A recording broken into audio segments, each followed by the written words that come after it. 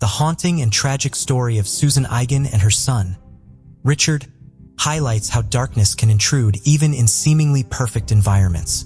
Born in 1942, Susan Eigen experienced a turbulent life. As her marriage to Al Eigen fell apart, she found the courage to take decisive action and separate from him. She embarked on a new chapter, striving to rebuild her life with her 3 children, Richard, Karen, and Michael. Their fresh start began at 3412 Ocean Harbor Drive in Long Island, New York, where she nurtured hopes for a better future. Amidst her peaceful surroundings, she gradually assimilated into the community, forming connections with her neighbors. Her efforts to start afresh seemed promising, and visitors from the neighborhood occasionally graced her home, giving her a sense of belonging. Little did she realize that the semblance of a normal life she had worked hard to establish was soon to be brutally shattered.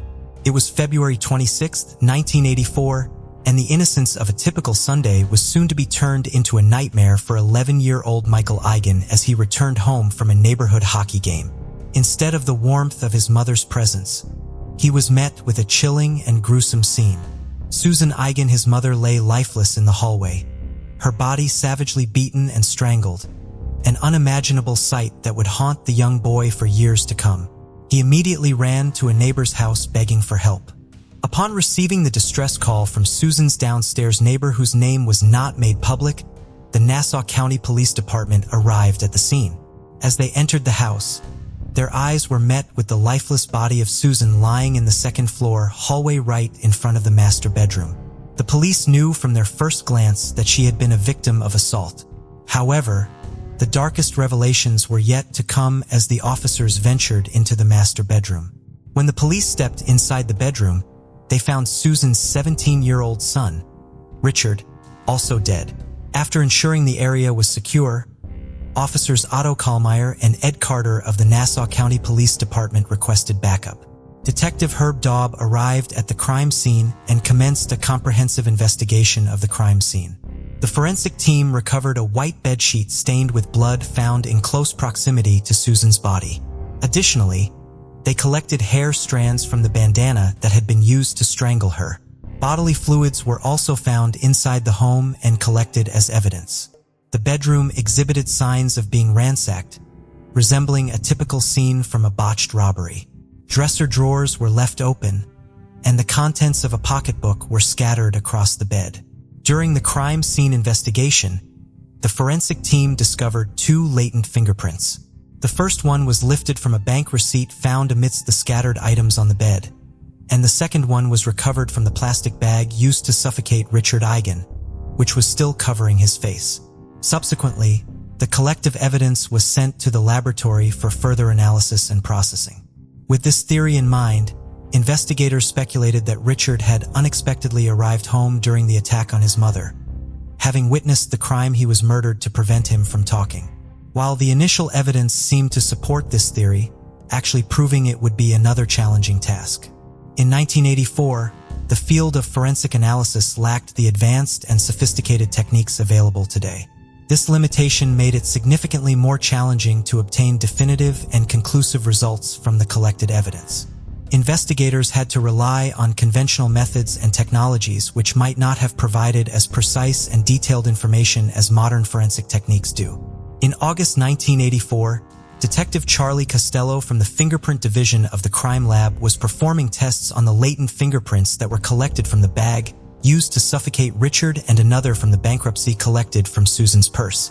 Believing that these fingerprints might belong to the intruder, Costello ran the prints through the Automated Fingerprint Identification System, or AFIS. However, despite his efforts, he was unable to find a match in the system.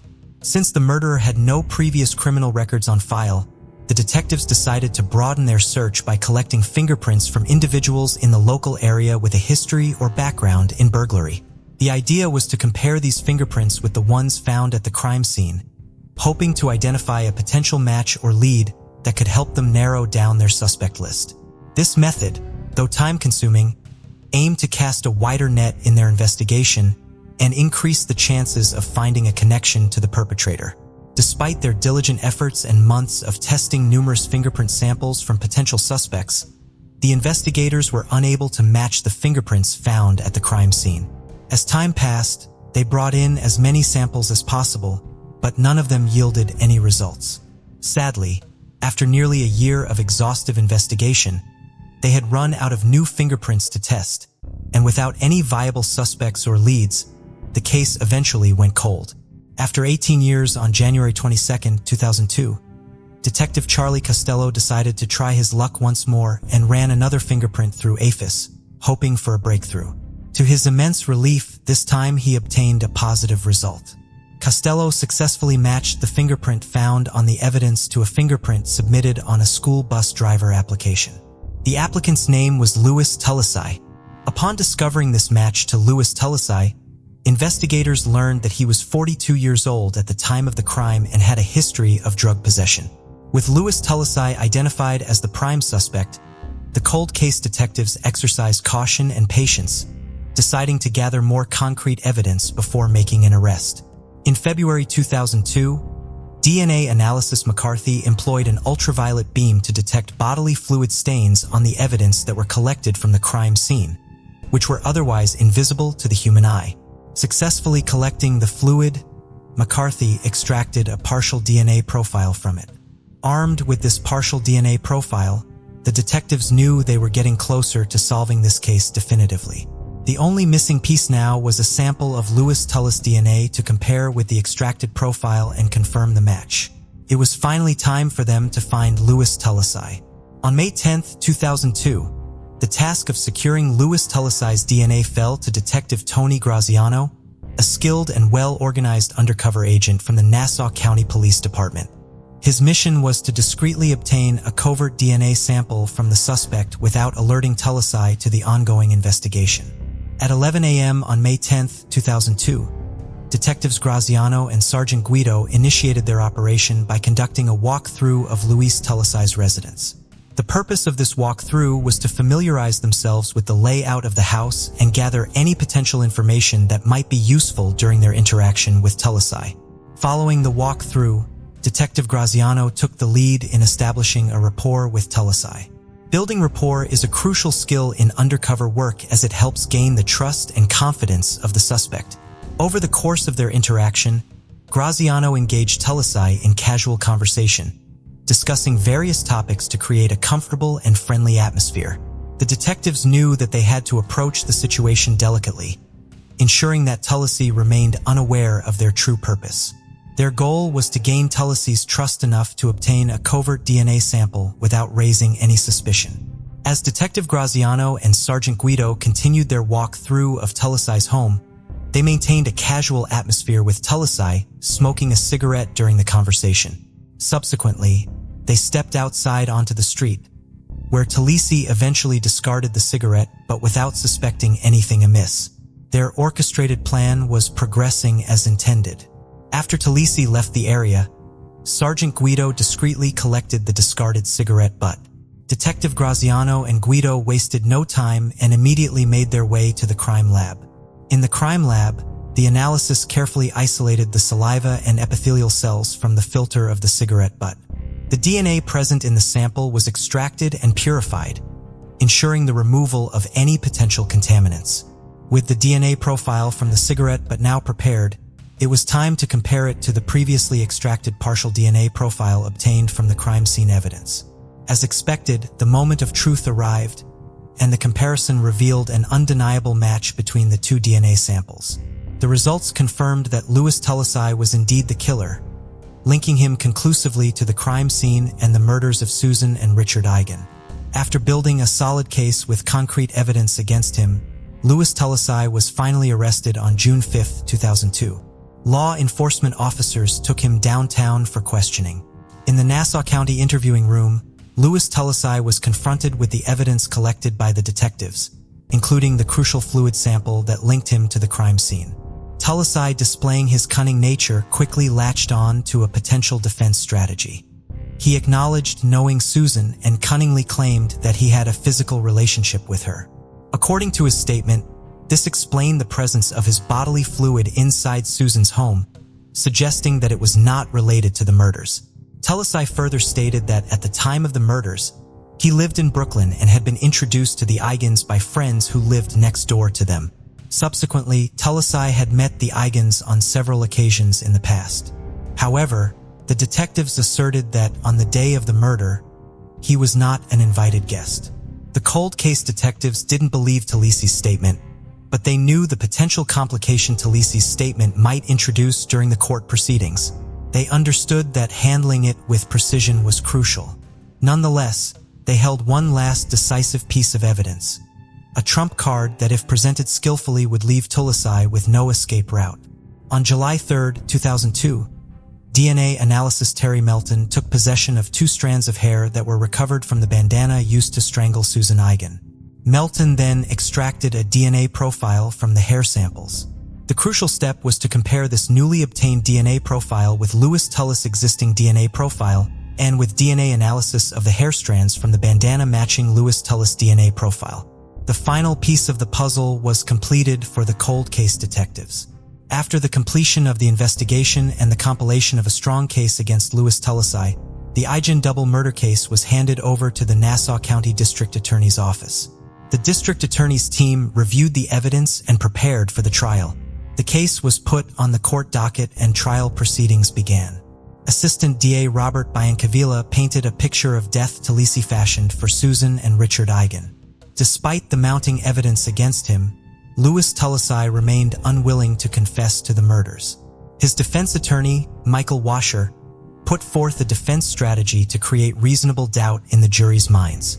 Washer claimed that Tulasai was attempting a family gathering on the day of the murders, suggesting an alibi to counter the prosecution's case.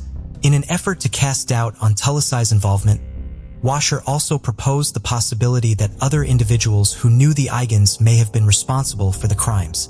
During the trial, Louis Tulasai took the opportunity to briefly speak in court. He expressed his deepest condolences to the families of Susan and Richard Eigen, acknowledging the profound loss they had suffered. However, he also maintained his stance, asserting that he was innocent of the crimes he was accused of committing. Michael Eigen, Susan's son, addressed the court and shared a haunting memory that had stayed with him since the murders. He recounted an incident that occurred 4 years after the tragic events when he and his teenage friend found themselves on a boat with Louis Tulasai. Michael revealed that Tulasai's cousin lived next door to him, leading to this unexpected encounter. According to Michael's testimony, Tulasai appeared to be in a state of distress, consuming alcohol and smoking while talking at length about himself and his perceived misery in life. With poster-sized photos of his beloved mother and brother displayed behind him in the courtroom, Michael continued to address the jury. He shared how deeply he had been affected by the defense's portrayal of his mother during the trial. Louis Tulasai's defense attorney had attempted to create reasonable doubt by suggesting alternative scenarios and other potential suspects. In doing so, they had painted an unflattering and distorted picture of Susan Eigen.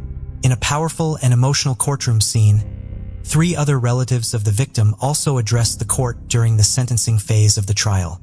Al Eigen, Susan's former husband and Richard's father, turned toward Louis Talisi and directly expressed the magnitude of the devastation caused by his actions. He described the murders as the most horrific crime imaginable, one that had torn apart a family. Al Eigen acknowledged that no sentence could ever fully compensate for the loss they had endured. Still, he urged the judge to impose the maximum penalty upon the convicted murderer. His words carried the weight of a grieving father seeking justice for his beloved ex-wife and son. Similarly, Eugene K., Susan's brother, tearfully addressed the judge, struggling to find words to convey the deep pain inflicted by Tulasai's callous actions. Through tears and deep breaths, he asked the judge to consider the profound cruelty and heartlessness displayed by the defendant as they determined the appropriate sentence. In an emotionally charged moment during the sentencing, Karen Eigen, the daughter and sister of Susan and Richard, was unable to attend in person. Instead, her best friend, Wendy Woods, read a heartfelt statement on her behalf. The statement conveyed the profound impact that the murders had on Karen's life, revealing that she had effectively lost her childhood on the day of the tragic events. Karen's statement expressed her bewilderment and disbelief that someone capable of committing such heinous crimes could still maintain their innocence. During their trial, Assistant District Attorney Robert Biancavilla presented a compelling case against Louis Tulisi. He charged that Tulisi had a specific intent to rob the Eigans in order to support his cocaine habit.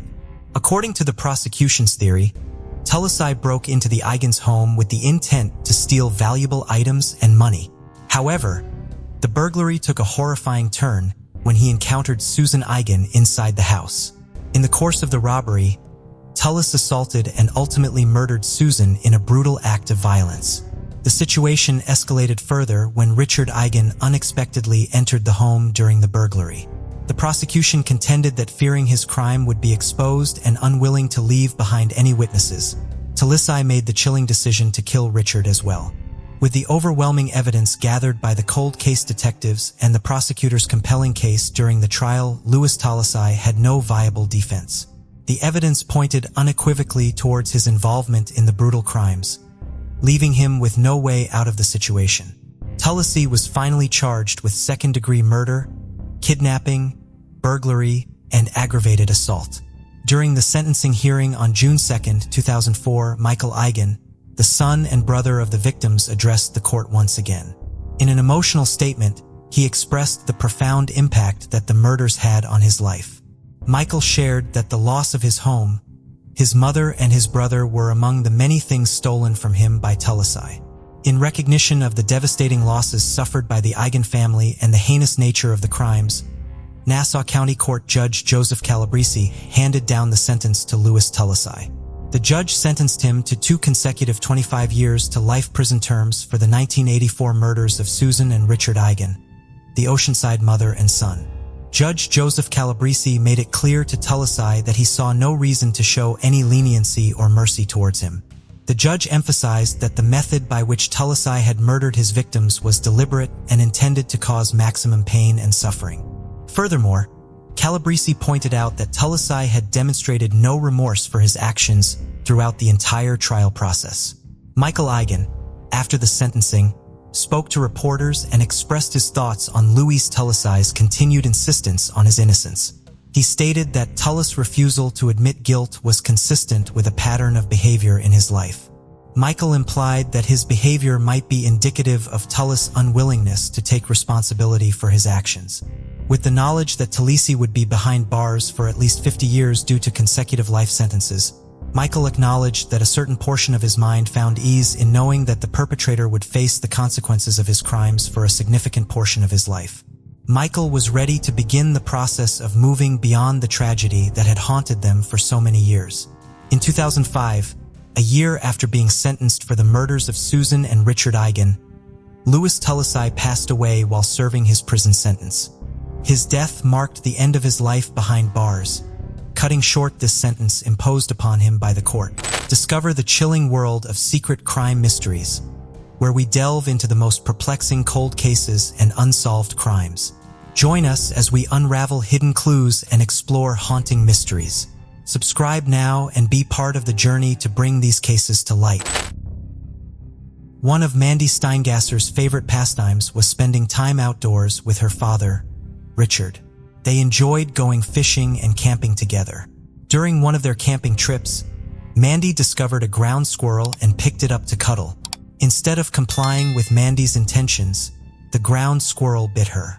This response was not out of character for Mandy.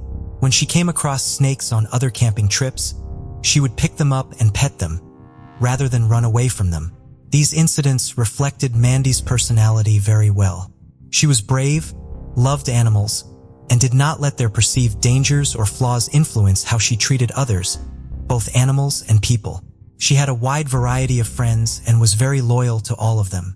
She did not judge anyone, which led her to befriending some individuals other people would have stayed away from. When her decision to associate with these friends was questioned, Mandy would say that they were her friends and that was important above all else. In the fall of 1993, 17-year-old Mandy was a senior at North Tonawanda High School outside of Buffalo, New York. She did not yet have any solid plans for her career, so she planned to begin her collegiate studies at Niagara County Community College after graduation. According to her parents, Mandy was a good kid. She had her flaws and was not a straight-A student, but she cared about protecting the environment, loved and respected her parents, and was a good friend. Like many teenagers, Mandy liked to go to parties and experiment with drinking alcohol and smoking cigarettes. According to one of her close friends, with whom she would go to parties, Mandy liked to push her limits but was not a problem drinker and did not let herself get out of control. Mandy's parents were concerned about her partying, but they also trusted their daughter's character and decided to set up a system of rules around Mandy's social life rather than attempt to force her to stop going to parties. They would set a curfew for each evening Mandy went out, which Mandy agreed to. If something prevented her from arriving home on time, she would call her parents to tell them why she was delayed and when she would be home. Mandy also had to wake her parents up when she arrived home so they would know she had safely returned. She and her parents had a standing agreement that should she ever find herself in a bad situation, she could call them and they would come get her. Mandy adhered to her parents' set of rules. However, she did not do so on September 18, 1993. That Saturday night, Mandy spent the evening with her friend Stacy, Stacy's boyfriend Brian, and Brian's friend Wayne. Stacy would be sleeping over at the Steingasser house, and Mandy had promised her parents that they would return by midnight. Stacy was Mandy's age, but Wayne and Brian were a few years older, meaning they could buy alcohol and Wayne had his own apartment. That evening, the group went to a liquor store to buy whiskey and rum before heading to Wayne's apartment on Ironton Street in North Tonawanda. Around 9 p.m., they got into Wayne's car and drove to Buffalo. The group was planning on seeing a rock band play a set at a bar on Forest Avenue. However, Mandy and Stacy were both underage and were not able to get past the bouncer at the door. Brian and Wayne left with them, stopping at a friend's house party before returning to North Tonawanda and Wayne's apartment. By this time, it was clear that Mandy and Stacy were going to miss their midnight curfew. However, for some reason, Mandy deviated from her normal routine and did not call her parents to update them about where she was and when she could get home. At this time, according to Stacy, she and Mandy were buzzed but not overly intoxicated. There was a house party going on at a home on First Avenue, and Mandy, Stacy, Brian, and Wayne decided to walk over to it. However, while they were on their way, a group of men pulled up alongside them in a car. They began yelling at Brian and Wayne, accusing them of harassing a woman from the neighborhood. This had not happened, but the men in the car did not wait for Brian and Wayne to clear things up and instead got out of their car and attacked them. The fight did not last long as sirens were soon heard and the other men got back in their car and took off. Mandy and Stacy had gotten scared and walked away from the scene when the fight broke out. As they got away, they became separated. Brian had yelled for the two girls to come back when the men drove off. Mandy had been afraid that the police would soon be there and insist on driving her home because she was underage, which would have ruined her plan to try to sneak into the house without her parents realizing she had missed curfew. When Mandy did not rejoin the group, Stacy was upset because she thought Mandy had gone home without her. They called Mandy's name several times, but she did not come back to meet them. Mandy apparently began walking to her house, which was over a mile away. She walked north on Oliver Street until she reached a convenience store at the intersection of Fifth Avenue. Witnesses at the intersection saw a passing car make a U-turn in order to pull up next to Mandy as she was walking past the store. Mandy leaned into the passenger side window to talk to the driver, an acquaintance from school, for a few minutes before getting into the car sometime between 1:20 and 1:30 a.m. on September 19th. Mandy was never seen alive again. Mandy's mother, Lorraine, was awoken by a phone call at 2:30 a.m. The call was from Stacy, and Lorraine could hear male voices in the background encouraging her to ask if Mandy had arrived home. Lorraine knew that Mandy had not come home even before searching the rest of the house because Mandy had not come in to wake her up when she arrived, as usual. Lorraine's initial reaction was anger at the fact that her daughter had missed curfew and not called home. She was awake for the rest of the night waiting for Mandy, but she never arrived. In the morning, she began calling around to Mandy's friends, but no one knew where she was. One of Mandy's friends was the daughter of a police officer, and he sent a patrolman over to the Steingasser home to take a missing persons report. The North Tonawanda police quickly came to the conclusion that Mandy was simply a runaway.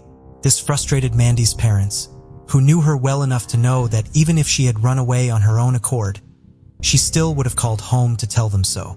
A boy she had been dating had just moved to Florida, but without a call from Mandy saying she had followed him south, they did not believe that this was the case. The Steingassers, therefore, contacted the FBI, who also began looking into the disappearance. Just over 5 weeks after Mandy was last seen, on October 25, 1993, 2 men were hunting for mushrooms in Bond Lake Park when they came across a set of badly decomposed human remains near an embankment in a wooded area near Myers Lake. The remains would later be determined to belong to Mandy. Mandy's body was located less than 50 yards away from an area used as a local lover's lane. Police believe that her killer had tried to roll her body down the embankment thinking it would go into the lake, but it was caught on some bushes on the way down. Police did not immediately make Mandy's cause of death public beyond stating that she had extensive injuries to her upper body. It would later be revealed that she had been strangled with her own bra. She had also sustained head injuries, with the autopsy finding 2 brain hemorrhages and a skull fracture near her left temple. Police had become suspicious of the schoolmate whose car Mandy had last been seen getting into within days of her going missing, both because he was the last person known to be with her and because of his behavior after her disappearance. While they publicly discussed that they had a main suspect in the case, they did not publicly identify him. They collected evidence as part of their investigation into him, but the technology available in 1993 was not sensitive enough to tie him to the murder. As technology advanced in the following decades, the evidence was retested and authorities eventually had enough evidence to charge their prime suspect. On April 24, 2018, nearly 25 years after Mandy was killed, Joseph Belstaff was arrested at his residence as he returned home after work. The following day, on Belstaff's 43rd birthday, he was arraigned on a charge of second-degree murder. Mandy's parents never fully recovered from the death of their only child. They stored some old furniture in Mandy's bedroom, but otherwise left it untouched, with all of her belongings left in their place. Richard Steingasser passed away in 2015, 3 years before an arrest was finally made in his daughter's case. Belstaff, then 18 years old, had come into the North Tonawanda Police Detective Bureau 2 days after Mandy went missing, identifying himself as the person who had picked Mandy up at the corner of Oliver and 5th. He told police that Mandy had only been in his car for a few minutes. Shortly after she got into the vehicle and he began driving her home, she decided to go back to the house party she had planned to go to with Wayne, Brian, and Becky. He claimed he turned his car around and dropped her off in front of an old church at Oliver and 1st. When Mandy got out of his car, she walked up to a Puerto Rican man sitting on the church steps. Belstaff said that this was the last he saw of Mandy. Parts of Belstaff's story were confirmed by witnesses who saw Mandy get into his car, but some were not. Sisters Tanya and Rebecca Coughlin lived in an apartment at the intersection of 5th and Oliver. At the time Mandy got into Belstaff's vehicle in the early morning hours of September 19, 1993. Tanya was outside of their apartment, and Rebecca was watching her from inside through a window. They both confirmed that they saw a car drive past Mandy, then do a U-turn so it could pull up beside her at the intersection. Mandy and the driver spoke for a few minutes before Mandy got into the car and had drove away, turning to drive in the direction Mandy had been walking and the car had originally been driving. The sisters both recognized Belstaff as the driver of the car because they knew him from their old neighborhood, where Belstaff had also lived. Rebecca identified Mandy as the girl who got into his car that night because she recognized her from school. However, there was a key part of the sisters' story that differed from Belstaff's account. Rebecca remained at the window, looking out onto the street for 5 to 6 more minutes. If Belstaff had quickly turned his car around to drive Mandy back to Oliver and 1st, as he told police, she would have seen his car drive past her apartment. She did not see the car again, which she would have if Belstaff's statement was accurate. Furthermore, police were never able to locate witnesses who saw a Puerto Rican man near the church. Belstaff dropped Mandy off at the church or Mandy anywhere in that area. They did, however, locate 2 witnesses who reported seeing Belstaff cleaning both the inside and outside of his car at a 24-hour coin-operated car wash at 2:15 a.m. or shortly thereafter. On the morning Mandy got into his car, several of Belstaff's friends also came forward, admitting that he had asked them to provide a false alibi for him. One of these friends was Jerry Miller. Belstaff asked Jerry to tell police that they had gone to Canada together the night Mandy disappeared so he would stay out of trouble. Jerry initially did so but gave an accurate statement 3 days later. On September 18th, Jerry had gone to the police station in the city of Tonawanda with Belstaff, who was angry over 2 traffic tickets he had received there and wanted to contest them. When they left the station, Jerry did ask Belstaff to drive to Canada with him to buy beer. The legal purchasing age for alcohol was younger in Canada than it was in the United States. Belstaff declined, stating he was just going to drive around because he was still mad about the tickets. When he returned from Canada later on, Jerry drove past Bellestat's grandmother's house, where Bellestat had been staying, as well as his mother's house, but Bellestat's car was not at either location. Once he was confronted statements showing he had asked friends to lie for him and proving he had not gone to Canada that night as he claimed. Bellestat then said that after he dropped off Mandy near the church, he went to a donut shop and then returned home. Bellestat stopped attending the school where he and Mandy had both been students after she disappeared. Bellestat did come in to take 2 polygraphs during the time Mandy was missing. He walked out of the first one because he did not like the tone of the questioning he was subjected to. He completed the second exam, but he was found to be untruthful when he answered no to 2 questions. One asking if he was involved in Mandy's disappearance, and the other asking if he was withholding information. After Mandy's body was discovered, police caught Belstaff in another lie. They asked him if he was familiar with the area where the body was found, and he claimed not to be, and said he had never been there. However, authorities quickly found a young woman who reported that Belstaff had taken her to the remote location just weeks before Mandy was murdered. Forensic evidence could not prove Belstaff's involvement in Mandy's murder in 1993. A hair was found on Mandy's body, and while testing indicated that it could have come from Bellestat, it could not be conclusively proven to be his. Fibers found on Mandy's clothing were a match to the fibers from the carpet in the back seat area of Bellestat's vehicle, although this only confirmed that she was inside the car, which Bellestat did not dispute. Bellestat's car was seized and searched. It was during the search that the most crucial pieces of evidence were collected: 3 pubic hairs, 1 found on the front passenger side floor mat and 2 located in the back seat of the vehicle. According to Bellestat, Mandy had only been in the front seat of his car and only for a few minutes. Furthermore, the hairs still had their roots attached, which a forensic expert would later testify meant that they had been pulled from the skin with force. While the attached roots on the hairs would eventually mean that they could be tested for DNA, the technology to do so was not available in 1993. At the time, scientists could only state that the hairs were consistent with Mandy's pubic hair. The hairs were submitted for DNA testing in 2017, which confirmed that they belonged to Mandy Steingasser. This confirmation is what led to authorities finally charging Belstead with her murder in 2018. Police believe that Belstead had made sexual advances towards Mandy and reacted violently when she wanted the encounter to end, leading to a struggle. When Mandy's body was found, her pants were pulled partway down and had been torn. One of Mandy's fingernails had broken off.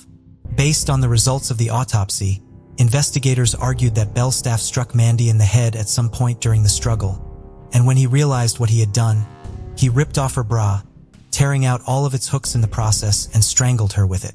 After Belstaff's arrest in April of 2018, dates for his trial were set, and then changed as a result of ongoing disagreements over pretrial evidentiary issues.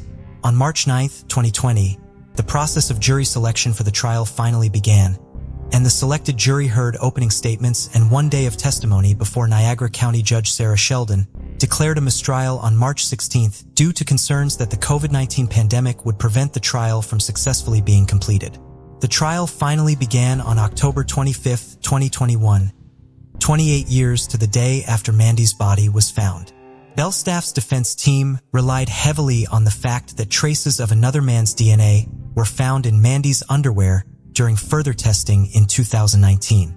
The DNA belonged to Mandy's ex-boyfriend, Christopher Palish, with whom she was known to have a sexual relationship. Police had investigated him back in 1993, but he had moved to Florida on September 17, 1993, the day before Mandy began her last evening out with her friends. The defense argued that this evidence was exculpatory and Belstaff should have been released as soon as it was found. The prosecution argued that the defense was using the DNA as a distraction as they were able to account for its presence, and the person it belonged to was not even in the state at the time of the murder. During the trial, the defense presented Christopher as an alternative suspect in the case, presenting his criminal charges in Florida for domestic violence and cruelty to animals as supporting evidence. The prosecution presented documents and called witnesses to confirm that Christopher had already moved away when Mandy was killed. On November 16, 2021, the jury returned their verdict. They found Belstaff guilty. In a subsequent interview with the Buffalo News, one of the jurors stated that the jury had not taken the defense's theory that Mandy's ex-boyfriend was responsible for her murder seriously. They went through all of the evidence carefully to be fair to Belstaff and do their job thoroughly, and ultimately found that they could not argue with the compelling scientific evidence. Bellestat's sentencing hearing was held on January 14, 2022. While Bellastat maintained his innocence and his lawyer argued that sending her client to prison for the rest of his life was not justice. Mandy's mother, Lorraine, asked the court to impose a lengthy sentence. "During the time Joe Belstaff has been living his life, my daughter did not," she told the court, adding, "He has been free for 28 years and he should be sentenced for no less." Bellastat was sentenced to 25 years to life in prison. He plans to appeal his conviction. Niagara County District Attorney Brian D. Seaman believes the case was handled properly and Belstaff's conviction will be upheld upon appeal. When asked what he would say to Mandy if he could speak with her now, he stated, "Mandy, we did everything that we could here to try to bring some level of justice for you and your family. And I'd say that the detectives in North Tonawanda, the individuals that worked in the Niagara County Forensic Lab, they never forgot about you." Robert Worley, also known as Bobby Wells, was born on December 18, 1938. He was the last child of a family of 7, a family he didn't spend much time with before his arrest. In 1963, he was convicted of abuse and assault of a woman and ended up spending 3 years of his life in Sing Sing prison in upstate New York. After Bobby was released from prison in 1969, he changed his name from Robert Worley to Bobby Wells, and he moved in with his brother Fred Worley at Edgecombe Avenue in the Washington Heights neighborhood of Manhattan, New York City. There, he worked as a building superintendent for an apartment building. Bobby stayed with Fred for some time before he disappeared between 1966 and 1967, never to return. Fred and every other member of the family never heard from Bobby for more than 2 decades until 1993, when they got closure most unexpectedly. Fred received a call that his brother was found dead at an apartment that belonged to Dorian Corey, a deceased drag queen. Dorian Corey was born on June 6, 1937 in Buffalo, New York. She attended college at Parsons School of Design in the late 1950s. While Dorian was studying, she was drawn to the underground culture of the ballroom. Since then, Dorian appeared in drag queen beauty pageants. Dorian pushed for her name to be heard, and eventually, she gained the fame that she worked for as a drag queen. She appeared in a game-changing documentary titled Paris is Burning and also appeared on talk shows like The Joan Rivers Show to discuss the ball culture and other things. But even with that, Dorian needed to pay the bills, so she did extra work on the side.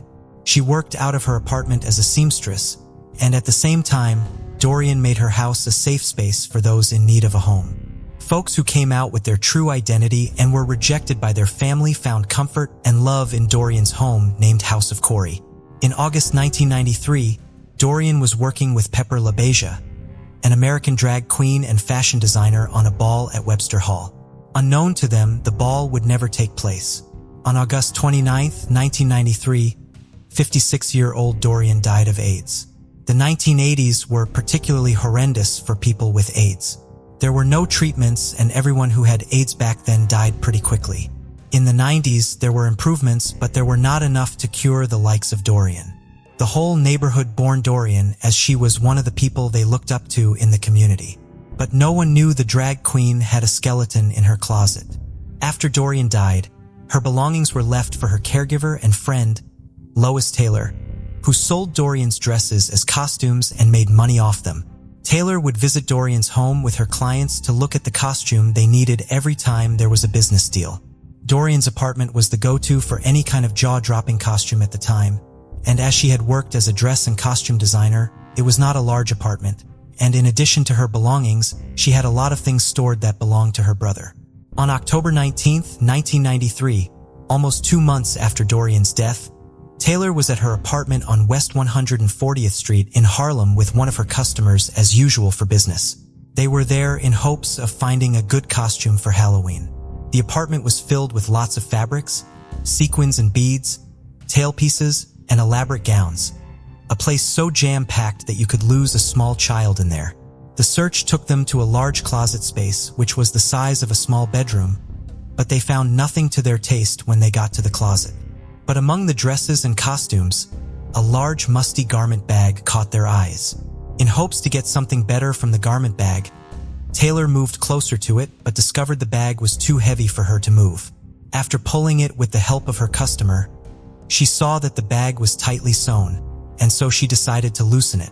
She handed a pair of scissors to her customer to use on the bag, but they stopped almost immediately, driven away by the foul odor that the bag gave off. Immediately, Taylor knew she wouldn't be able to go on with the search, and so she picked up her phone and dialed 911.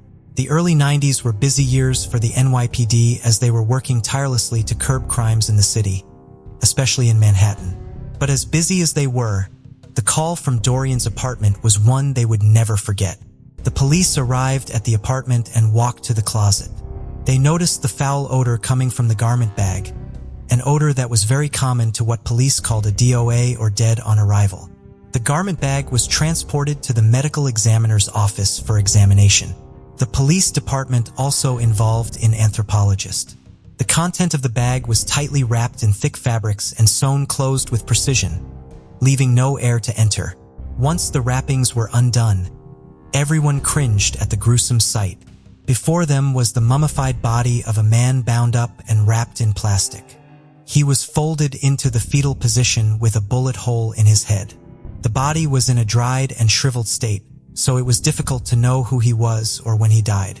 At the time, technology was not advanced enough to identify the remains. The police had a lot to do.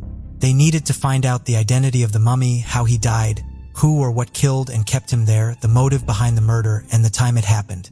But out of all of these questions, they were able to answer only a few. The identity was unknown, but they found a bullet hole in his head, which suggested he was shot to death. In the bag, they also found beer can caps, which they used as an indicator of approximately how long the person's remains had been kept there. The type of flip tops found in the bag were a type that had not been used since the mid-70s, leaving the police to assume that the body had been sealed in there between 15-25 years before discovery. The police contacted the missing person squad to see if anyone was reported missing around the speculated time of death. But to make matters worse, there were no missing reports of anyone from that time. The only thing that could be done was to obtain a fingerprint from the mummy to identify the owner. The state of the body made it difficult for authorities to get a fingerprint from the fingers. Without the identity of the mummified body, the police would be unable to communicate properly regarding the case. And so the remains were named Joe Doe, a name given to unidentified bodies. The detective in charge of identifying Joe Doe, Detective Raul Figueroa, took permissions from his supervisors to remove the body's fingers and work on them. With the approval of his superiors, Detective Raul removed the fingers and placed them in 10 different specimen bottles. He also injected them with acetone to plump them up. Even Detective Raul was not 100% sure that his method was going to work. He could only hope that the method would help them to identify the body. Suddenly, the fingers started turning from nothing at all to fingers that could provide good prints. After that, they were able to put ink on them and roll them onto a fingerprint card to send to another unit. After the proper examination of the fingerprints, they finally got the answers they had been waiting for. Joe Doe was identified as Robert Worley, also known as Bobby Wells. But even after the authorities were able to uncover his identity, they still had a few questions. What was the relationship between Dorian Corey and Bobby Wells? Did Dorian kill Bobby? These questions remain difficult to answer as the two people involved in the case were both deceased. Nevertheless, the authorities continued their search for answers by trying to search for the friends and family of Dorian and Bobby to find any information that could lead to solving the mystery behind Bobby's death. The search led the police to Fred Worley, Bobby's brother. Fred explained how Bobby lived with him and his family and how he tried to talk Bobby out of his lifestyle. According to Fred, Bobby lived a crazy lifestyle where he would drink, get into trouble, and drink again. Whenever Fred tried to talk him out of it, alcohol got in the way. He kept trying to get Bobby to quit drinking, but it seemed he was too deep in it. According to Fred, Bobby got attracted to a woman who lived next door, but soon the relationship grew from sweet to sour. Bobby and the woman had a serious issue that involved the woman's 7-year-old son. Somehow, Bobby hit the child, and the woman threatened to call the police. Bobby, who had just been released from jail, knew if the woman called the police, it would mean bigger trouble for him. And to avoid trouble, he fled the neighborhood without a word to anyone, even his brother. That was the last time Fred heard from Bobby, until he was called almost 25 years later and told that his brother had been found dead. When Fred was interviewed, he was asked if he was surprised to know that his brother was dead, and he said he was not really surprised because once they didn't hear from Bobby for many years, they had already assumed that something had befallen him. He was also asked if Bobby was friends with transvestites, people who wear clothes primarily associated with the other sex. Fred said he knew his brother was in a relationship with a certain transvestite. Bobby had mistakenly dialed Fred's contact one day when he was drunk, and he ranted about having issues with a transvestite. Fred didn't remember the name of the transvestite, but when he was asked if the name he heard was Dorian, he said that was the name. All the information that Fred gave the police didn't point to anyone as Bobby's murderer. It only made solving the case more difficult. The first person the police suspected after the 911 call at Dorian's apartment was Taylor, who made the call, but Taylor gave them a reason to eliminate her from the suspect list. She told the police she couldn't have possibly moved the bag with the body as it was far too heavy, and she weighed only 135 pounds. The case was, and still is, disturbing as a lot of questions are unanswered. Many of those who knew Dorian personally were very shocked to learn about the mummy in her closet all these years. While some were disappointed in Dorian, some didn't believe she would kill anyone. There were many speculations and theories about this case. Many friends of Dorian admitted that she was in a relationship with Bobby, and according to the friends, both Dorian and Bobby would always get drunk and violent with each other. Whenever they had too much to drink, they ended up fighting seriously. Fred also mentioned that he knew his brother to be macho and violent and that he sometimes could go too far. Because of these accounts by friends, there's a theory that one of Dorian and Bobby's violent spats led to Dorian shooting Bobby in the head. Most people believe that Bobby had potentially been an abusive ex-lover of Dorian and that she may have shot him in self-defense when he was abusing her, as this was a common occurrence in the trans community. The abuse that became rampant in the trans community probably made Dorian own a handgun. Dorian's friend, Jessie Torres, affirmed during her interview that Dorian had a small .22 caliber. Many others maintained that Bobby was a burglar who broke into Dorian's home, prompting her to act in self-defense. Allegedly, Dorian attached a note to Bobby's body reading, "This poor man broke into my home and was trying to rob me." The note was never confirmed by police. However, this theory suggests Dorian kept the body because a drag queen like her, who lived in a poor and dangerous area in the 60s-70s, had little chance of gaining sympathy from the police. According to Taylor, after she discovered the heavy bag, she found a short story written by Dorian. She said the story was written in the third person about a transgender woman who killed her lover in revenge. The lover had pressured the trans woman into having sex reassignment surgery. Many believe the story relates to Dorian's. She had a breast implant and had possibly taken female hormones. Therefore, the story references Dorian's life, including the Pearl Box Review, which was a touring drag show she had performed with in the 60s. According to Trisha Zeigenhorn's article, Did You Know?, a friend of Dorian claimed that Dorian confessed on her deathbed to committing a murder. It is not clear if the police interviewed the said friend, but if they did, nothing came out of it. In spite of all these theories, some people believe Dorian had nothing to do with the killing. Lanthelm, who was also Dorian's friend, said he had been to her place several times and never smelled a foul odor aside from a musty stench he said was common in older New York City buildings. After the police spoke to some of Dorian's friends, they were thrown into more confusion as some implied that in 1988, Dorian moved from her apartment at 150th Street, St. Nichols Avenue to one located 10 blocks over on West 140th Street.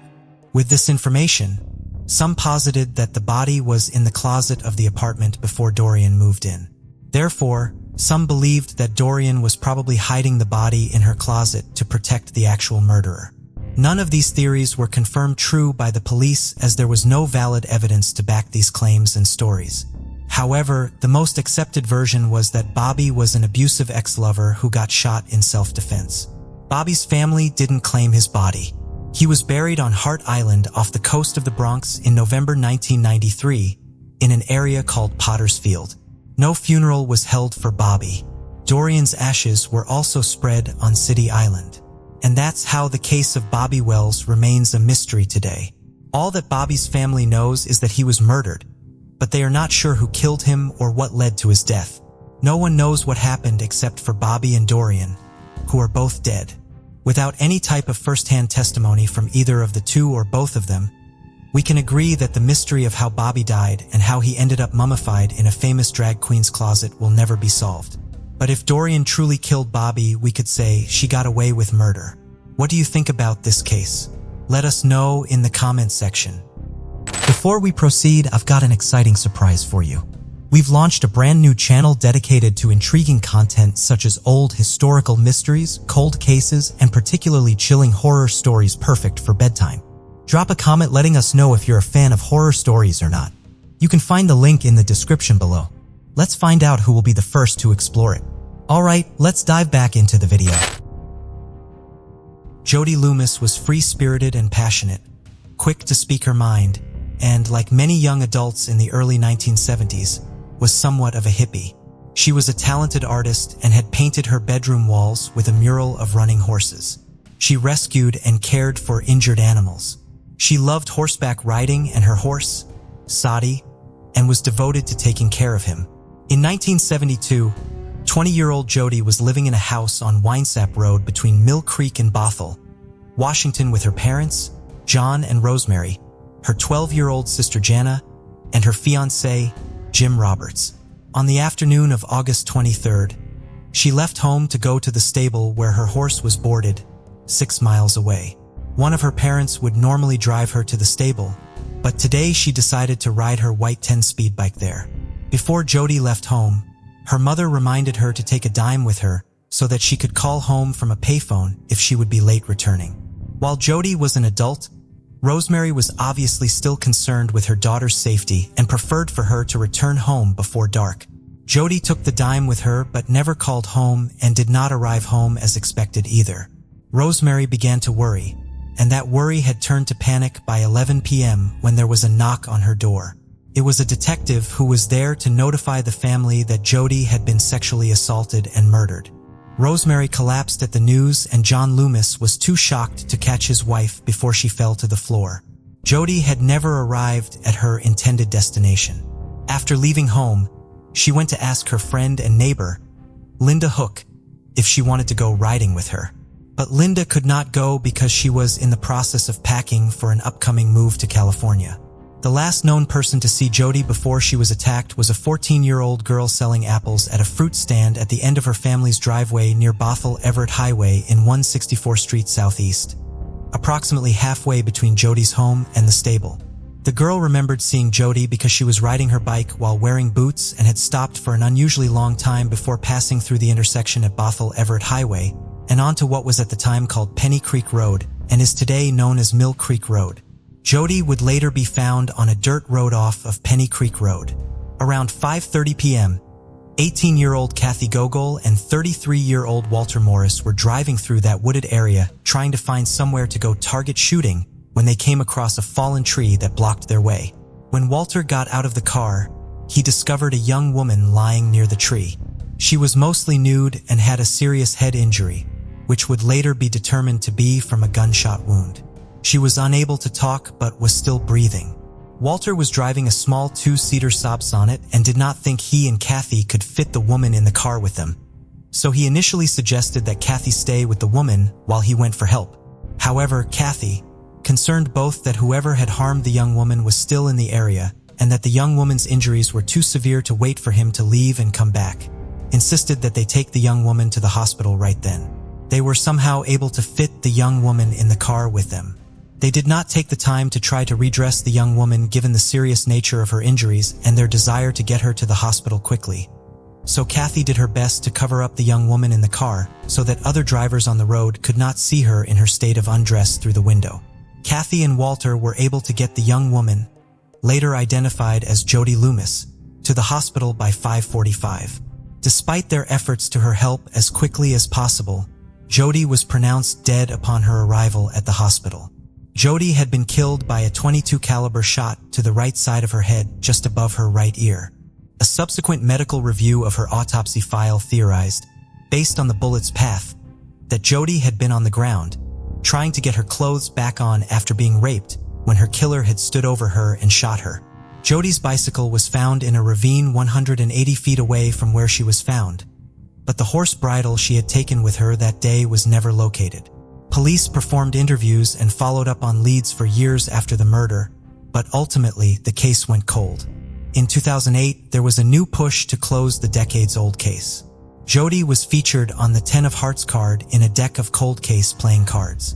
A set of cards, each featuring a photo and information about an unsolved case from Snohomish County, was created, and 5,000 decks of the cards were printed using funds from a donation from the Stagnation tribe. The decks were distributed to inmates in local county jails, as well as in the state prison complex, in hopes that inmates would recognize crimes they had heard other inmates discuss or take credit for and report what they had heard. Investigators also revisited the physical evidence in the case. Several important items, including the swabs taken at Jody's autopsy and the socks she had been wearing, had been lost over the years, potentially when the evidence was moved from the original room where it was stored into a newer facility. However, some of the evidence they still had would provide them with the lead that would ultimately close the case: the pair of St. Moritz ankle-high waffle stomper boots that Jody had been wearing when she was killed. The boots actually belonged to Jody's sister Jana, and she had borrowed them without asking, as Jana herself had gone horseback riding with a friend on the morning of August 23, 1972. Jody was not even 5 feet tall and had a very slight build, so she could still fit into the size 5.5 boots her 12-year-old sister had just gotten for the new school year. The Snohomish County Sheriff's Office had what physical evidence they still had, including the boots, sent to the Washington State Patrol Crime Lab to be re-examined. During the examination, scientists noticed a tiny stain on the left boot. It turned out to be a semen stain, and DNA was extracted from the sperm it contained. Further testing was performed on the DNA in 2010 and 2011. The profile was compared to DNA samples provided by potential suspects and men living in the area surrounding the site where Jody was found. It was also run through criminal databases, but no match was found. In May of 2018, another Snohomish County cold case was solved when William Talbot II was arrested and charged with the 1987 murder of 18-year-old Tanya Van Queilenborg. The following month, he was also charged with the murder of her boyfriend, 20-year-old Jake Hook, who had disappeared with Tanya. Talbot was convicted of both murders in June of 2019. He had been identified using genetic genealogy, making Tanya and Jay's case the first in which the technique was used in successfully leading to a suspect being convicted in court. After identifying Talbot and arresting him, Snohomish County authorities began using the same technique in Jody's case, hoping that genetic genealogy would help identify her as well. In July of 2018, they sent the DNA profile to Parabon Nanolabs and began working with an Oregon-based genealogist to try to find relatives of the killer in public genealogy databases. After the DNA profile from the crime scene was uploaded into one such database, the genealogist identified search of their family history. She narrowed down her search until she determined that police were most likely looking for the son of a couple who lived in Edmonds, Washington. Unfortunately, that couple had 7 children, and 6 of them were sons. When authorities began investigating those sons, one of them did stand out as a likely suspect based on non-genetic factors. He had been living just 5 miles from where Jody was attacked and had been accused of various sexual crimes at least 5 times since the 1960s, but had never been convicted on charges stemming from them and received no punishment for them more serious than a citation for lewd conduct he had received in 1968. Authorities began investigating this man and surveilling him in hopes of surreptitiously collecting a sample of his DNA. On August 28, 2018, they observed him standing outside of the Tulip Resort Casino, drinking a cup of coffee.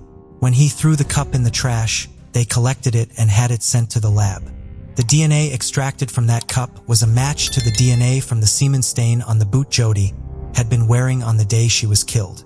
On April 10, 2019, 77-year-old Terrence Miller was arrested and charged with first-degree premeditated murder. Miller had married for the first time when he was 18 and his bride was just 14. Their 2-year marriage resulted in 2 daughters.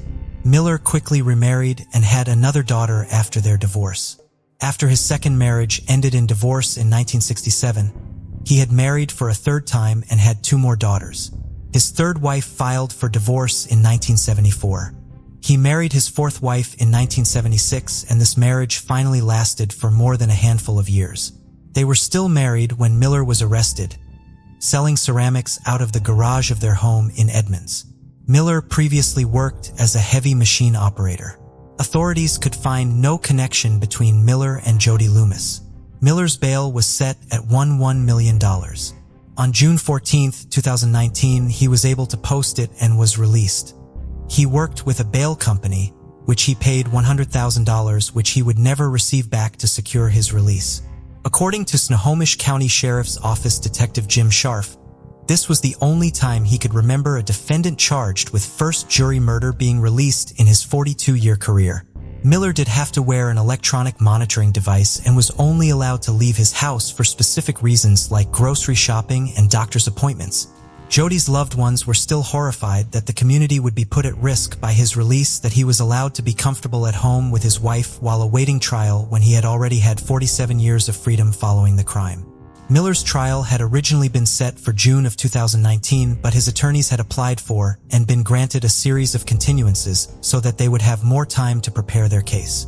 In September of 2020, they requested that the court move the trial, which was now due to start the following month, until January of 2021, arguing that they had not had sufficient time to prepare for the trial. While Miller had been arrested a year and a half earlier, they claimed that the events of the previous several months had prevented them from properly preparing. As public defenders, they had dozens of clients and had spent much of the previous months working on emergency bail hearings for clients of theirs who needed to be released from custody because they were considered high risk for serious illness should they be exposed to COVID-19. They therefore now only had a month to interview 3 expert witnesses and 15 civilians they had not interviewed between Miller's arrest in April of 2019 and the start of the pandemic, which they argued was an impossible task. Jodi's sister Jana, now Jana Smith, addressed the court at the hearing, describing the long wait her family had endured both for an arrest to be made and for the trial to finally begin.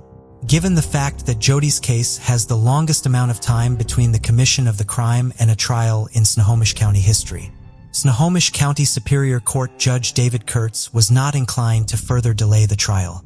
He told Miller's attorneys to buckle down and get ready. They in turn vowed to have any potential conviction overturned on appeal because they would not be able to hire and interview their own expert witness due to the time constraint. Miller's attorneys filed one more last-minute motion to have the DNA evidence in the case thrown out in October of 2020. But the motion was denied and the trial began on October 26th. The passage of time did negatively impact the trial. In addition to the evidence that had been lost over the years, several key individuals in case had passed away. Both of Jodi's parents died without knowing who killed their daughter. Her father John in 2005 and her mother Rosemary in January of 2019, less than 3 months before Miller was arrested. Walter Morris, one of the people who discovered Jodi and rushed her to the hospital, died a few months prior to the trial. He had given a deposition following Miller's arrest, and a video of it was played in the courtroom. His death was a problem for the prosecution because one of the alternative theories Miller's defense team put forth at trial was that Morris had been the killer, as he had been known to own a .22 caliber rifle in 1972, and he had given different reasons for why he had been in the woods that day to authorities in the various statements he had given them. His death meant that he could not be questioned about the discrepancies or explain them in court. Given the fact that he was in a secret relationship with the 18-year-old girl, who was 15 years his junior, who was with him at the time, there are of course obvious reasons why he may not have been forthcoming with his reasons for wanting to be alone with her in a remote wooded area. That girl, Kathy Gogol, was 66-year-old Kathy Lennox at the time of the trial and suffering from metastatic breast cancer. Despite her failing health, she managed to appear in court and was able to testify at the trial. At trial, Miller's attorneys questioned DNA evidence, claiming that the work done on the boots was sloppy, careless, and unprofessional. They questioned why the FBI had not previously noticed the semen stain when they were asked to examine the boots in the 1970s, and criticized the sheriff's department for losing parts of the evidence log concerning them. Miller's defense attorneys also argued that there was no definitive proof that the sexual contact Jodi had on the day of her death was non-consensual despite the findings of the medical examiner who performed her autopsy. They also suggested that Jodi may not have been murdered at all. Instead, she may have been struck by a stray bullet, as the area where she was found was very remote at the time and popular with hunters and target shooters. The prosecution argued that none of the questions raised by the defense or the alternative scenarios they suggested to create reasonable doubt explained how Miller's men ended up on the boot when there was no connection between Miller and Jodi or Miller and Jodi's 12-year-old sister, who had just recently gotten the boots. While the DNA was their strongest piece of evidence, the prosecution also played a phone call between Miller and his wife recorded while he was still in custody for the jury. "When it's all over and done with, the trial and all that, I'm going to be in prison. This is not a winnable case. That's the thing," Miller told his wife. "I don't like to hear that," she replied. "I know, Mama, but that is what? That's the way it is," he told her. "This is not a winnable case. This is a DNA case, and they have an extremely strong case. You're not going to beat it." Miller's attorneys argued that this was not Miller expressing his guilt in the case, just his fear at being wrongly convicted. The jury began their deliberations on Friday, November 6th. After a few hours, Judge Kurtz sent them home for the weekend. Deliberations resumed again first thing the following Monday morning, November 9th. Just before 10 a.m. that same morning, Miller's wife called 911, reporting that her husband had shot himself in the head. While he had been ordered to surrender any firearms he owned as one of the conditions of his release on bail, he had apparently failed to turn over one of them. He did not survive the injury. 3 hours later, the jury reached a verdict in the case. They had not been informed of Miller's death. Miller's attorneys argued against even allowing the jury to read their verdict, claiming that there was no benefit to the public in the court hearing the verdict they had reached. Prosecutors argued that Jodi's family still deserved answers. Judge Kurtz agreed with the prosecution, and the verdict was read. The jury had found Miller guilty of first-degree murder. December 17, 2020 would have been the date of Miller's sentencing hearing had he not killed himself. Instead, a hearing was held to determine whether or not his conviction should stand given the fact that he had died before he could appear in court to hear the verdict. Miller's attorneys argued that the verdict should not stand but had to concede that the case law they cited in their argument did not exactly line up with the circumstances of the case at hand, a situation which Judge Kurtz described as extraordinary and somewhat unprecedented. Prosecutors argued that the verdict should stand because Miller had not died in an accident or of an illness. Rather, he had taken his own life as a means of avoiding appearing in court. Judge Kurtz ultimately ruled that throwing out the verdict was not the right thing to do. "Labels and symbols are important, and how those cases ended does matter," he told the court. Instead of sentencing Miller, as he normally would after a conviction, he instead signed a document affirming that Miller's guilt had been proven beyond a reasonable doubt in court. After the hearing, Janet Smith thanked the investigators, prosecutors, and scientists who worked so hard on her sister's case, and said that she hopes that the conviction in Jodi's case will give hope to other families who are still waiting for answers in cold cases. "Truth never dies," Janice said. "They thought it was going to die. They thought it was so old that we wouldn't be able to follow through with the truth. And this helps." Before we continue, 90% of you haven't subscribed to our channel, so if you like this video, please subscribe. It motivates us to make more content for you. Okay, let's continue. Lowell Badger was born in Sullivan County, Indiana in 1927. He was married to his wife Nellie for 59 years, until her death in December of 2008. They had 4 children together, and eventually several grandchildren and great-grandchildren. Lowell worked hard as a farmer from his childhood onward. However, He never let the long hours interfere with him attending family events and being active in his children and grandchildren's lives. By 2012, 85-year-old Lowell had retired from farming but was still living in rural Sullivan County. He lived alone in a home on West County Road 350 North.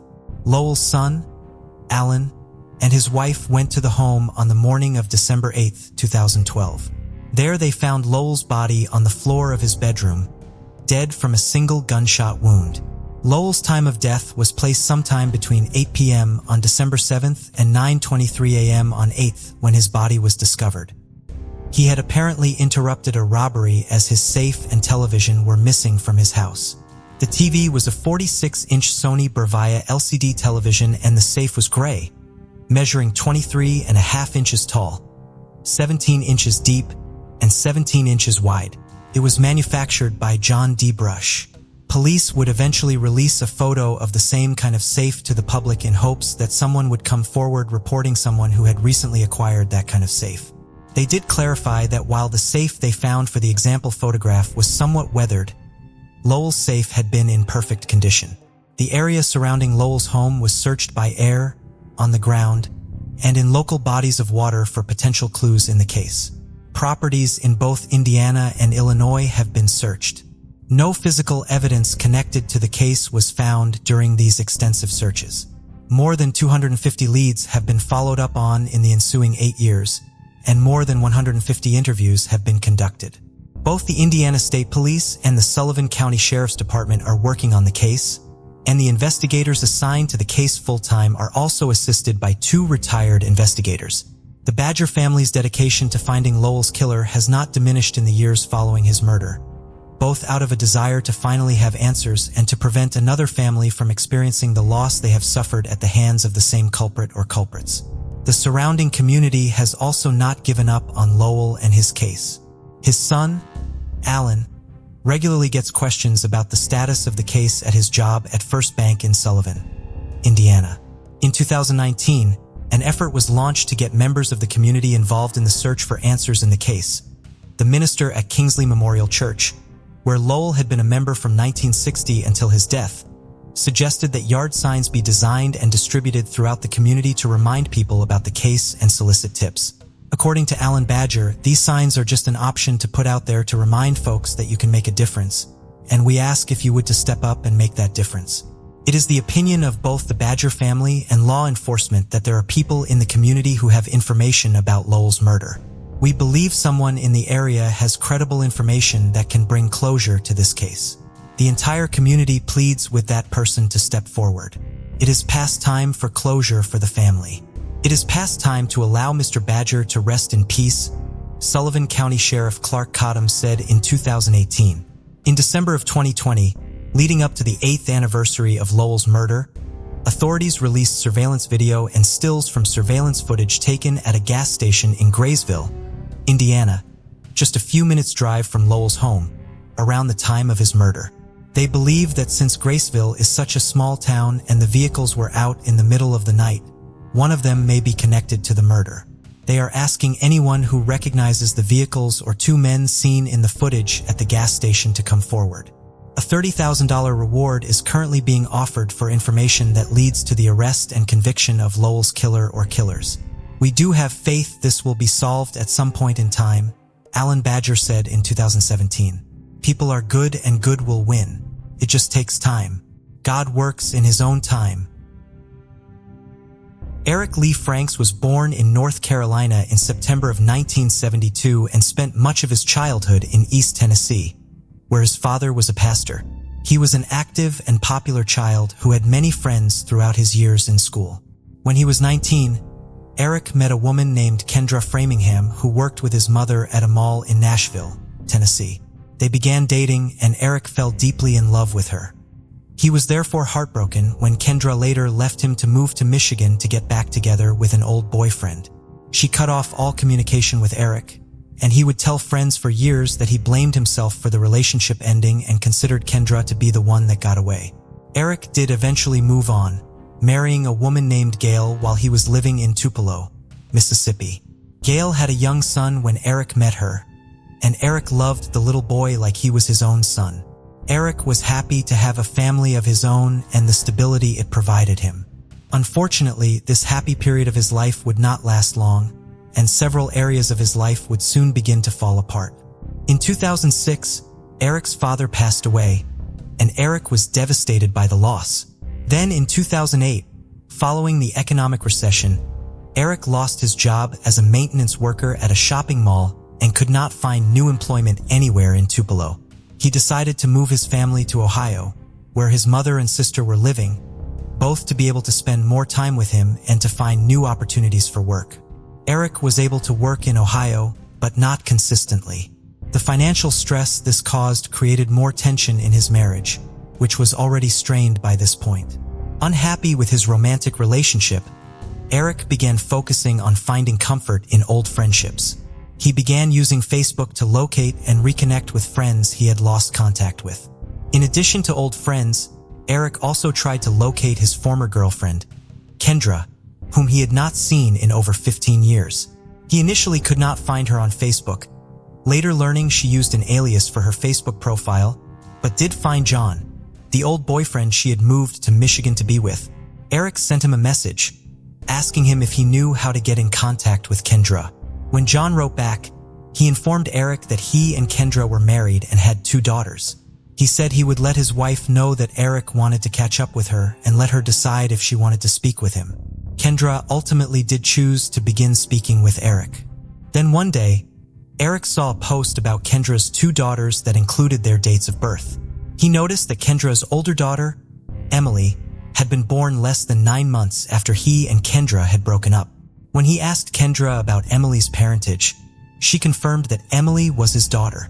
While the news that he had a teenage daughter was of course a huge surprise, Eric's mother has stated that he was never so happy as he was when he found out about Emily. Eric was adopted, and while his parents loved him just as much as their daughter, who was their biological child, and never treated him differently, Eric had never known what it was like to have a biological relative in his life.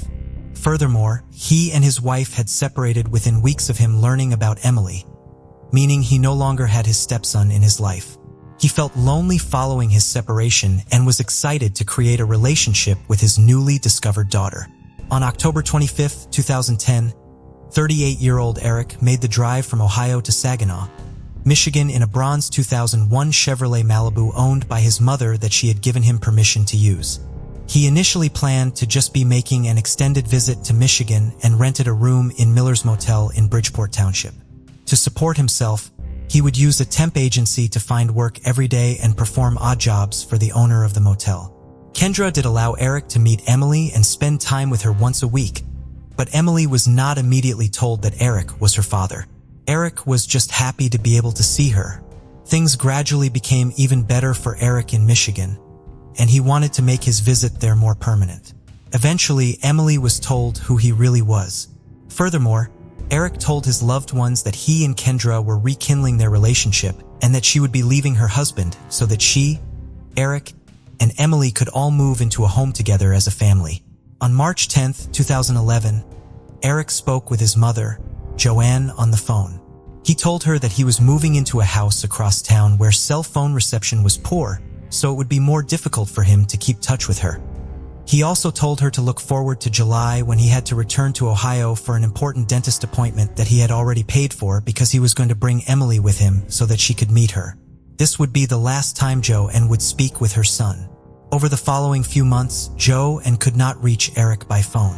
She was not immediately concerned because he had warned her he was moving somewhere with poor cell reception, and she would receive emails from his account in response to the voicemails she would leave him.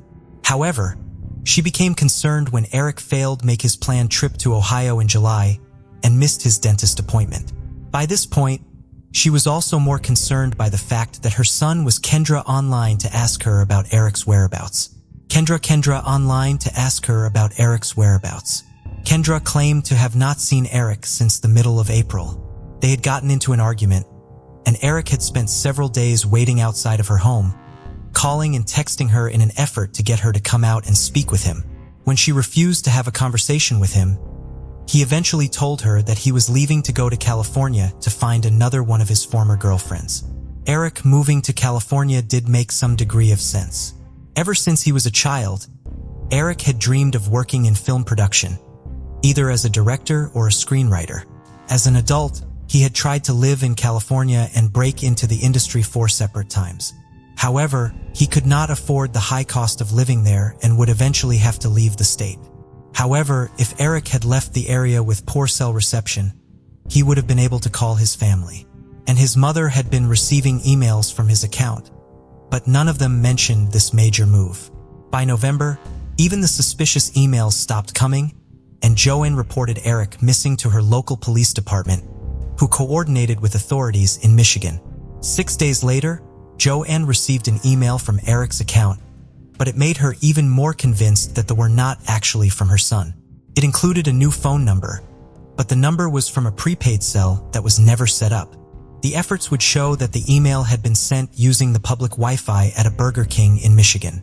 When authorities in Michigan spoke with Kendra, she told them that she had never had any plans to leave her husband to move in with Eric as he had told his friends and family. She also said that she had not seen Eric since March, when she helped him pack up his things from his motel room before he left for California. This contradicted her earlier story to Eric's aunt, in which she claimed she last saw Eric at her home in April. The owner of the motel where Eric had been staying further contradicted Kendra's accounts of the time around Eric's disappearance. He had last seen Eric on March 14th when he paid him in advance for the next week of his stay.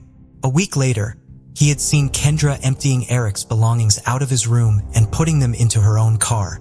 When he confronted Kendra, she told him that Eric had taken off and that she was just getting his things out of the motel room for him. On April 5th, almost a month after Eric last spoke with his mother, and while numerous incoming calls to him were going unanswered, his phone had begun making outgoing calls again. It had been used to call several salvage yards as well as a dental office where Kendra was a patient. Kendra told authorities that she had never used Eric's cell phone to call her dentist.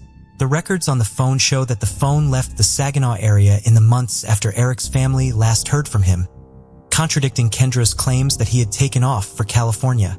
3 months after speaking with authorities about Eric's disappearance, Kendra and John moved to Florida with Emily and the daughter they shared.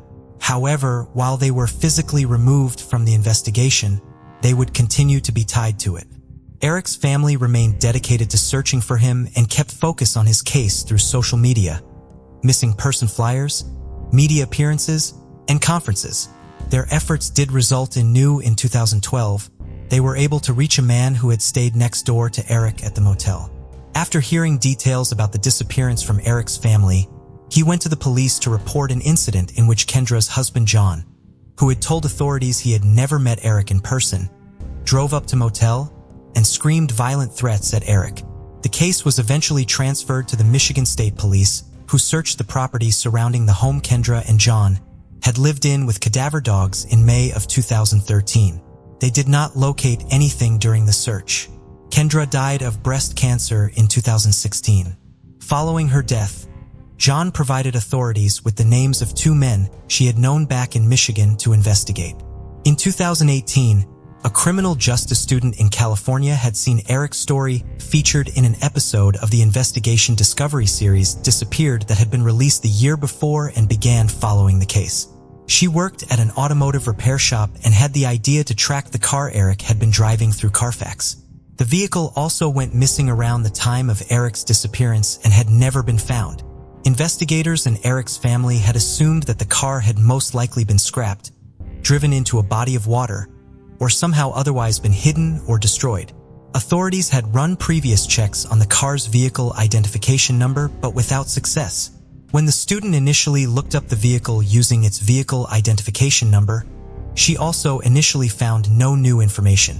However, in September of 2020, Carfax sent her an email service notification that the car had received an oil change on August 31st in Clare, Michigan. She notified Eric's mother, Joanne, of the activity on the car's report. The vehicle was located and confirmed to be the correct vehicle and then taken to the Michigan State Police Crime Lab for examination. It had recently been sold at an estate sale after being found in the garage of a man named Gerald Rutledge. Gerald had died in April of 2020 at the age of 84.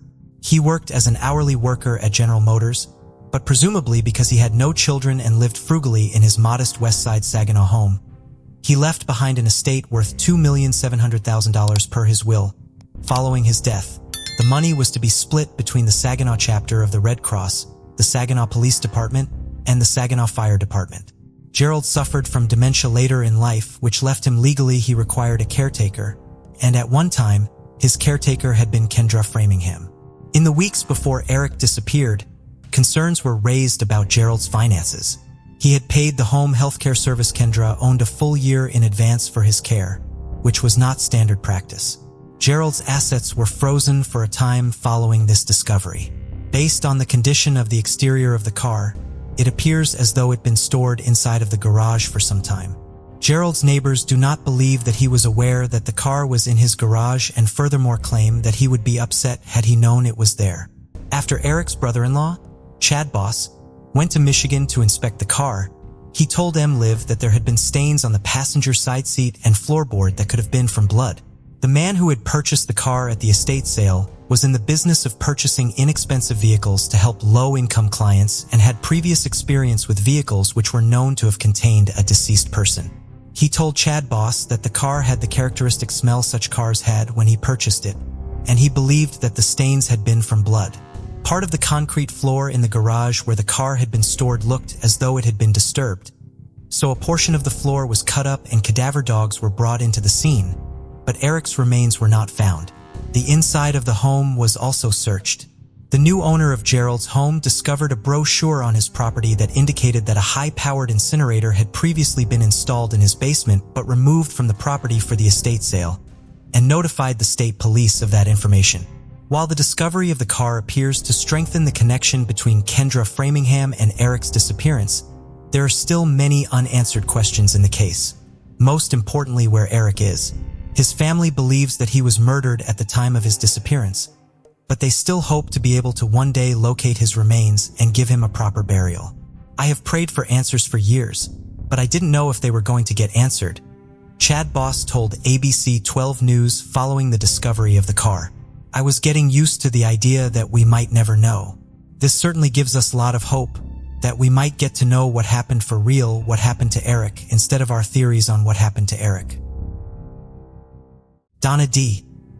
Michaud's story started on October 16, 1964, in East Windsor, located in Mercer County. She was the beloved daughter of Betty Lou Thompson Mackhow and Ronald Wayne Mackhow. Over time, Donna's family grew with the birth of her younger sister, Julie Mackhow, in 1969. The family dynamic shifted when their mother, Betty, remarried a man named Garland. Together, they formed a blended family. Donna and Julie embraced their new life with their beloved stepfather by their side. Donna Michaud had a zest for life that radiated through her love for cooking and sewing. Alongside her job as a legal secretary, she harbored dreams of a career in modeling. For Julie, Donna was a shining star. Despite the challenges that came her way, Donna never lost her sparkle and continued to embrace life with open arms. Little did she know that her path would take an unexpected and tragic turn, forever altering the lives of those who cherished her. On February 25, 1984, it seemed like a typical Saturday night for 14-year-old Julie Mackhow, who was relaxing at her family's home in East Windsor, when she noticed her 19-year-old sister, Donna de Michaud's car parked outside. She joined her in the basement. Together, they spent the night watching scary movies until 2 a.m. At that point, Julie went upstairs to her bed, ready to rest for the night. Their mother Betty and stepfather Garland were peacefully asleep upstairs during that time. They were unaware of any unusual sounds or disturbances emanating from the basement. The following day, on February 26, 1984, Donna was expected to go to work at a law firm, so her absence during the day didn't initially raise alarm bells. However, as dinner time arrived and Donna still hadn't returned home, her mother began to worry. Concerned for her daughter's well-being, Betty decided to investigate by venturing downstairs to check the basement apartment. As Betty entered Donna's usually neat and organized apartment, she was greeted by a disarray of items scattered about. It was evident that a struggle had taken place within those walls. The sight of blood-stained clothes, heaped together, heightened her growing unease, prompting her to immediately contact the police. Once the police arrived at the scene, they meticulously combed through the entire basement, their eyes keenly scanning for any trace that could unravel the mystery. Their diligence paid off when they discovered faint fingerprints near a table close to the bed. Recognizing the potential significance of these fingerprints, they carefully collected them as evidence, alongside the blood-stained clothes. They also uncovered traces of bodily fluid in the bedroom, an essential clue that held the promise of leading them closer to the identity of the perpetrator and help in finding Donna. In the search for answers, investigators made a grim discovery. In March 1984, when they found Donna Michael's abandoned blood-stained car near a sewer plant roughly a mile away from her home. However, despite this lead, the mystery surrounding her disappearance endured. Investigators meticulously combed through countless records. They diligently interviewed the residents living in the vicinity of Donna Michael's residence, determined to unearth any clue that could lead them to the truth. As fate would have it, the investigation took a significant turn when they suspected a number of people, including Nathaniel Harvey, a former worker at a nearby farm and resident of East Windsor. He had been apprehended and detained for his alleged involvement in a series of assaults and a chilling murder in the Plainsboro area. But all the leads, including Harvey, did not pan out at that time. The significant piece of evidence, the bodily fluid, that investigators found in Donna Michael's bedroom also went for testing. However, the technology for DNA testing was not as advanced as it is today, and the testing conducted at that time lacked the precision needed to pinpoint the source of the bodily fluid. But the investigators didn't close the case and hoped that one day they would come up with some solid leads that would help them solve Donna McCow's murder mystery. The weight of the tragedy became too much for Donna's stepfather, who tragically passed away just 6 months after Donna vanished, leaving the family to bear the weight of their grief alone. The family went to great lengths in their search for the killer.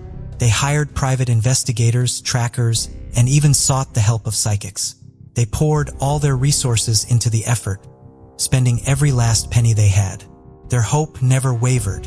They held on to the belief that somehow, maybe, just maybe, their loved one was still alive. They couldn't shake the thought that perhaps she was injured. After exhausting all possible avenues to finding the identity of the killer, seeking solace and a fresh start, Julie and her mother made the difficult decision to move to Texas in 1987. However, their journey to healing was further marred by misfortune when their storage unit was burglarized, robbing them of precious memories. The thieves callously snatched away family photos, cherished mementos, and 16 boxes filled with investigation files, adding another layer of pain. 11 years went by, but there was no news. But on April 2nd, 1995, police officers got a call from a Boy Scout troop about a body they found near Cranberry. It was not in good condition, almost completely decomposed.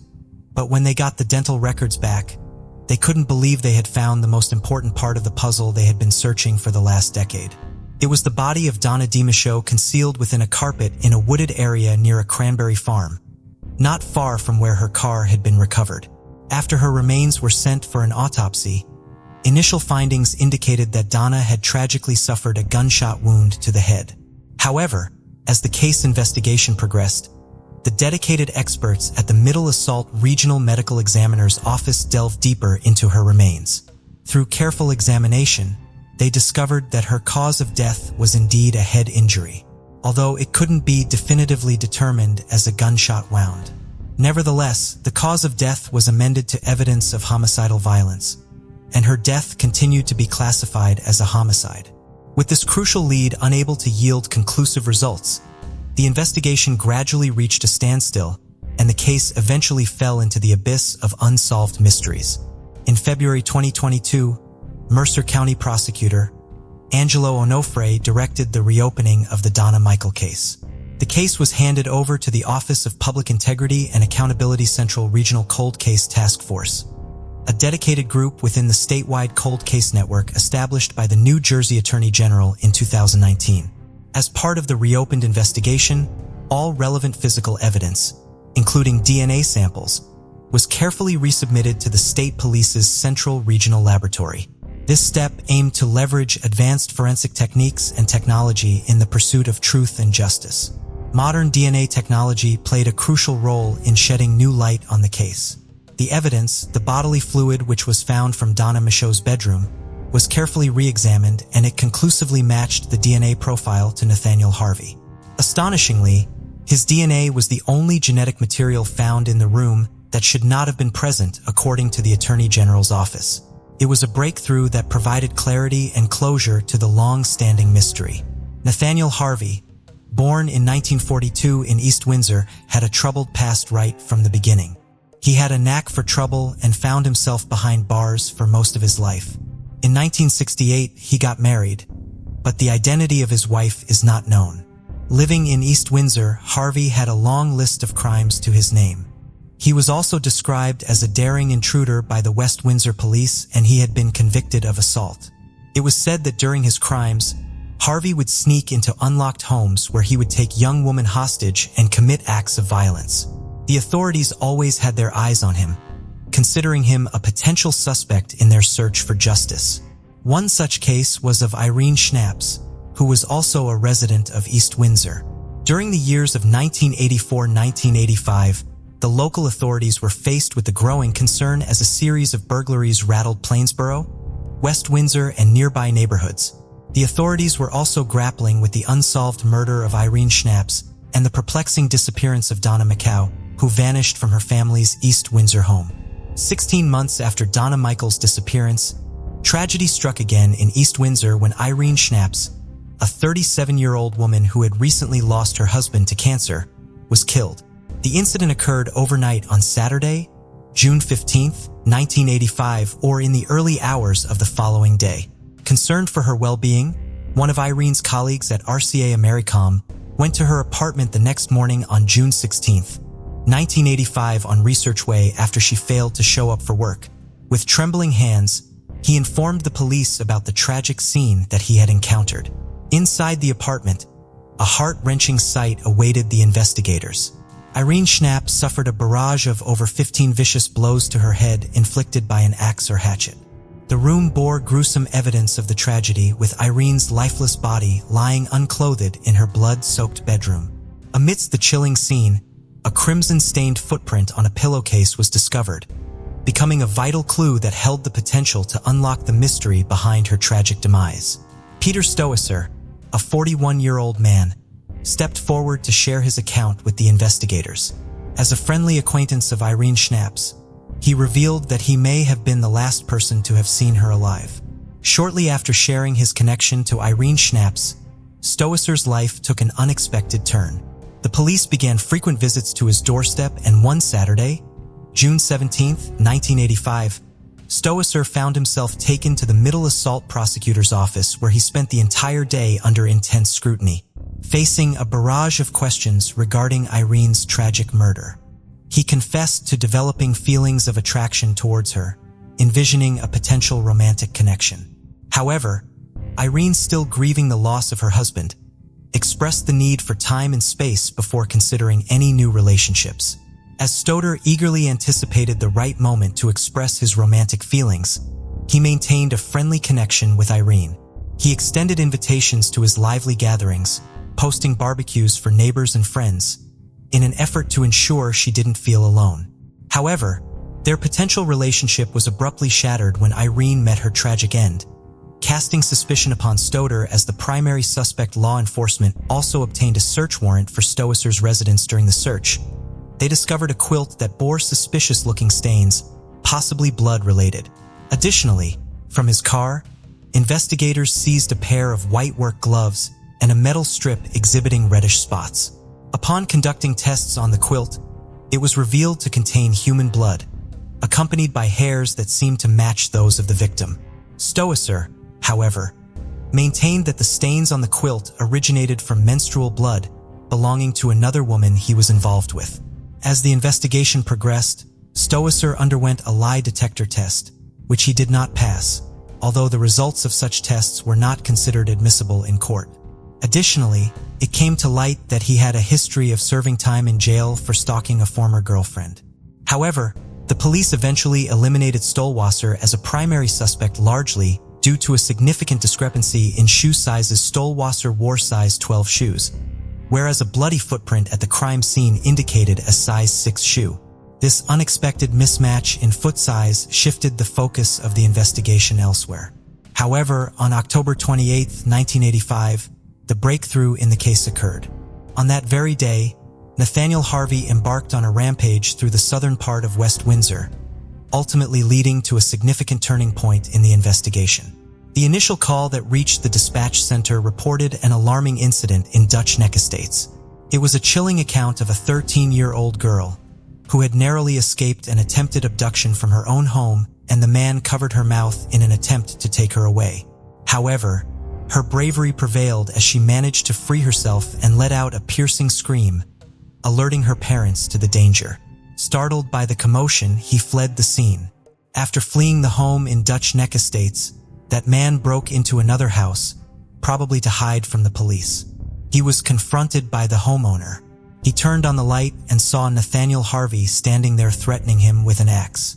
Sensing the imminent danger, Harvey swiftly pivoted, shattering the glass door with a powerful swing of the axe, and ran off into the woods. With the chilling affinity for axes, Harvey had developed a disturbing pattern of wielding these menacing tools to instill fear in his victims, even when armed with a knife during one of the assaults he committed. He deceitfully claimed to possess an axe. Further fueling the terror, it wasn't lost on the astute law enforcement officials that the murder weapon used in the Irene Schnapp's killing was believed to be an axe, adding another haunting connection to Harvey's modus operandi. A short time later, investigators diligently canvassed the area, and their sharp eyes caught sight of Harvey traversing a soybean field and then ran off into the woods. The police swiftly descended upon the scene, converging on Harvey's location near the Princeton Arms shopping center. It was there at the intersection of Old Trenton Road and Dorchester Drive that a state trooper apprehended Harvey. During questioning, police learned of the extent of Harvey's one-man crime spree. He confessed to a string of burglaries that had struck fear into the community. However, the extent of his depravity became even more harrowing as it revealed the details of a recent assault. Prior to the tragic murder of Irene, Harvey had abducted a young girl from East Windsor, forcefully taking her to an abandoned building nestled along Dutch Neck Road. He revealed that the victim, who was actually Donna McCow, innocently stepped out onto her deck to indulge in a cigarette, only to be seized by his relentless grip. After Harvey's arrest, the 13-year-old girl was called to identify if Harvey was the man who attacked her on October 28, 1985. Through her courageous testimony, she ultimately identified Harvey as her assailant. The authorities made a difficult decision not to pursue charges in the case due to the extremely brutal and perverse nature of the attack, considering the potential impact it would have on the victim's well-being. However, a breakthrough came when investigators finally received a search warrant and conducted a thorough search of Harvey's car in November 1985, which was located in the Princeton Arms apartment complex. Inside, they uncovered compelling evidence, directly linking him to the Irene Schnapp's murder. Alongside stolen items from various recent burglaries, a significant discovery was made. A Seiko watch that was positively identified as belonging to Irene and having been taken from her apartment at the time of the tragic murder. This crucial find provided a solid connection between Harvey and the crime. In an intriguing twist, it was discovered that Harvey's wife resided in the same apartment complex as Irene. However, this information had to be kept confidential due to his wife's reliance on state assistance. Additionally, authorities asserted that Harvey initially admitted to the murder of Irene. During his questioning at the West Windsor Police Headquarters, where he was confronted with various matters. It was during this intense moment that Harvey requested to speak with his father, who offered him crucial advice to do the right thing. In a surprising turn of events, Harvey then made a confession regarding the Irene Schnapp's murder. Following Harvey's apprehension, the quilt that had been seized from Stoesser, the neighbor of Irene, who was also seen as a person of interest in the murder, was returned to him. Additionally, the glove and metal strip confiscated from his car underwent testing by prosecutors, revealing negative results for the presence of blood. In 1986, Harvey was convicted for the murder of Irene Schnapp's. However, for years later in 1990, the state Supreme Court overturned his conviction, stating that his confession had been obtained without properly informing him of his Miranda rights. Harvey, who now maintained that his confession was coerced, immediately retracted his statement. This turn of events raised concerns about the validity of his initial confession and ignited a debate about whether he should have been reminded of his Miranda rights after speaking with his father. The question of Harvey's confession became a point of contention as conflicting accounts emerge. According to Abbott Kleiner, the attorney of Harvey, he denied confessing to the murder of Irene, contradicting the police's assertion that he had admitted to the crime, even though the confession was not recorded. The initial conviction was overturned based on the court's ruling that Harvey should have been reminded of his Miranda rights, after requesting to speak to his father during questioning. In 1994, as the case went to a second trial, the focus shifted to the crucial evidence of blood found at the crime scene. The prosecution presented DNA evidence that revealed genetic traits matching both Harvey's blood sample and the stains on a box spring in Irene Schnapp's apartment. The DNA testing, although still in its early stages, indicated that Harvey could not be ruled out as a contributor. To further strengthen their case, prosecution experts utilized intensity analysis, a technique that estimated the consistency between the blood characteristics found at the scene and Harvey's DNA. They determined that such a match would occur in only 1 out of every 1,400 African American individuals. However, the defense experts countered, arguing that the ratio could potentially be as low as 1 in 50. This time Harvey was convicted and received the death sentence. However, this verdict was upheld by a divided state Supreme Court in 1997, with some justices expressing differing views.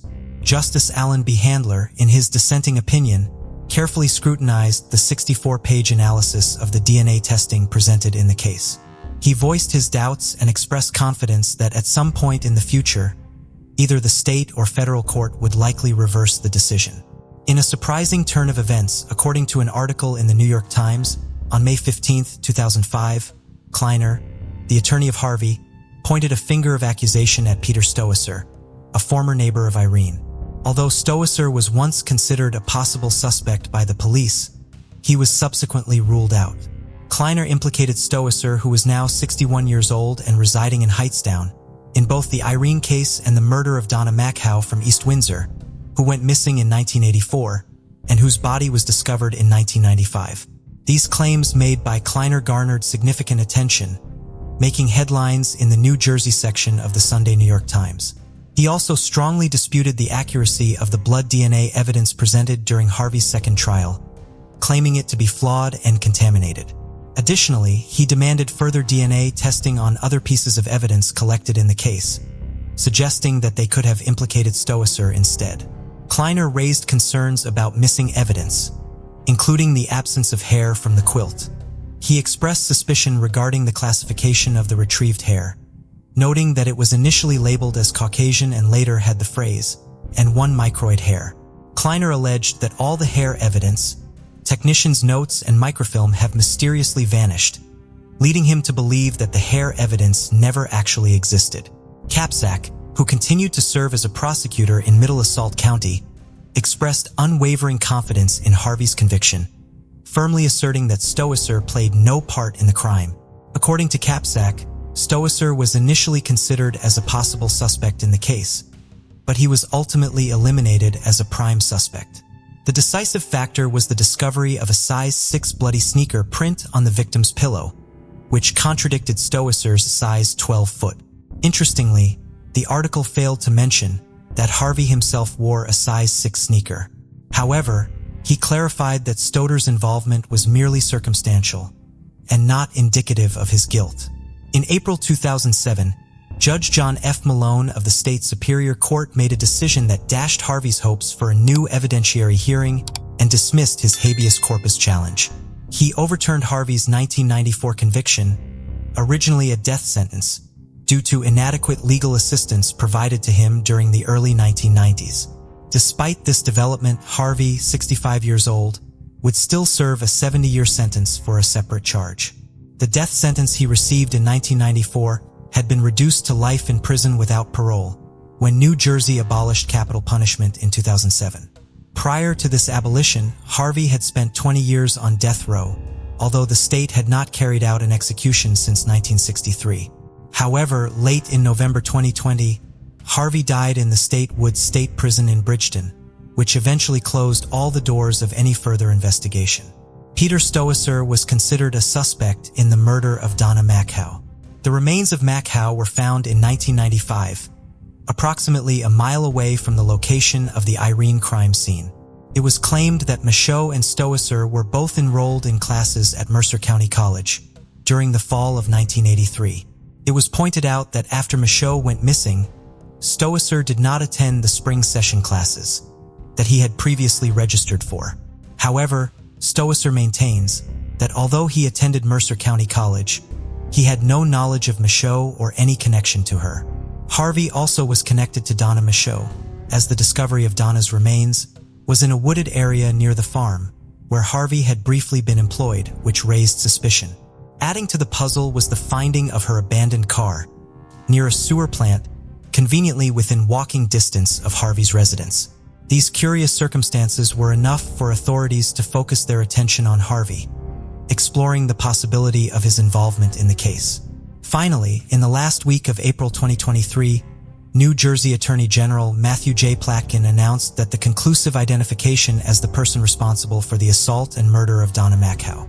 The state's Attorney General said the case was finally cracked when investigators took a fresh look at this decades-old mystery. Colonel Patrick Callahan, superintendent of the New Jersey State Police, said that as 4 decades have passed, the memory of a young life truly taken away still lingers, haunting the hearts of those who loved her. The predator responsible callously discarded her remains in a shallow grave, leaving them undisturbed for over a decade. However, time cannot extinguish the burning desire for justice. Even though the perpetrator met his fate behind bars, serving time for another heinous crime and ultimately passing away in 2020, it does not diminish the significance of this long-awaited resolution. We commend the relentless efforts of the Central Regional Cold Case Task Force and the dedicated state police forensic scientists who hopefully have brought a modicum of solace to the victim's grieving family after all these years. The determination and dedication of law enforcement and forensic experts serve as a reminder that the pursuit of justice knows no time limit. Before we proceed, I've got an exciting surprise for you. We've launched a brand new channel dedicated to intriguing content such as old historical mysteries, cold cases, and particularly chilling horror stories perfect for bedtime. Drop a comment letting us know if you're a fan of horror stories or not. You can find the link in the description below. Let's find out who will be the first to explore it. Alright, let's dive back into the video. Jordan Natterer graduated from Memorial University of Newfoundland with a degree in engineering. He went on to receive his master's degree at the University of British Columbia. After receiving his degree, he remained in British Columbia, living in an apartment on Seymour Street in Vancouver and working as an engineer. According to his sister Julia, he is the best person you will ever meet. He has the spirit of an old man and the heart of a kid. Julia FaceTimed her brother on October 9th, 2020 while she was at home in St. John's, Newfoundland. Jordan was showing her all of the equipment he had purchased for his first overnight hike, which he would begin the following day. He was prepared for the cold weather he would be facing overnight in Banning Provincial Park and had a winter-rated sleeping bag, sleeping mat, and down-fill coat. 25-year-old Jordan left his apartment just after 7 a.m. the following morning, Saturday, October 10th, and drove approximately 125 miles east to Banning Provincial Park. Credit card records would later show that he bought a coffee at the park's resort. At 10:18, he purchased a park permit at the front desk of the resort, logging his emergency contact information as well as the color of his tent, orange, with the park when he informed them that he would be staying there overnight. The following Monday, October 12th, was Thanksgiving in Canada, and Jordan had plans to have dinner with some of his friends back in Vancouver. He never arrived and did not call or text his friends to let him know he was not coming, which was highly out of character for him. Jordan's black Honda Civic was located near the Frosty Mountain trailhead at the Lightning Lake Day use area, indicating that he had never returned from his hike, and the search for him in the park began. Search and rescue teams from several agencies were all involved with the search. They focused the search area based on a statement from another hiker who came forward reporting that he had seen Jordan around 4 p.m. on October 10th, 30 to 45 minutes away from the Frosty Mountain trailhead. The The Frosty Mountain Trail was the trail it is believed Jordan was planning on hiking.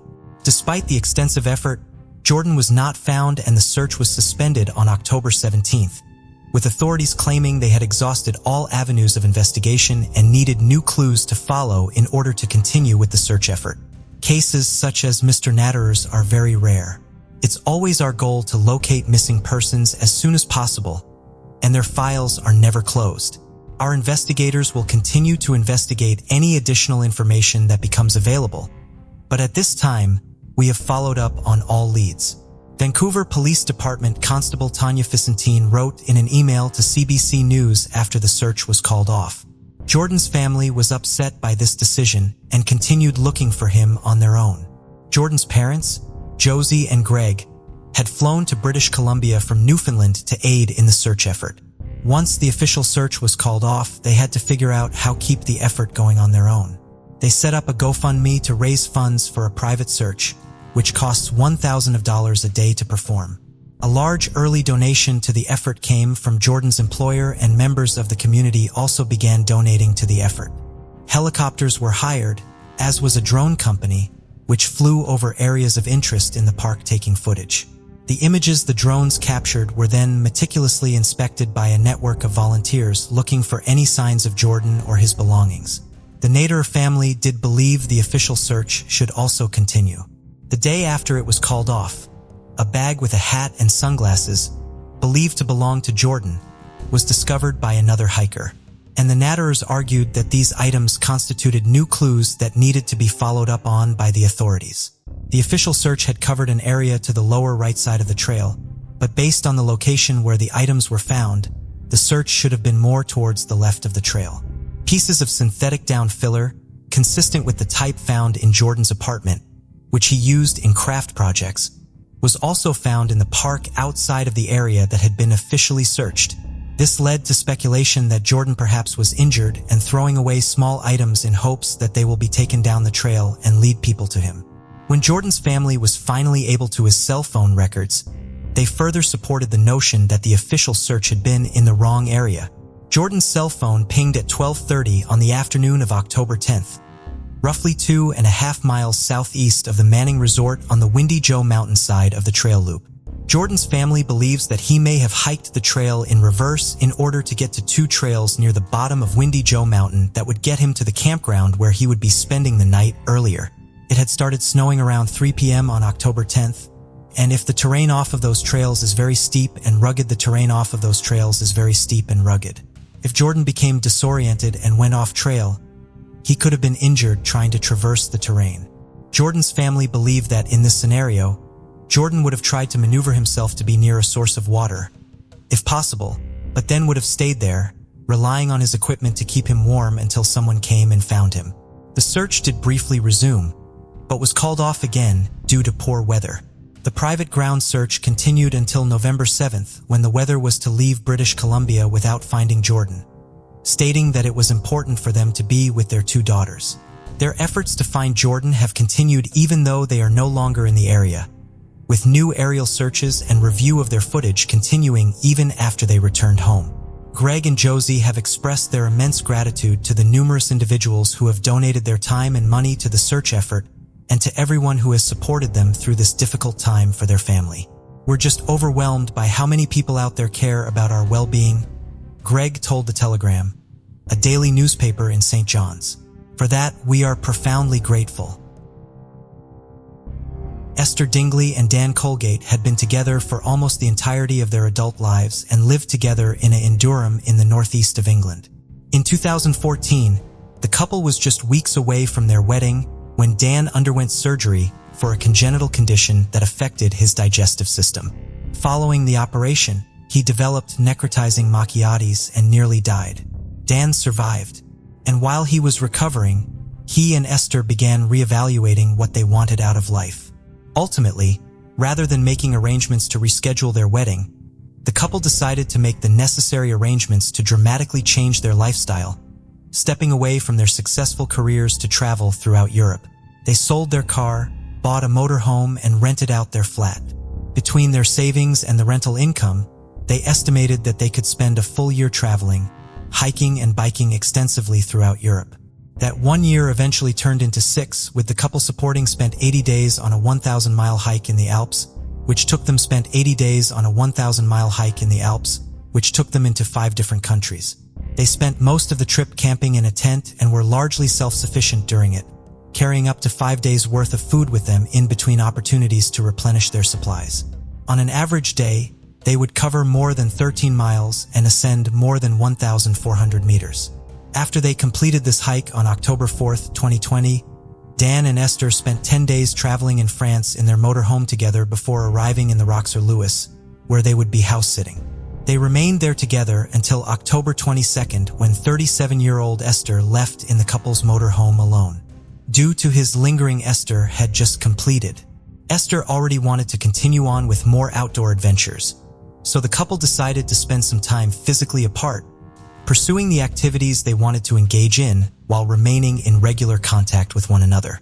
Esther planned to spend 2 weeks exploring the Pyrenees along the border between France and Spain. She arrived in Arro, a village she and Dan visited several times before, on October 23rd. She spent the next several days cycling up several Tour de France climbs, which she was already familiar with. On October 29th, Esther decided to alter her plans, choosing to leave France and cross the border into Spain. Due to pandemic, France was preparing to enact new restrictions on outdoor activity, which would limit people to 1 hour of outdoor exercise within one Spain. She would still be able to explore the Pyrenees, engaging in single-day excursions and multiple day-long hikes. Eventually, due to the restrictions in France, Esther decided to extend her trip so that she could take advantage of the unseasonably warm weather in Spain and enjoy some more time outdoors before rejoining Dan in France and being required to remain mostly indoors. On November 21st, Esther set out on one final hike, which she anticipated lasting 4 or 5 days before the end of her trip. She sent Dan a photograph of her map showing him the area where she would be hiking before she began. She did not have a strong cell signal on the majority of the trail, but did have one when she reached the top of Pic des Avis Garde around 1 o'clock that afternoon. She sent several messages while she had the signal before making her descent and spending the night at a tourist shelter. Esther returned to Pic de Avant-Garde the following day, November 22nd, and again contacted her loved ones from the peak. She sent several messages as well as 2 selfies. Just after 4 p.m., she had a video call with Dan. She has not been heard from since, and there were no further sightings of her. She was reported missing on November 25th, the latest day she planned to return to the motorhome by when she failed to contact Dan. There were 2 ways for Esther to descend from the peak. She could go back the way she came as she had the day before, or take a trail that would lead her into France at the Porte de Venasque. Esther told Dan, as well as several other people she encountered on her ascent on the 22nd, who later spoke with authorities, that she planned to take the latter option and try to spend the night at the Refuge Van Ask, a bunk room available for hikers. In November, it was left unlocked and unmanned, and there was no guest book or other means of tracking who stayed there. It is unknown if Esther ever reached it. The search for Esther began on the morning of November 26th, with search and rescue teams from both Spain and France participating in the effort. The weather had turned by that day, and the first 2 days of the search were complicated by cloudy weather and a small amount of snow. The sun returned for the next several days, improving visibility in the area. In addition to the teams on the ground, helicopters and high-powered telescopes were used to scan the area. The search initially focused on Esther's planned route and then expanded to the alternative path she could have taken. The trails she was on were largely well-defined and surrounded by open space and less challenging in comparison to the conditions Esther had just successfully hiked in the Alps.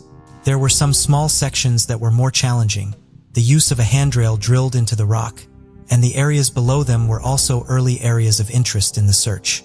The search expanded to eventually cover a wide area surrounding Esther's last known location. She was in excellent physical condition and could maintain a faster-than-average hiking speed, requiring search teams to explore the possibility that she had made it quite a distance away from her last known location, even traveling on foot. Esther's partner, Dan, also searched for her on the French side of the border and remained in contact with the search teams both in France and in Spain to inform them of Esther's habits and experience. Esther was an extremely experienced hiker, but according to Dan, she did not use this as an excuse to take chances. She was not one to go off trail or ignore safety protocols, particularly when well-defined trails with so much visibility were available as they were in this area. The trails Esther had been hiking were largely surrounded by open space with little cover to obscure her from view had she suffered some sort of accident and fallen off the trail. Esther also knew how to make herself visible to searchers using the equipment she had with her. Every rock and crevice off of the trails were searched, but neither Esther nor any of the equipment she had taken with her was found. There was no electronic footprint for Esther after her last known video call. Esther habitually tried to conserve her cell phone battery when hiking and had reported poor reception in the area she was last known to have been hiking. However, reception was much better on the French side of the border where she had been heading, so she most likely would have found a signal had she attempted to use her phone when she was in France. Investigators have identified 3 general scenarios Esther's could fall under: a voluntary disappearance, the involvement of an unknown individual, and an accident. According to both Dan Colgate and Esther's mother, a voluntary disappearance would be completely out of Esther's character, and she would never go from speaking to both of them nearly every day to completely cutting off communication. Furthermore, there has been no activity on Esther's accounts since she went missing, and she did not make any large withdrawals prior to her disappearance. There have been no sightings of her anywhere in France or Spain, despite media coverage of her disappearance. Snow returned to the search area on December 2nd, but this time it was falling much heavier than it had in the early days of the search, and the large-scale effort gradually came to a close in light of the weather. Authorities are still investigating the case, but the cover of snow on the mountains limits the chances of finding further physical evidence that could point towards Esther suffering an accident or some sort of foul play. Esther's family is currently being supported by LBT Global, a charity organization which offers support to British families facing a crisis abroad. Esther remains missing. Before we continue, 90% of you haven't subscribed to our channel, so if you like this video, please subscribe. It motivates us to make more content for you. Okay, let's continue. 17-year-old Mary Jane Reed resided in Oregon, Illinois, specifically in Sandtown, the area east of the Rock River. This small community was often regarded as the less favorable side of town. Mary Jane was the 5th of 6 children, with her father, Clifford, employed as a machine repairman at the National Silica Company plant. She was 11 years older than her youngest sibling, her brother Warren, whom she cherished deeply. She would routinely take him to the movies and to church, go on long walks with him, and pack picnic lunches for them to eat at a park near the river. She began teaching Sunday school when she was 15 and earned a certificate from Oregon Bible College. Mary Jane had left school during her sophomore year at Oregon High School to help support her ill mother, Ruth, whose severe rheumatoid arthritis left her unable to perform basic tasks around the house. To financially help her family, Mary Jane took a job as a switchboard operator for the DeKalb Ogle Telephone Company and used her salary to purchase items for the home. It was through this job that she met a 28-year-old World War II veteran named Stanley Skridla. Stanley was one of 5 children and was born and raised in Rockford, Illinois, 25 miles northeast of Oregon. After finishing school, he worked as a cabinet maker and a machinist before enlisting in the Navy in October of 1943. He served in the Pacific on the USS Ormsby as a machinist's mate, originally 3rd class but eventually 2nd class. He received an honorable discharge in December of 1945 and began a job as a lineman for the Illinois Bell Telephone Company in February of 1946. He lived with his widowed mother on Loomis Street in Rockford. Stanley met Mary Jane by speaking to her over the phone during phone calls he made to test phone wires he was working on in the Oregon area. Mary Jane and Stanley made plans to have their first date on June 25, 1948. That day, Mary Jane worked the 6 to 10 p.m. shift at the phone company. Stanley called her to confirm their plans that afternoon, but she was not able to call him back until 8:30. Stanley then drove to Oregon from Rockford to meet Mary Jane when she finished work. Mary Jane and Stanley were seen at 2 or 3 bars around Oregon that night. They were last seen outside a local tavern speaking with an unknown man and woman around 11:30 that night. Neither Mary Jane nor Stanley arrived home that night. After leaving the final tavern they visited, Mary Jane and Stanley had apparently driven to a lover's lane along Country Line Road on the southern outskirts of town. Early the following morning, a state highway worker was driving down that road on his way to set up some fishing lines. On his way, he came across a man's Oxford shoe in the middle of the gravel road. When he stopped to investigate, he found the body of Stanley Skrzydla in a ditch on the side of the road. He had been shot 5 times, once in the chest and 4 times in the lower abdomen. It was estimated that he was killed between 1 and 2 a.m. According to authorities, it appeared Stanley had been pulled from his car and shot. His body had then been dragged off to the side of the road. At the scene, they found a large pool of blood, a cigarette stained with red lipstick, and 5 .32 caliber shells. Stanley's car was located a short time later, parked approximately a mile away from the scene. In a parking lot across the street from one of the establishments began a massive search for the missing girl and received help from local volunteers. Hundreds of people were a part of the effort, searching remote areas in and outside of Oregon. The Reed family held on to hope that Mary Jane was still alive. These hopes were bolstered when they received a phone call from a psychic who assured them that Mary Jane was not dead. She was unharmed, but being held captive by a man with a dark complexion and would return home soon. Desperate as they were for information, the family found solace in this account. The psychic's vision was proven wrong on June 29th, 4 days after Mary Jane disappeared, when a 28-year-old truck driver named Harold Sigler discovered her body. Harold worked for the National Silica Company, who also employed Mary Jane's father. Unemployed Mary Jane's father. On the morning of 29th, Harold was driving down a company lane, approximately 2 miles away from the Lover's Lane where Stanley's body had been found to reach a sandpit owned by the company, from which he was to haul sand. He stopped along the way to speak with another driver, and when he left his truck, he noticed a foul smell and discovered Mary Jane's body amongst the weeds under a box elm tree, some 4 feet off of the road. Mary Jane was wearing just her bra, underwear, and her mother's wedding ring. Ruth had given her the ring as a gift once her arthritis prevented her from wearing it, and Mary Jane had been thrilled to have it. The rest of the clothing Mary Jane had been wearing the last night she was alive had been thrown on top of her body. According to her death certificate, Mary Jane had been shot once in the back of her head, near the base of her skull. She, like Stanley, had been shot with a .32 caliber bullet, believed to be from the same weapon used to kill Stanley.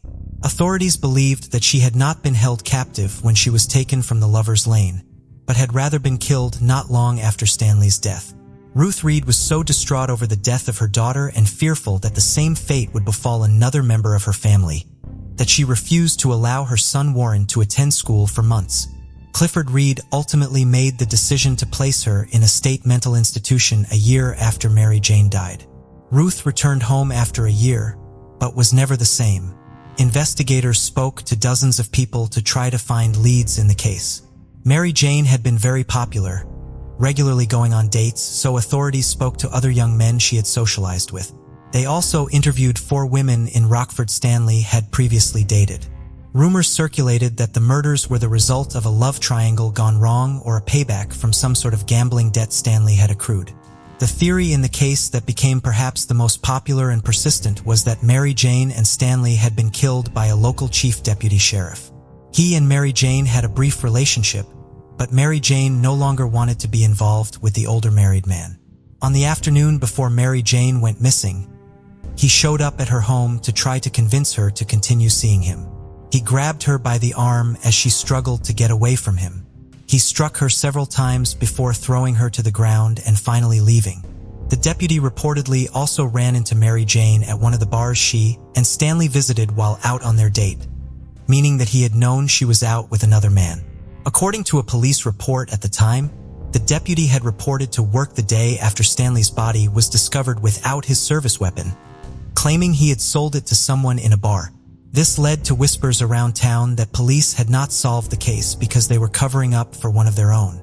The deputy passed away in the mid-1980s. As the years went on, rumors and speculation continued, but progress in the case came to a halt and it remained unsolved for decades. Over those decades, both of Mary Jane's parents, as well as all but one of her siblings, passed away without learning who killed her. The lack of answers in the case did not diminish local interest in the story or hope in Mary Jane's brother, Warren Reed, that it would eventually be resolved. Major developments in the case would come more than 50 years after Mary Jane and Stanley were with the help of a somewhat controversial local figure. Mike Arians had worked as an insurance fraud investigator, a dinner theater producer, and a county commissioner in King County, Illinois before he purchased a restaurant in Oregon. Now known as the Roadhouse, the establishment had previously been known as the Stenhouse and had been one of the places Stanley and Mary Jane had visited the night they were killed. Stanley's Buick had been found parked across the street from it after his body was discovered. Mike purchased the restaurant the year of the 50th anniversary of Mary Jane and Stanley's murders. As such, the story was featured heavily in the local media and caught Mike's attention. However, he soon decided to run for mayor of Oregon, which diverted his focus from the case until after his election to the position in April of 1999. Perhaps because of his own modest background, Mike became increasingly concerned that Mary Jane Reed had been viewed by the authorities at the time of her murder as disposable because she came from the lower-class area of Sandown. He began hearing more details about the case from people around town, which led to him reaching out to people connected to the case, including Mary Jane's brother, Warren. While Mike claims he simply wants justice for Mary Jane and Stanley, he does have detractors who view him as either obsessive or opportunistic rather than altruistic. Mr. Arians is full of it. He's a jerk. He's trying to make money. Melvin Messer, a former Ogle County sheriff, told the Chicago Tribune in 2012. Allegations that Mike has tried to use Mary Jane and Stanley's deaths for his own profit stem largely from his efforts to get a book written and a movie made about the case. Neither of those projects ever came to fruition. Mary Jane, specifically, also plays a part in Mike's restaurant business. Mike has what some have described as a shrine to her at the Roadhouse, featuring numerous framed pictures and articles, a portrait drawn in pencil, and a mannequin dressed as Mary Jane. While this could be viewed as a marketing ploy, Mike claims he has all the items on display to celebrate Mary Jane's life and make sure she is not forgotten.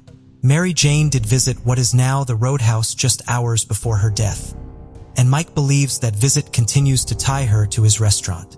He has repeatedly said that he does not particularly like the term haunted, but he does believe that Mary Jane maintains a determined presence in his restaurant. He claims that employees have seen apparitions in the restaurant and points to events like the repeated spontaneous playing of the same song on the jukebox and unexplained gusts of cold air in the Roadhouse as evidence of Mary Jane's presence there. He has held seances in the restaurant, which was also featured on an episode Travel Channel show, The Dead Files. According to Mike, his critics are wrong to claim that he has financially benefited from his investigation into the case. Business at the restaurant went down dramatically after he became involved with the case. And within just the first few years of his efforts, he had personally spent tens of thousands of dollars doing research and hiring private investigators. He further claims that his interest in Mary Jane and Stanley's case was part of the reason he lost his bid for re-election as mayor of Oregon in 2003. There are, of course, other reasons which could explain why the people of Oregon did not vote to re-elect Mike. For example, in December of 1999, he was indicted on charges of official conduct and disregard of election laws in relation to his legal place of residence at the time he held his different government positions. In order to be qualified to serve as mayor of Oregon, he had to have been a legal resident of the town, which is in Ogle County, for at least a year prior to his election in April of 1999.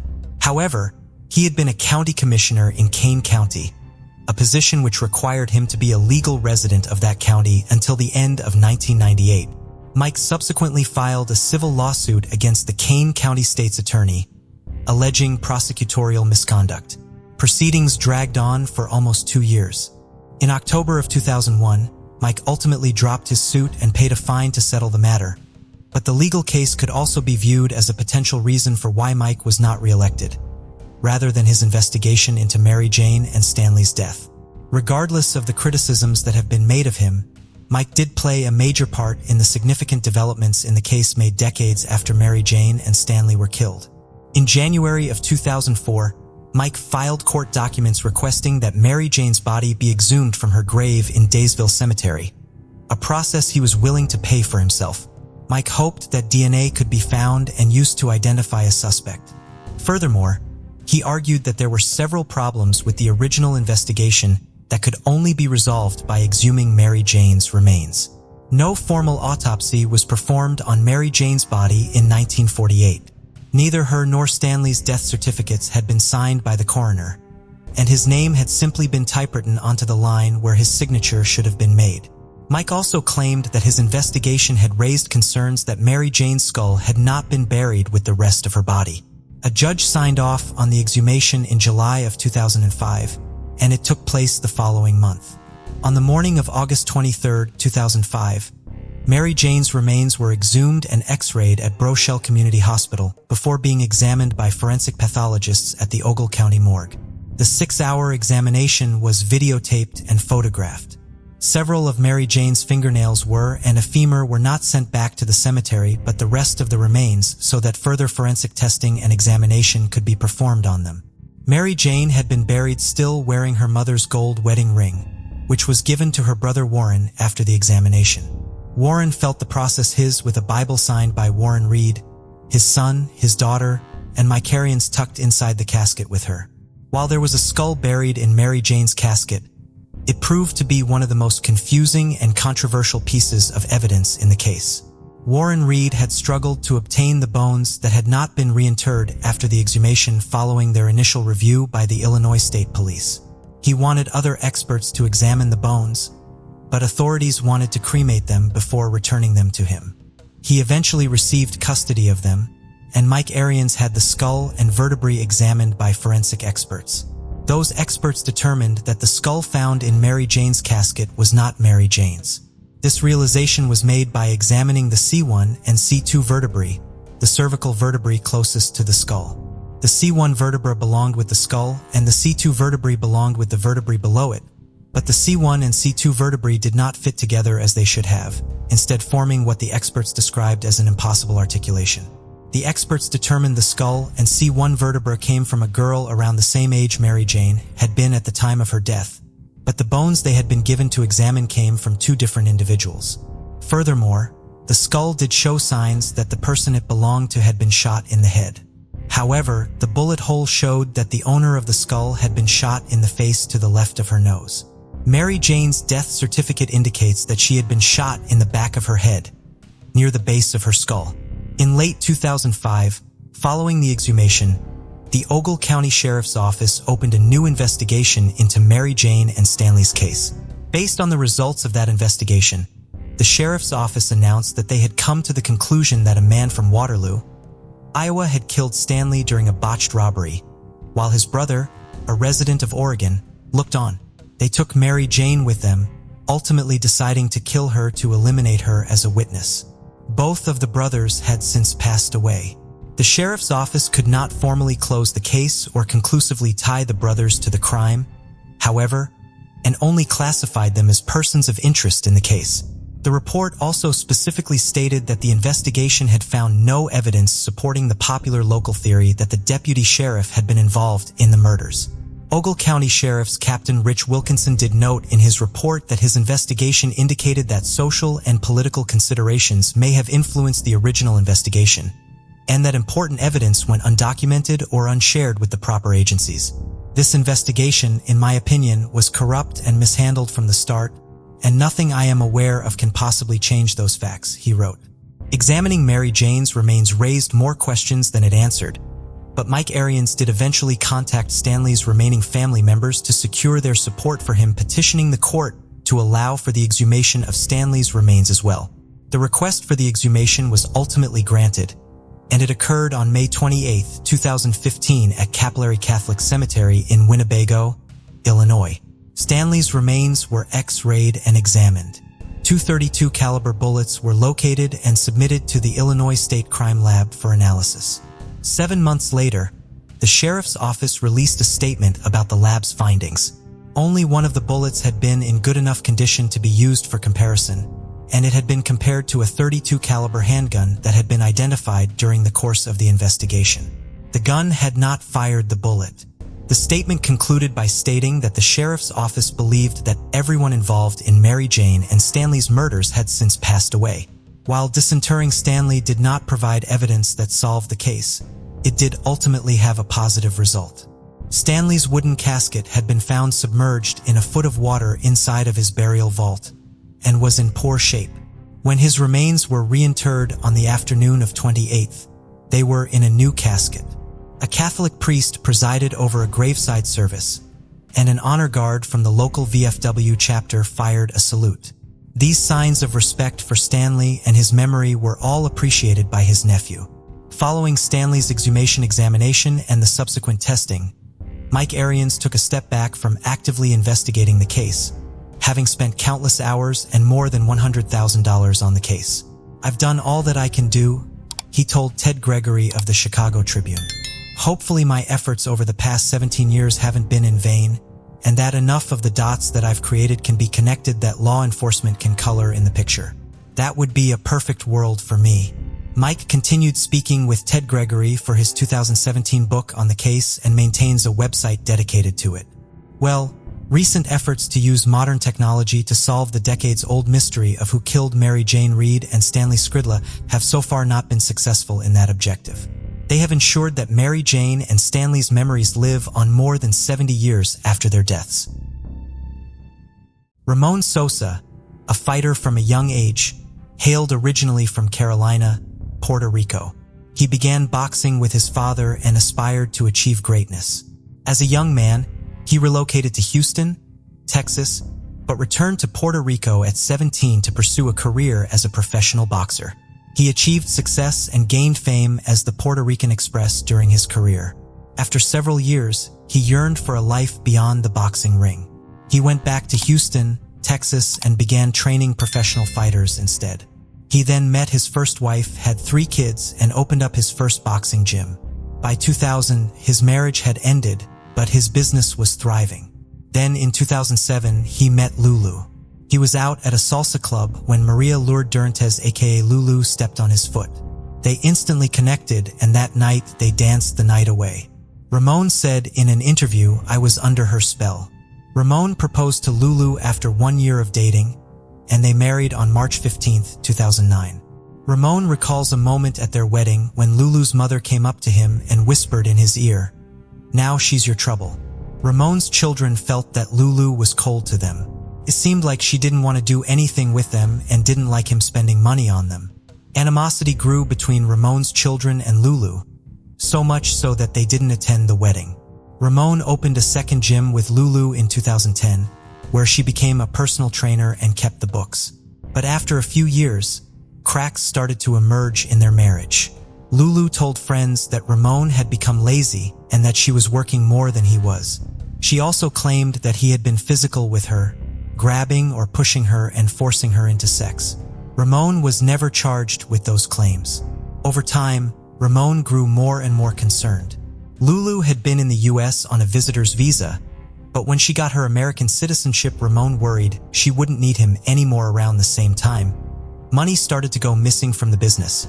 He wondered if Lulu was skimming money and what she was doing with it.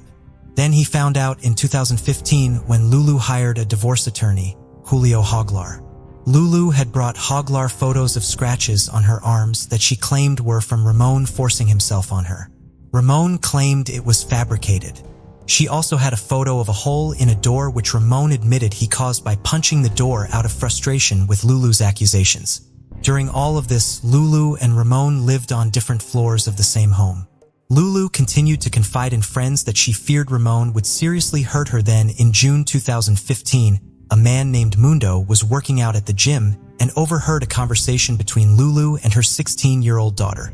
Mundo, who was friends with both Ramon and Lulu, said that they were discussing a client at the gym who allegedly had ties to hitmen, and they mentioned Ramon.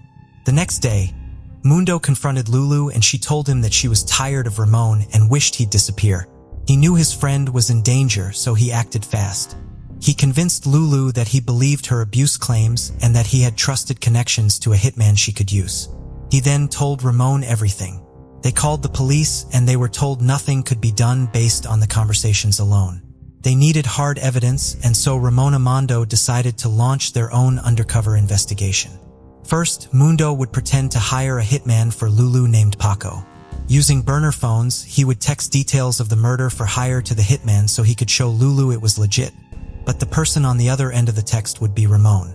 Ramon was going to pretend to be his own hitman.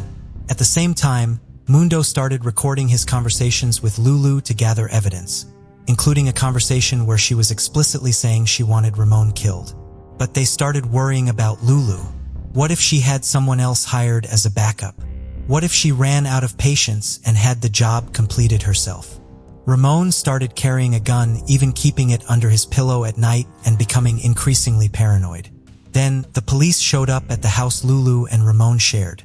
Ramon had gotten into an altercation with Lulu's son over a truck, and her son had video evidence of Ramon knocking his phone out of his hand while he was recording the incident. Her son accused Ramon of punching him in the face, which Ramon denies. "I'm an ex-professional fighter," he said in a CBS News interview. "If I would have hit the kid, believe me, he would not be standing up right now. I didn't put a hand on that kid."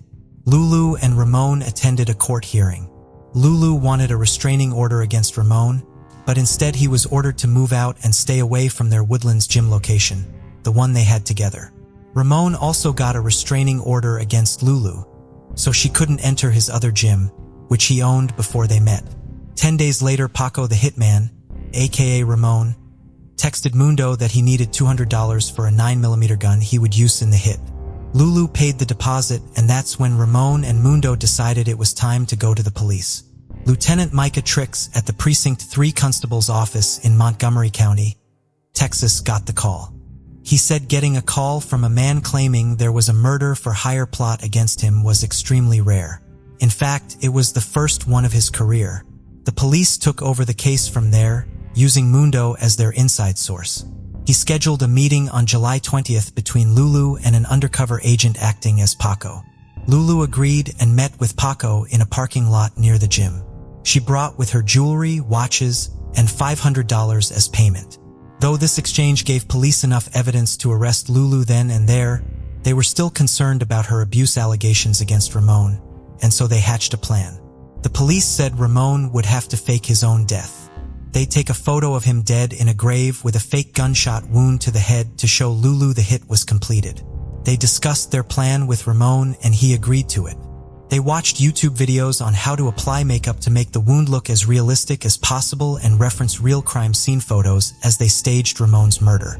They placed Ramon in a grave in a rural location with his hands bound behind him, wearing nothing but his underwear. Then, they covered him in more blood and dirt before snapping their photos. At that moment, Ramon remembered thinking, "I cannot believe this, I cannot believe what I'm doing. This is what Lulu wanted right here. This is what she wanted." On July 23, 2015, the police arranged a second meeting between Lulu and Paco to show her the photo evidence and receive payment. The chilling interaction was captured on video by police and included footage of Lulu laughing. The chilling interaction was captured on video by police and included footage of Lulu laughing after seeing the photo of her supposed murdered husband. The next day, the police went to the gym Lulu was working at to inquire about her missing husband. They asked her about Ramon's whereabouts, but she said she hadn't seen or talked to him due to their ongoing divorce. The police then placed her under arrest, and she was charged with solicitation of capital murder. While Lulu awaited trial, her assault charges against Ramon were dismissed. She also agreed to her divorce settlement, which gave Ramon both gyms and their house. In October of 2016, 41-year-old Lulu Durantes pleaded guilty to reduced charge of second-degree solicitation of murder, avoiding a trial and possible life sentence. She was given 20 years in state prison. Before we proceed, I've got an exciting surprise for you. We've launched a brand new channel dedicated to intriguing content such as old historical mysteries, cold cases, and particularly chilling horror stories perfect for bedtime. Drop a comment letting us know if you're a fan of horror stories or not. You can find the link in the description below. Let's find out who will be the first to explore it. Alright, let's dive back into the video. In 2004, Noella Rakandu moved from Burundi, East Africa to Melbourne, Australia as a refugee to begin a new chapter with her 5 children. During her relocation, she encountered Balanga Kalala, a Congolese refugee. Kalala, a forklift operator, had lost his wife and children to a rebel army in Congo before arriving in Australia. They shared a social worker who asked Kalala to translate for Noella, as they both spoke Swahili. They soon fell in love and married. Over the years, they had 3 more children together. Then Kalala began to suspect Noella was cheating on him, though his accusations were never proven. He was convinced, though, and wanted to have her killed, so he devised a plan. In January of 2015, Noella was back in Burundi for her stepmother's funeral. She was staying at a hotel and got a call from her husband. She walked outside and was immediately confronted by an armed man who directed her to get into a vehicle there.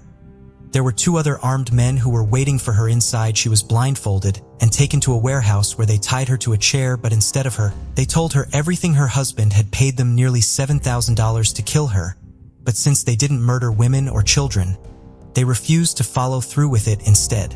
The kidnappers were just going to tell Kalala that they killed Noella and she could, and they'd keep the money. At first, she didn't believe their claims about her husband.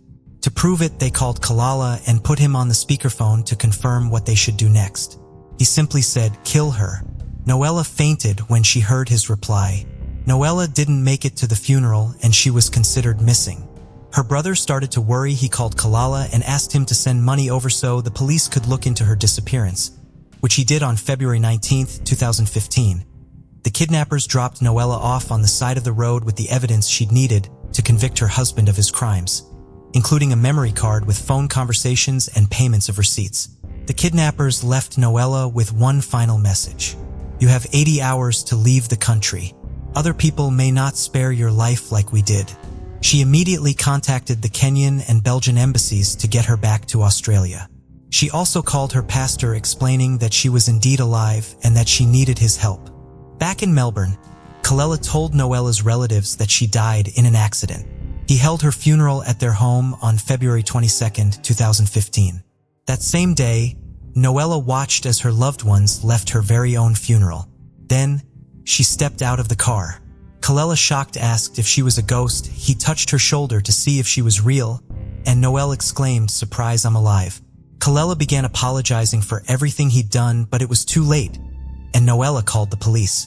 The police obtained a court order against Kalala and secretly recorded him admitting to Noella that he'd ordered the hit on her. The police arrested Kalala, who first denied his part in the murder for hire, only to confess after they played the recording. Kalala was charged with incitement to murder on December 11, 2015 and sentenced to 9 years in prison.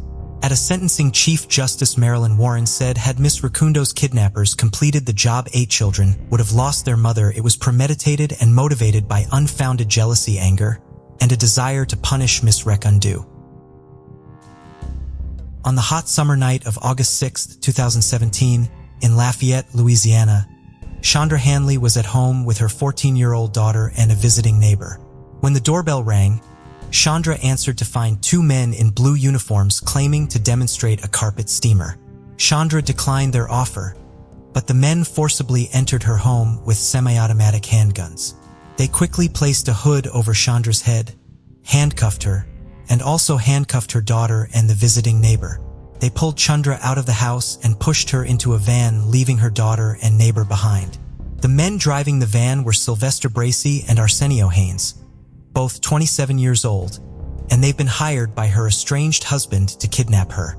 Her husband, 53-year-old Lawrence Hanley, was a business executive from Lafayette who'd become a millionaire by the time he was 30. He ran a software and vitamin business and was chief executive of a drug treatment center that sold in a $21 million deal in 2015. He himself had battled with alcoholism, which he blamed on his immense fortune. Shonda and Hanley had married in 2006. 10 years later, they were filing restraining orders against each other due to abusive incidents. Hanley filed for divorce and accused Chandra of attacking him, threatening him, and hiring a hitman to kill him. Chandra was charged with 2 domestic violence allegations. Shonda accused Hanley of tracking her phone, accessing her emails, installing spyware on her computer, and sending her threatening messages. During their divorce, Hanley constantly threatened Shonda, allegedly telling her that Armageddon was coming. At one point, Shonda had lived in security at her house due to her ex-husband's threats. "I knew he was coming to get me." She said it was around this time that Hanley began planning his kidnapping. His lawyer said Hanley had been using methamphetamine and cocaine for days beforehand, and that he planned to rescue Chandra from the kidnappers so he could be seen as a hero and win her back. To pull it off, he needed hitmen. Enter Bracey and Haynes, both from Mississippi and both with criminal records. He met with them at his family camp near Woodville, Mississippi, which was captured on video surveillance. In the video, Hanley offers to pay the men for the crime in 19 gold bars. Detective Jared Istra obtained a video of Hanley planning the kidnapping along with checklists and evidence of him renting the van and handcuffs used by the kidnappers. During the van ride, the kidnappers threatened, tortured, and abused Chandra. When they hit a traffic jam on Interstate 10, they decided to make their own shortcut and began speeding along the shoulder of the road. That's when they were spotted by an off-duty sheriff's deputy who speculated the vehicle may be stolen and tried to stop it. They began a high-speed chase until the driver drove off the road onto a dead-end street. The kidnappers then abandoned the van with Chandra instead and attempted to flee the scene by jumping into the Intercoastal Canal. The police were unable to locate the men until less than a day later, when their bodies in July of 2021. He pleaded guilty to 2 counts of second-degree kidnapping and 1 count of attempted second-degree kidnapping. He faced up to 35 years in prison. Hanley originally pleaded not guilty by reason of insanity, which was disallowed after he was determined to be mentally competent enough to stand trial. Since he entered a plea deal, he avoided an aggravated kidnapping charge, which would have landed him a life sentence. Before we continue, 90% of you haven't subscribed to our channel, so if you like this video, please subscribe. It motivates us to make more content for you. Okay, let's continue. Nancy Mitchell and her husband, Joe, were the managers of the Beach Motor in near Lake Ontario in Hamilton, Ontario. On the evening of October 17, 1990, Joe was slipping through the channels on his television at the motel, eventually stopping on a channel showing he had never seen before called Unsolved Mysteries. A photograph of a woman appeared on the screen, and Joe was shocked when he realized that he recognized her. He called Nancy over, and she could immediately identify the woman as well without any prompting from Joe. Then a picture of a man appeared on the screen, and the Mitchells recognized him as well, as he was the man who was staying with the woman whose picture they had just recognized. The couple was wanted by police according to the program. They had checked into the motel as Mr. and Mrs. Fred Smith and had been staying in room 12 of the motel since September 10th. Nancy and Joe were not particularly fond of them, despite the fact that they very rarely left their room. Personally, I didn't like them. There was something about them, Nancy would later tell the Baltimore Evening Sun. Joe had difficulty getting them to pay for their room each week, and they were a week behind on their payments. Nancy and Joe called the authorities immediately, and an emergency response team was quickly dispatched to the motel. When they entered room 12, however, no one was there, and the room had apparently been abandoned. Witnesses were quickly located, who reported seeing the couple getting into a taxi. After contacting local taxi services, authorities located a driver who reported taking the couple to the Red Rose Motel, roughly 6 miles away. The couple was apprehended by authorities at their room there at 3:20 a.m. on October 18th, just hours after Joe and Nancy Mitchell saw them on television during the first broadcast of the episode of Unsolved Mysteries that featured them. They did not know that they had been on the show and said that the timing of their departure from the Beach Motor Inn had been purely coincidental. It may have had something to do with the $140 they owed the motel. The couple was 46-year-old Sandra K. Beeman and 30-year-old Edgar Eugene Kearns. They were wanted by police because Edgar had recently escaped from Allegheny County Jail in Cumberland, Maryland, where he had been one of just 2 maximum security prisoners, and K. Beeman had been a correctional officer. Kay was a former beautician who had worked at the jail since 1980 and worked the midnight to 8 a.m. shift. On August 29, 1990, at 2:27 a.m., Edgar Kearns had entered the office where Correctional Officer Michelle had been reviewing medical charts. There were 2 other guards on shift with her at the time. One of them had gone out for the shift's nightly snack run at a nearby convenience store, and the other, Kay Beeman, was out on patrol making the routine inmate verification. Edgar had a hard object inside of a sock in his hand, and Michelle feared it was a weapon. He told her she would be coming with him, but she was able to run into a nearby employee bathroom and lock the door. She soon heard a series of noises at the door controls that indicated that someone had left the jail. One inmate had not in his cell at the time because he had been allowed to study for his upcoming GED exam at a counter near where Michelle had been stationed. He knocked on the bathroom door and let Michelle know that he had seen Edgar and his cellmate, James Barnes, leave the prison. He also said that they had taken Kay Beeman with them and that James's arm had been around her neck as though she was being taken against her will. Michelle immediately notified the sheriff's office of the escape. While it was initially assumed that Kay Beeman had been taken by the two escaping prisoners as a hostage, it quickly became obvious that she had actually participated in the escape. Kay called her 21-year-old daughter shortly after the escape, telling her that she was safe and that she was with one of the escaped inmates. The theory would be confirmed on September 2nd, for days after the escape, when James Barnes apprehended in his hometown in West Virginia. He informed authorities that Kay had in fact aided in the escape. She had smuggled hacksaw blades into the facility so that the two prisoners could exit their cell by sawing through the bars. But when this did not work, Kay had to let them out of the cell using her keys. James also told authorities that Kay had participated in the escape because she was in a romantic relationship with Edgar Kearns. This would not be the first relationship Kay had with an inmate. By her own admission, she had previously dated two men she met while they were being held at the jail. She had also been set to marry a man she met while he was an inmate just 4 days before the escape. Kay had first met 33-year-old Thomas Bowman while he was being held in the Allegheny County Jail in 1989 on a breaking and entering charge and developed a romantic relationship with him. He was transferred to the Maryland Correctional Institution at Hagerstown that November, but Kay wrote letters to him and visited him there twice a week without fail. They planned to marry on August 25, 1990. Kay obtained a copy of Thomas's birth certificate so they could be issued a marriage license and purchased their wedding bands, while Thomas made arrangements for a minister and with the prison for the ceremony. However, Kay never showed up for her wedding. It took some time for Thomas to get a hold of her over the phone, but when he finally did, she told him that she no longer wanted to have anything to do with him. She would claim after her arrest that she had only agreed to marry Thomas out of sympathy. "I love this woman," Thomas would later tell the Baltimore Sun. "This had been the first woman who stuck by me. She met me in jail and stuck with me. I still love her, and that's the worst part about it." According to her friends and family, Kay had been greatly unhappy with her life. While Kay had no criminal record, at least one of her friends was surprised that the chronically unhappy Kay had seized an opportunity to run away and leave everything she had behind. Kay was divorced and lived with her 2 adult children, neither of whom she got along with, in a mobile home. She struggled to stay current on her bills and was resentful of the sheriff's office with which she worked closely. Just before the escape, Kay told a friend that it would not be long before she was free. The friend did not understand what she meant until she heard about the prison break. Authorities in Canada had Kay and Edgar deported, and they were driven from Buffalo, New York back to Maryland. According to the officers who made the drive with them, the couple did appear to genuinely have feelings for one another, and they laughed and giggled for most of the drive. Kay and Edgar appeared in district court on October 30th and were as physically affectionate as they could be, given their restraints, in front of the waiting reporters, kissing several times for the cameras.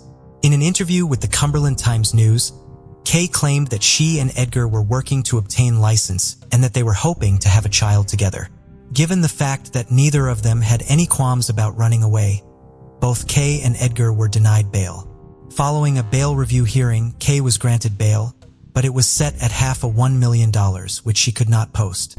Kay was initially held at her former place of employment but was transferred to another facility to avoid making her former co-workers uncomfortable. James Barnes was sentenced to 8 years for the escape and related charges, which he will not begin serving until after he completes a 50-year prison term in Virginia for rape and kidnapping. Edgar Kearns was sentenced to 6 years of the charges he faced in Allegheny County for writing bad checks and faced similar charges in Virginia, in addition to that stemmed from the escape. He had previously been charged with the attempted murder and kidnapping of his former girlfriend and her daughter, but those charges were dropped when the girlfriend decided not to testify. Kay Beeman entered an Alford plea to the charges against her on March 27, 1991, and sentenced to 10 years, with half of that sentence to be suspended. Subsequent of Unsolved Mysteries state in an update that after they were both released from custody, Kay and Edgar lived together until Kay's death in 2002, but no mention of Edgar is made in her obituary. Kay passed away on January 23, 2002 following a long illness at a hospital in Ocala, Florida, where she had moved a year earlier to live with her sister. 8-year-old Mariah Martinez was the oldest of 3 children. She and her siblings lived with their mother, 27-year-old Amanda Martinez, in Lubbock, Texas. On October 6, 2016, Mariah's brother, 5-year-old Jeremiah, spoke with Child Protective Services while he was at school. He told the social worker that his mother had gotten into an argument with her boyfriend, who had then punched Jeremiah in the nose. Jeremiah also reported that the boyfriend had threatened to kill Jeremiah and his entire family by driving them into a pond. CPS was further concerned when Jeremiah told them that his family had been living with his 45-year-old maternal grandfather, who was a registered sex offender, with a 2002 conviction for aggravated sexual assault. On October 17th, the school contacted CPS again because both Mariah and Jeremiah had not been in school in a week. That same day, their mother, Amanda, was given a drug test and tested positive for methamphetamine. The Texas Department of Family and Protective Services obtained a court order removing Mariah, Jeremiah, and their 2-year-old sister, Leah Maya, from their parents' custody and placing them in the custody of the state. However, when officials from CPS went to enforce the order and collect the children at their home, they and their mother Amanda were gone. Law enforcement was notified and missing persons reports were filled out on the 3 children. Amanda Martinez was located and arrested on November 1st. She told authorities that her children were with an uncle in New Mexico, but investigators who followed up on the statement found that they were not. Amanda was released. On November 30th, the state of Texas issued a capious calling for the arrest of both Amanda and her mother, 44-year-old Deanna Martinez, each on a charge of interference with child custody, a state felony. Investigators believed that Deanna, who had her own history with CPS stemming from a 2006 investigation, helped take and hide the children in violation of their court-approved custody orders. She was arrested in Albuquerque, where she lived, and transferred to the Lubbock County Detention Center on December 30th. Amanda Martinez would remain free for a few more weeks. On January 17, 2017, police received a report that Amanda had returned to Lubbock and had dropped off her children at the home of one of her relatives in the 8900 block of University Avenue. Officers arrived on the scene and placed Amanda under arrest for the interference with child custody charge. Both Jeremiah and Nehemiah were found in the home, but Mariah was not there. Amanda refused to tell authorities where Mariah was, what had happened to her, or why she was no longer with her brother and sister. In April, Amanda pleaded no contest to the felony charge and was prohibited from having contact with her children for 3 years. She further was subjected to a curfew, had to perform 120 hours of community service, could not patronize any establishment that sold alcohol, agree to DNA testing, and attend substance abuse treatment. Since Mariah's mother would not help locate her, authorities turned to the community for help. On March 23, 2018, Mariah's case was featured in a segment on A&E show Live PD. The segment featured Angeline Hartman from the National Center for Missing and Exploited Children. Pictures of Mariah and the details surrounding her disappearance were featured, and while Mariah went missing from Texas, viewers were advised that her family also had ties in New Mexico. It would be this connection to New Mexico that would ultimately help find Mariah. After seeing Mariah's story on the show, a viewer who recognized her called in a tip, reporting a sighting of her in Albuquerque.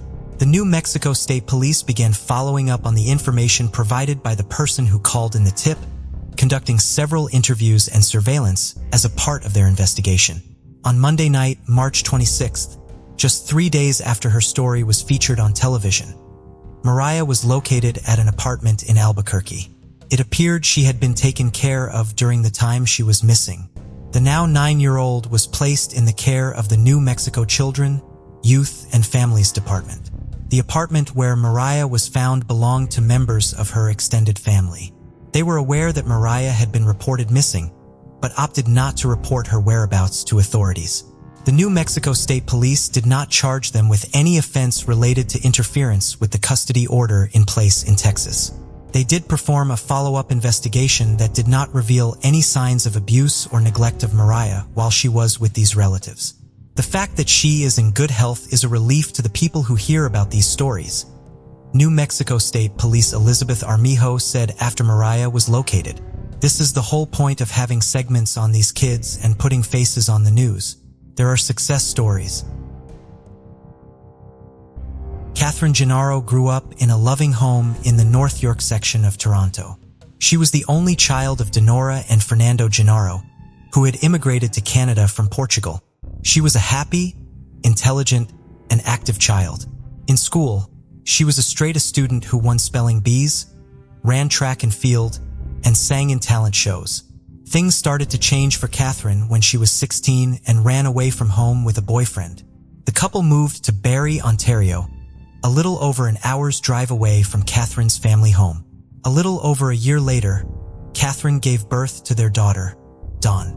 Catherine and her boyfriend separated late in the summer of 1993 when Dawn was 1. After the separation, Catherine and Dawn moved into a basement apartment on Dunlop Street West in Barrie. Catherine's parents asked her to move back home with them, but she turned down the offer, telling them that she wanted to stay in Barrie to be close to her friends. Those friends may not have been worth staying in town for. According to Catherine's cousin, Rex Marrow, she had fallen in with the wrong crowd following her separation from her boyfriend. While Catherine would always help others who were going through a difficult time, she could not help herself. Catherine was very active in Barrie's bar scene and was out drinking on Sunday, October 9th, 1994, staying out until the early morning hours of October 10th, which was Thanksgiving in Canada that year. She went out to bars in downtown Barrie before inviting several of the people she had met at the bars back to her apartment. Just before 8 o'clock on Monday night, October 10th, 20-year-old Catherine's body was discovered on the floor of her apartment surrounded by blood by some of her friends. Her autopsy would find that she had died of multiple stab wounds and had sustained several scratches to her face. Dawn was thankfully not at the apartment at the time of the murder. As she was spending the holiday weekend with her grandparents, she remained in their care after her mother's death. The Barrie Police Service originally led the investigation into Catherine's murder, receiving support from the Ontario Provincial Police's Forensic Identification Bureau. Physical evidence was collected and sent to the Centre for Forensic Sciences in Toronto and to a private lab. Numerous interviews were conducted. Catherine had ties to the local drug trade, and the theory in the case was that robbery had been the motive for the murder. Catherine's telephone had been ripped from the wall and was missing from her apartment, leading authorities to speculate that her killer may have taken it because their contact information was stored in the phone's memory. The phone was eventually discovered in a creek near Catherine's apartment building. While the memory was somehow still intact, it did not reveal any important information. Police identified 6 suspects they believed participated in or had knowledge of the crime, but could not prove that any one of them was Catherine's killer. In October of 1999, the case was turned over to the Ontario Provincial Police so that they could use an unspecified investigative technique in the case that the Barrie Police Service did not have access to. This technique was never able to identify Catherine's killer, and the case was transferred back to the Barrie Police Service in February of 2012. While decades passed without an arrest in the case, this was not because of a lack of effort from the police in Barrie. Experts in various scientific and law enforcement fields in both Canada and the United States were consulted on the evidence in the case. More than 350 witnesses were interviewed as part of the investigation. In 2014, Barrie Police Detective Rob Gravel stated that he believed he knew the identity of the killer. He claimed that the man was local and that he was keeping tabs on him. He hoped that he was close to finally being able to make an arrest in the case. 2 men were under police surveillance in connection with the case at the time. Police optimism in the case was largely due to continuing improvements in DNA technology. DNA had been found at the crime scene, but the various sources of it had become mixed. Technology was advancing to the point where they hoped the different profiles could be isolated and separately identified. Police held a press conference in October 2014 following the 20th anniversary of Catherine's murder, discussing their ongoing investigation. Catherine's daughter, Dawn Nelson, was present at the press conference, but Catherine's parents, Donora and Fernando, were absent as they had both passed away. Their daughter's death was devastating to them, and they both became extremely depressed following it. Later in their lives, they both developed cancer. Genora died in May of 2012, and Fernando died in January of 2014. They're both in a better place right now, reunited with my mother, but it was a tough way to get there. Catherine's then 22-year-old daughter, Dawn, said at the press conference, "Now I stand alone, holding on to the hope that there will be justice in my mother's case. I hope to one day have closure to what has caused me so much pain. It will be more than another 6 years before that day finally came." On January 13th, 2021, 58-year-old Robert Bruce McQueen was arrested in the south end of Barrie and charged with Catherine's murder. The name Robert Bruce McQueen was not necessarily well known in Barrie, but his alias, Bruce Ellis, was. He had begun using his stepfather's last name of Ellis rather than his birth name of McQueen following his mother's remarriage when he was young.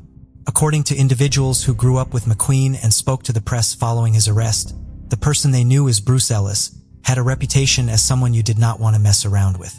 He was a tough guy, prone to violence, who never finished high school because he was in and out of jail so frequently.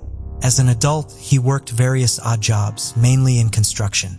Due to the ongoing legal case against McQueen, many specific details about the evidence against him have not yet been released to the public. According to police, McQueen's arrest was made following a tip about him they received in 2019. It has been revealed if DNA or any other physical evidence ties him to the murder. Police say that Catherine and McQueen knew each other, but have not provided further details on what their relationship was. It is unclear if McQueen was one of the original 6 suspects identified in the case or one of the 2 men under surveillance in 2014. Barrie Police Communications Coordinator, Peter Leon, has only specified that McQueen was known to investigators. Due to the pandemic, McQueen's first 2 court appearances on January 14, 2021 have been held via video conference. At his second appearance, he said he did not yet have a lawyer to represent him, but believed he would have one secured by the end of that day. His next court appearance is scheduled for January 28th. The first-degree murder charge against McQueen has not yet been proven in a court of law. Following McQueen's arrest for her mother's murder, Dawn Nelson released a statement through the Barrie Police Service. "I want to thank those who never gave up hope in looking for my mother's murderer," she said in it. "I wish my grandparents, Donora and Fernando Gennaro, were alive to see this day. Grief is the most familiar feeling to me. Closure on my mother's case will help to finally bring me some peace." On July 5, 1966, around 2 p.m., a young couple entered Roper's Motel in Pecos, Texas, some 200 miles east of El Paso.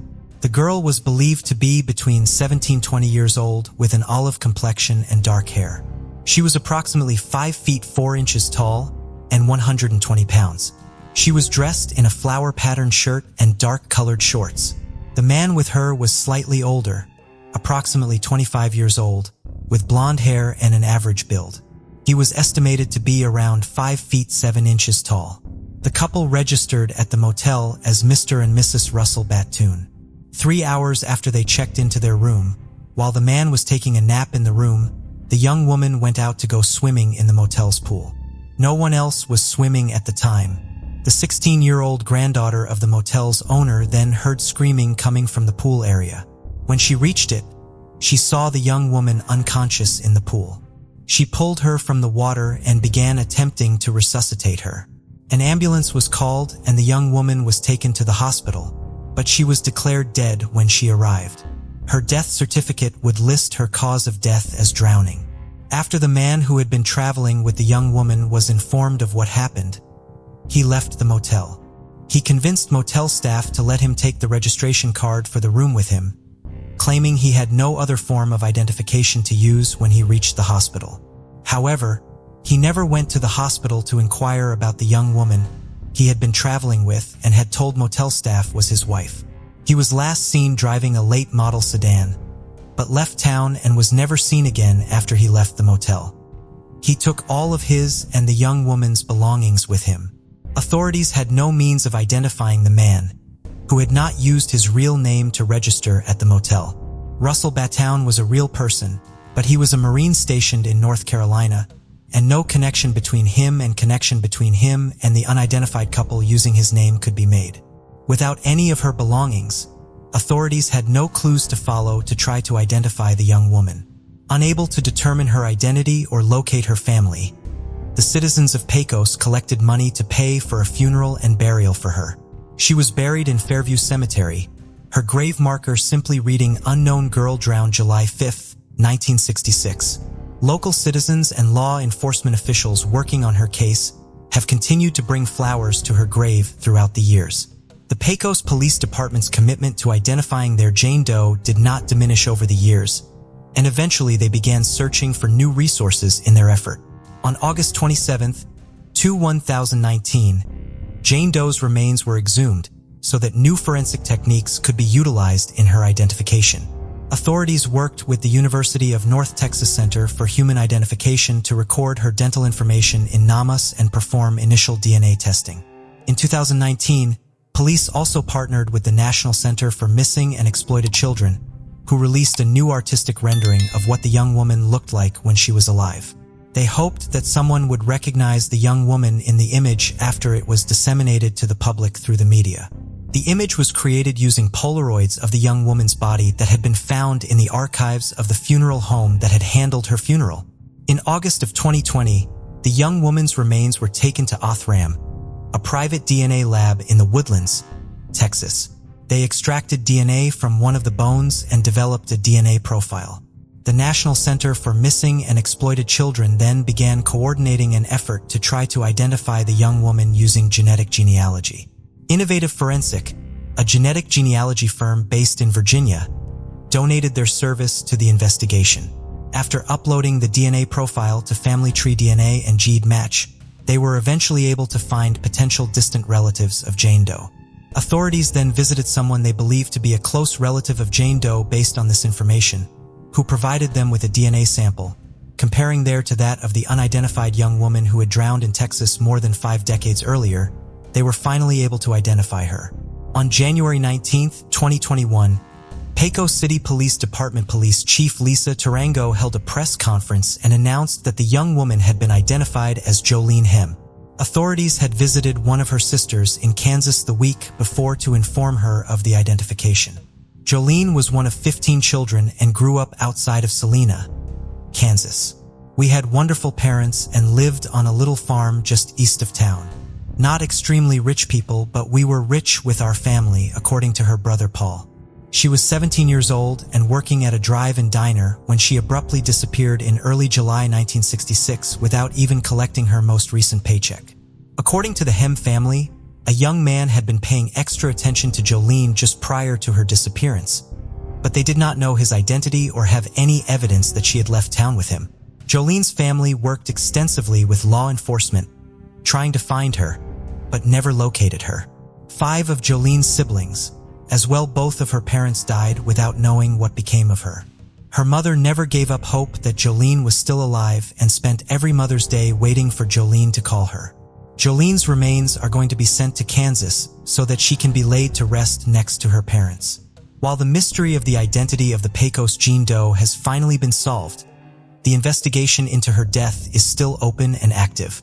While she may have drowned accidentally, circumstances Jolene's autopsy file, which could contain important information. Locate Jolene's autopsy file, which could contain important information about any injuries she may have sustained. They particularly hope to be able to identify and speak with the man who was traveling with Jolene so they can learn more about the circumstances that brought her to Texas and surrounding her death.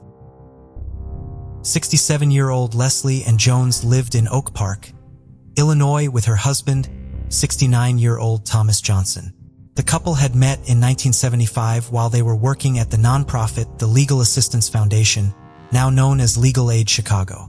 Leslie and Tom were both graduates of Harvard Law School and partners at the law firm Johnson, Jones, Snelling, Gilbert and Davis, which Tom founded in 1984. Tom received his bachelor's degree from American University, and Leslie held a bachelor's degree in economics from Yale University, as well as an MBA from the University of Chicago. Leslie was a supporter of the arts and had many art-related hobbies, including knitting, ink painting, and screen printing. She taught an ethics class at Northwestern University and specialized in healthcare, civil rights, and real estate law at the firm.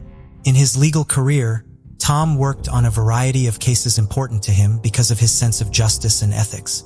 He had fought for and secured compensation for minors suffering from black lung disease, worked for bail reform in Cook County, and spent decades working for fair and affordable housing in the Chicago area. He was also very involved with politics, serving as chief counsel for several mayoral campaigns.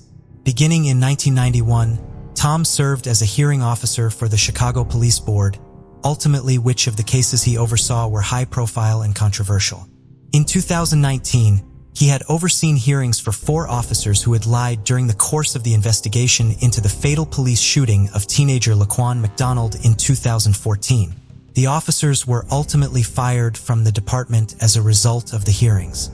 Both Leslie and Tom were dedicated supporters of civil rights causes who spend much of their professional and personal lives working for the disadvantaged. They were also actively involved in various charities.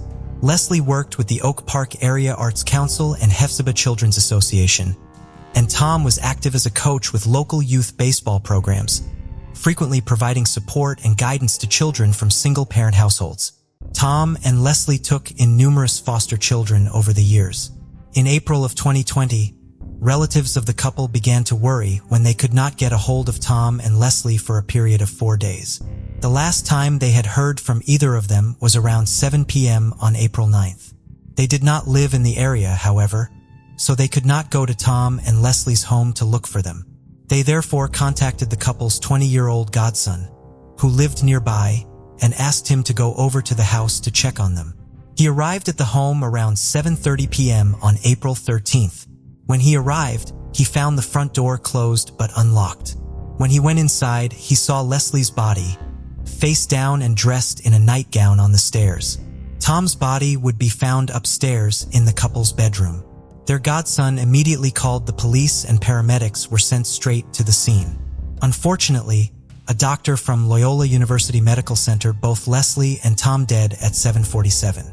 The couple left behind 4 adult sons. Their autopsies would show that Leslie and Tom had both been stabbed to death. Leslie had been stabbed 34 times in her head, chest, shoulder, and arms, and Tom had been stabbed 17 times in his head, neck, and shoulders. It appeared as though the attack began upstairs in the couple's bedroom, and Leslie had attempted to escape before being caught by the killer. Leslie and Tom's dog was found wounded but alive in the home. According to authorities, paw prints from the dog and footprints from the offender were visible in blood inside the house. There were no signs of forced entry.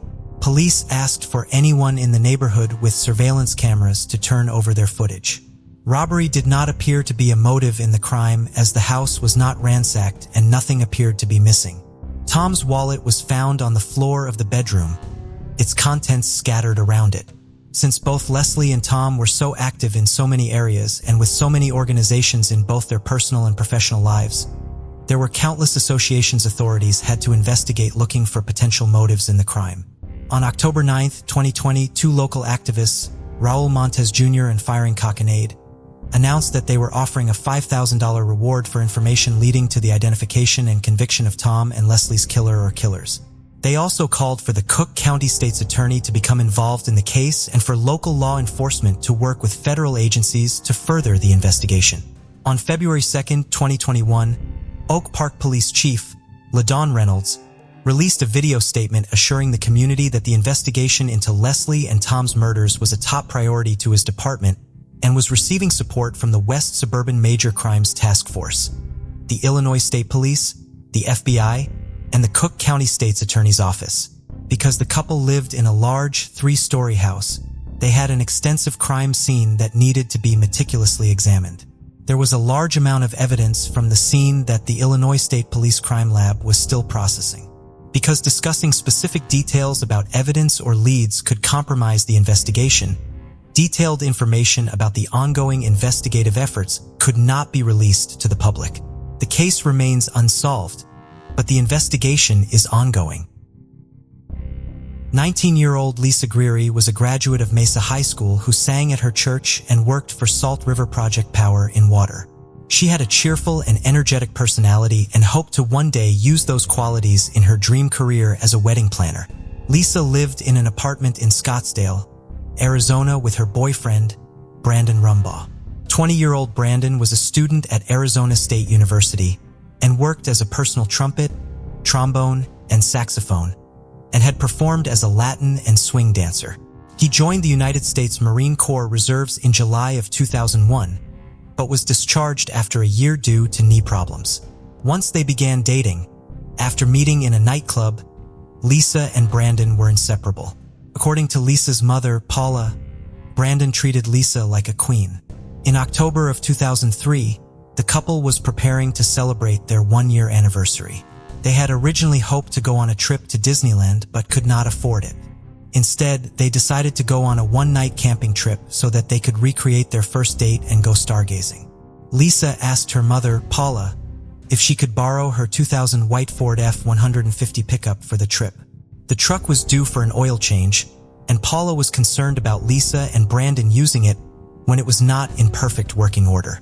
She was also concerned about the trip because Lisa had never been camping before, but ultimately decided to let the couple borrow the vehicle. Lisa's father had died of cancer, and her uncle Mike had helped raise her. Lisa asked her mother not to tell Mike about the camping trip because she knew he would also be worried about her safety. On October 17, 2003, Brandon and Lisa left for their overnight trip. When Lisa picked the truck up from her mother, Paula gave her a hug and told her to be careful. She reminded Lisa to take extra blankets and told her she could call her if she needed anything. The trip was only going to be for one night because Brandon was scheduled to work on Saturday, 18th.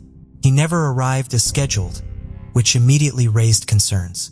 Brandon and Lisa's loved ones were not sure of the exact spot where they were planning to spend the night and began searching potential camping locations. On Sunday, October 19th, a group of their friends located the Waite pickup truck in a secluded dirt parking lot on Bumblebee Road near Bumblebee Camp, 2 miles from Interstate 17, north of Phoenix. Lisa and Brandon's bodies were in their sleeping bags in the bed of the truck. They had both been shot multiple times with bullets from a .25 caliber handgun, a relatively uncommon weapon. Based on their positions when they were found, it appeared Brandon had been killed first while he was sleeping. The shots may have woken up Lisa, but she did not have a chance to move very much before she was shot. According to authorities, drugs and alcohol were not involved in the case, and there were no signs of sexual assault. They ruled out robbery as a motive. A video the couple had taken with them was missing from the scene, with its carrying case left behind. Potential personal motives that could have led to Brandon and Lisa being targeted by their killer were explored early on in the investigation. Authorities followed up on reports of Brandon having an argument with a middle-aged man outside of the apartment he shared with Lisa the day before they left on their trip. Lisa's uncle Mike was suspicious of one of the young men who located Lisa's bodies. The young man had been romantically interested in Lisa. Mike tried to go speak with this young man, but learned while he was driving to his home that he had left town. He moved to Washington and authorities there administered a polygraph, which he passed. Lisa's family felt authorities were too quick to stop investigating this young man following the polygraph, but according to Yavapai County Sheriff's Lieutenant Frank Barbaro, it was just authorities in Washington who considered the man cleared. He says he would not clear someone based solely on the results of a polygraph and will not be clearing anyone of involvement in the case until it is solved. Deborah West, a cold case volunteer with the Yavapai County Sheriff's Office, has been working on Lisa and Brandon's case, and she is starting to believe in the possibility that Brandon and Lisa did not know their killer. She bases this opinion largely on a similar crime committed in the same area a short time after Brandon and Lisa were killed. 6 months after their murders, 2 men were shot to death while they were camping just a few minutes away from where Brandon and Lisa had been murdered. The killer stole their pickup truck. He was eventually located in Colorado, but took his own life. Deborah West believes this individual could have been trying to steal the white pickup truck when he was surprised by Brandon and Lisa sleeping in its bed and killed them in a panic. By 2019, there was a renewed effort in the case. Witnesses were re-interviewed and testing was performed to look for DNA on several pieces of evidence, including the pants Brandon had been wearing, in case the killer went through his pockets. Also in 2019, authorities released pictures from a disposable camera found near the pickup truck. It had been found amongst some rocks, as though it had been thrown away from the vehicle. It was damaged, but several photographs were developed from it. The final 2 photographs taken with the camera were of Lisa and Brandon sitting in the bed of the truck. Earlier images on the camera were blurry, but included one of fluorescent light fixture inside of a building. Authorities do not know where it was taken or where Brandon and Lisa may have been before they parked off of Bumblebee Road for the night. A $10,000 reward is being offered for information in the case. 78-year-old Jon Stewart and his 74-year-old wife, Pansy, were the parents of 3 grown children, a son and 2 daughters, and lived on Foster Drive in Conroe, Texas. They had moved to the property following Jon's retirement from Mobil Oil. Jon loved to fish and maintained a garden on his property. He was also in charge of doing the grocery shopping because Pansy no longer drove. The couple attended church every Sunday and always tried to see the best in people and do their best to help them. In August of 1995, Jon and Pansy fell out of their normal pattern of communication with the rest of their family. Jon Stewart Jr. thought it was strange when his parents did not answer or return his phone calls for a few days, but was not initially alarmed because the couple regularly visited his sisters in Beaumont, Texas, and he assumed they had just made another trip there. On August 22nd, the couple's nephew, Ron Tullos, concerned that he had not heard from his aunt and uncle, went to their home to check on them. He found both of the cars they owned in the garage. When he went inside the house, kitchen cabinets had been flung open and papers were scattered everywhere. In the living room, he found the body of his uncle. He called the police, who located Pansy's body in another area of the house. Police could not immediately determine the date or cause of the couple's deaths because of the state of their remains. Their autopsies would reveal that they had been shot multiple times and had been dead for about a week. Other evidence, like the most recent newspaper found inside of the house and the stack of mail left in the mailbox, also helped place the date of the murders as August 15, 1995. The Stewarts' normal mail carrier knew that they retrieved their mail from the mailbox every day but had been on vacation during the week of the murder, and their substitute did not know to raise the alarm when the mail piled up in the box. The home had been ransacked and several items were missing, including a Rolex watch, numerous pieces of Pansy's jewelry, several guns Jon had collected for display, and Jon's metal ring bearing the emblem of his former employer, Mobil Oil. According to the couple's son, Jon Stewart Jr., they were very trusting and routinely left their doors unlocked despite his objections. Therefore, they may have interrupted a burglary committed at random. However, the tape from their answering machine had also been taken, leading to speculation that they had been killed and robbed by someone who knew them. That individual may have taken the tape because his or her voice was recorded somewhere on it. Jon Sr. and Pansy had expected their son to one day inherit their property so that it will remain in the family. Jon Jr. refused to let their wishes go unfulfilled because of the murder, but could not bring himself to live in the house where his parents had been killed. The house was therefore sold and hauled away to a new location. Jon built a new house and remained on the family property as his parents would have wanted. The Stewart family hired a private investigator, and the case was featured in the local media, but ultimately went cold. In February of 2021, the Montgomery County Sheriff's Office launched their new cold case warm-up initiative in partnership with Clear Channel Outdoor. The initiative will post information about cold cases on 32 digital billboards across 5 counties in Texas. A new case will be featured quarterly. The first case highlighted by the initiative was Jon and Pansy's. Clear Channel Outdoor estimated that the billboards will generate more than 2 million market impressions within the first month they are displayed. Authorities say they have exhausted their leads in the case and hope that the billboards will generate new ones for them to follow up on and hopefully solve the case. "We need closure. My parents need justice," Jon Stewart Jr. said at the announcement of the new initiative. "I just would like one person to say something that would help us solve this." Tanya Van Quellenberg was born on March 7, 1969, in Victoria, British Columbia. Raised in a warm and caring home with her parents, Willem and Jean Van Quellenborg, Tanya had a blissful childhood filled with joy alongside her older brother, John.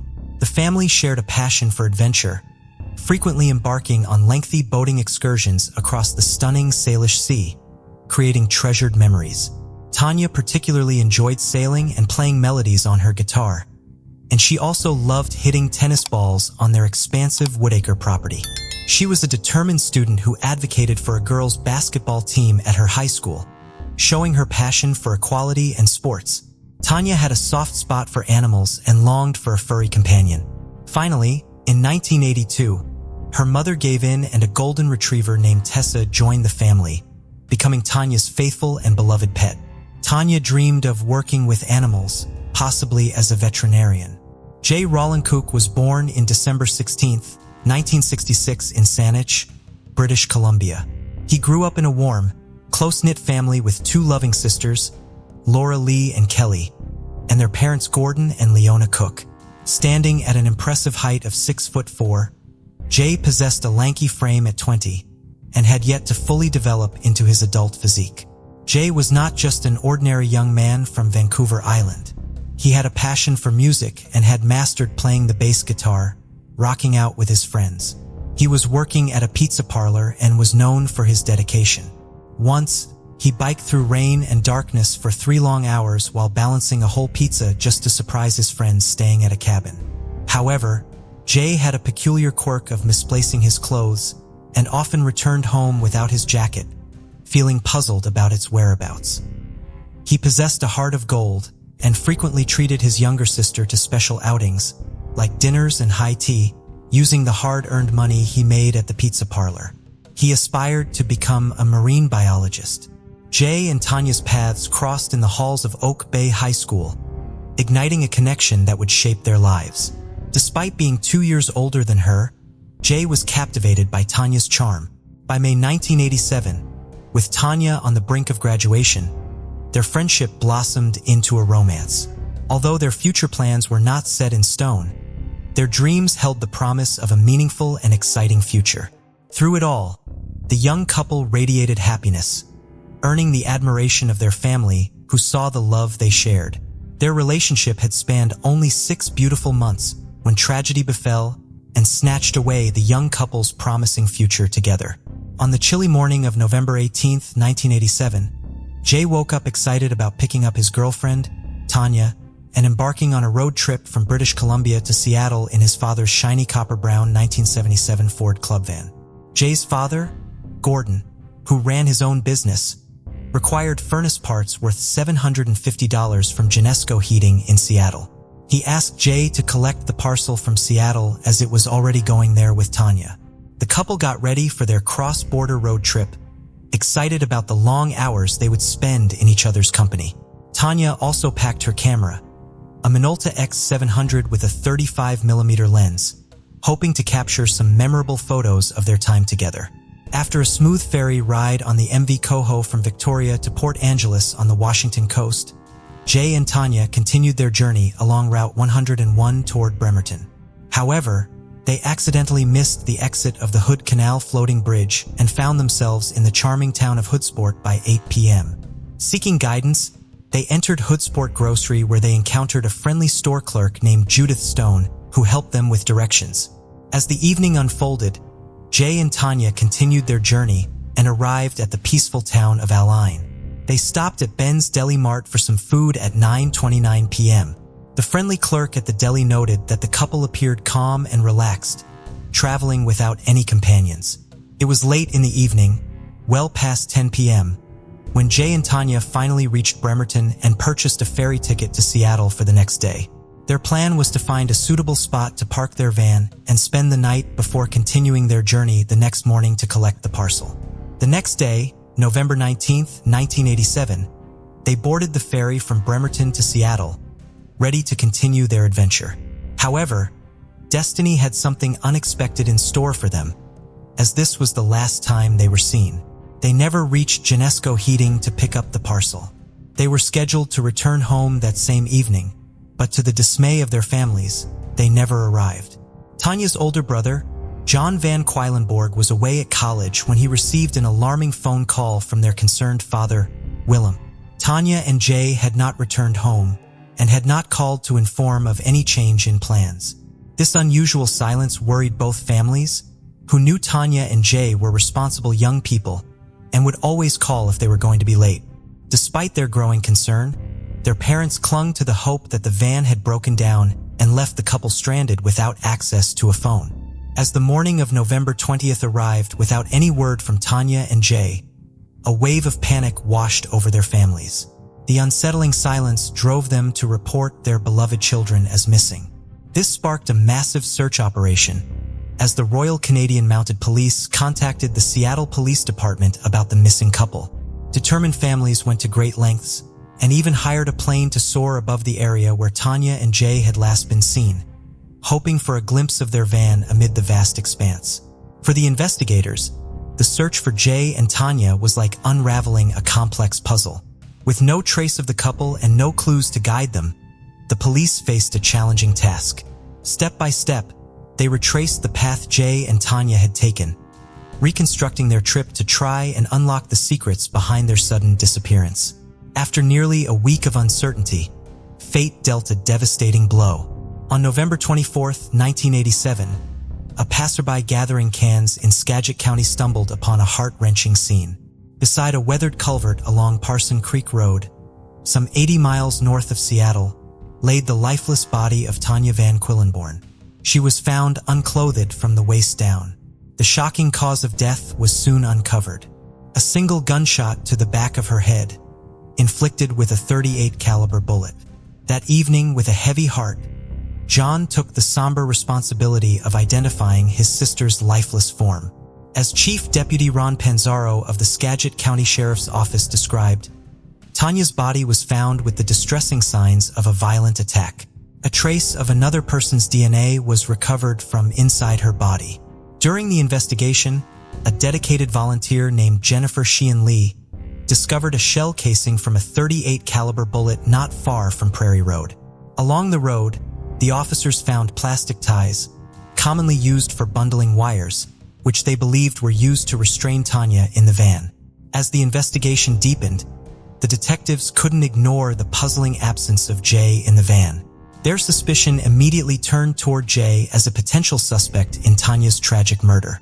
However, both families vehemently disagreed with this notion, as they knew Tanya and Jay were intensely devoted to each other and deeply in love. Their relationship had been filled with joy and had never exhibited any signs of trouble or violence.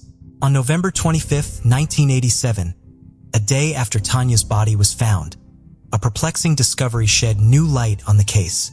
The authorities located Jay's van in a bustling parking lot in downtown Bellingham, in Whatcom County, 90 miles north from Seattle. The detectives scoured the surrounding area and stumbled upon a treasure trove of evidence just 2 blocks away from the van. Tanya's wallet, ID card, driving license, the van's keys, and most importantly, a box of bullets that seemed to be of .38 caliber had been discarded near the Greyhound station in Bellingham, approximately 16 miles from where Tanya's body had been found.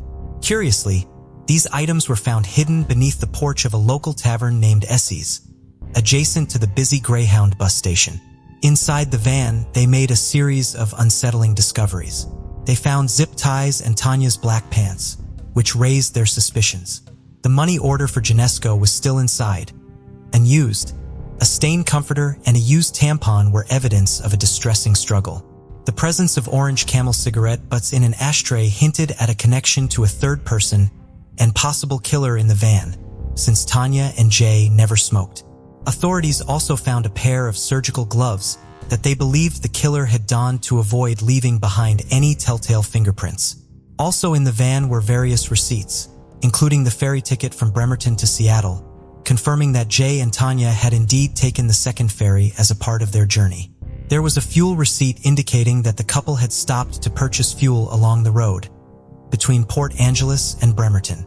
These findings provided valuable clues and helped the investigators piece together the timeline of their travels. However, one significant item was missing: the Minolta X 735mm camera that Tanya had brought along their journey. Tragically, on November 26, 1987, a group of pheasant hunters made a grim discovery.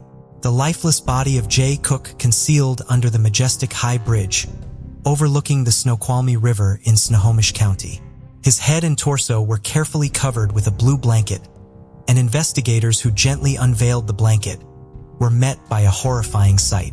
Jay had suffered severe head injuries from a beating, and his life had been cruelly cut short by strangulation with twine tied to 2 vivid red dog collars. On top of that, a pack of Camel lights and some tissues had been forcefully pushed down his throat. Sergeant Robert Bart from the Sammamish County Sheriff's Office noted that Jay's hands had been bound with plastic ties, similar to the ones found near Tanya's body, which is often a sign of an individual with a criminal past. What added to the intrigue was the location where Jay's body had been found, in Monroe Honor Farm, just a few miles away from Monroe Correctional Prison. Detective Jim Scharf of the Sammamish County Sheriff's Office had a sinking feeling that the perpetrator could be a seasoned predator, even a serial killer. The search for the double murder posed a daunting challenge to investigators and forensic scientists. The 4 crime scenes were spread across 3 counties: Saget, Sammamish, and Whatcom. A small glimmer of hope emerged when the bullet casing discovered near Tanya's body was found to match the bullets recovered at the tavern in Bellingham.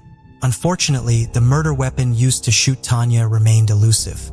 Among the various leads that were found at the crime scene were blood-stained rocks that investigators had meticulously collected from the surrounding grass where Jay's body had been found.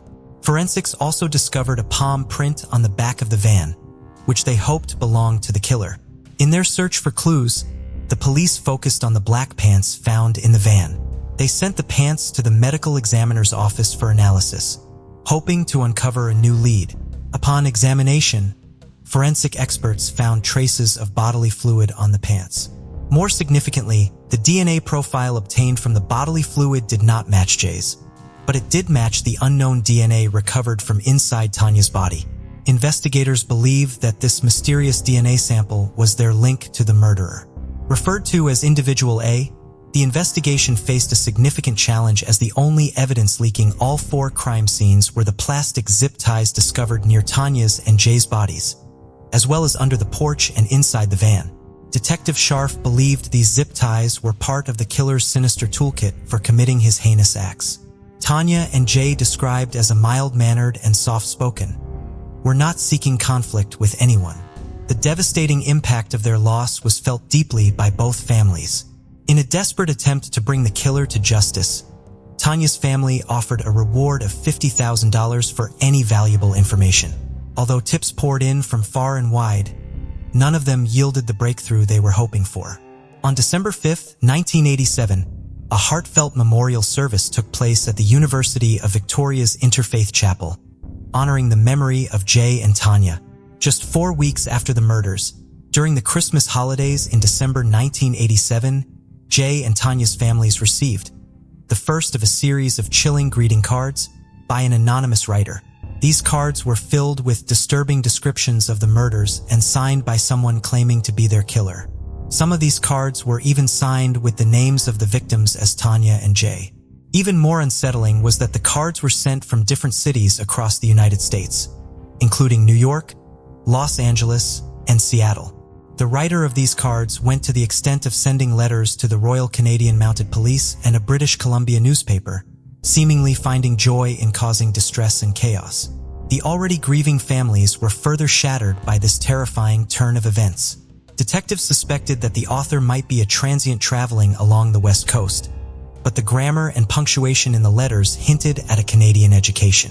Phrases like greetings and salutations and hallelujah, bloody Jesus, caught their attention. As the investigation progressed, authorities worked diligently to collect evidence and conduct DNA tests in the laboratory.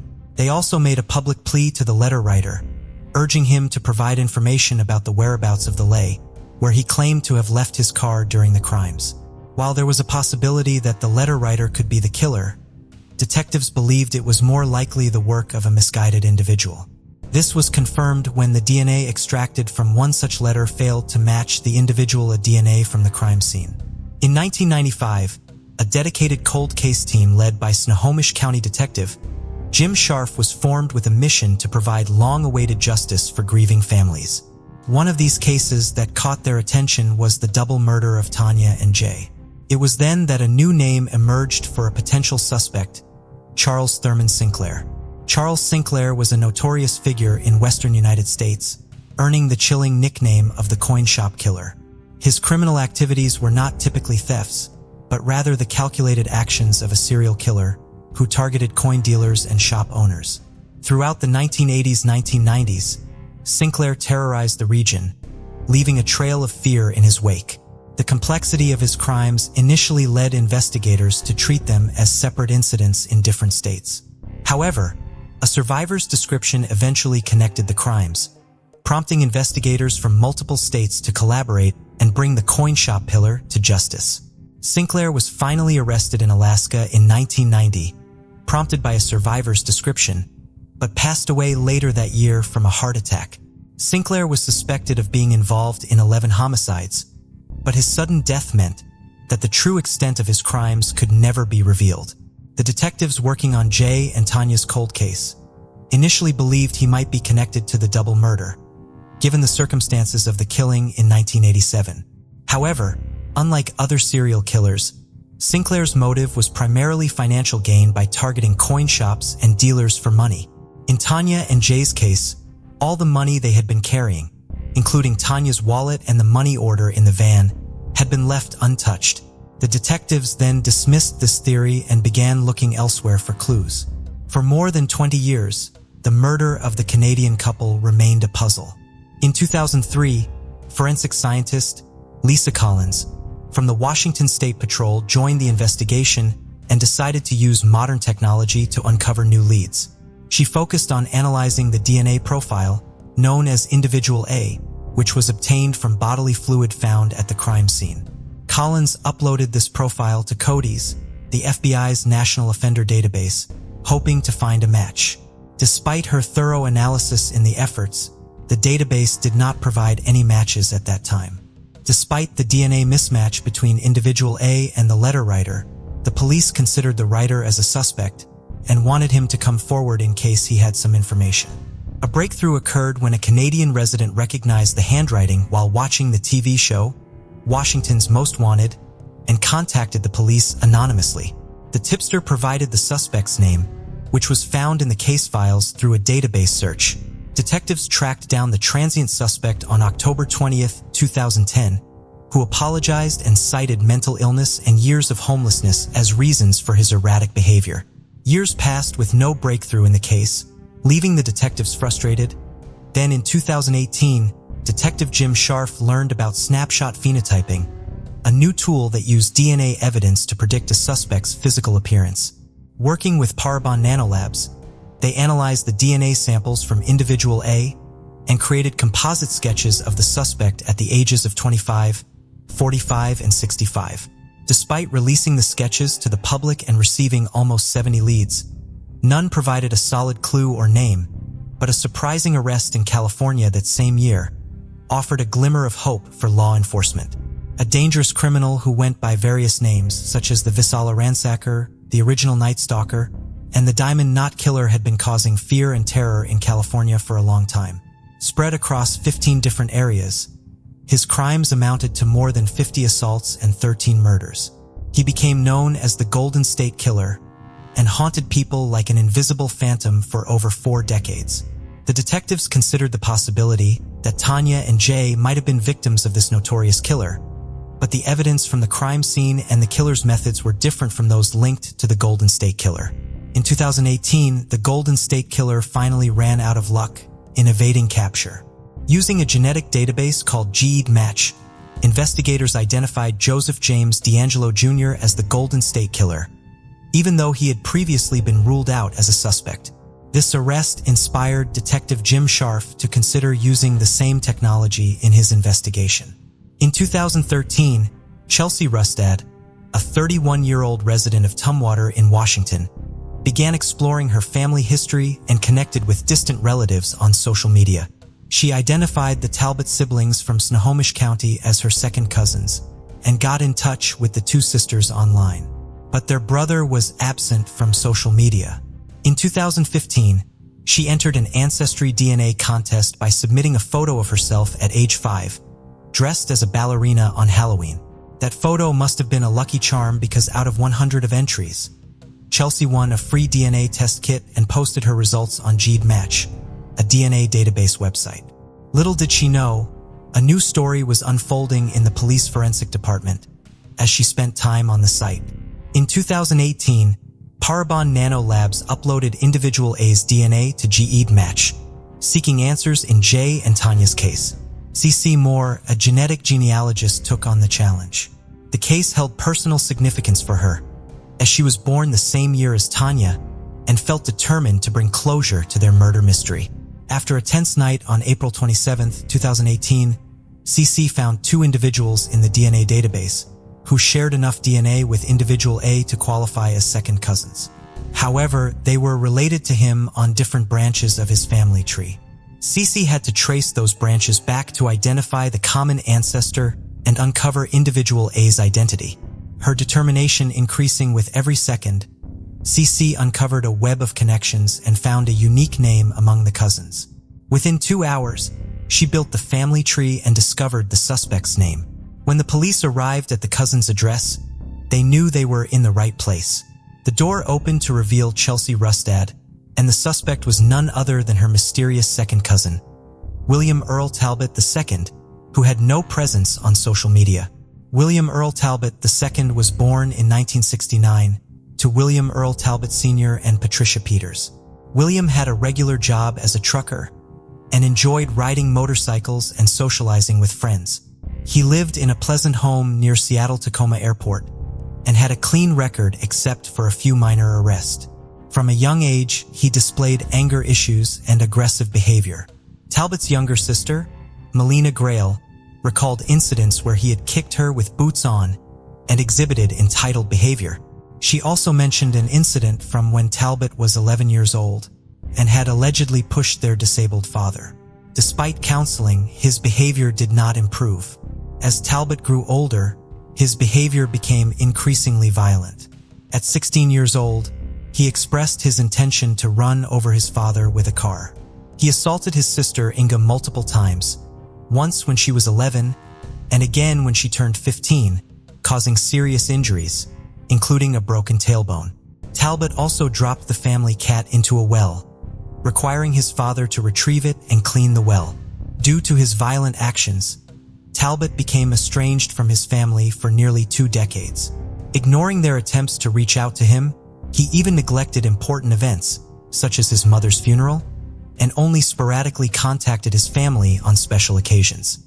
Despite his clean record, the police had finally caught up to the killer, and all evidence was pointing directly at William Earl Talbot II. For years, he managed to stay unnoticed, living a regular life as a truck driver, without any online footprint, but now his true identity was unraveling. Detectives discovered that Talbot had grown up just a few miles away from Jay Cook's body was found, a crucial connection. Detective Scharf faced a critical task. He had to make sure that DNA found at the crime scene belonged to William Talbot. To gather evidence, investigators closely followed Talbot on his trucking routes until an opportunity arose. One fateful day, May 2018, Talbot unknowingly dropped a cup he had been drinking from at a traffic signal and drove away. Racing against time, investigators promptly delivered the cup to the Washington State Patrol Lab. With anticipation building, everyone held their breath, awaiting the results that would either confirm or dispel their suspicions. The State Crime Lab swiftly tested the cup and confirmed the detectives' suspicions. Talbot's DNA matched the evidence from the crime scenes. Detective Scharf was in disbelief upon hearing the news, feeling a rush of emotions. After nearly 3 decades of anguish and years of relentless work, they had the killer at last. On May 17, 2018, around 6 p.m., William Talbot II was arrested. He was charged for kidnapping, assault, murder, and robbery in Saget County Superior Court for the death of Tanya Van Queilenberg. Later, on June 15, 2018, the charge for Jay Cook's murder was added in Sonamish County Superior Court, as confirmed by Sonamish County Sheriff Ty Trinery. The trial of William Talbot began on June 11, 2019 in Sonamish County Superior Court. He pleaded not guilty to 2 counts of aggravated murder.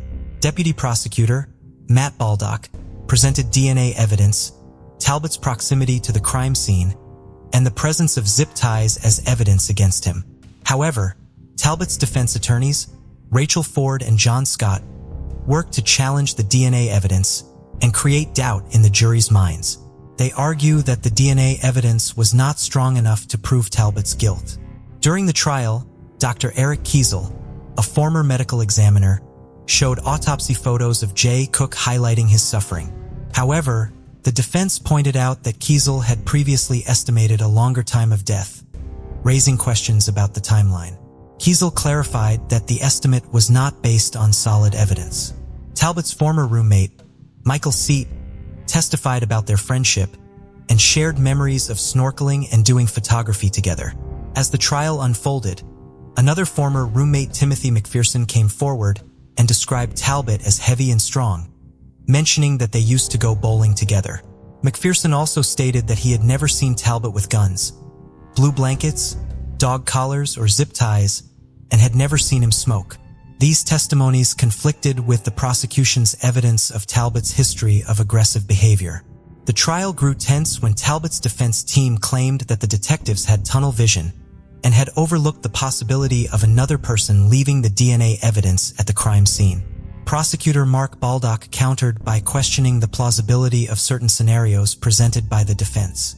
Another point of contention was the palm print found on the Ford van's back door, which was initially deemed a mismatch for Talbot, but later identified as a match. The defense questioned the timing of this chart, but did not challenge the final conclusion in court. The defense also suggested the idea of a consensual relationship between Talbot and Tanya as the reason for his DNA at the crime scene, and argued that the unidentified killer had later murdered the couple without leaving any DNA behind. But Talbot denied having any relationship with Tanya, leaving the jurors puzzled about his true intentions and struggling to understand how the evidence fit together. Finally, after just 30 minutes of deliberation, the jury reached a unanimous guilty verdict, sealing Talbot's fate. Their decision was solely based on the concrete evidence presented by the prosecution in court. Later, during a private meeting with the lawyers, the jury learned that the zip ties found in the victim's van also contained DNA traces that potentially matched Talbot's DNA, providing further proof against him. On July 24, 2019, William Talbot II was sentenced, concluding a groundbreaking trial where a jury found him guilty of homicide. Despite a last-minute attempt by his defense team for a new trial, the judge dismissed their argument, emphasizing the importance of considering evidence in a broader context. Jay Cook's sister also took the stand to highlight Talbot's role in ending the lives of two young people. The judge sentenced Talbot to life in prison without parole. Despite the defense attorney's statement about his unremarkable life and perceived lack of cruelty, Tanya's close friend expressed satisfaction with the verdict, but acknowledged the lasting sorrow of losing Tanya to such unspeakable violence. In 2020, Talbot filed an appeal, arguing against the use of DNA evidence in his case. He wrote, "Based on Snohomish County's way of thinking, the only possible suspect is the source of that blood, regardless of all other evidence or lack of." He claimed that the DNA alone should not make someone the only possible suspect, disregarding other evidence. On December 6, 2021, concerns were raised about a juror's ability to remain impartial due to emotional influences. Talbot's defense team appealed, claiming bias in an unfair trial. The appeals court agreed, stating that the jurors' comments showed actual bias and had not been addressed adequately. The prosecution vehemently opposed the court's decision to overturn Talbot's conviction.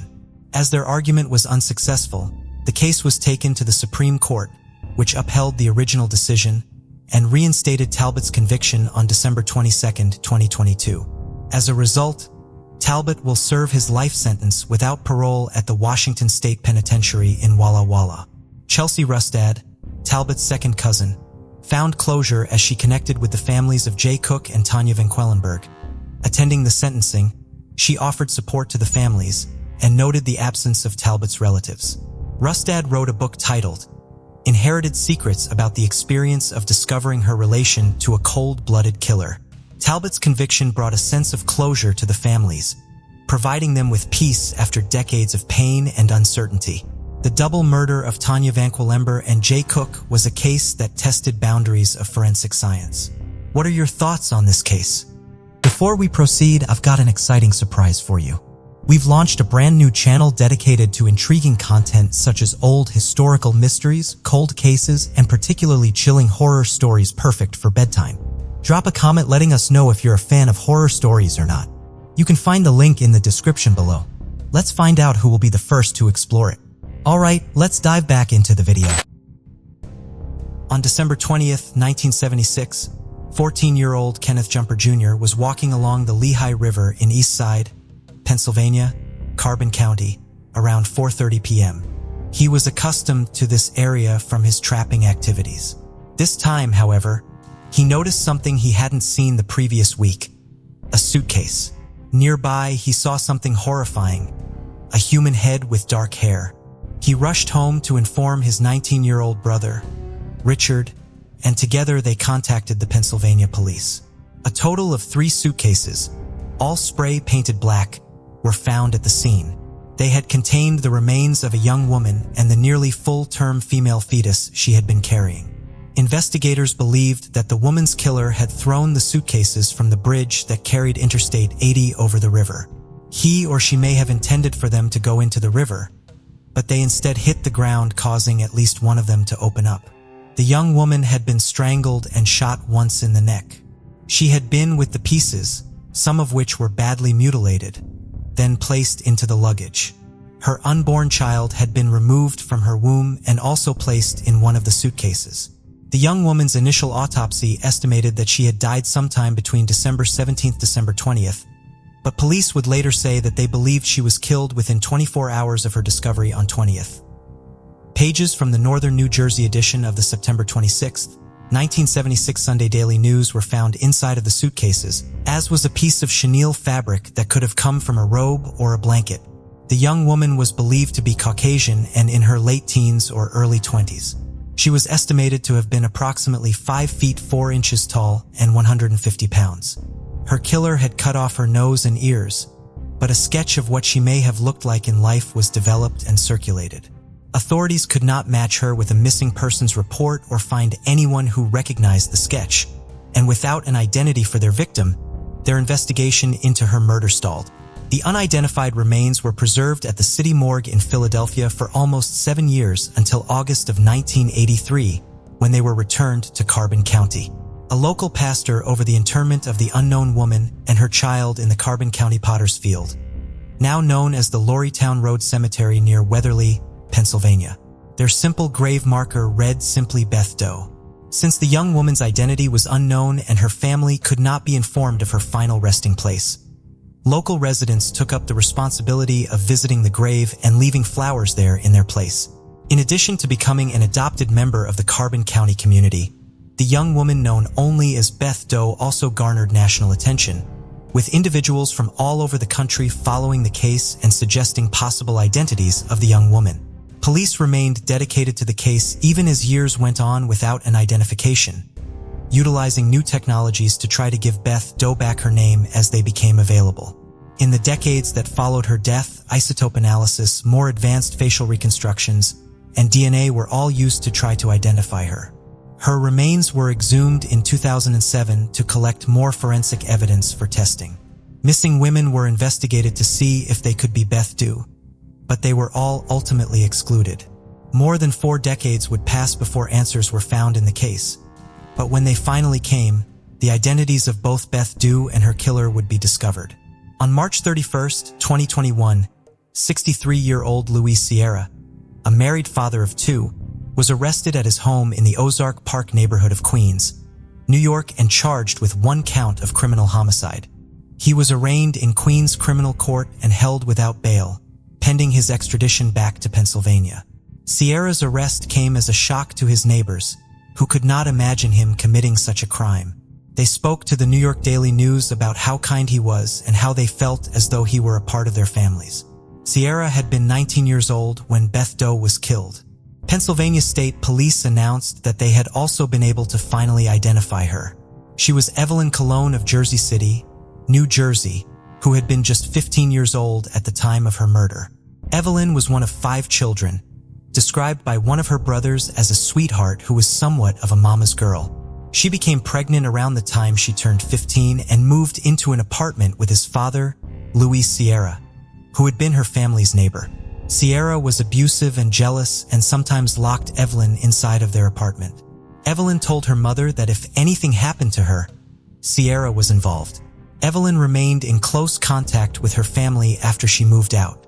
One day in mid-December of 1976, she told her mother that she was not feeling well.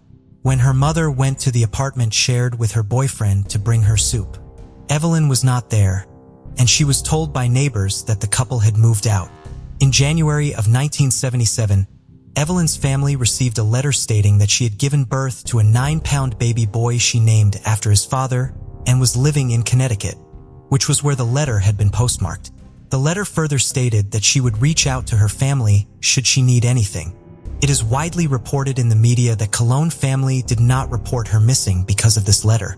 However, PA Homepage, who interviewed one of Evelyn's brothers and one of her nephews, reports that they did try to report her missing, but police would not take a report because of the letter. Due to a house fire, the Colons were left without even pictures of Evelyn to look at in her absence. Evelyn's family desperately wanted to find her. Being without Evelyn, even if it was because she had willingly gone off to start a new life with her boyfriend and new baby, was devastating to her mother. She would walk around Jersey City looking for Evelyn and sit inside of her home looking out her window at people passing on the street to see if any of them could be her daughter. The final words she said before she died were to her son, "Find Evelyn." The family did look for Evelyn, especially they had access to the internet, using it for research and messaging people they believed they could be related to through Evelyn, whose profiles they found on social media.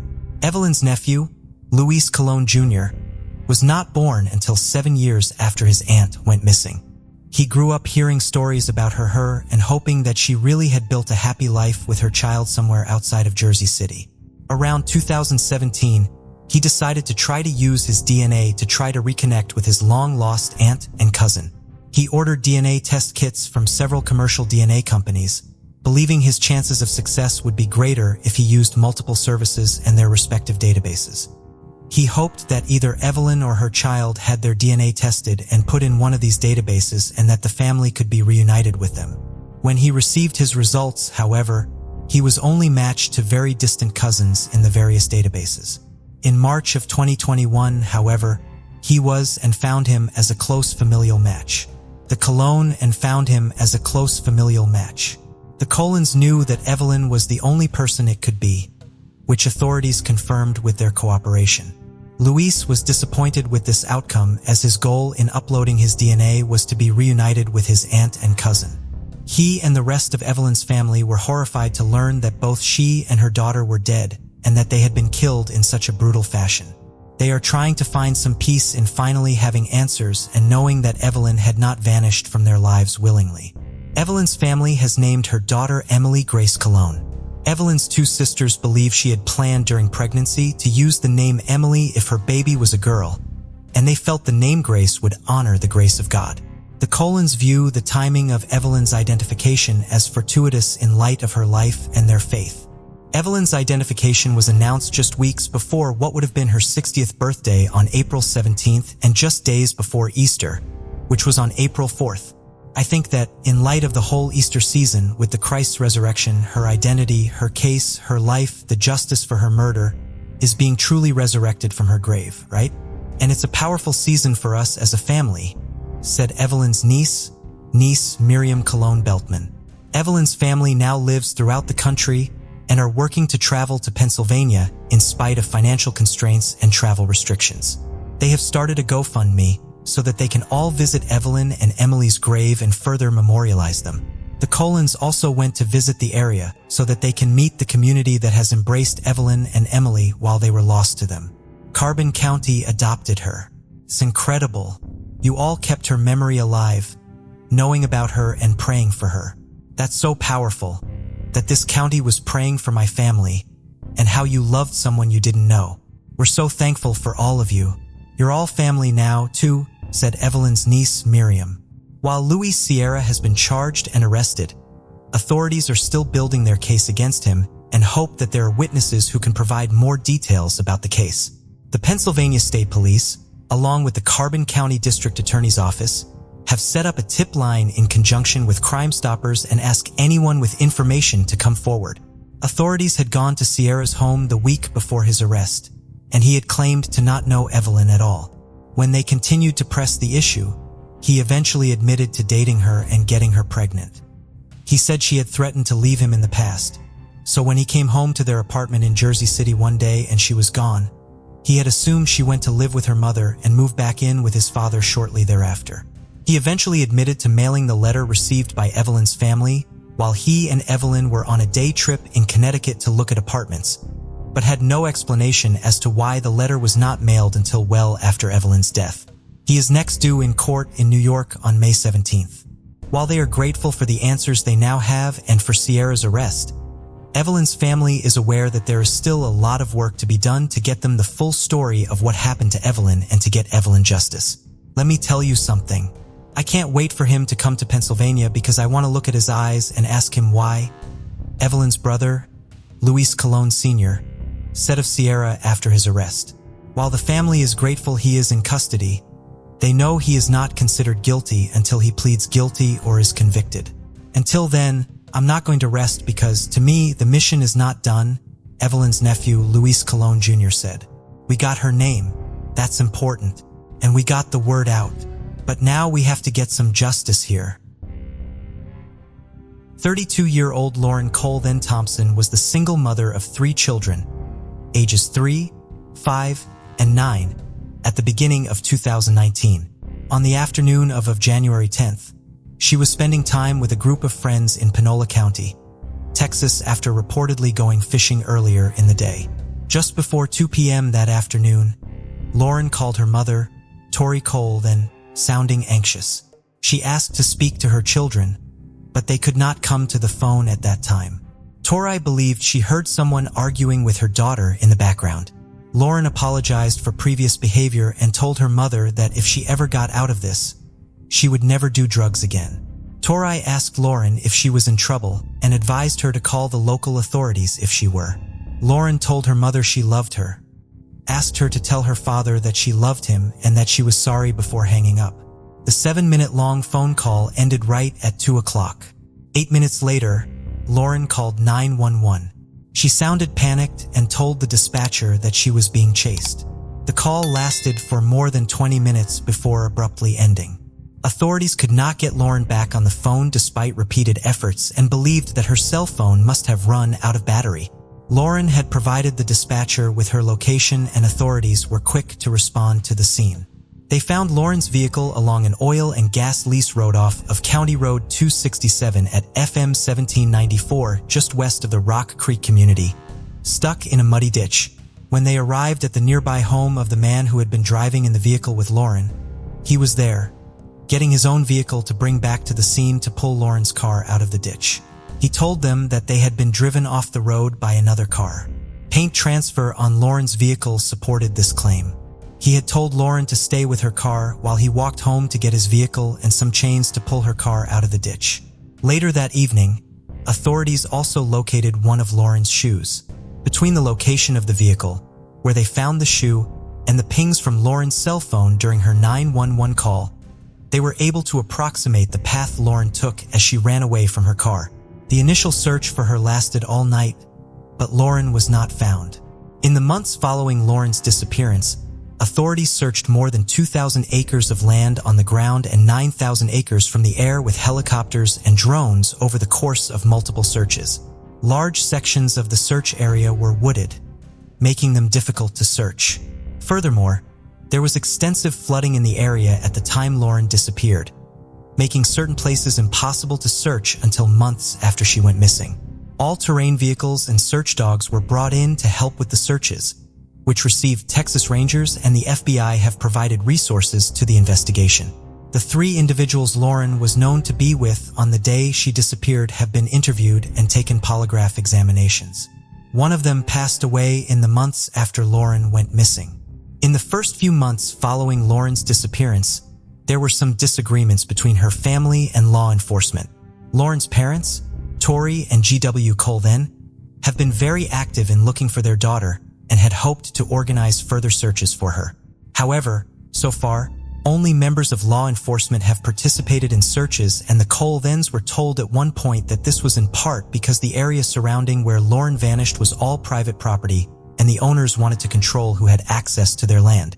However, according to Tori Colvin, The owners of the property were in fact willing to help with further searches with volunteers from outside of law enforcement. There are, of course, other concerns authorities have about volunteer searches. We had a lot of local people offering to search too. Not that we don't appreciate that, and there's times that that's utilized, but when we have teams that are available to come that are used to dealing with and trained to deal with crime scenes, and we have the potential to have a crime scene. Obviously, that's who we want on the ground so we don't contaminate everything, said Panola County Sheriff Kevin Lake.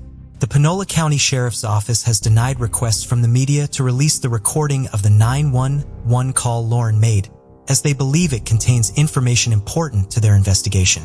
Joey Ortega, a private investigator working on the case with the Colvins and acting as their spokesperson, was allowed to listen to the tape and agrees with this decision.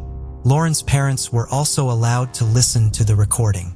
According to Tori Colvin, while her daughter sounded anxious when she spoke to her just prior to her disappearance, she sounded coherent and not as terrified as she sounded during the 911 call. While authorities initially believed the 911 call ended abruptly because Lauren's cell phone battery died, further investigation has shown that the phone, in fact, continued to ping after the call ended. The final ping occurred 20 minutes after the 911 call ended. Tori Cole then has also stated after hearing the recording that at the end of the call, it sounded like Lauren had been startled by someone. According to Joey Ortega, the fact that the phone continued to ping along with that data showing that the call ended nowhere near any river or place where one was likely to run into a wild animal, along with her claim that she was being chased, all lends to a reasonable belief that she was in fact kidnapped and not lost, drowned, or attacked by an animal.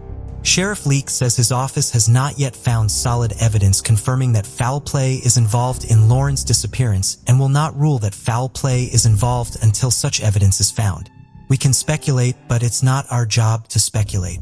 We're fact finders, and so we have not collected any evidence to make us confirm that foul play is involved, he said in February of 2020. Could there be foul play involved? Absolutely. And that's why we're so concerned about preserving behind her children. Lauren's family initially offered a $5,000 reward for information in the case and doubled that reward to $10,000 in June of 2020. They also announced the creation of a tip line which would allow individuals to call in or text information about the case while remaining anonymous and avoiding direct contact with law enforcement. In the press release announcing this information, the family said that they hoped that through their independent efforts and working in concert with law enforcement, they can get a clear picture of what happened to Lauren that January afternoon. Before we continue, 90% of you haven't subscribed to our channel, so if you like this video, please subscribe. It motivates us to make more content for you. Okay, let's continue. Amanda Grudge was born in the United Kingdom in 1964 and moved to the United States before she was a year old. After living in several states, Amanda's mother Sylvia left Amanda's father and took Amanda with her to Canada. Amanda was shy as a child but grew into a determined and independent adult.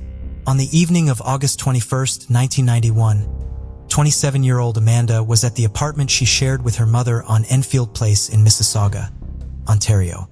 She had several piercings in each of her ears and was having trouble removing one of her earrings as she was getting ready to go out for the evening. Sylvia had to help her daughter remove it. Amanda then left the apartment for the night, taking just a purse with her. She never came home.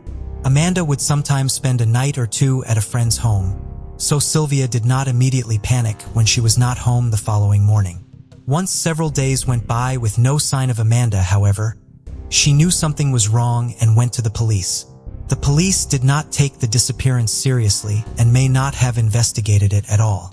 When the Ontario Provincial Police began investigating the case years later, no missing persons file on Amanda with the local authorities could be located.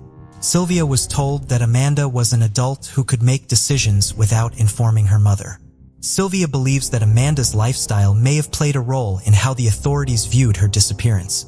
Amanda had suffered from an eating disorder and eventually developed problems with drugs and alcohol. She ran with a rough crowd, and her employment history working as a hairstylist and bartender was spotty.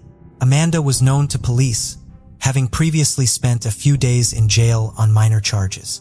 More relevant to her disappearance was the fact that she had been involved with a police investigation in the summer of 1991 and had been about to appear as a witness against several of her when she went missing.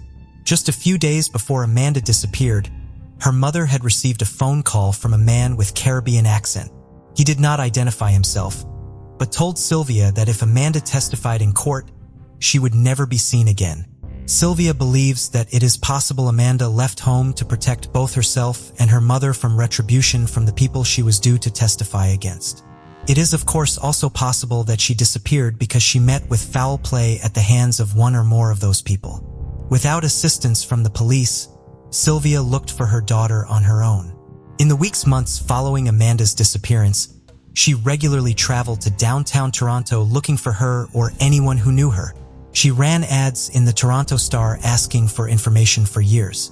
In the years since she disappeared, Amanda has not used her health insurance or credit cards, and there has been no record of her using her driver's license as a form of identification. She did not have a passport at the time of her disappearance, and there is no record of her crossing the border into the United States, which did not always require a passport. Amanda's name made it to the missing persons list maintained by the Ontario Provincial Police in 2007 following an investigation by a different regional police force into a set of unidentified human remains which were ultimately found to not belong to Amanda. This resulted in new inquiries but no new answers. In 2016, the case was sent to the OPP's Criminal Investigations Branch as a matter of routine. In 2017, they formally reopened the case following an unconfirmed sighting of Amanda in Illinois, but she remains missing. I look back on many things and yes, she tried to protect me and probably still does to this day if she's out there, alive, Amanda's mother Sylvia said in 2017. I want people to know that Amanda was a good person and no matter what she may have done that was wrong. She loved me and I her. In 2011, 33-year-old Anthony Tyrone Lee lived in Longview, Texas with his mother, Sharon Bowers. That June, he was about to make a trip to Houston, where he would be helping his sister move into a new home. Prior to leaving on that trip, he had plans to attend a rodeo with his mother. However, on June 25th, the day of the rodeo, his mother arrived home only to find that her son was not there. Sharon quickly realized that something was not right. The ironing board had been set up and the clothes Anthony had planned to wear to the rodeo were with it.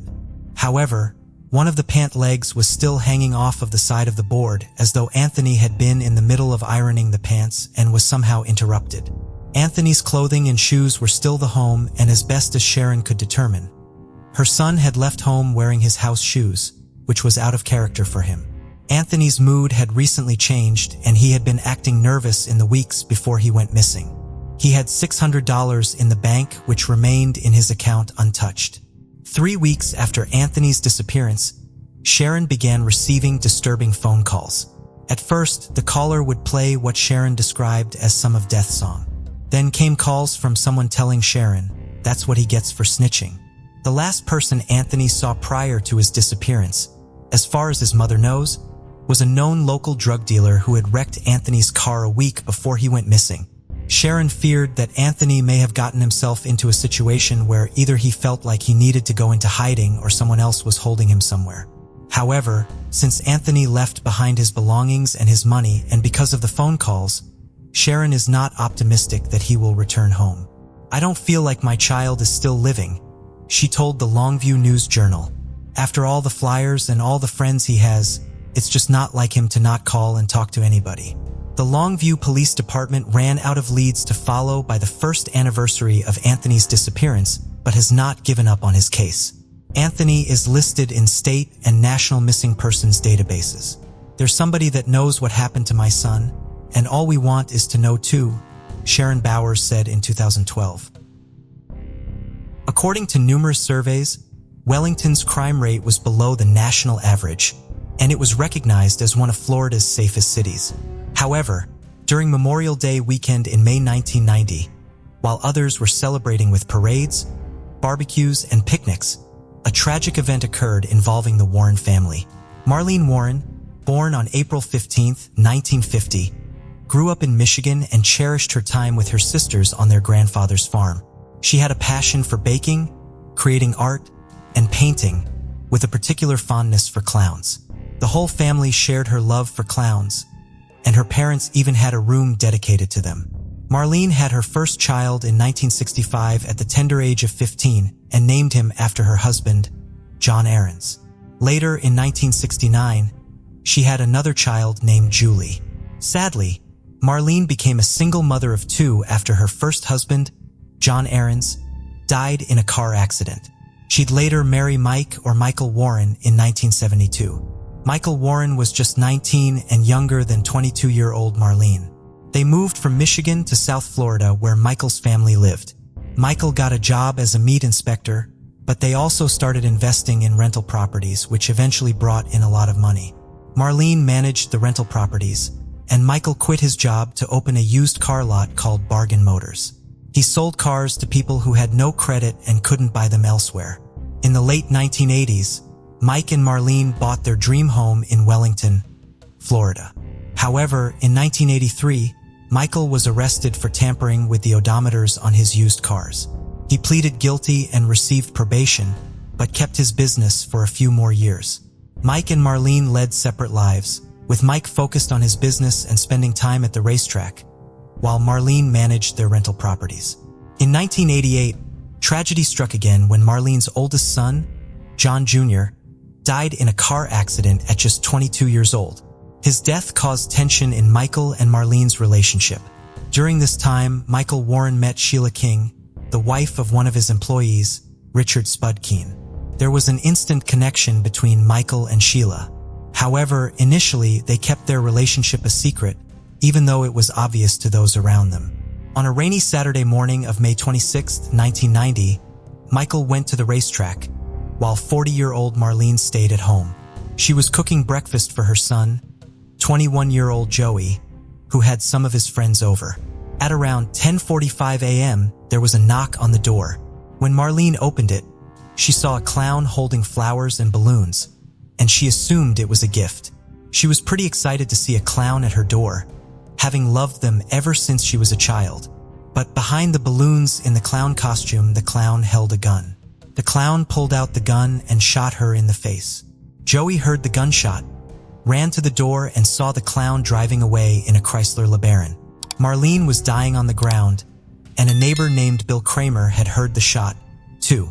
Some people ran out, saying that someone had shot Joey's mother. An ambulance was called, and Marlene was taken to the hospital, but she died 2 days later on May 28, 1990.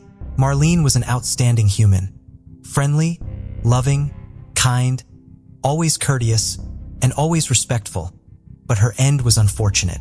After Marlene's shooting, Joey saw a clown walking away, but all he could remember was that the clown had brown eyes. Initially, Joey's description to the police was vague, saying the suspect had broad shoulders and big hands. However, he did see the clown drive away in a white Chrysler LeBaron, which was a crucial detail.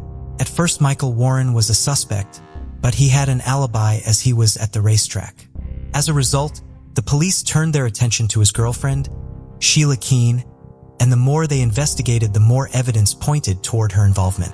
There were allegations of an affair between Michael Warren and Sheila King at the time of the crime. Michael vehemently denied these.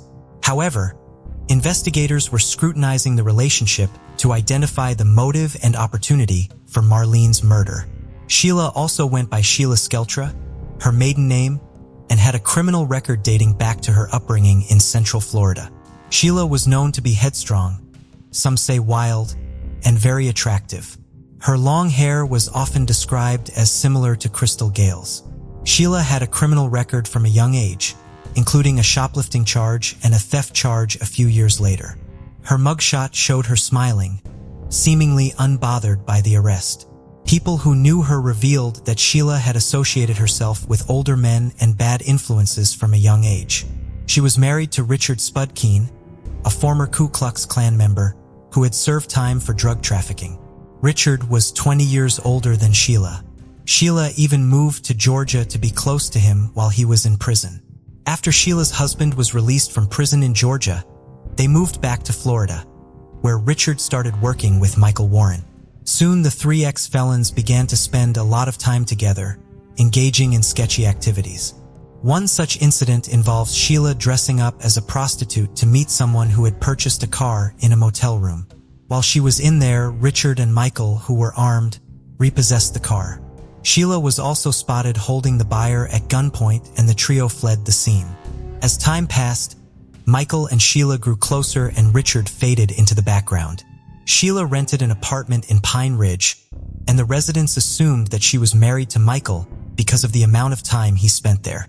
Co-workers of Michael and Sheila told investigators that they believed the two were having an affair. They would go out for long lunches and were very affectionate towards each other. There was substantial evidence suggesting that they were indeed having an affair. Police record quoted Michael's mother recalling an incident where she accompanied Michael on one of his racetrack outings.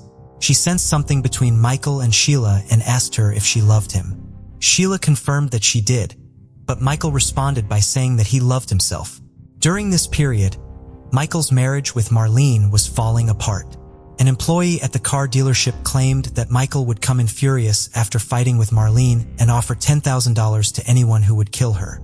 There are also reports of Michael saying that he would make someone rich if they got rid of his wife, and they would never have to work again. After Marlene's murder, both Michael and Sheila became suspects in the case. While Michael was the obvious suspect, investigators started to question whether his girlfriend could have committed the crime. The nature of the murder raised suspicions, as most men would shoot their victims in the heart, not in the face. As investigators delved deeper into the case, the evidence started to point toward Sheila instead of Michael, leading them to believe that she might have a motive to commit the crime. In the investigation, finding the white Chrysler LeBaron that Joey saw became the top priority for the police. They learned that a couple had rented the car from a nearby car lot called Payless Cars. When it was time to return the car, they got confused and dialed the wrong number from an ad in the phone book. The ad was taken out by Michael Warren for his car lot, Bargain Motors, and the number listed was his. But the ad that Michael put out looked very similar to that of an ad for the Payless car lot. The couple called the number thinking it was for Payless Cars, and someone at Michael's car lot instructed them to leave the car outside the gate with the keys in the windshield wipers. However, the car was stolen shortly after. On the day of Marlene's funeral, investigators located a Chrysler LeBaron in a Winn-Dixie parking lot approximately 5 miles away from the crime scene. A number of hairs were discovered inside the car, some of which appeared to be from an acrylic wig with orange and yellow fibers. However, the DNA technology at that time was insufficient to identify precisely what the fibers were, as well as the hair samples. In addition to the car, investigators also found the place where the suspect bought the clown costume, balloons, and flowers. 2 women who worked at the Spotlight Capizio costume shop told police that a woman came in a few days before the murder and requested a clown costume, specifically Ruby's clown costume, an Afro clown wig, Bob Kelly clown makeup, and a sponge nose. Initially, the shop workers asked the woman to return the next day as they were closed, but the woman insisted on purchasing the costume that night. She was described as around 5'8" with brown eyes, long chocolate hair, and wearing jeans and a men's work shirt. The police reported that the shop workers identified Sheila from a photo lineup, stating that she was the woman who came to the store a few days before the murder at closing time.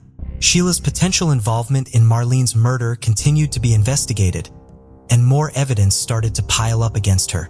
One piece of evidence came from a nearby public supermarket where the specific type of Mylar balloons used by the clown were sold. An employee there identified a woman with long brown hair who bought those balloons just an hour and a half before the murder. And that employee was also able to identify Sheila from photos. Further adding to the suspicion was the fact that Sheila had previously dressed up as a clown. During her marriage to Richard Keene, the couple lived in a trailer park in Pahokee on the edge of Lake Okeechobee. Sheila had become friendly with people around town, including some employees at an auto parts store. On one occasion, she had even dressed up as a clown to entertain them. Despite this mounting evidence, prosecutors didn't feel they had enough to make an arrest. In 1991, about a year later, the investigation heated up as Michael and Sheila became the prime suspects. In an attempt to clear his name, Michael went on a radio show accompanied by Joey. During the interview, Michael denied any involvement in the murder and Joey defended Sheila, who he was surprised was even a suspect. Despite Joey's initial belief that the clown was a man due to its large size, evidence was beginning to point toward a woman. Michael had an alibi that confirmed he was at the racetracks during the time of the murder, leaving Sheila as the primary suspect. However, just when it seemed like the case was going nowhere, a twist emerged.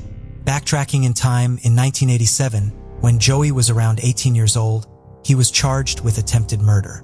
The Warren family hired Christopher DeSantis as their lawyer. After a successful hearing at the courthouse, DeSantis and Michael Warren were walking out celebrating Joey's trial win. Then Michael casually asked whether someone who hired a hitman to kill their wife would still be able to inherit their estate. The lawyer was taken aback, but answered that the law prohibited a murderer from inheriting, except in cases of manslaughter or if the murderer was someone else. DeSantis, unfortunately, gave another example that he later regretted. He said that if someone wore a clown suit, their identity would be hidden, making it difficult to get a conviction. He didn't intend to advise Michael to wear a clown suit, but the point was that if identity couldn't be proven, then there could be no conviction. Essentially, DeSantis had given him a recipe for murder. As the investigation into Marlene's murder progressed, and suspicions fell on Michael and Sheila, the investigators interviewed DeSantis too because they thought that maybe the clown figure was taking revenge on Joey and his friends. But then this interaction between DeSantis and Michael became a significant piece of evidence. It raised the question of whether Michael had taken the lawyer's advice to heart and used a clown suit to conceal his identity while committing the crime. As the investigation continued, it became clear that Marlene had expressed fear of her husband prior to her murder. She had told people that she wanted to divorce Mike but was scared he would kill her. This, coupled with DeSantis' statement, suggested that Mike had knowledge of how he could inherit property after killing his wife. Despite this, there were no arrests made in the weeks following these revelations, as investigators needed concrete evidence to proceed. The case remained unsolved as the months dragged on. Despite not acknowledging any romantic involvement, Michael and Sheila's co-workers had their suspicions. A year after Marlene's death, they let their guard down and took a vacation together to the Bahamas. At a fancy hotel resort casino, other couples noticed them come in. Sheila appeared uneasy, while Michael was himself loud and brash. This tipped off the police yet again. Meanwhile, Michael decided to make another appearance on a radio show. And in that radio show, Michael said that he had last spoke to Sheila a month ago, when in reality, Sheila was with Michael all the time. After Michael's radio appearance, investigators began to focus on him as a suspect in his wife's murder. They searched his business and obtained a warrant to go through his records. Michael had a history of odometer tampering, and investigators found that he had been doing the same thing at his car lot. They charged him with multiple crimes, including racketeering, odometer tampering, fraud, and theft. Although Michael was sentenced to 9 years in prison, there was still no concrete evidence linking him or Sheila to Marlene's murder. The investigation seemed to hit a dead end. But in 1997, new evidence emerged that would bring the case back to life. In 1997, a man contacted the police with a lead linking Michael Warren to his wife's murder. The informant was the son of an employee at Bargain Motors who had recently died, and the informant claimed that his father had made a shocking confession to him on his deathbed. According to the informant, his father told him that all the answers to the case could be found by pulling up a vehicle that was submerged in water. He even gave the exact location of the vehicle and claimed to know who planned the murder and where the gun and clown costume were hidden. This was a major lead, and investigators believed that they could finally solve the case by recovering the murder weapon and costume. Divers were sent down to the location and they found the vehicle, but unfortunately, there was nothing of significance inside it. This setback sent the investigation back to square one, and the case again remained cold for some time. In 2002, Michael Warren and Sheila Keene decided to get married in Las Vegas as the investigation into Marlene Warren's death had come to a halt. The case remained unsolved, but Marlene's parents were convinced that Sheila was the killer clown. However, in 2013, the case was reopened, and Sheila was once again a prime suspect, particularly due to her marriage to Michael.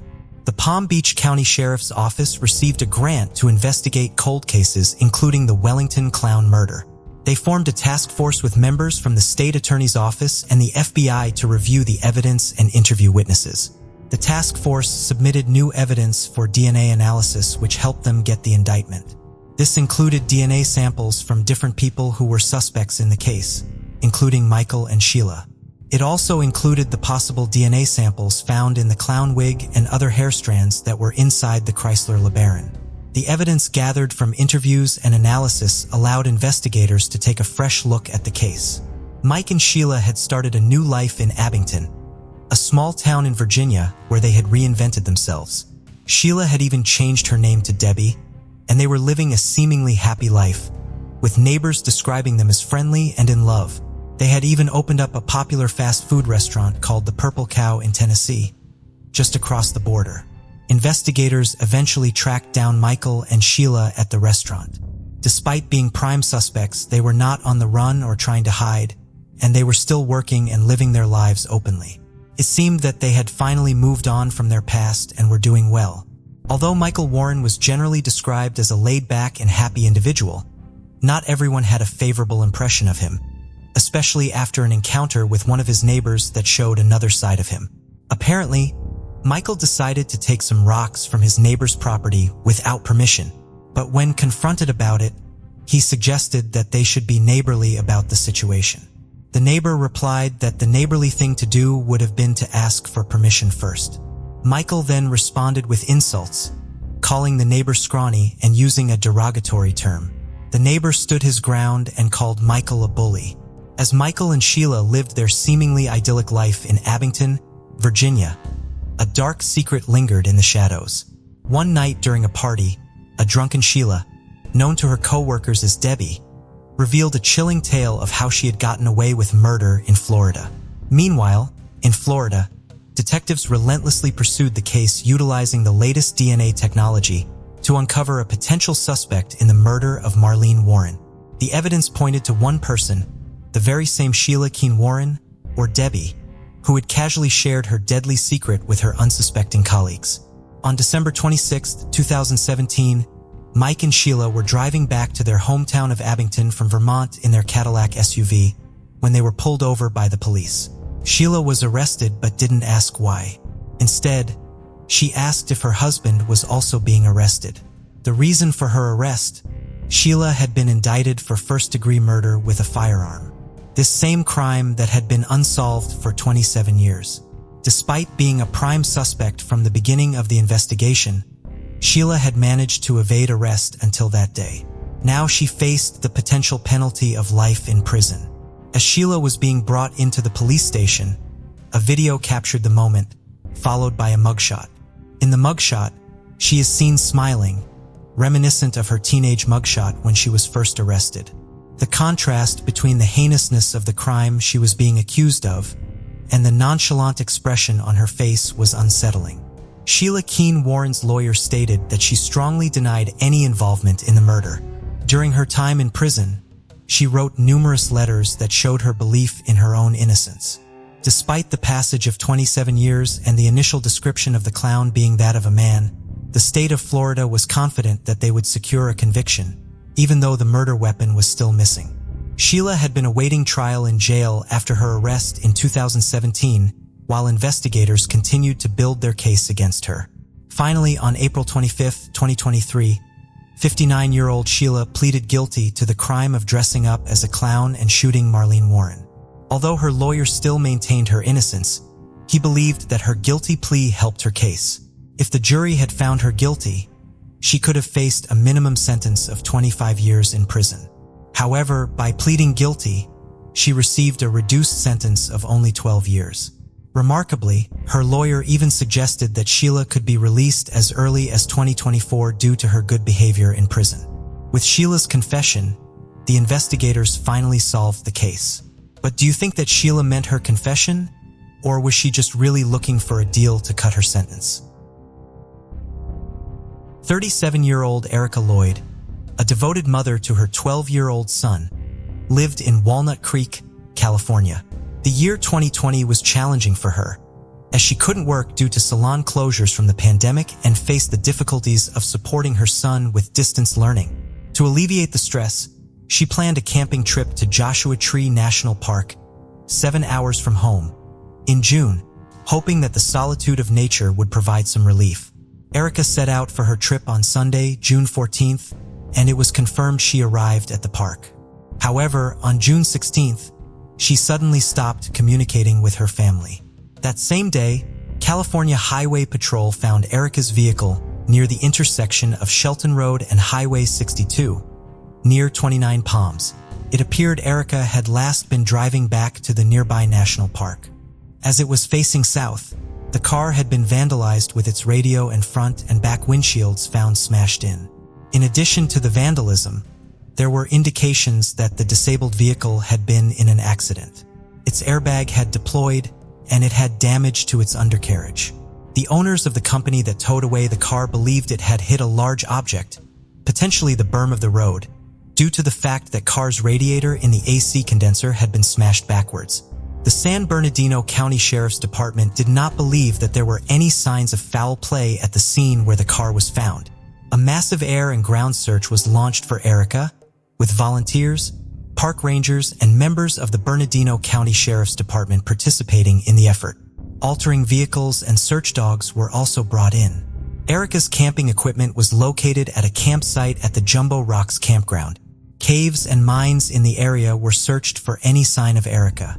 Erica's parents made multiple trips to California from their home in Maryland to help with the search and to put up flyers. A witness did report a sighting of a woman matching Erica's description, walking along Highway 62 with another person a week after Erica went missing. But this woman has not been conclusively proven to be Erica. Erica's family feared that she may have sustained a head injury when her car was in the accident and wandered off either disoriented or suffering from memory loss. Despite ongoing efforts, Erica remained missing for months. On January 31st, 2021, hikers discovered what they believed to be human skeletal remains. They called in their discovery, and deputies from the Morongo Basin Sheriff Station were dispatched to the scene. They confirmed that the remains were human. Detectives from the Specialized Investigations Division removed the remains from the scene, and a forensic odontologist was able to use dental records to identify the remains as belonging to Erica Lloyd. The cause and manner of her death have not been determined. The Sheriff Department's investigation is ongoing. Erica's remains were found in a desert field approximately 1/4 of a mile east of the 5200 block of Danby Road in Wonder Valley. If Erica had stayed on roads as she walked away from where her car had been found, she would have walked 8 miles to reach the location where her remains were ultimately located. If she had instead headed out into the desert, she would have covered 6 miles before reaching that location. Erica's brother Colin posted on the Facebook page that had been dedicated to the search for Erica, announcing the discovery of her remains and thanking the numerous people and organizations who had helped look for her. Right now is the time for grieving, and I encourage everyone to pause and reflect on the beautiful soul we've lost. Our Erica, he further wrote in the post. Remember her, cherish her memory, celebrate moments past, and laugh. She would always make you laugh. Erica adored everyone. She left a bright smile on everyone's heart. She would remind you of who you truly were and how important and loved you were. She warmed your soul. Let us hold her spirit dearly and allow it to work through us to serve others what she would want us to do.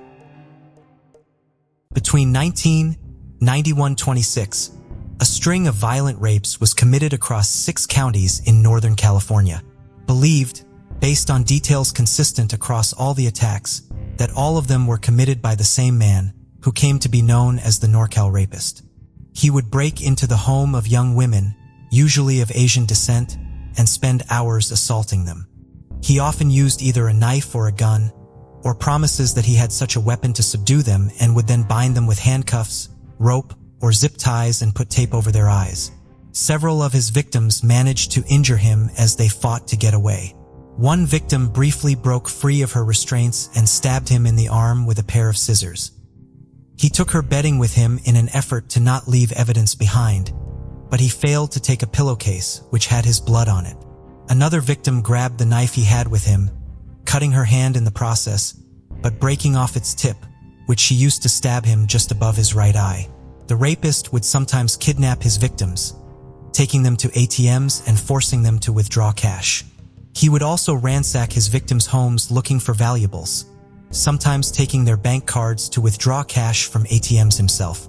He used various threats to try to prevent his victims from going to the police, leaving a note reading, "Don't call the cops," with an arrow pointing to the victim's mother's address and phone number in her address book, and telling another victim the location where she worked, and then threatening that he would show co-workers photographs he had taken of her during her assault. Authorities had DNA from all but one of the crime scenes, which confirmed that those victims had been attacked by the same man. Some of the DNA evidence came not from the sexual assault kits, but from the assailant's blood left behind when the victim fought back. However, the DNA profile was not in any criminal database.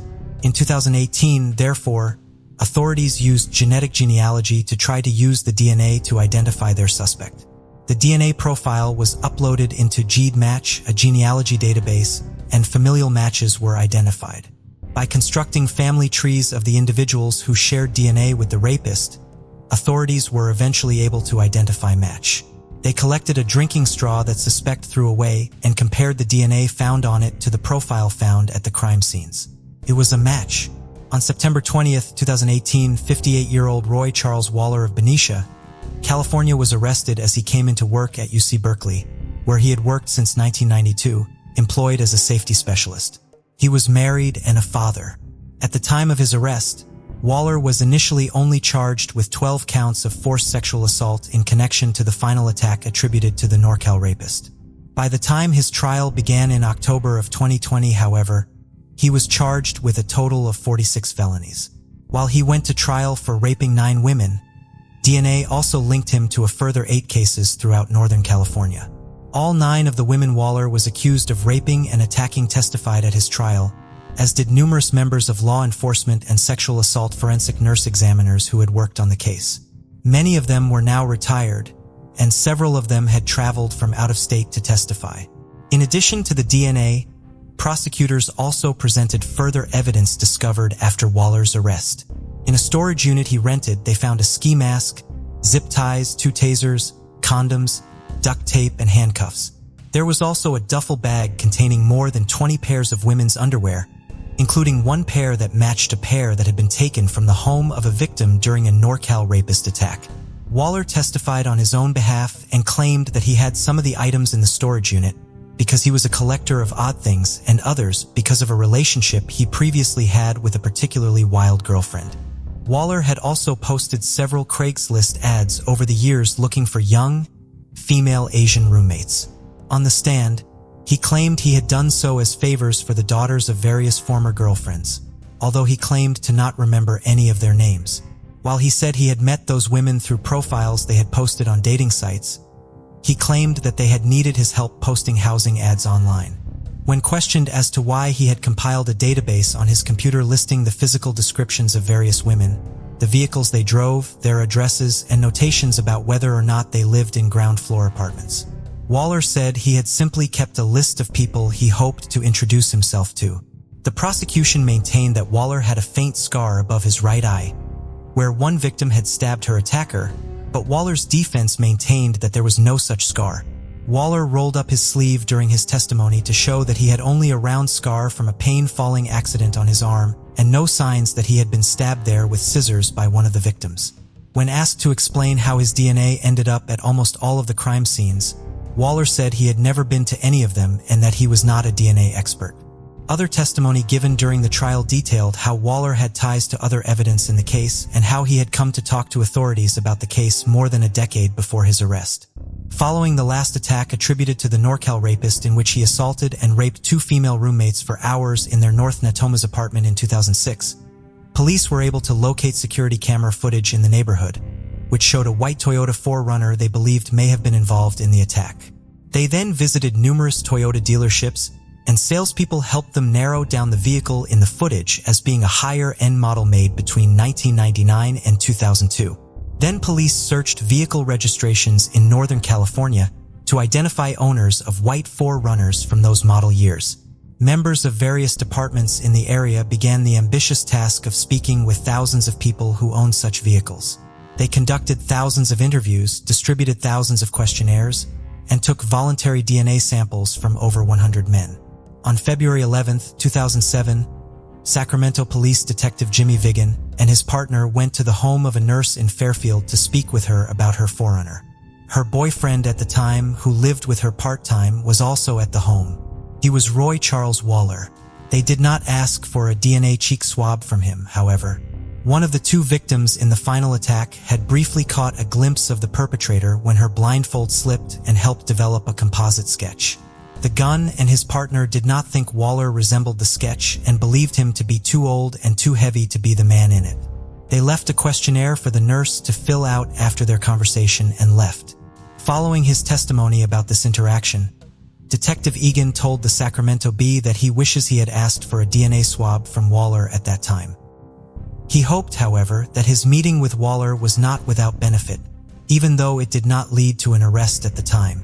Since the North Natomas attack was the last attributed to the NorCal rapist, he believed this interaction with authorities may have scared Waller into ceasing his crime spree. The nurse also testified at the trial. She had traveled to the Philippines for a funeral, although it is unclear if she was out of the country at the exact time of the 2006 dual attack, freeing Waller to use her vehicle, which she had access to without her knowledge. On November 18, 2020, the jury returned their verdict after just 2.5 hours of deliberation. They found Waller guilty of all of the 46 charges against him, which included of kidnapping, forcible rape, oral copulation, sodomy, and foreign penetration. "It didn't matter what I did," Waller's attorney, Joe Farina, said following the announcement of the verdict. "It was a DNA case. We could not overcome the fact that his DNA was at nearly all the crime scenes." He also said that his client had not shared his concerns about how seriously the jury would take the DNA evidence, saying Waller never seemed to understand it was a DNA case. He thought he was going to be acquitted. He denied having anything to do with it. Waller's sentencing hearing was held on December 18, 2020. 5 of his victims addressed the court during it. One of the roommates from the double attack in 2006 told the court that she had showered without feeling afraid for the first time following her assault on the day of Waller's arrest in 2018 because she no longer had to worry about him breaking into her home again. She also pointed out that Waller had not expressed any remorse or apologized to any of his victims. She revealed that his daughter, on the other hand, had reached out to her and apologized for her father's actions. Nicole Ernest Pate, believed to be Waller's first victim, told the court he should experience the barbaric sense of time around him, knowing that this is his fate will set me free for good. Following the statements from the victims, the judge imposed 2 terms, one of 459 years and one of 438 years to life. The sentences are to run consecutively, giving Waller a total sentence of 897 years to life. The judge ruled that Waller would not be eligible for parole both because he considered him to be a serious danger to society and because he had presented blatantly false testimony at trial. Waller maintains his innocence and plans to appeal his conviction. 40-year-old Rosalie O. Gutierrez Jr. lived in Kenosha, Wisconsin, and was a loving father of 2 children with whom he spent every other weekend. He was very outgoing, had lots of friends, and loved spending time outdoors. The last confirmed sighting of Rosalio occurred on Sunday, May 17, 2020, when he dropped his daughter off in Twin Lakes, a town 25 miles west of Kenosha. His last communication came at 8:27 that evening when he sent a text to a friend asking them to come over to his apartment. However, when they arrived at 9:37, he did not answer the door despite repeated knocks on the door, phone calls, and text messages. Rosalio failed to report to his job as a contractor in Lake County, Illinois on May 18th or 19th, which was highly unusual. Rosalio had been dating a woman at the time, and she became concerned when she could not get in contact with him. She, therefore, went to his apartment in the 37-100 block of 15th Street to check on him. When she arrived, the sliding glass patio doors open. She looked inside and saw that the furniture was out of place, as though there had been an altercation in the apartment, and a large area rug was missing. There was also a large amount of fresh blood on the floor and on some pieces of furniture. She immediately called the police. Rosalio's vehicles were parked outside his apartment, and his cell phone had been left behind. Upon hearing of the disappearance, Rosalio's mother and stepfather, Celia and Eugene Patterson, immediately begin the drive to Wisconsin from their home in Colorado to help search for him. Celia moved to the area as her son's disappearance dragged on, both to be close to the investigation and to spend time with their grandchildren, who were missing their father. While they could not quickly locate Rosalillo, authorities did quickly identify an individual with a motive to harm him. On May 21st, 2 days after Rosalillo was reported missing, 39-year-old Zachary Anderson of Mequon, Wisconsin was charged with 2 felonies for stalking his ex-girlfriend, who was also the mother of his children, and her current boyfriend. That woman's name has not been disclosed in the media because of the stalking case, but the boyfriend Anderson was accused was Rosello Gutierrez Jr. In the criminal complaint against Anderson, the woman claims that he was aware of her relationship with Rosello and did not approve of it. She believed he had been tracking her movements and following her based on places she saw him and information he had about her movements and private conversations. When police interviewed Anderson's daughter, she told them that she had seen items that had been stolen from Rosalillo's car while it was parked outside of her mother's home, including a letter and his car registration in her father's possession. Her father had also given her a phone and instructed her examination of that phone revealed that it had been used to order tracking devices from Amazon on April 21st. The girl also said that Anderson admitted to her that he had been videotaping her mother and Rosalillo. Anderson denies these charges, and his defense attorney told the court that his former girlfriend had previously made false allegations against him. She had unsuccessfully petitioned for a restraining order against him in the past. Anderson told detectives that he was jealous of his former girlfriend's relationship with Rosello, but denied tracking her movements, recording her, or stealing from Rosello. He claimed his daughter had simply lied to the police and that he had never even met Rosello. Anderson remained in custody on the stalking charges until December of 2020, when they were formally dropped. Anderson was then charged with 2 new counts of stalking as well as with hiding a body and first-degree intentional homicide. While authorities had not located Rosello, they believed they had a strong enough circumstantial case to try Anderson for his murder without a body. Anderson was held without bond. Authorities had examined Anderson's minivan and discovered that its rear seats had been removed. Carpet in the back of the van had been cut away, and there was evidence that bleach had been used to clean it. 1 speck of blood was found in the car that had not been washed away, however, and DNA proved that the blood belonged to Rosalillo Gutierrez Jr. It was after the DNA evidence was processed that Anderson was charged with murder. In addition to Anderson's minivan, police had also searched a burn pit near his home with cadaver dogs. They alerted on a burned bottle of bleach and what was left of several pieces of clothing, including the elastic band from a pair of underwear, buttons that came from Levi Strauss jeans, and steel-toed boots. According to one of Anderson's former partners, he had borrowed a pair of steel-toed boots from her grandfather and never returned them.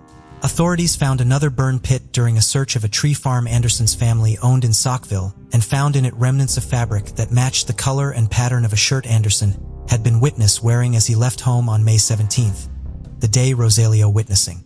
Surveillance footage also shows Anderson purchasing 2 bags of 13-gallon garbage bags, 2 bags of latex gloves, 2 containers of bleach, and some items of food at a Walmart in Saukville the day after Rosalillo's disappearance.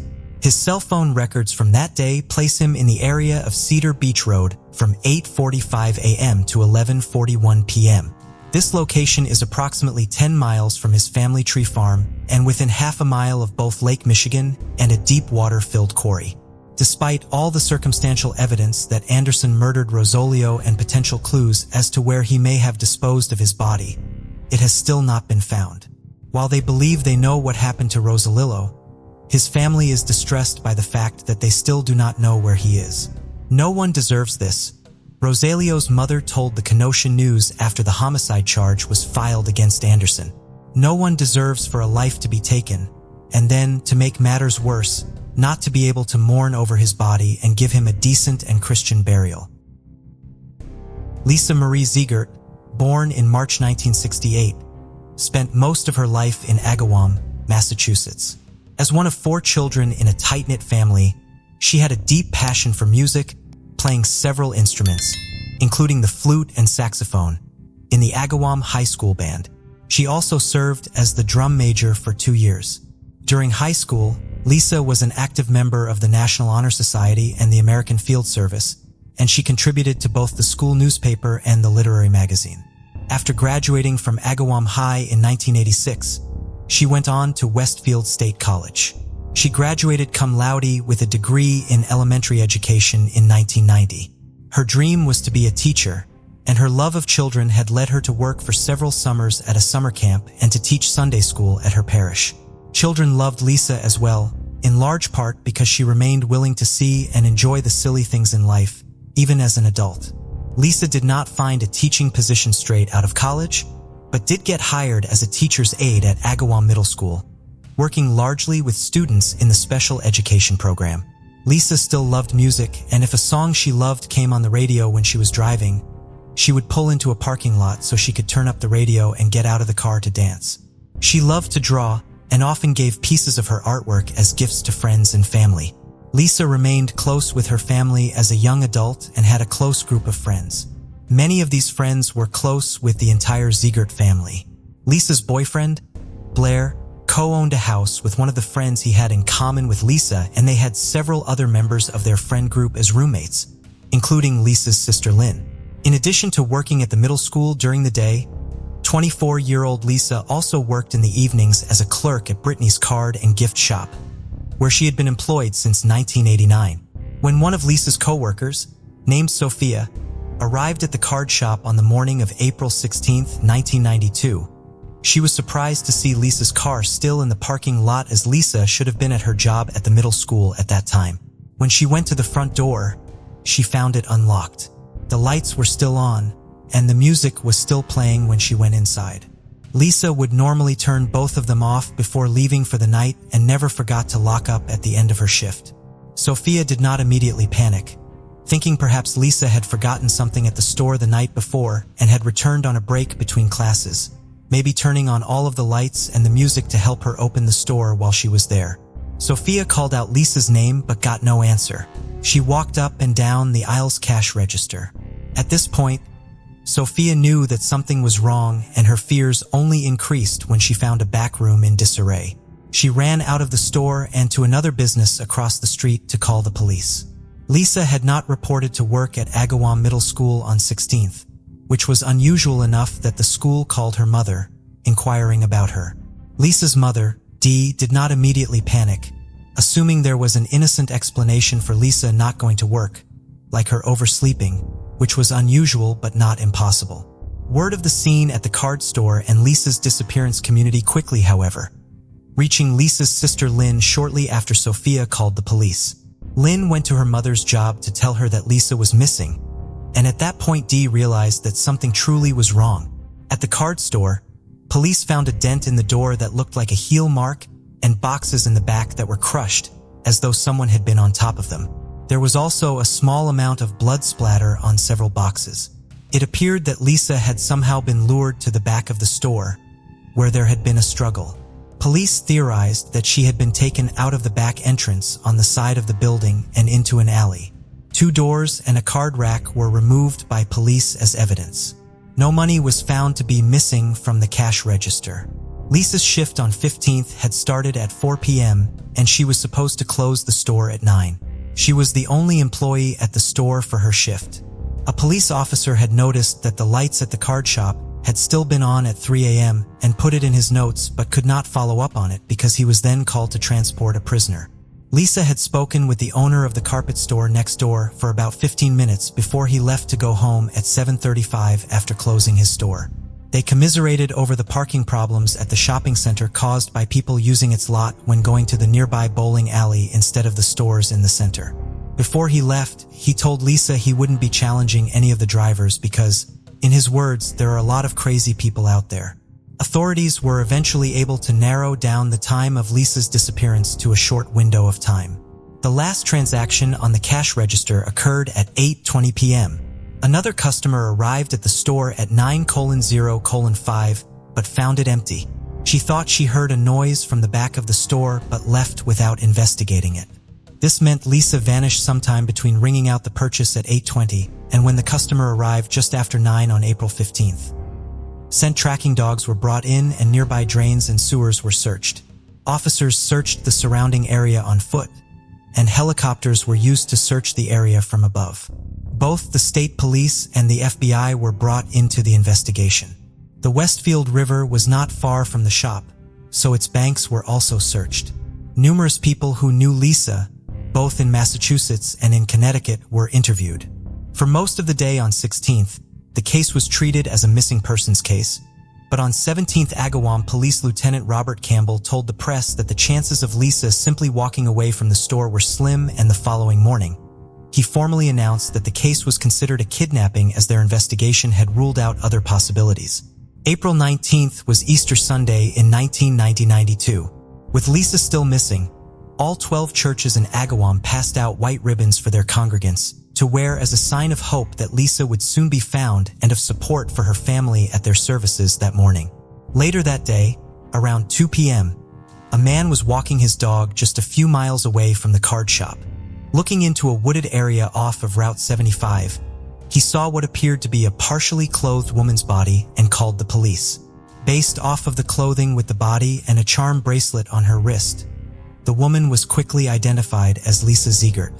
Lisa's autopsy would show that she had been raped, and in addition to numerous defensive injuries, she had suffered 8 knife wounds.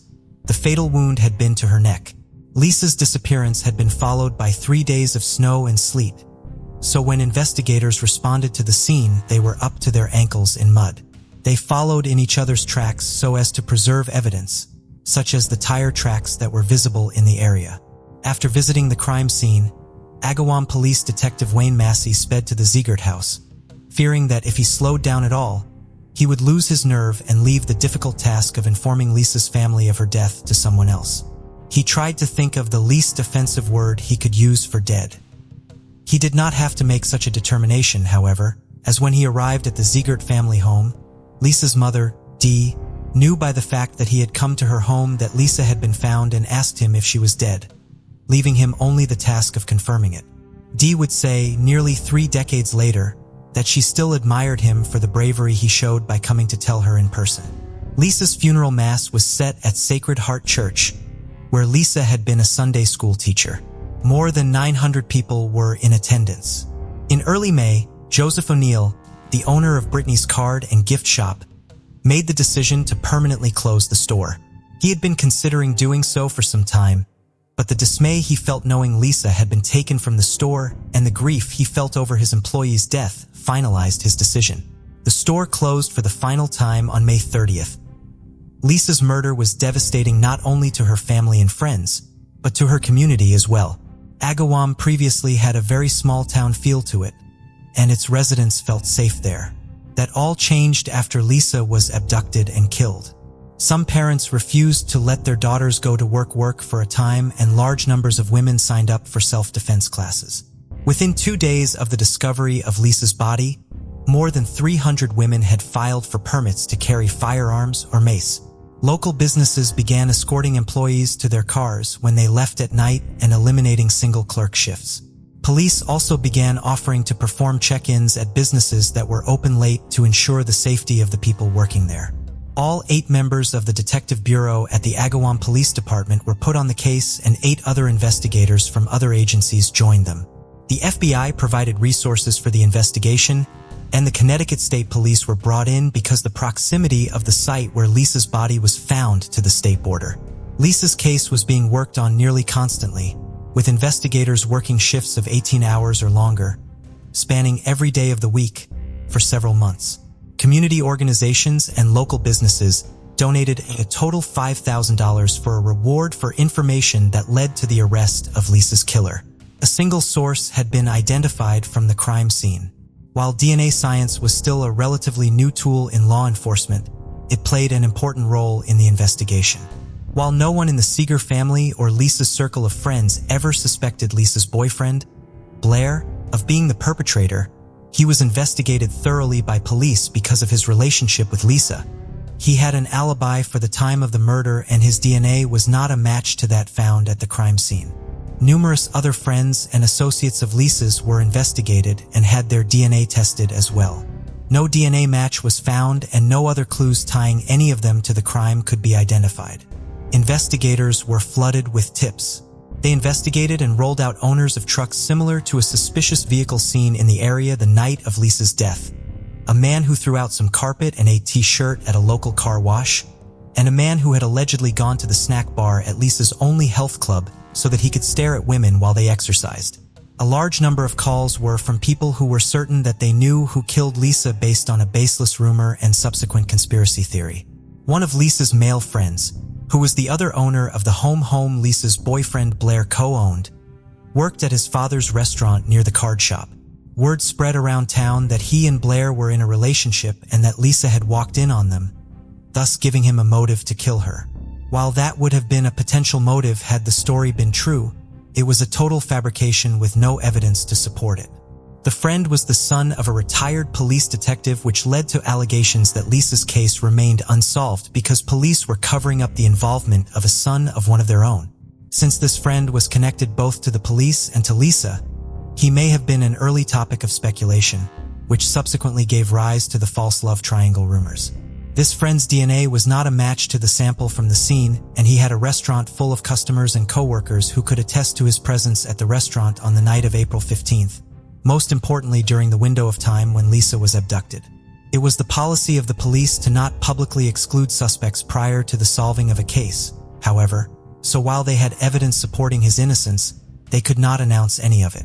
People who believed the rumors would continue to call in claiming he was guilty every time there was a renewed appeal for information in the case for decades, which did nothing to help the investigation.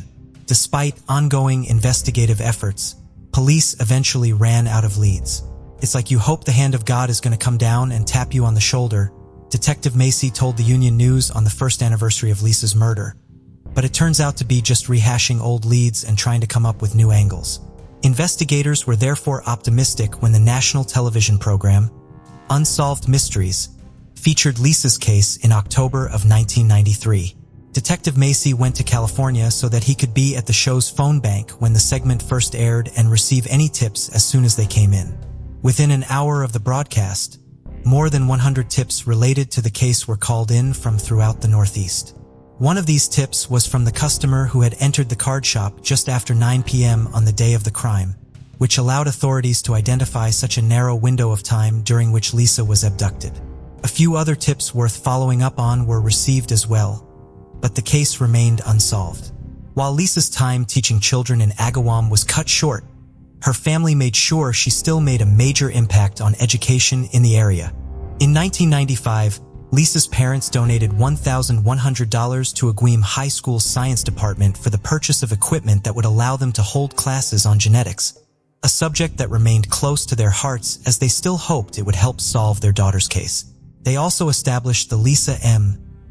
Ziegert Memorial Fund, which distributed over $35,000 in scholarships within the first decade that followed Lisa's murder. On the 10th anniversary of her death, the fund donated $1,000 to the children's section at the Agawam Public Library. Lisa continued to remain an important part of her family's lives in the years following her murder. When she got married, Lisa's sister, Lynn, and her new husband brought the bouquet Lisa should have carried as the maid of honor at their wedding to her gravesite. The anniversary of Lisa's death was regularly marked by a candlelight vigil. Dee Ziegert never turned down an interview request, and even as years dragged on without answers, she remained committed to using the media to keep her daughter's memory alive and continue her family's mission to get justice for Lisa. The strongest piece of evidence police had in the case was the DNA found at the scene. However, they could never find a match to it in any criminal database despite regularly checking for one. They therefore began looking at alternative means by which to use the DNA to generate leads.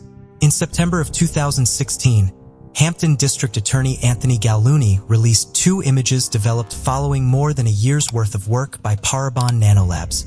Parabon used the DNA from the crime scene to predict certain physical characteristics of the man it belonged to and generated sketches showing what he may look like at 2 different ages.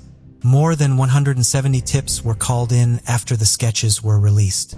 It would be almost exactly 1 more year before the contributor of that DNA was identified. On September 18, 2017, more than 25 years after Lisa's murder, it was announced that an arrest had been made in her case. 48-year-old Gary E. Shara was in custody, charged with first-degree murder aggravated rape, and kidnapping. Shara's involvement in the case had first been suggested in 1993. Police in Agawam received a phone call from a divorce lawyer in Seattle who told them he had a client who believed her soon-to-be ex-husband had something to do with Lisa's murder. Joyce McDonald Chara had lived with her husband Gary in his hometown of Longmeadow, Massachusetts, just east of Agawam. She claimed that he was unusually interested in the media coverage of Lisa's case and would hurry into the room whenever it was mentioned on the news and remain fixated on the television for the duration of the report. Police followed up on Gary Shara, but Joyce's credibility was quickly called into question. According to friends, she had a long history of mental health issues and alcohol abuse. She and Gary had a tumultuous relationship and were in the middle of a lengthy and contentious battle over their young son, whom Joyce had taken to Seattle without Gary's knowledge or permission, even though he was the boy's custodial parent. Because of the notoriety of Lisa's case, police had previously received numerous tips from women claiming their partners had been involved that turned out to have been called in following infidelity, abuse, or a breakup in the relationship. The circumstances surrounding Joyce and Gary's relationship raised concerns that this may have been one of those tips. Gary was contacted, but denied any involvement in the crime and investigators' requests for a DNA sample. A file on Gary Shara was created and remained in the case file. Shara did speak with investigators more than once about Lisa's case. Investigators compiled a list of men they had files on who had previously refused to submit DNA samples. Shara was on that list. In 2002, he agreed to a short interview but said during it that he wouldn't provide his DNA because he was afraid of cloning. Investigators spoke to him again in 2008. During this interview, Shara seemed very aware of the possibility of the police collecting his DNA even though he continued to refuse to provide a sample. He would not touch anything in the room, including the table, and refused the bottle of water offered to him. Following the creation of the forensic sketches by Parabon, authorities went to a grand jury in August of 2017 and obtained court orders compelling 11 men to submit their DNA for comparison to the sample from Lisa's crime scene. These men all had a file in the investigation records and had the physical characteristics predicted by Parabon. One of these men was Gary Shara. When Massachusetts state troopers went to Shara's home to inform him that he was now legally obligated to provide them with a sample of his DNA on September 13, 2017. He was not there and they were only able to speak with his roommate. They told the roommate that they had important paperwork to deliver to Gary and left a business card. The next day, Shara's friend came in to see the state troopers.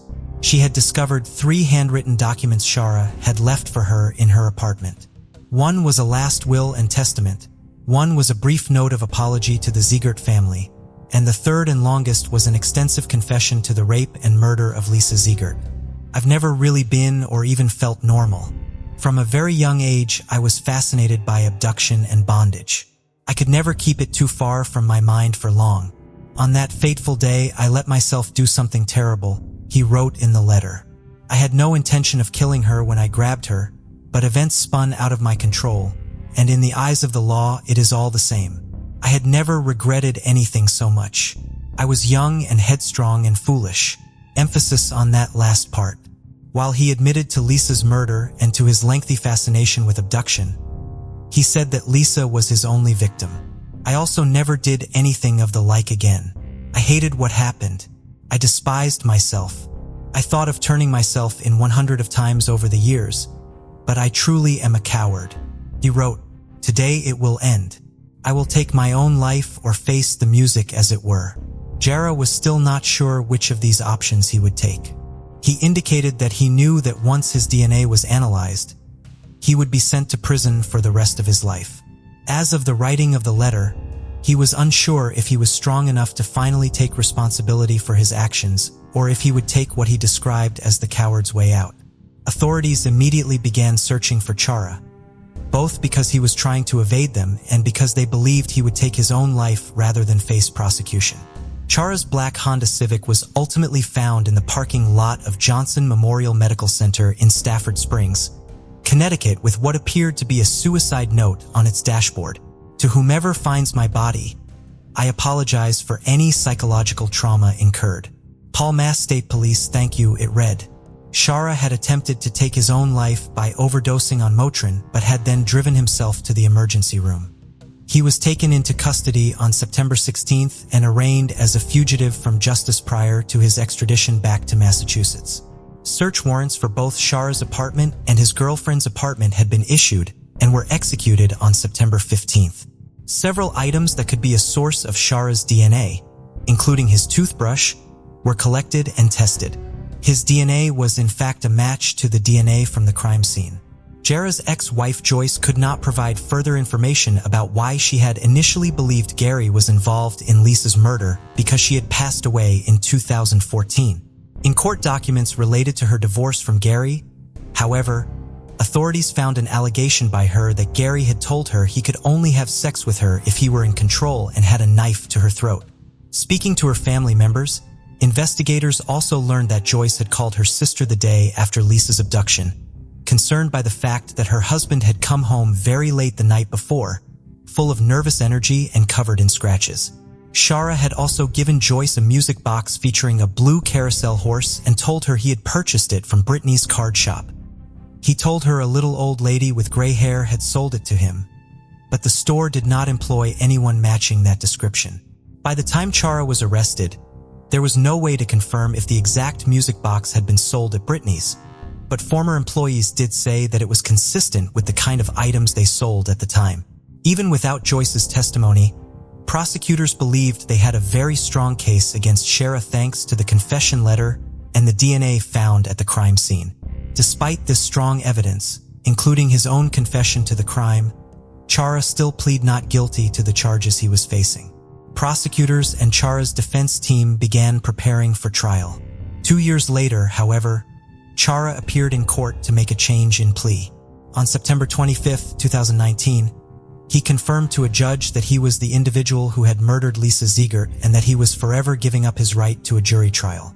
Guilty pleas to a charge of first-degree murder are rare in Massachusetts as the state has a mandatory sentence of life in prison without the possibility of parole for that charge. The district attorney's office would be dropping the kidnapping and aggravated rape charges as the statute of limitations on them had expired. Lisa's family was in the courtroom as Chara was formally sentenced to life in prison without had cared so much for and had never given up on her Lisa.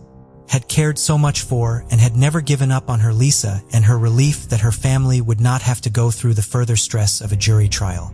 Following the judge's acceptance of Chara's guilty plea, Hampton District Attorney Anthony Gallooni made a statement saying, "It remains tragically true that Lisa will never return to her loving family, but the search for criminal justice ended today with the beginning of Gary Ashara's life sentence in prison.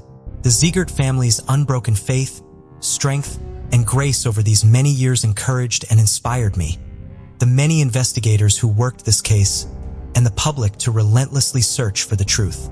To those many investigators from the Massachusetts State Police, Agawam Police Department, prosecutors from the Hampton District Attorney's Office, and those in the public who never forgot Lisa and believed that justice would someday result. Thank you." 78-year-old John Stewart and his 74-year-old wife, Pansy, were the parents of 3 grown children, a son and 2 daughters, and lived on Foster Drive in Conroe, Texas. They had moved to the property following John's retirement from Mobil Oil. John loved to fish and maintained a garden on his property. He was also in charge of doing the grocery shopping because Pansy no longer drove.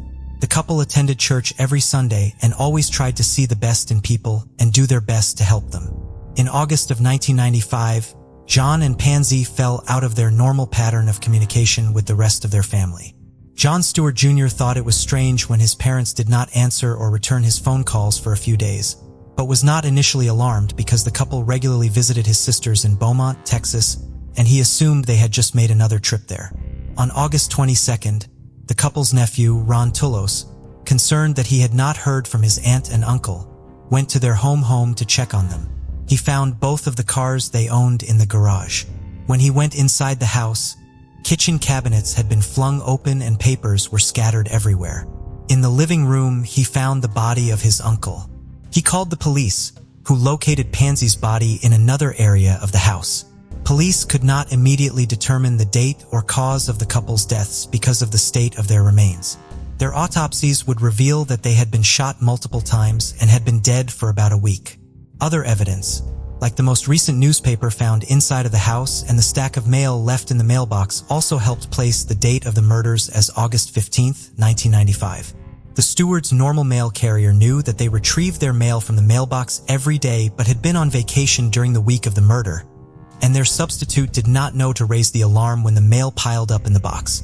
The home had been ransacked and several items were missing, including a Rolex watch, numerous pieces of Pansy's jewelry, several guns John had collected for display, and John's metal ring bearing the emblem of his former employer, Mobil Oil. According to the couple's son, John Stewart Jr., they were very trusting and routinely left their doors unlocked despite his objections. Therefore, they may have interrupted a burglary committed at random. However, the tape from their answering machine had also been taken, leading to speculation that they had been killed and robbed by someone who knew them. That individual may have taken the tape because his or her voice was recorded somewhere on it. John Sr. and Pansy had expected their son to one day inherit their property so that it will remain in the family. John Jr. refused to let their wishes go unfulfilled because of the murder, but could not bring himself to live in the house where his parents had been killed. The house was therefore sold and hauled away to a new location. John built a new house and remained on the family property as his parents would have wanted. The Stewart family hired a private investigator, and the case was featured in the local media, but ultimately went cold. In February of 2021, the Montgomery County Sheriff's Office launched their new cold case warm-up initiative in partnership with Clear Channel Outdoor. The initiative will post information about cold cases on 32 digital billboards across 5 counties in Texas. A new case will be featured quarterly. The first case highlighted by the initiative was John and Pansy's. Clear Channel Outdoor estimated that the billboards will generate more than 2 million market impressions within the first month they are displayed. Authorities say they have exhausted their leads in the case and hope that the billboards will generate new ones for them to follow up on and hopefully solve the case. "We need closure. My parents need justice," John Stewart Jr. said at the announcement of the new initiative. "I just would like one person to say something that would help us solve this." On February 18, 2004, a baby girl named Anastasia was born in the industrial city of Novokosnetsk, Russia, and was subsequently placed in an orphanage. After spending 2 years there, she was finally adopted. Geraldine and Patrick Kregigal finalized the adoption paperwork, making Anna their official daughter. She then moved thousands of miles to join them in the Republic of Ireland, becoming the couple's first child. Geraldine worked as a senior manager in the legal department of the CIE, the state public transport company. Patrick taught French at the Dublin Institute of Technology and would later retire. Even though Geraldine and her French-born husband had no cultural links to Russia, they were determined that Anna would not lose touch with her Russian roots. They learned about Russian culture and kept her birth name. Every year, she would celebrate 2 special days: her birthday on February 18th and her adoption day on August 10th. Anna was spirited and feisty, and one could always tell when she was around. She was incredibly athletic and loved swimming and dancing. She would spend loads of time in front of the mirror practicing her dancing and having fun, as well as singing.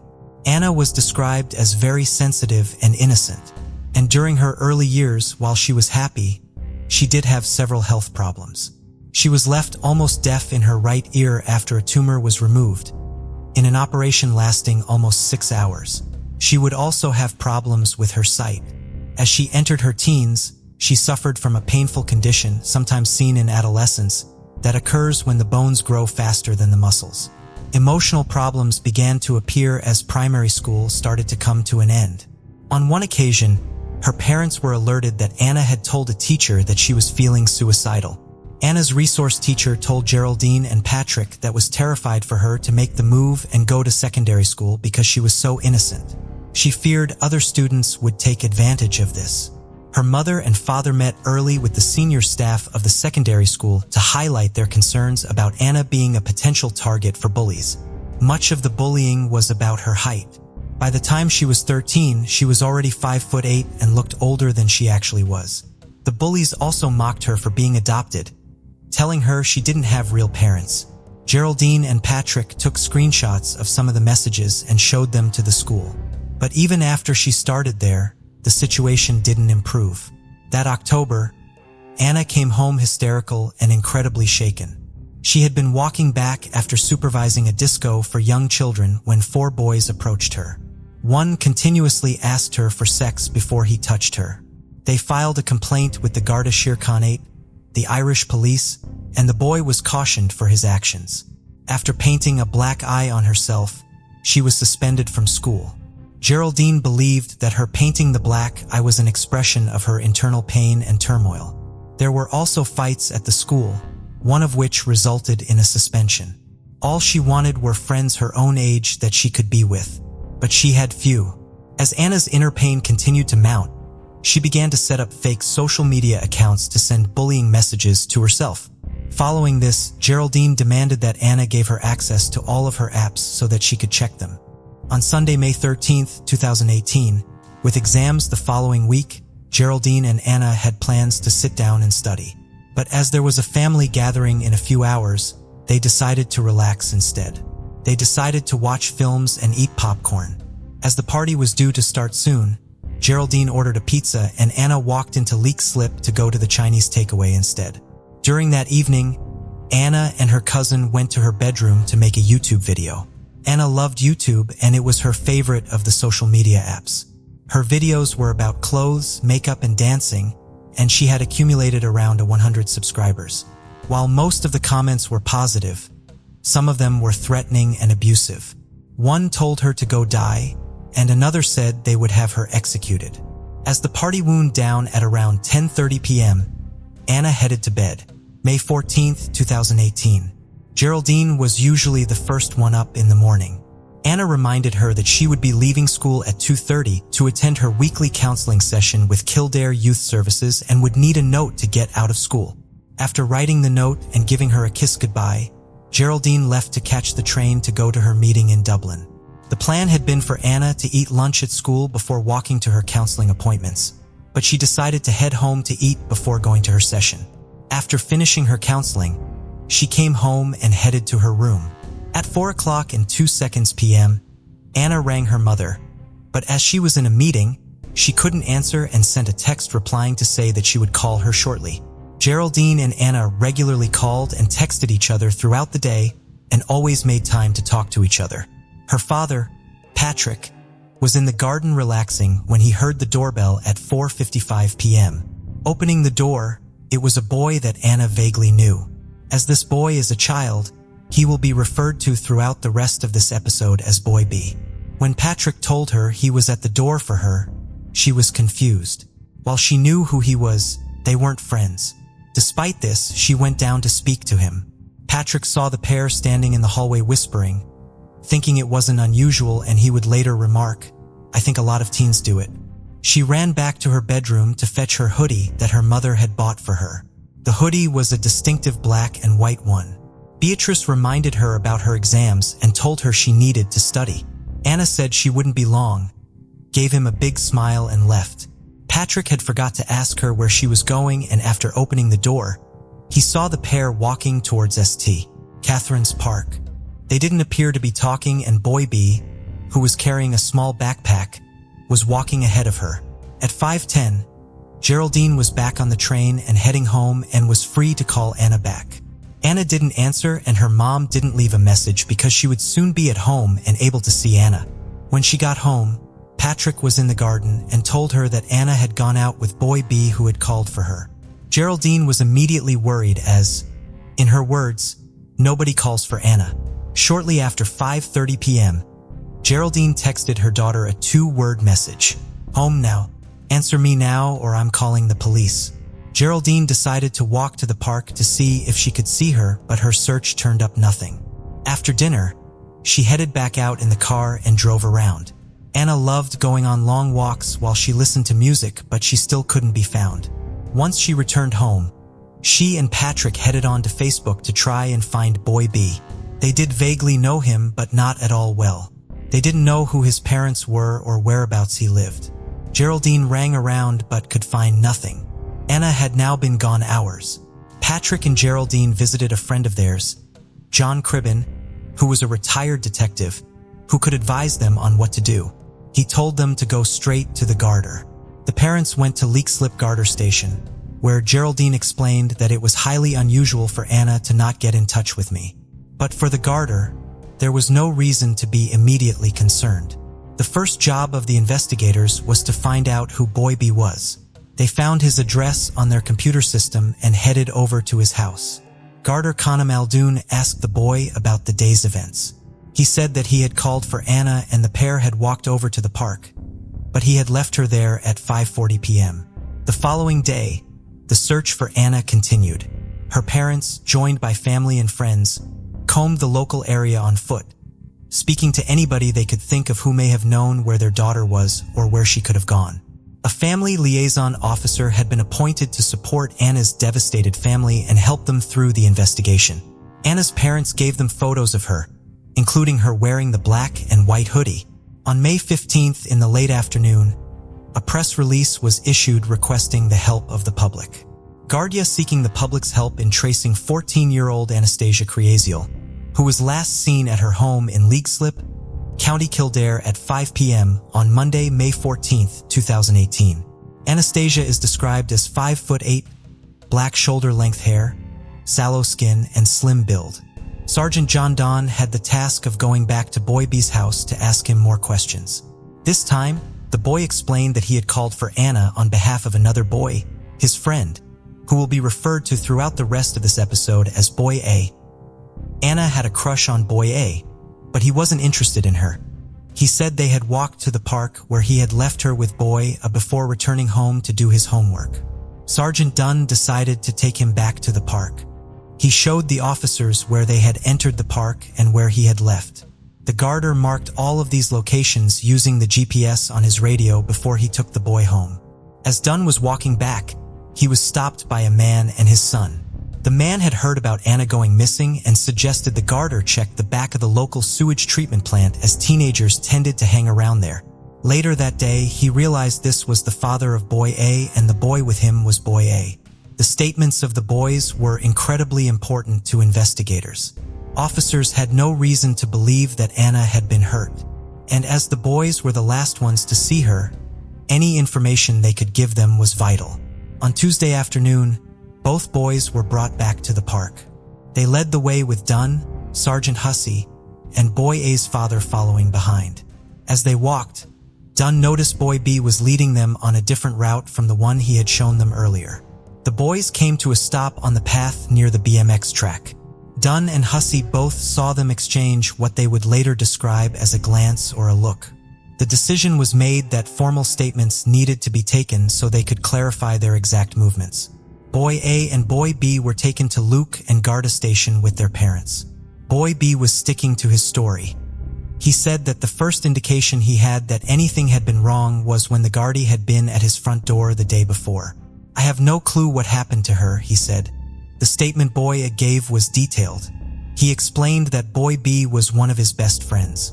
Boy B had called by his house after school as Boy A was doing his chores. They arranged to meet in the park later, and when Boy B arrived, Anna was with him. Boy A said he knew her from school, but not that well. He said, "At one stage Anna said to me, 'I have something to ask you. I was wondering if you wanted to go out with me.' I was surprised. Came out of nowhere. I kind of knew she liked me because she kind of asked me out before." He explained that he wanted to tell her gently that he wasn't interested in going out with her. I said, "I'm sorry, but I'm not interested." She didn't answer. She said nothing. She walked off. She looked annoyed and sad at the same time. By this point, Boy A said that his friend Boy B had left. Boy A had notable injuries and was walking with a limp. When he was asked about this, he claimed that he had walked on alone before being attacked by two males, who grabbed him and pulled him to the ground before kicking him. He said that the attack ended when he got to his feet and kicked one of them in the head, causing both of them to run away from him. Investigators were rather unsure about this story. Whilst he did have injuries that were consistent with some kind of assault, with his arm and leg being injured and his face being cut, his account seemed strange, especially with his assertions that he had kicked a grown man in the head and caused both of them to flee. Despite their concerns, Gardaí were assigned to investigate his claim of being attacked. Boyer was taken to the Garda headquarters in Phoenix Park, Dublin, where a photo fit of the man he claimed had brutally attacked him was put together based on his descriptions. When the witnesses who were there in the park that day were spoken to, not one of them had seen anybody in or around the area that matched the photo fit. Nobody on the CCTV footage bore any resemblance to them either. As the following day rolled around Wednesday, May 16th, the search continued to gain momentum. There were now serious concerns that Anna had come to significant harm or even been killed. Assigned to the lead investigation was Inspector Mark O'Neill of the Garda station. All members who were coming on duty in stations in both Kildare and North Dublin were briefed about the ongoing investigation. The decision was made to bring in specialist search teams, including a sub-aqua unit who conducted searches of the River Liffey and other bodies of water.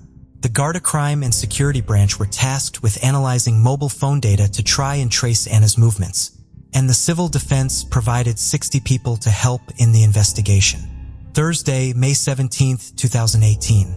A derelict 19th-century farmhouse called Glenwood House is located on the town land of Cold Blow, west of Locum.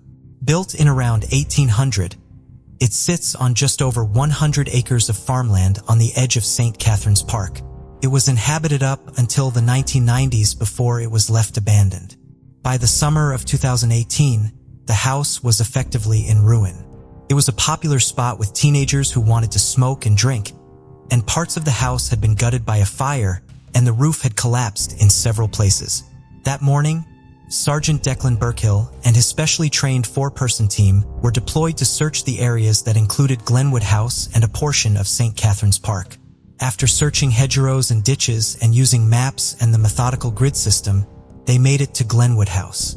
Inside the house was dark. The windows were boarded up and little bits of light peed through a hole in the planks of wood that had been put over the glass. White said he smelled dried blood, and through the darkness, he could see what appeared to be a mannequin of some sort.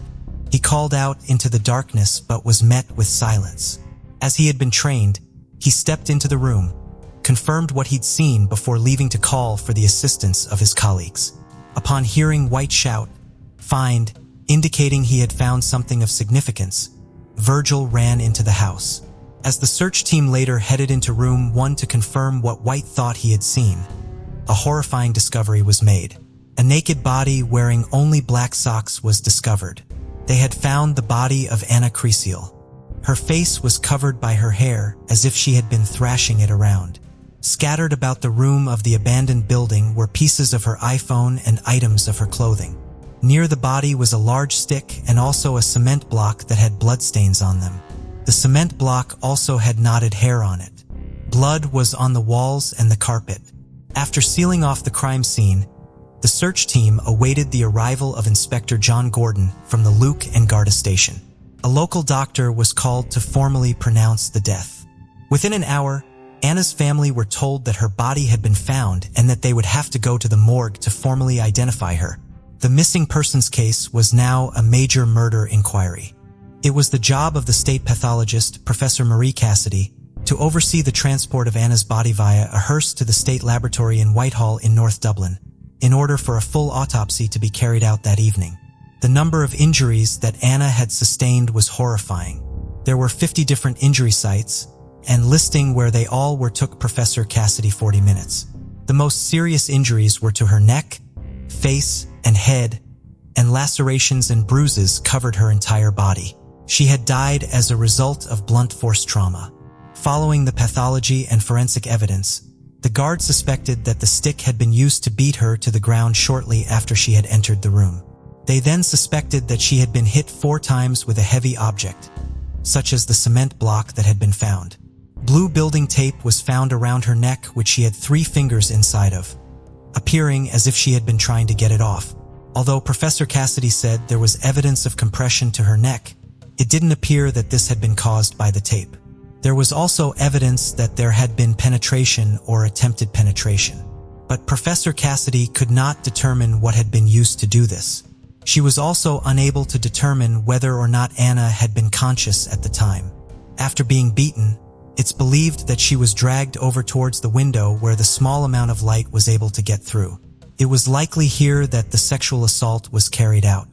As her false nails were scattered around the room, this indicated that she had fought her attacker with absolutely everything she had.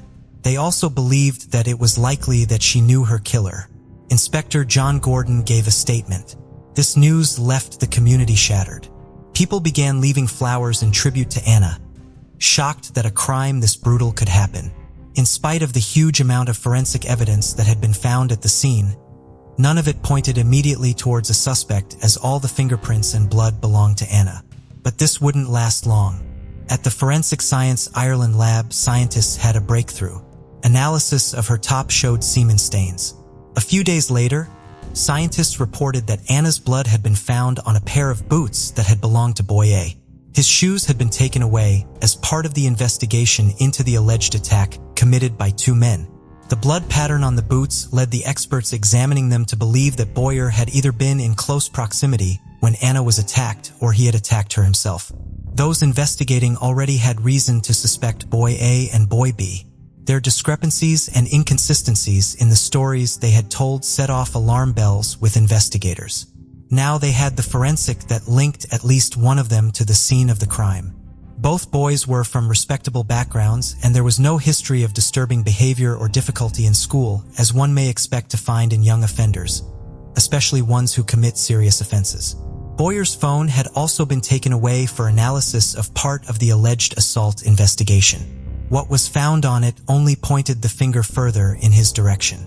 A screenshot of a list of YouTube videos was found that included the 15 most gruesome torture methods in history, horror films that will blow everything away, and Until Dawn, Get Jessica's Clothes Off.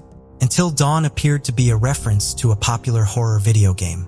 Also found was a widely shared short story focused around a teenage boy who murders his family called Jeff the Killer. Whilst this could have been explained away as simply a fascination with the dark and macabre, another find on the phone did little to dampen their suspicions. A search had been made for abandoned places in Lucan. On the evening of May 23rd, the parents of Boy A and the parents of Boy B were told that a warrant had been issued for their arrests and they would be required to bring them into the station the following morning. Officers did not tell them that immediately after their arrests, their searches of both homes would be conducted, and what officers would find in these searches would be utterly horrifying. Before we proceed, I've got an exciting surprise for you. We've launched a brand new channel dedicated to intriguing content such as old historical mysteries, cold cases, and particularly chilling horror stories perfect for bedtime. Drop a comment letting us know if you're a fan of horror stories or not. You can find the link in the description below. Let's find out who will be the first to explore it. Alright, let's dive back into the video. Finglas Garda Station in North Dublin. By 2:30 p.m. on May 25th, the small and cramped interview room had become increasingly uncomfortable. With all 5 occupants inside, the room, which was intended for a maximum of 3 people, was becoming particularly tense. Over the past 2 days, Boy B had been questioned collectively for about 10 hours. His mother was present during the interviews, holding his hand throughout the first session. As the questions continued to be put to her son, she moved her chair further and further away, becoming increasingly distressed at the nature of the questions being put to her child. His solicitor had been silent for most of the interview and had started to clash with the interviewing Gardaí more frequently over their questioning of his young client. The pressure was on for the Garda detectives, Domhnall Daly and Damien Gannon. They only had a few more hours to get the boy to reveal what had happened to Anna 11 days earlier. It was also important that they spent time at the beginning of the interview to build a rapport and a non-judgmental atmosphere. So large parts of the first interview, Daly was asking Boy B about his hobbies and interests. He could take breaks whenever he wanted, and great care was taken to not push him too far. When he was at ease, the next part of the interview model was to let Boy B tell his story in his own words without being interrupted. Daly then began to challenge him gently and highlight where his story was inconsistent or improbable. The forensic evidence was overwhelming, but it was all against Boy A. They knew Boy B had played a role in taking her to the abandoned house where she was killed and that he had been there when Anna had died. But that wasn't enough. They needed to prove it. The process had been an exhausting one, but their questioning had caused Boy B to revise his account of what exactly happened that day. The day before, during his first interview with the Garda, he had repeated his story from the week before. He said that Boyer had asked him to call in at Anna's home and get her to come out. He was then told to bring her to Boyer, who was in St. Catherine's Park, so they could talk. He then said he left the pair before he headed home to do homework. As part of the investigation, officers trawled through more than 700 hours of CCTV footage from around the area where Anna had disappeared from. Gannon and Daly put it to Boy B that the CCTV footage did not match his version of events. His statement that he had taken a particular route home could not be corroborated by the CCTV. But Boyd stuck to his story and tried to come up with various excuses as to why the footage didn't match what he'd said. As the interview for that day ended, he spent the night in an office on the second floor of the station. The Children Act forbids children from being held in cells, so the Gardaí bought him bedding and cleared the office so that Boy B and his mother could sleep there. The station was closed to all other prisoners so that Boy B did not have any contact with any other adults. The following day, his fourth interview started. This was when his story started to change. His solicitor said that Boy B had reflected on his statements. "I'm going to retell the story of what actually happened," Boy B said. "What I told you yesterday was a lie." He explained that he and Anna had met with Boy by the BMX track in the park. Until then, Boy B had remained remarkably calm. As they were dealing with a minor, it was important that they knew exactly what his understandings of words like murder and detention were. He was able to give answers that were both to the point and accurate. Gannon asked him if he knew what arrest meant. Boy B replied that "You're detaining me for something that I did or might have done." His confession that he had lied did prove to be a turning point in the investigation. They could use the fact that he had lied to cast doubt on all his other previous statements. Whenever he said something that sounded untrue, they could remind him that he had previously lied and been caught out. Up until this point, Boy B had not shown any emotional distress aside from boredom and occasional frustration. As Gannon and Daly began to show him evidence from the abandoned house where Anna had died, this began to change. Due to his age, Daly treaded carefully with him so as not to appear intimidating. As the fifth interview got underway, however, the atmosphere dramatically changed. Daly's voice started to show signs of frustration, indicating he was getting tired of the lies he was being told by Boy B. "You owe it to everyone to start telling the truth here. You owe it to your mom, to yourself, to tell the truth because unfortunately, a girl has been brutally murdered." Boy B had changed parts of his story, but he kept up his argument that he had no idea about what had happened in the abandoned house. Finally, in the late afternoon of May 25th, halfway through the fifth interview, the break that the police had been looking for finally came. Boy B was informed by Daly that a witness saw a teenager they believed was him walking towards the abandoned house. Boy B admitted to going into the field to look around but was adamant he hadn't gone any further than that. Daly said, "You're making this up as you go along, Boy B. I have to say, I'm presenting facts and evidence to you and you're changing your story to suit. You can't keep doing this." Boy B went silent. After a while, he asked if his mother could leave the room. But this wasn't possible as he needed a guardian with him at all times due to his age. When the solicitor recommended a break, Daly said, "I think we're at a crucial point here. The truth, that's all we want." Boy B took a deep breath. He then proceeded to tell the Gardaí that Boy A had gone into the abandoned house with Anna. "I left, and that's when I heard the scream, and then I ran. It was a really strong scream. I knew that it was Anna, but since Boyer was there she'd be fine. He'd protect her." The scream was like, really loud. Just before it ended it got muffled like someone covered her mouth. Boy B then started to cry. So did his mother. While the interviews with Boy B continued, what about Boy A? Upon his arrest, he was interviewed at the Clondalkin Garda station with his father and their solicitor. Just like with Boy B, they began asking him if he understood right from wrong. Leaving the door open for somebody is right. Tripping somebody up or stealing a chocolate bar is wrong. Boy A told Detective Gardaí Marcus Rowntree and Thomas Doyle. He said that whilst he had met Anna in the park, he wasn't with her at the time leading up to her going missing. He was shown CCTV footage of the park, and he pointed out two people that could have been the ones who attacked him. He said, "That's good news. Is there any more footage?" The figures he were pointing to were actually Anna and Boy B. It was now time for them to tell him about the forensic evidence that linked him to the scene of crime. After Detective Garda Doyle told him that blood belonging to Anna had been found on his boots, Boyer responded, "Are you joking me? You can't be serious." Boyer then said he needed some air, so the interview was poor so he could have a glass of water. When questioning resumed, Doyle said, "What I'm saying to you is the only place you could have got the blood on your boots was in that room. So, were you in that room?" "No," he replied. When asked about what the analysis of his phone had uncovered, he said the torture methods results had come up after he was looking for horror films online. He said torture films didn't interest him. In spite of the evidence, he confessed nothing. Most of his answers were no comment or "I don't know." Thursday, May 25th. Inspector O'Neill received a call. It was an official from the Office of the Director of Public Prosecutions. Boy A could be charged with murder. An hour later, he was brought in a Garda van in the company of his parents to the Children's Court in Smithfield in Dublin. Following a search of his house, the evidence against Boyer continued to mount. In his bedroom, 2 mobile phones were found. They contained almost 12,500 images of a predominantly pornographic nature. One featured a man in a balaclava looking at a semi-naked woman. Another showed a man choke a woman as a second man watched.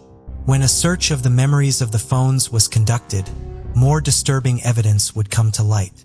It was revealed that several pornographic videos had been accessed online, with one title referring to Russian teenagers and another referring to a woman called Anastasia.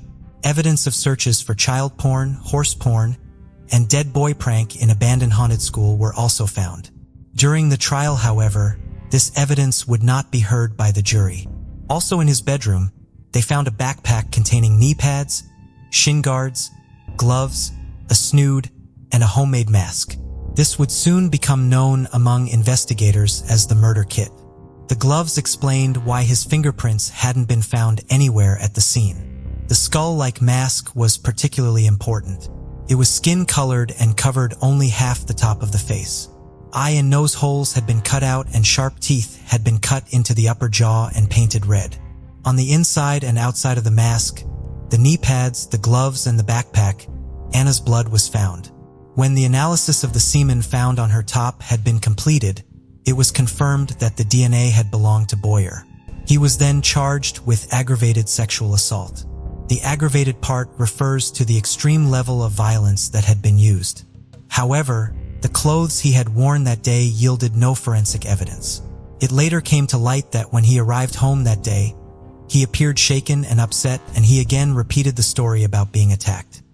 His mother then innocently washed his clothes, and those working on the case were sure that she knew nothing about what had actually happened. She believed her son had been the victim of an attack. This new evidence allowed for Boy B to be rearrested for further questioning. He was arrested again by appointment on the July 8th. He would be interviewed 3 more times by Gannon and Daly, who used the same methods they had used before, being gentle to try and get him to reveal more. Boy B said that Boyer had worn the mask, which he described as a really cool mask that Boy B had made for Halloween the year before when Boyer had carried out the attack on Anna.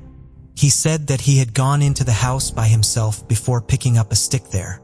He was still adamant that he had played no part in Anna's murder. He also described a conversation that he had had with Boyer a month before the killing. He described it as follows. "Hey, wanna kill somebody? No? Oh, here. Why not? Because it's retarded. Oh, come on. Who are you planning on killing? An archangel? In your dreams?" He said that his friend always said things like this and he assumed he wasn't serious. He maintained he had no idea what his friend was planning to do on the May 14th. Daly asked him why he didn't do anything in the room. He replied, "Because I was scared. I was shocked. I didn't know what to do. Because my brain was frozen in place. I didn't know what to do."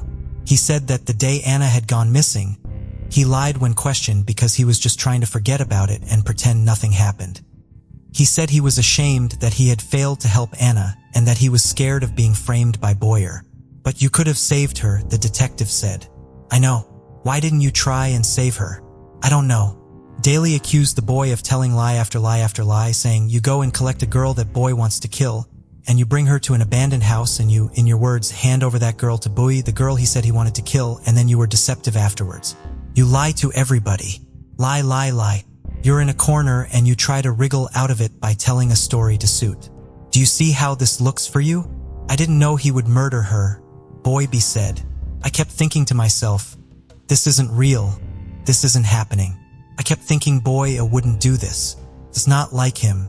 Detectives had reached a crossroads. They either needed to charge him or let him go. As the matter of charging him was deferred to the director of prosecutions, Boy B was released.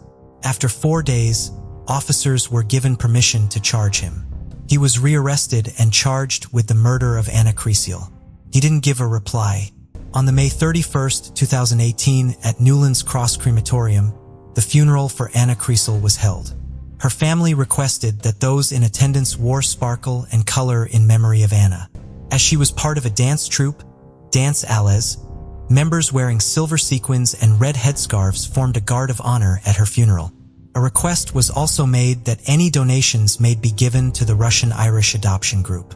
A Russian flag and Russian doll were placed over her coffin. On the August 2nd, after more than 2 months in custody, Boy was granted bail in the High Court. Boy B was granted bail on the August 21st after serving just over 4 weeks in custody. While they were no longer in custody, they were heavily supervised and would remain so until their trial began. The age of criminal responsibility in Ireland is 12 years old. This drops to 10 when the case involves rape or murder. Both boys were 13 years old. They were the youngest people in the history of the Republic of Ireland to be charged with murder. For adults, charges of this nature would carry a potential life sentence, but as the accused were both minors, these were not mandatory for children. Mr. Justice Paul McDermott was assigned to hear it. Leading the case on behalf of the states was Brendan Gryan, a criminal barrister with vast experience of high-profile and complex cases. The trial of Boy A and Boy B began on the April 29, 2019, in the Central Criminal Court. The judge and barristers would break with tradition and not wear wigs and gowns. Boy A and Boy B would be allowed to sit next to their parents in the public gallery. In accordance with the Children Act, the general public would not be allowed to witness the trial to ensure that their identities could be protected. Only bona fide journalists would be allowed to attend, but they were asked that numbers be kept down and the court would intervene if necessary. Mr. Justice McDermott denied an application lodged by the lawyers of Boyer to have him tried separately. They argued that the jury was bound to be prejudiced against him after hearing Boy B repeatedly accuse him. And although the interviews of one couldn't be used against the other, they said that the jurors could not help but be influenced by these interviews. In refusing their bid, Mr. Justice McDermott said, "It would be a distortion of the factual background of the entire factual matrix of what happened in the lead-up to the death of Miss Crashall was not set out in full to the jury." He also said he would give jurors strong warnings about not relying on Boy B's interviews when considering the case against Boy A. For Boy B, his defense was far more straightforward. No forensic evidence tied him to the murder, and the majority of the evidence the prosecution had was evidence he had provided during his interviews. The priority of his lawyers was to limit the damage the interviews had caused to his case, especially with the amount of lies he had told and the inconsistencies in his story. In early 2019, Boy B's defense team requested that he be examined by a mental health professional. Dr. Colm Humphreys, an experienced psychologist who specializes in childhood trauma, was brought in. He said that Boy B had been traumatized by witnessing the attack on Anna and subsequently diagnosed him with post-traumatic stress disorder. He said that the boy's PTSD contributed to the lies he had told investigators, and that he had lied to protect himself. Dr. Humphreys said that it was his opinion that Boy B was unaware of what was going to happen to Anna and that he was sexually naive, and he had got into the house in the hopes of watching Boy A and Anna kiss. Although the defense team had planned to call Dr. Humphreys as a witness, this was a risky move. During his sessions with him, Boy B had given information about what he had seen in the abandoned house that he had failed to tell the police. He told the doctor that he had seen Boy as standing over her with his trousers open during the attack. He also said that he had seen Anna gasping before going silent. If the doctor was called to give evidence for the defense, He would be open to cross-examination on these matters, which would have helped the state argue their case, that Boy B had continued to lie to them right up until his final interview. Throughout the entire trial, Geraldine and Patrick were sat in the courtroom. They heard every piece of devastating evidence, but they were determined to see it through to its conclusion. Even when Professor Marie Cassidy spent the 40 minutes listing all the injury sites on Anna's body and described the autopsy process, Geraldine and Patrick were there. Boy A and Boy B were excused for this part of the trial due to the graphic nature of the evidence that was being presented. When her parents were called to give their witness statements, they made sure that everyone in the courtroom knew exactly who Anna was. They talked about her hobbies and her interests. Although the jury would not see a picture of Anna alive, the descriptions her parents gave painted a clear and detailed picture of the kind of child she was. Prosecutor agreed and also made it clear to emphasize how badly she had been bullied and used this to illustrate that she could be very easily taken advantage of. A computer-generated 3D model of Glenwood House was used, and the locations of items, including Anna's clothes and the murder weapons, were shown in the model alongside the photographs. This helped the jury clearly visualize the scene without having to visit. The violent imagery in pornography found on the phone during the search was inadmissible. Because of the 6-month gap between the material being accessed and the murder, Judge McDermott ruled that the admission of any of the pornographic material would be unfair. He made the same ruling about the internet searches made by Boy B for knives and for a YouTube video called "My Girlfriend Tortured, Stabbed, and Starved Me." During the trial, portions of Boy B's interview were played for the court. In it, he called Anna an outcast and said she wore slutty clothes. "I thought of Anna like a weirdo, someone I should not be around." This left her parents visibly upset. Another part of the trial that caused them huge distress was hearing Boy B's description of how Boya had attacked her. Nevertheless, her parents stayed in the court, showing tremendous courage and dignity. The boys were sat in different parts of the court and were never seen interacting with each other. On day 15 of the trial, the court was shown footage of Boy B's interview with the police where he admitted to lying.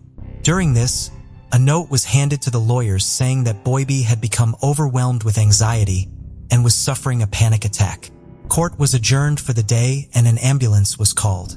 He was treated on-site and was checked by a GP that evening. He recovered and no reason for the panic attack was given. Boyb's father said his son was very naive and immature and very hungry for friendship. He said that he tended to believe everything his friends were saying. Despite some of the evidence being ruled as inadmissible, the state had built a strong case against Boyer. It was made up of 3 main elements: the CCTV from the park, the lies he had told including faking an attack, and the forensic evidence that linked him to the scene. For Boy B, they were relying on his numerous lies he had told during his interviews and the amount of times he had changed his story. But there was still no forensic evidence. The state needed to prove that he knew the plan was to kill Anna that day. In order to do this, they referred back to the admission that Boyer had asked him the month earlier if he wanted to kill her. If he believed Boyer was being serious, then he was guilty. If he thought he was joking, he was innocent.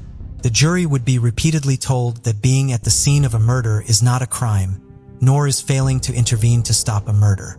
On Wednesday, June 12th, after 7 weeks of evidence, the jury retired to deliberate. They would be in discussion for the next 14 hours and 24 minutes over the following 5 days. 2:02 p.m., June 18, 2019, the jury had reached their verdict. Boy A was found guilty of the murder and aggravated sexual assault of Anastasia Kriegel. Boy B was found guilty of the murder of Anastasia Kriegel.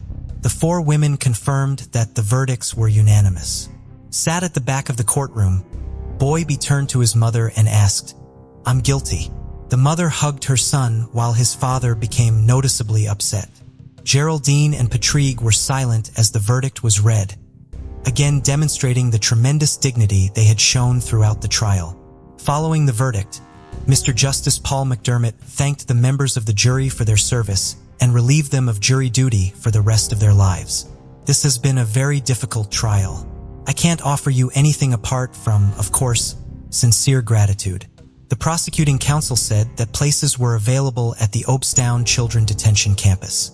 The judge remanded them in custody and sentencing was adjourned until July 15th. in order to allow psychological assessments to take place on the two teenage boys. Sentencing was again adjourned to October. In the days after the verdict, the Kriegel family held a memorial service for Anna in St. Catherine's Park, where those who knew and loved her gathered together to remember her and mark her all too short life. Throughout and after the trial, people were outraged that Anna's life been put on full display and then picked apart, while the boys convicted of her murder had total anonymity. Denise Fergus, the mother of James Bulger, who was kidnapped, tortured, and murdered by two teenage boys in 1993, expressed her concerns about the decision to not name the killers. In the case of her son, the decision was made to name John Venables and Robert Thompson, which was unprecedented at the time. It is and remains a criminal offense to ever identify either Boy A or Boy B, and they will continue to be known only by these names. On the November 5, 2019, the boys were sentenced. Boyer was sentenced to life in prison with a review period after 12 years of incarceration. He was also given 12 years for aggravated sexual assault, with this running alongside his murder sentence. He was also placed on the sex offenders register. Boy B was sentenced to 15 years for murder, which will be reviewed after 8 years. When passing his sentence, Mr. Justice Paul McDermott said, "The two boys bear responsibility for her murder and must be accountable and accept the consequences of their crimes." He added that this murder was the most serious, disturbing, and shocking type because of the extreme violence that had been used. The judge turned to the boys as he told them, "Both of you will be required to serve lengthy periods of detention, but you will have the opportunity to return to your families, your community, return to society when you are relatively young men. When that will be is not yet determined, but much depends on your behavior and attitude over the coming years. You have the opportunity for a future, a second chance, something you so wrongfully and cruelly denied to Anna Kriegel." Geraldine gave a victim impact statement during the sentencing. She was wild and wonderful, electric, so full of fun, madness, and laughter. We could not believe the happiness and joy we had found in our lives. She was the love of our lives, and every single night before she went to bed, she told us she loved us too. She cannot do that anymore, and we cannot tell you how badly it hurts. She was just a little girl with so many hopes and dreams and so much love inside her that she shared generously with all who knew her. Her dream was to build a hotel called the Anna Love Hotel. She drew detailed floor plans, and we, her parents, would have had a special cottage on the land where we could spend our holidays and be near her. Her plans, our future, shattered. In her victim impact statement, Geraldine noted that Anna was due to meet her two younger sisters the first time this year, but she never got the chance. Geraldine said that when Anna's birth family had found out what had happened to her, they cried and cried. She said, "They will never feel her warm hugs and loving kisses, or see her dance so elegantly, or hear her infectious laughter, and we will never experience that joy again." The boys are currently being held in Oberstown Detention Center in North Dublin. When they turn 18, they will be transferred to an adult prison to continue their sentences.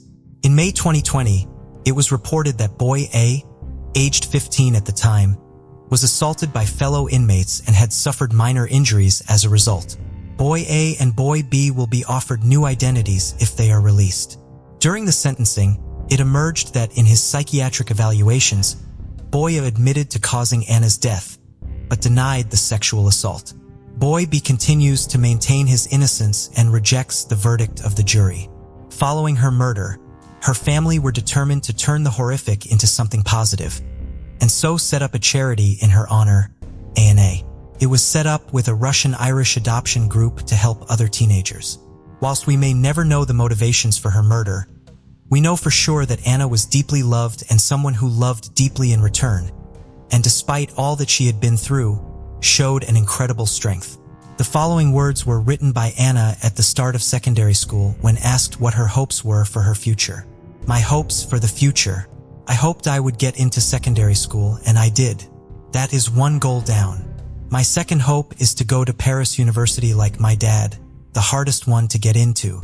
And when I come home from Paris, I would like to get a dog. I would like to get married too. Not sure I want any babies. Well, not yet anyway. I hope that I have a good life." Before we continue, 90% of you haven't subscribed to our channel, so if you like this video, please subscribe. It motivates us to make more content for you. Okay, let's continue. On the evening of September 27, 1974, 15-year-old Lori Nesson was among the many students cheering at a high school football game in Columbus, Ohio. After the game, Lori, an honor student from Eastmore High School, attended several parties with her classmates. She was last seen leaving a party at 12:30 a.m. but never returned home. On September 28th, her body was discovered on Rose Hill Road in Reynoldsburg, Ohio. She was found naked in a ditch, with her clothes scattered along the road for several miles. Lori's death was not initially classified as a homicide. Instead, the coroner described it as death by asphyxiation from an unknown means. Over the years, her case would be reviewed twice more, once in 1998 and again in 2007, to no avail. With a lack of evidence and a shortage of DNA testing capabilities, the case went cold and remained that way for decades. It wasn't until 2019 that the case was reopened. Reynoldsburg Patrol Officer Craig Bradford solicited the coroner's files and found many inconsistencies that suggested Lori's death had involved foul play. In September of 2020, Officer Bradford presented the evidence to the Franklin County Coroner's Office, and Lori Nesson's death was officially ruled a homicide. Lori's family had suspected foul play from the beginning. "Somebody knows something," said Lori's sister, Toni Hastings, who was 13 at the time of her murder. A 92-pound 15-year-old girl does not lay down on the side of the road naked and die on her own, but that wasn't the end of the road for this case. In December of 2020, a local news station in Ohio shared an article updating Lori's case with the homicide ruling, and then the police got a tip that would change everything. Right after the segment aired, Police Sergeant Jim Coslow received a phone call from a cousin of the late Karen Adams, whose story was sadly very similar to Lori Nesson's. 17-year-old Karen Adams had been murdered 6 months after Lori on March 9, 1975. She had disappeared while walking to a friend's home. The next day, Karen's body was discovered in a ditch in Blacklick, Ohio, less than 4 miles from Reynoldsburg. Like Lori, Karen's murder was unsolved for decades. Sergeant Coslow reached out to the investigator who helped solve Karen's case in 2011 using advanced forensic technology, which identified Karen's killer as Robert Mayer and Charles Weber. By the time Karen's murderers were identified, one of them, Charles Weber, had already died. Robert Mayer, on the other hand, was now 70 years old. He was arrested and sentenced to 15 years in prison for the murder of Karen Adams and died while incarcerated. Although they couldn't get a DNA swab from Charles Weber, his son offered a cheek swab to provide familial DNA that could confirm Charles was involved in Karen's murder. Detective Chuck Clark from the Franklin County Sheriff's Office told Sergeant Coslow he believed that these were likely the same 2 men who were responsible for Lori's murder. The Ohio Bureau of Criminal Investigation was then able to confirm Weber and Mayer were the same men responsible for Lori Nesson's death. Both men had a violent criminal history, including murder, robbery, rape, and kidnapping. In 2021, Lori's family and friends gathered for a memorial to honor her life, which Gene Adams, brother of Karen Adams, also attended. Beforehand, Lori's sister, Toni, visited Lori's grave to tell her of her killer's identification and let her know that justice had been served. "I really hope that this opens the doors for other cases for other families that have no answers," Toni Hastings said in a statement to media. "Nobody should ever have to wait 46 years. It was a day before Thanksgiving weekend, November 26, 1980, in Irvine, California. While many people were preparing for the weekend's festivities, the 42-year-old mother of 4, Judith, who went by Judy Nesbitt, was going to the Marina Dunes Yacht Anchorage in Newport Beach. The Nesbitt family had recently bought a home and decided to sell their boat, a 36-foot-long cabin cruiser called the Felicidad IV. According to Judy's son, she received a phone call at 9:30 that morning from a prospective buyer who booked a 1 p.m. appointment to see the yacht.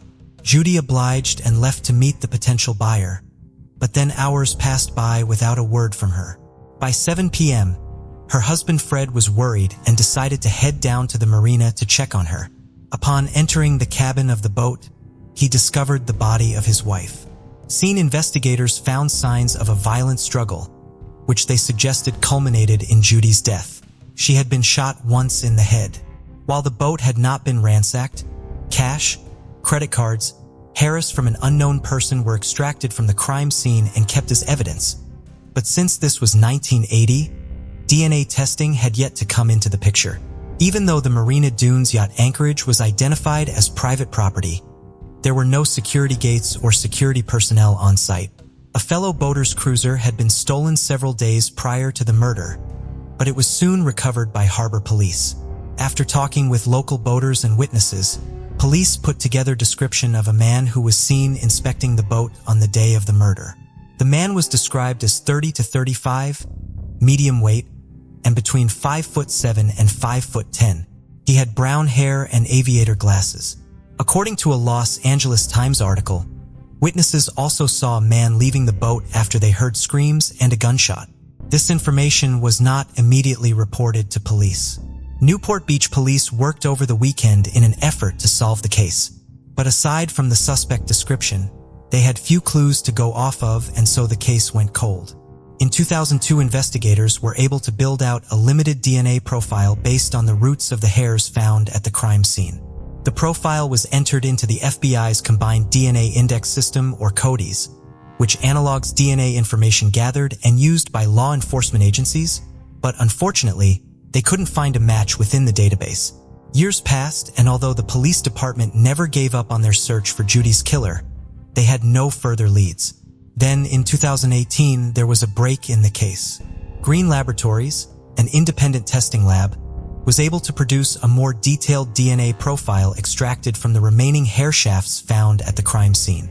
And on Monday, August 9, 2021, the Newport Beach Police Department announced they finally had identified Judy Nesbitt's killer. Through the use of investigative genetic genealogy, new forensic crime-solving techniques, and the assistance of the genetic genealogist C.C. Moore, the Newport Police Department identified Kenneth Elwin Marks as Judy Nesbitt's killer. The police determined that Marks had been the one to make the 1 p.m. appointment under the guise of being a potential buyer for the yacht. He then followed Judy into the sleeping quarters of the cabin where he accosted her. A violent struggle broke out before he murdered her, stole the cash, credit cards, and checkbooks, and fled the scene. Marks was not considered a suspect during the investigation and is not known to be connected to any other crimes. He passed away from cancer in California in 1999, though officers are still looking to see if he may be connected to other cold cases. This was a landmark case as it included the first DNA extraction of its kind to identify a murderer during a criminal investigation in the United States. In a statement, Newport Beach Police Chief John T. Lewis said Kenneth Marks has passed away, but he no longer gets to hold the secrets of his deeds. Through incredible advances in technology and the tireless dedication of these investigators, we now have some closure for all who knew and loved Judy Nesbitt. On the evening of October 12, 1985, 28-year-old Denise Stafford was home alone with her daughter in Sarasota, Florida. Denise was a new mom, and her husband Frank was working a night shift at a local bar called the Playground Lounge. While the exact timeline of the events is unknown, sometime between 11 p.m. that night and 3:10 the next morning, Denise was attacked and strangled to death while standing in her bedroom. Her body was found with her head placed at the foot of the bed, leading investigators to believe that she had been placed there after her murder. Police reviewed the crime scene as well as the Stafford's home and found no evidence of forced entry. This led them to believe that Denise knew her killer and that they had been let into her house, but they weren't able to produce a suspect, leaving the case to go unsolved for 20 years. By 2020, DNA and forensic technologies had advanced rapidly.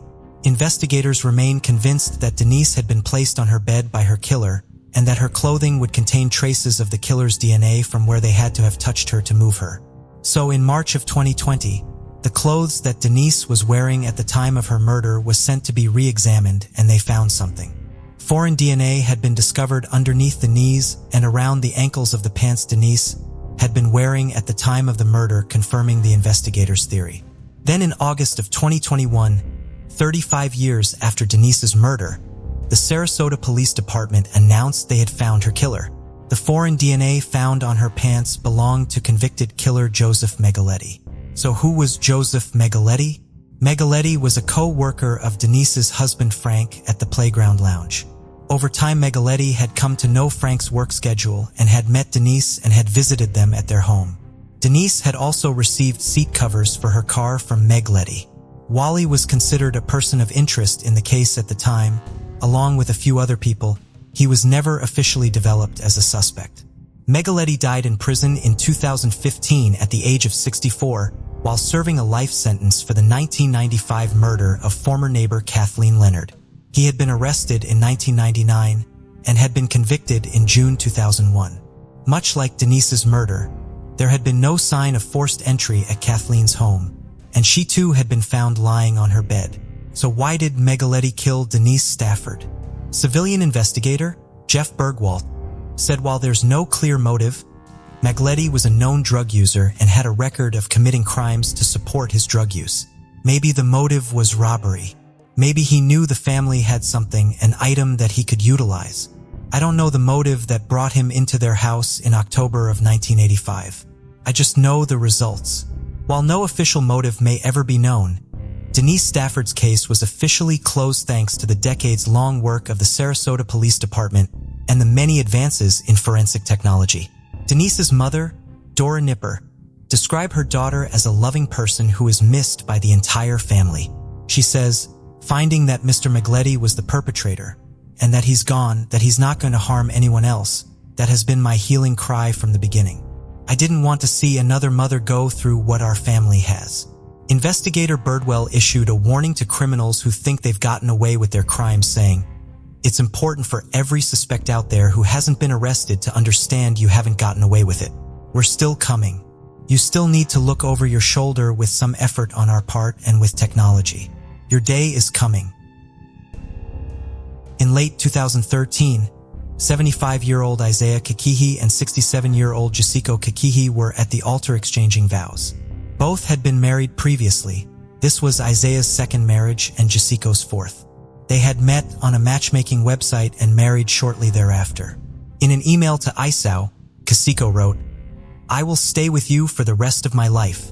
But less than 2 months later, on December 28, 2013, Isao died suddenly. He had collapsed in their home in Muku, just outside of Kyoto, Japan. Jessico was reportedly inconsolable when police interviewed her, and they almost closed the case until the autopsy results came in. Autopsies aren't a normal occurrence in the death culture of Japan. They are generally only done at the request of police, and because Japan has such a low rate of crime, they are very rare. However, an officer had interviewed Jessico and discovered that she had been married 4 times, and all of her husbands had died in similar manners. So, the police officer made sure to look deeper into the matter.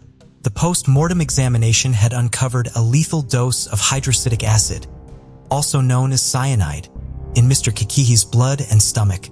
Police started to suspect Kakihi's involvement in her husband's death. They soon started to unravel Jessico's long history of murdered husbands and boyfriends, which spanned decades.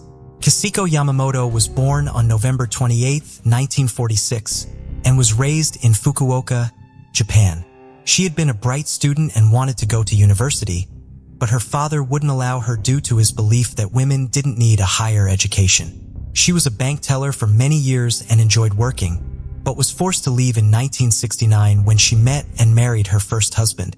Her new husband owned a successful fabric painting company. The couple had 2 children together, and her husband provided a comfortable life for the family. In 1994, her 54-year-old husband suffered a heart attack and was sent to hospital. He spent a few days there, and after recovering significantly, he was deemed fit to leave and was discharged. Though within days of him returning home, he died. It was thought to have been related to his previous heart condition.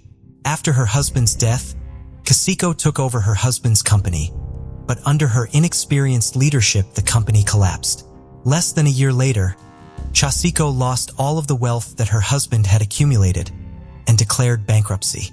In the bankruptcy, she lost the business and her home. An interesting fact about the fabric painting business: cyanide is used as a part of the commercial printing process. This led investigators to believe that this was how Chisago was introduced to the poison and gave her unfettered access. In 2004, She met and married a pharmaceutical wholesaler who she met through a dating agency. 2 years later, he died from a stroke at the age of 69. She then married 75-year-old Toshiaki Yamamoto in 2008, who suffered a heart attack 3 months after their wedding. The couple had been at a restaurant and heading home when he collapsed in the street. He was rushed to hospital and was put on life support before his death. Again, it was ruled as a natural cause due to his age. At the time, the deaths of her husband weren't deemed suspicious, so all of their bodies were cremated. But after Isao's murder, the police took a look back at the pattern that had emerged and started investigating Kisiko further. During their investigation, law enforcement discovered that she had likely attempted to kill her fiancé, Toshiaki Suhiro, with cyanide back in 2007. He survived the attempted murder because he only drank a small amount of the poison, though he died 2 years later of cancer. Police found traces of cyanide in a stool sample that had been kept by the hospital. In 2012, a man that Shirshiko was in a relationship with, Masanori Honda, who was 71, died while riding his mini bike. His death was thought to be caused by an arrhythmia or abnormal heart rate, but otherwise heart-related as well. In 2013, she became involved with retired architect Minoru Hayoki, who was 75. He got sick after they had dinner together and died soon after. At the time, his cause of death was listed as lung cancer. Soon after Minoru's death, she married Isao Kikihi. He was a retired salaryman and had been covered by life insurance at the time of his death. The couple had been set up using a matchmaking service. Law enforcement learned that Kisiko used 10 different matchmaking agencies, and her profile had very specific requirements for her future partners. Elderly, without children, wealthy, and owned his own home. Law enforcement determined that she had a pattern. When she found a new boyfriend or husband, she would change her last name to theirs and immediately open multiple bank accounts. It was reported that she had pocketed at least 1 billion euros, roughly 9,100,000 euros in American, in insurance and inheritance payouts. However, she lost much of it due to failed investments and bad financial trading. Chizeko was arrested in November 2014, 11 months after Isao's murder. She was charged with the murder of Isao Kikihi, the murder of 2 of her boyfriends, the attempted murder of Toshiku Tsuhiro. She wasn't charged in connection with the deaths of her previous 3 husbands, as too much time had passed and there was little evidence. Upon her arrest, law enforcement were able to search her home. Police suspected Kisiko would kill the men with capsules or drinks laced with cyanide. After searching both of her homes in Osaka and Muko, they confiscated possible evidence including medical books, pills, capsules, and wafers used to wrap a powdered medicine. They also found traces of cyanide in a plant pot that she had attempted to dispose of. Her trial began in 2017, and she was 70 when it started, and the trial drew a lot of media attention. Kisiko was quickly dubbed the Black Widow or the Poison Lady by Japanese media. According to investigators, she was romantically involved to approximately 10 men over the years and had likely been involved in the deaths of 8 of them. During the time between Isaiah's death and her arrest, she had started seeing 2 new men. One, a man in his 80s, took to the stand as a witness in her trial. He had met Kisiko on a matchmaking website and was immediately taken by her charm. And after their 4th meeting, he gave her his house key. He said he'd been lonely after his wife had died and wanted to live with Chisako, but he'd broken up with her after receiving a warning about her from the police. Chisako initially stated that she would remain silent during her defense questioning, so her lawyers pleaded not guilty on her behalf. But then she stunned the courts by admitting to the murder of Isaiah, saying, "I killed my husband. I was waiting for the right timing as I wanted to kill him out of deep hatred." She also told the court, "I had no intention of hiding the guilt. I will laugh it off and die if I am sentenced to death tomorrow." She later attempted to retract her statement, saying she had no recollection of it.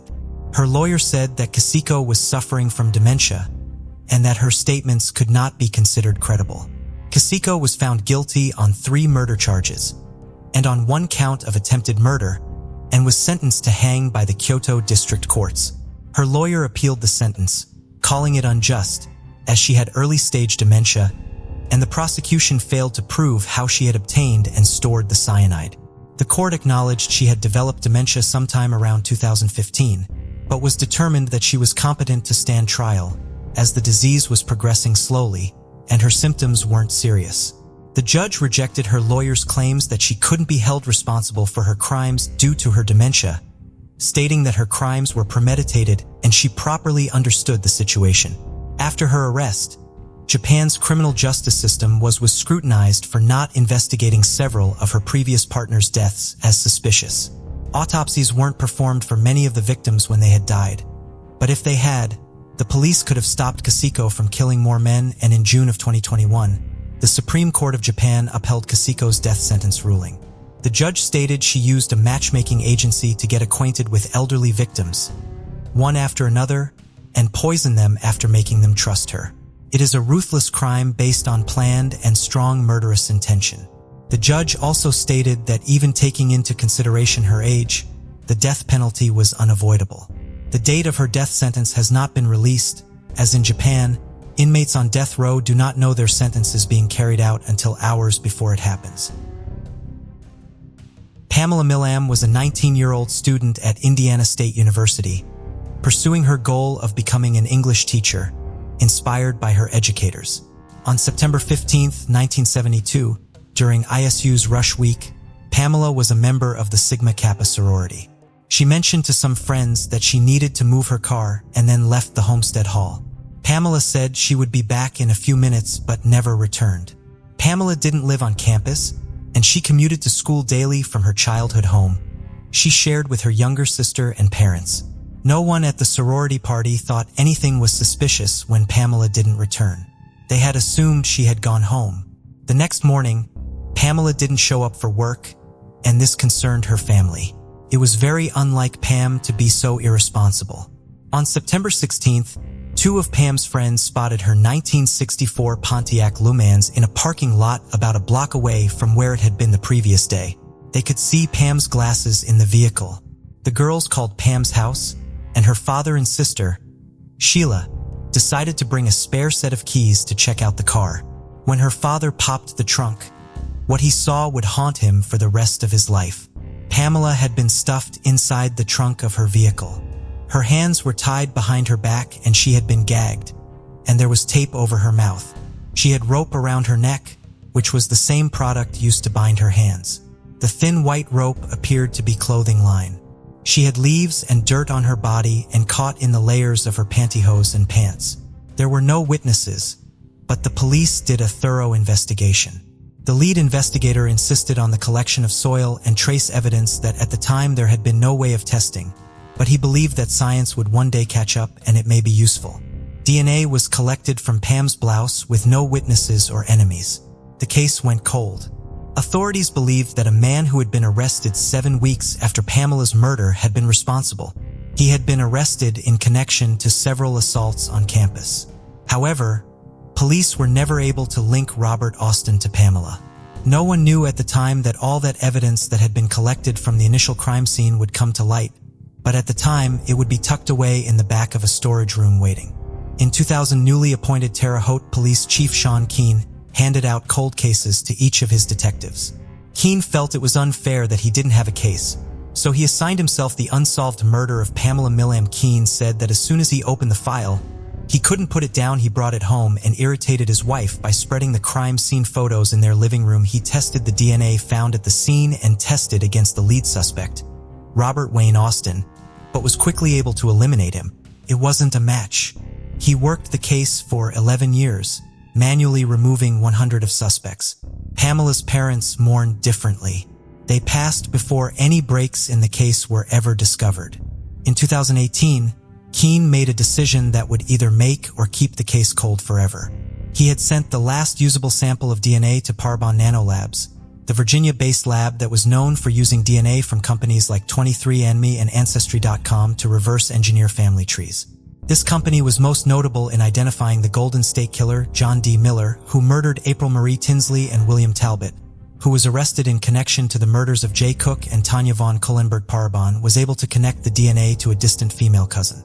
They mapped out additional family members and could begin narrowing a suspect down from the family tree. Based on the results, Keene conducted interviews and narrowed it down to a single suspect, Jeffrey Hand. Keene was disappointed to learn that Hand had already died, but used reverse paternity DNA tests to confirm that Hand had killed Pamela. Jeffrey Hand had been 23 at the time of Pamela's murder. Hand didn't live in Terre Haute, but he had lived there some years past. In 1972, Hand had been working for a Chicago-based record company, delivering records to stores throughout Illinois and Indiana. He was around the age of university goers. He was familiar with the area, which may have contributed to how he navigated the campus unnoticed. He was young, had light hair, soft boyish features. He didn't look dangerous. Less than a year after Pam's death, Hand had picked up two hitchhikers, Jeffrey Thomas and his new wife. The couple were hitchhiking back after visiting friends in Chicago. Hand had picked them up just south of Terre Haute, and on the drive, he told the couple he needed to stop at his sister's house to see about getting some money. Hand pulled over, drawing a pistol, and he demanded money from the couple. The couple showed them they didn't have any money, which, may have explained why they had been hitchhiking. Hand forced them into a grain bin and told them he was holding them for ransom. After waiting for a bit, Han took Thomas out of his wife's sight. They were gone for a while, and while they'd been gone, she was able to escape the bin and run to a nearby home for help. When police arrived, they were able to arrest Hand quickly. Hand also led them to Thomas's lifeless body, which had been discarded in a weedy area. Thomas's autopsy revealed he'd been killed by a gunshot wound to the head, but had also been stabbed in the chest 8 times and had his throat slit. His hands had also been tied behind his back, much like Pam's had been. Hand never served time for the slaying of Jeffrey Thomas. At his trial, he was found not guilty by reason of insanity for both the murder and the kidnapping charges. He was, however, committed to a state reformatory for 2 years. Han's last encounter with the law was in January 1978. In a mall parking lot, an off-duty deputy was in the right place at the right time. He witnessed a man attempting to abduct a woman. He yelled out, at which point Han ran. The deputy called for backup and pursued. Hand shot at the officer, injuring him. The fire was returned, and Hand was fatally shot as he ran away. Hand died as time of his death. Pamela's family was relieved to hear that Hand had not lived a full life. However, it was bittersweet knowing that he would never face justice for the years he stole from them. They were grateful that he had been stopped before more young women could have been harmed. I hope his life of crime was a short one, although given that he had already established a pattern and preference, there may be more discoveries linking him to more crimes in the future. This case takes us to the large market town of Solihull in the West Midlands, England, with a population of around 125,000. Among its residents was 22-year-old Renee O'Day, who had fled the war zone in Syria and moved to England with her 2-year-old son to join her mother, Kaula, and stepfather, Mohammed, who had been living in Solihull for 16 years. Described as intelligent and independent, Renee quickly became a well-known figure in her community, actively involved in various charitable activities.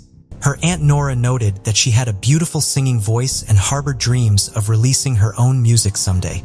Upon arriving in the UK, she promptly enrolled in college. And between that and raising her baby boy, there was never a dull day for Ranum.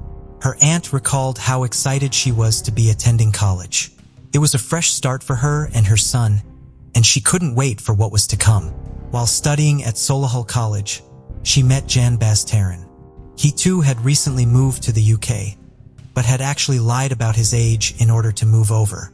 He was permitted entry into the country as a minor fleeing a war zone, declaring his age to be under 18. He was actually 21 years old. He enrolled at the same college, and as soon as he met Raneem, he quickly began pressuring her to date him. Initially resistant, Raneem eventually agreed, and the pair began a relationship in 2016. He would tell her, "When I saw you, I said, this is mine." Despite the relationship being turbulent from the get-go, the pair married less than a year later in an Islamic ceremony. The marriage was not recognized by UK law, and Ranum's family said they begrudgingly gave their blessing. Ranum's aunt said that her niece later revealed the terrifying threats that had made her agree to marry him. Jambazar told her that if she didn't marry him, he would finish her family as well as Raneem. After the wedding, Raneem confided in her family that she realized she had made a big mistake, but didn't know how to get out of it. Already a possessive and controlling person, Jambaz was now becoming violent, and he quickly began appearing on the police's radar too. Ranim, once so close to her family, was seeing less and less of them, and the visits people made to her flats were now few and far between. Jambaz was telling anyone that would listen that Ranan was causing the issues and was mentally unstable. Even with everything going from bad to worse, Ranan continued studying at college, working hard and making sure her biggest priority, her son, was getting through nursery. Soon, Jambaz would be removed from the college when Ranan told teachers about his real age. Ranan was faced with a huge shock when she learned of his very secret life back in Afghanistan. It turned out that Jambaz had another wife who was pregnant, and they already shared 3 children. In 2017, after a long time building herself up to do it, Ranim ended the relationship. Jambaz had been openly bragging about his second life with his friends, laughing at the fact that neither wife knew what was going on. Infuriated that Ranan had left him, Jambaz's harassment was now totally relentless and out of control. Ranan had moved in with her mom, and Jambaz took to sleeping outside her address for 12 consecutive nights, with the neighbors often chasing him away from the street. Ranan told people that she felt her days were now numbered. Her family rallied around her and held a meeting with Jambaz in which he agreed to stay away from Ranan. This had no impact, however. Although the police were frequently called to intervene and Ranan would tell them that she felt like she was in danger, she often declined to take it any further than that. A year would pass, and things would only get more dangerous for Ranim. In early August 2018, with the help of her mother, Ranim obtained a non-molestation order against him after Jambaz broke into Kawala's home and smashed Ranim's phone up. Her aunt said that Ranim had finally found her strength and told the solicitor everything from start to finish. The court injunction was filed on August 16, 2018. This prevented Jambaz from coming within 100 meters of her. Ranan finally felt like her life was back under her control. Her hard work had paid off and she gained good results from college as well as her certificates, and was excited to start looking for jobs. Ranan and Kawala spent the day visiting family, shopping, and ending up in a shisha lounge in the evening. Little did they know, Jambaz had been following them all day in a van he had borrowed from his workplace. After hiding and watching them for a while, he walked up to the pair and an argument broke out. He snatched Ranim's phone from her and hit Kawala before she hit him back. The fight continued for a while with people looking on. Jambaz was eventually escorted out of the restaurant and set off in his van. He then drove to his father's supermarket and grabbed a 12-inch steak knife. After the fight at the shisha bar, Ranan called 999. She told police that despite the court order against him, Jambaz had followed her there and assaulted her and her mother. This court order, unfortunately, could not be found on the police's system. Ranim said that she felt her and her mother were unsafe and that they needed help. Where should they go and what should they do? After this, Roni and Carla were also asked to leave the restaurant as well, and they waited outside on the police to arrive. Half an hour later, she phoned the police again to say she had left the shisha lounge, and she and her mother were now on the way home. Ranan asked the police whether they were going to take any action and was told that they would need to see her first. While they were driving home, Jambaz returned to the shisha lounge armed with the knife and, after realizing the pair had left, set off in his van looking for them. At 11:42, she made a third call asking where the officers were and that she was waiting outside of her house on North Down Road. Another call would go through. Police advised Ranan to go to her mother's house, lock the doors, and call if Jambaz turned up there. In a final call just after midnight, police phoned Ranim to say that the officers couldn't get out that night and they would see her at 8 a.m. She expressed concern that the matter was going to be left until far too late, begging them to see her. In that moment, while the phone call was still connected, Kawala started screaming as she noticed Jambaz coming out of the bushes towards them. Ranim says repeatedly, "He's here. I can see him." Jambaz launched at Ranim and began stabbing her in a frenzied attack. Kauder jumped in to try and protect her daughter, but Jambaz turned the knife on her as well. Ranim's half-sister and stepfather Muhammad came running out after hearing the screams, only to see the women lying on the ground and Jambaz running away. In the next few minutes, authorities poured onto the streets. There was nothing that could be done, and both Ranham and Cowler were pronounced dead at the scene. The head of the West Midlands Police CID described the scene as one of the most brutal and heartrending he had seen in 150 homicides in all his years on the job. Neighbors were now coming out of their homes reporting to have been woken up by the noise, with some saying they saw a man driving away in a white van. Jan Baz had discarded his bloodied clothes and knife before changing into a red jacket and shaving off his beard. Just a short while after attacking Ranham and Cowler, he was captured on CCTV in a takeaway called Pepe's on Bearwood High Street, calmly ordering some food. The only suspect police had was Jambaz Theron, and a huge manhunt was now underway to find him. Police were using everything at their disposal to try and track him down, including a £5,000 reward, and they dramatically increased their presence around certain areas to, in their words, provide community reassurance. Jambaz's van was soon located, and forensic analysis quickly began on it. Police searched several addresses linked to Jambaz seizing computer equipment and mobile phones, but he was still nowhere to be found. He would be on the run for 4 days and was now one of Britain's most wanted criminals. Soon, a member of the public saw him and tipped off the police. Officers detained him in an alleyway using pepper spray, and finally, they had Jambaz in handcuffs. The amount of phone calls Ranham had made to the police that night was concerning to the public, and people wanted answers as to why no one came out.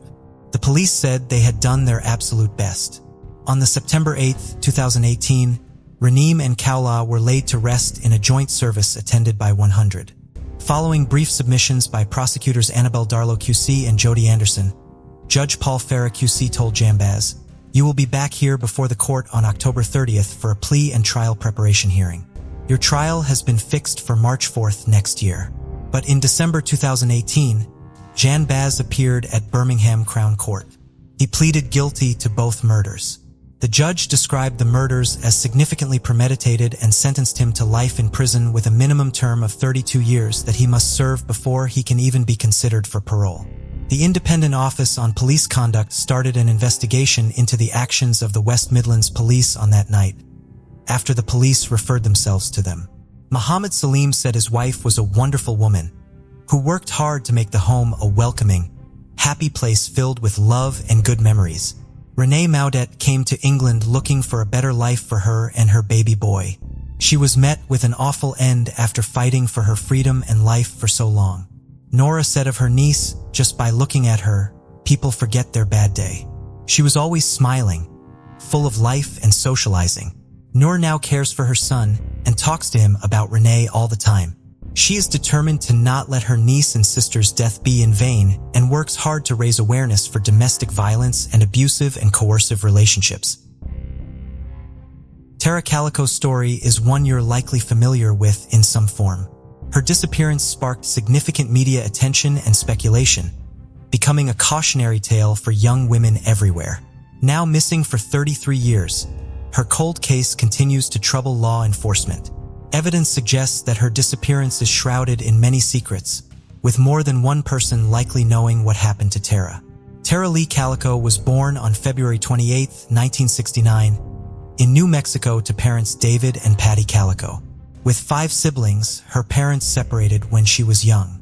Her mother remarried, and Tara moved with Patty and her new husband, John Dole, to Belen, a nearby New Mexico suburb where the family settled. Tara was known for being organized, fiercely independent, and outgoing. As a high-energy, athletic child, she grew into an extremely outdoorsy and adventurous adult, always eager for a hike or a bike ride. She had excelled in high school and always had an easy time making friends. After high school, Tara enrolled at the University of New Mexico and decided to study psychology, where in her first year she maintained a 3.9 GPA. She had always been fascinated with psychology and loved learning about people. Tara had been dating a former high school classmate, Jack Cole, and the two had a relaxed and enjoyable relationship filled with adventures. Jack kept up with Tara's active lifestyle and the two got along well. Between school, her friends, exercise, and her job, Tara had always made sure she had a good balance and was able to keep up on all the things she needed in life. In the early morning hours on September 20th, 1988, the 19-year-old got her things ready for the day. Tara was only a few weeks into her second year at UNM and was getting ready for her daily bike ride. Tara still lived at home, and she often did a 36-mile bike ride along Highway 47 to the terrain tracks and back with her mother. However, Patty didn't go with Tara on this morning. Tara left her home at 9:30 a.m. and set out. Tara had been riding her mother's bike, a neon pink Huffy mountain bike, as her own bike had gotten a flat tire a few days previous. Tara had asked Patty to come get her in the car if she wasn't home by noon, as she had a tennis date with her boyfriend Jack, and then she had to go to class at 3:30. Tara rode with a Walkman playing with headphones. Before she left, she had asked her mom to rewind 2 tapes for her. One was a band called Boston. Side note, who remembers the tediousness of rewinding cassettes so you could listen to them again, or fast-forwarding through songs and an album to get to the good ones, or even worse, your Walkman shredding your favorite tape? Patty waited when Tara didn't return. She set out to go grab her, as she and Tara had already planned. The route they biked was pretty much a straight shot, and Patty grew increasingly concerned when she got to the train tracks and didn't see any sign of Tara. Patty called around to local hospitals to see if maybe she'd had an accident and had possibly been admitted. When it was determined that Tara was at the hospital, Patty rounded up a few family friends to help her search for the missing woman. When the group could find no trace of Tara, Patty called the police. A police search began, but nothing was found that day. The search was halted for the night and resumed in the morning, but during the break, a heavy rain came through and may have washed away critical evidence. The search resumed at daylight, and police noticed a set of tire tracks that appeared to look like a bike had veered off the road suddenly about 100 yards off the highway. Witnesses said they saw Tara riding northbound on the highway towards her home at around 11:30. The day she went missing, only 2 miles away from home. Another witness said that she saw a 1953 Ford pickup truck that was dirty white or light gray in color with a white homemade shell in the back, following closely behind her, driving on the shoulder. They noted that they could see Tara had headphones on and seemed oblivious to the truck behind her. A third witness said that they had driven past Tara, remembering seeing her biking, and they also saw a white truck, and they were able to see that the truck held multiple occupants in the vehicle. Officers searched the area around the bike tire tracks and noted that they saw several footprints in the soft earth. Officers followed the footprints and made a discovery: Tara's tape from her Walkman and broken pieces of plastic that had likely come from her Walkman, along with several empty beer cans. They found the rest of Tara's Walkman at the John F. Kennedy campground, 19 miles away from the highway. The campground sits at the base of the Manzano Mountains, a remote and unpopulated area. With this new evidence, it was clear this wasn't an accident, and it was looking more and more that Tara had been abducted. After the discovery of the tape and pieces of Tara's Walkman, police efforts doubled. But Patty claimed that the efforts of local law enforcement were mixed. She said that one particular officer would call her often with new gruesome possible angles, including being a sacrifice as part of a satanic cult ritual, according to Patty. This was both widely inappropriate and traumatizing for the mother. That same officer also told a reporter that Tara was likely a runaway. Shortly after making the statement, the detective in question was terminated, and Belen PD office called the behavior uncalled and was not part of their protocol. Officers collected a bunch of evidence found on the side of the highway, which included a water bottle, a patch of disturbed dirt, and investigated 3 men that had been seen drinking beer on the back of a pickup truck near the campground, and were able to eliminate all of them from the case. The disappearance shocked the area. How did a woman go missing in broad daylight, with several witnesses having seen her, and no one was able to find such a unique vehicle that also contained multiple people? Based on witnesses' testimony, detectives released 2 police sketches of the man in the white truck. The driver was described as older, in his late 30s to mid-40s, Caucasian with red hair, and someone also stated that they saw him with a lot of wrinkles around his temple. The witnesses said that the other man was described as younger, Caucasian, and male. They couldn't really see him because he was shielded from view despite an extensive search on land and by helicopter. The search ended on September 27th. Detectives continued the investigation, but without any further leads, the case eventually went cold. Over a year later, on June 15, 1989, 1,700 miles away in Port St. Joe, Florida, a woman found a Polaroid picture in an empty parking space in a parking lot at a convenience store. The photograph showed an unidentified boy and girl bound, with black tape over their mouths, in the back of a van. Prior to the woman finding the picture, Witnesses said that a white Toyota van had been parked there for some time. The woman called local law enforcement, who passed the photo off to the FBI. The FBI decided to put the photograph in the media in the area, and relative of Patty called her, saying the young woman in the Polaroid looked like Tara. Patty flew down to Florida to look at the picture in person and concluded that the woman bore a striking resemblance to her daughter. What solidified her belief was a scar on the woman's leg. Tara had gotten into a car accident as a child and had a scar on her leg where there was also a mark on the young woman's leg in the picture. Also visible in the photo was a copy of My Sweet Adriana by V.C. Andrews, which was one of Tara's favorite books and author.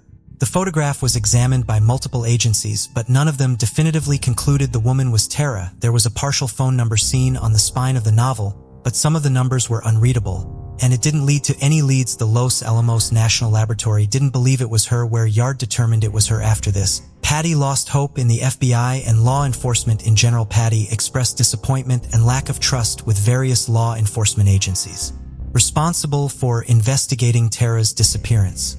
Patty passed in 2006, never knowing what happened to her daughter. 2 more photos were found and examined, but it was determined that they likely also weren't connected to Tara. The first photo was found in Montecito, California, at a construction site. It was a blurry photo of a woman's face with a taped mouth and a similar hairline to Tara, according to Patty. The woman had a cowlick at the right temple and also had a lazy pupil in one eye like Tara. There was also a light blue striped fabric behind the woman similar to the fabric of the pillow seen in the van from the first photo. Patty believed it was Tara. However, the Polaroid film it was taken on was not available until 1989. The second photo was a woman on an Amtrak train with a man sitting next to her, with more gauze wrapped around her mouth and wearing black framed glasses. This Polaroid film was not available until February 1990. Patty is not sure if this one could be Tara, but the man's face is included with the suspect's composites. Even decades later, none of the women or the boy from the photo have been identified. The alleged cover-up. A Freedom of Information request was put in for the police records pertaining to Tara Calico at the Valencia Sheriff's Department office. When they received the documents, they were in a state of chaos. Files were disorganized, not cataloged properly. Some files seemed to be missing documents, and witness audio recordings that were logged were no longer in there. On September 20th, 2008, an article published by the Valencia County News Bulletin stated that the sheriff of Valencia County, Rene Rivera, knew what happened to Tara, including the identity of the people who committed the kidnapping. The article alleged that Rivera had received information and that the teens had panicked and murdered Tara, and their parents helped cover it up. Rivera has never released any evidence to support this claim, and he has stated that until a body is found, he cannot make an arrest. In October 2013, a 6-person task force was put together to re-examine the case, but no new evidence was uncovered during that investigation. In 2019, the FBI announced a $20,000 reward for precise details that would lead to the recovery of Tara or her remains. Several witnesses believe that the red-headed man they saw in the old white truck was not an older man, but bore a striking resemblance to local man Lawrence Romero Jr. His father, Romero Sr., had been the sheriff responsible for the investigation into the disappearance of Tara Calico. One of the witnesses had said that she had been flipping through a newspaper and saw an obituary announcement and had recognized the man in the photo. She said that the exact photo that had been used for the obituary was the same photo that she had picked out of the photo lineup as the closest match. According to local sources, the sheriff's department was known to be corrupt, and it is believed that Tara's death was one of many cover-ups. One source alleged that they were friends with Lawrence Jr., Scott Cunningham, and Charlie Hooton. He said that the group were heavy users of drugs and alcohol, and described the group as pretty wild and were known to get into trouble. He also said that he had walked in on the men discussing what to do about Tara's body. Lawrence Romero Sr. died in 2011, and his son had died a few years previous to him. In 2013, a man called into the sheriff's department wanting to make a deathbed confession. Henry Brown was sick, and he knew he didn't have much time left on this earth and wanted to get something off of his chest. He had said that he went to the trailer home of Lawrence Romero Jr. and said that they had dug a makeshift basement underneath the trailer, which was used to smoke pot and drink in. He said that shortly after Tara's disappearance, he went into the basement and saw the body of a young woman wrapped in a blue tarp. He said that Romero, along with 2 other men, had discussed plans of burying her in that basement. He went on to say that Romero told him that they had been waiting for Tara, and Romero had laughed and said that the men had been harassing her from their truck. They said that they purposely hit her off her bike and grabbed her, and the bike before taking her out to the woods. He said that the men sexually assaulted her, and then murdered her. Initially, they had left her body near where she had been murdered, but when the investigation got bigger, they went back and took her body back to Romero Jr.'s trailer. They said that they dumped the bike, and no one ever spoke of it again. Sheriff Deputy Frank Methola took the statement. But it is not among the other documents in the file. Another man, Donald Dutch, came forward with an eerily similar story, but again no records of the confession or subsequent investigation are available. Though these are suspicious claims, it is important to remember that this didn't come from official documentation. These are alleged statements that the authorities do not find credible, though it does call into question some of the odd tactics used by local law enforcement. The harassment that Patty described from a particular officer, as well as the state that the police files had been in addition to the missing records. The FBI made a statement in 2019 saying, Tara had her entire future ahead of her when she vanished. Law enforcement has never given up the search for this young lady, checking out numerous tips and conducting countless interviews over the course of more than 30 years. But it's time for someone to come forward and help us bring Tara home. Michelle Dole continues to keep her sister's cold case in the media, continuing to give interviews, check back in with law enforcement, and stay updated on any new leads. If anyone knows anything about Tara's disappearance, they are encouraged to contact any local FBI office. This is a story I heard frequently while growing up, especially concerning the subsequent court proceedings. A lingering question remains: why? This case shocked the community and sparked discussions about racism, bullying, and violence among teens. The inexplicable violence involved continues to be deeply unsettling. Rena Burke was born in Saanich, British Columbia, Canada, on March 10, 1983. Her mother Zuman was from an Indo-Canadian family, and her father Manjeet was an Indian immigrant. The family were Jehovah's Witnesses, and with their combination of cultures and beliefs, they were often described as a minority within a minority.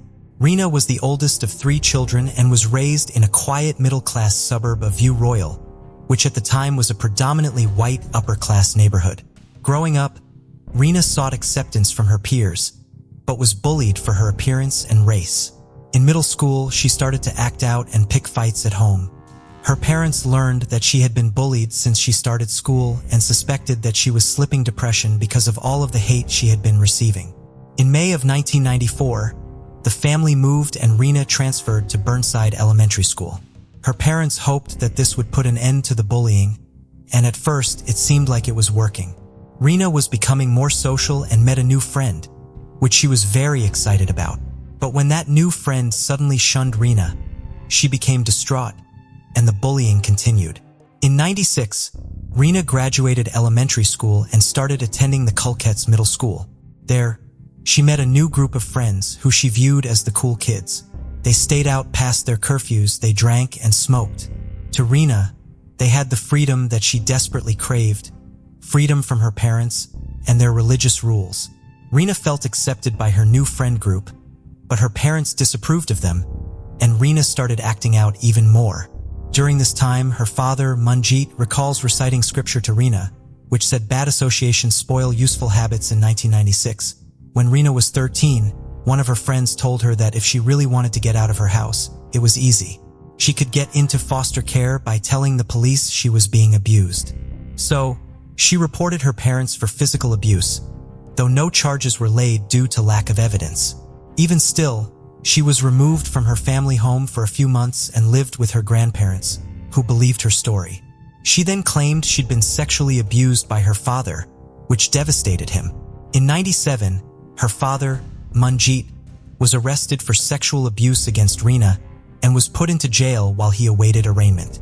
Eventually, Manjeet's charges were cleared when Rena admitted to police she had been lying about the abuse. In his book, her father says, "I now believe Rena manipulated social workers and family alike. It was killing me that no one believed us and everyone seemed to accept Rena's stories."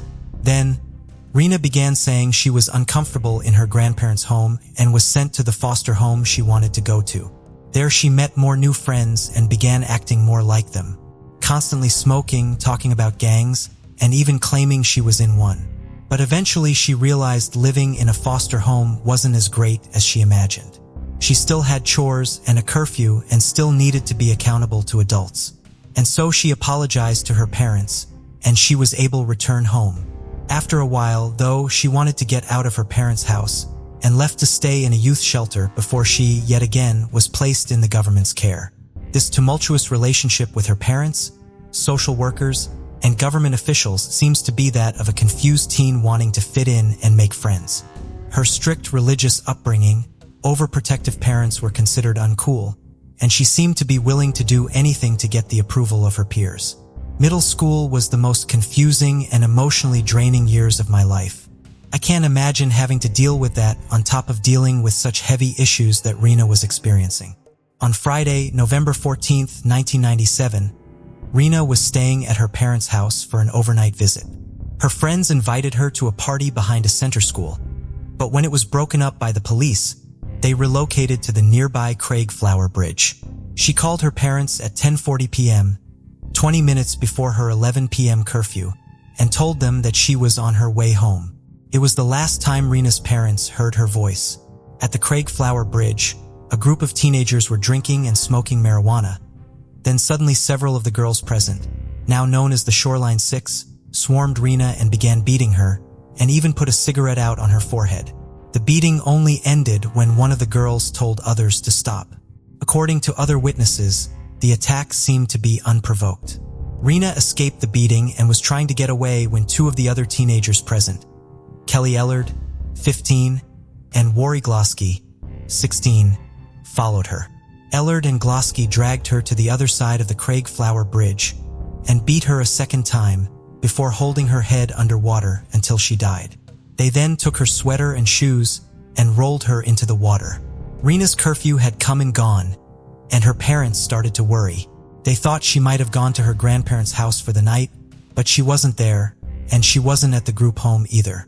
So they called Rena's friends, who said Rena was still at the party when she left around 11 p.m. The next day, Rena's parents called the Stagnation police, who refused to classify her as a missing person and instead considered her a runaway due to her past behavior. By Monday, rumors were circulating in the local high school about the beating and about a body floating in the nearby gorge waterway. Though these rumors were heard by students and teachers alike, no one told police until November 21st. The Shoreline Six had made a pact to not rat each other out, but an eyewitness made a statement to the police saying she'd seen Ellard and Glowowski follow Rena after the beating. A full week after she'd been reported missing, despite numerous witnesses, including adult teachers, hearing what had happened the previous weekend, it is unclear why none of these teachers reported what they had heard to police. It instead fell on the student to come forward as a witness for police to get involved. On November 21st, 1997, Glosky and Ellard were arrested and charged with murder and aggravated assault. The remaining Shoreline Six girls faced aggravated assault charges as well, though their identities are still protected by Canada's Young Offenders Act. On November 22nd, police flew a helicopter over the Craigflower Bridge area, but they saw nothing until they conducted a ground search, where they found a body in the weeds. The body was positively identified as missing teen Rena Verk.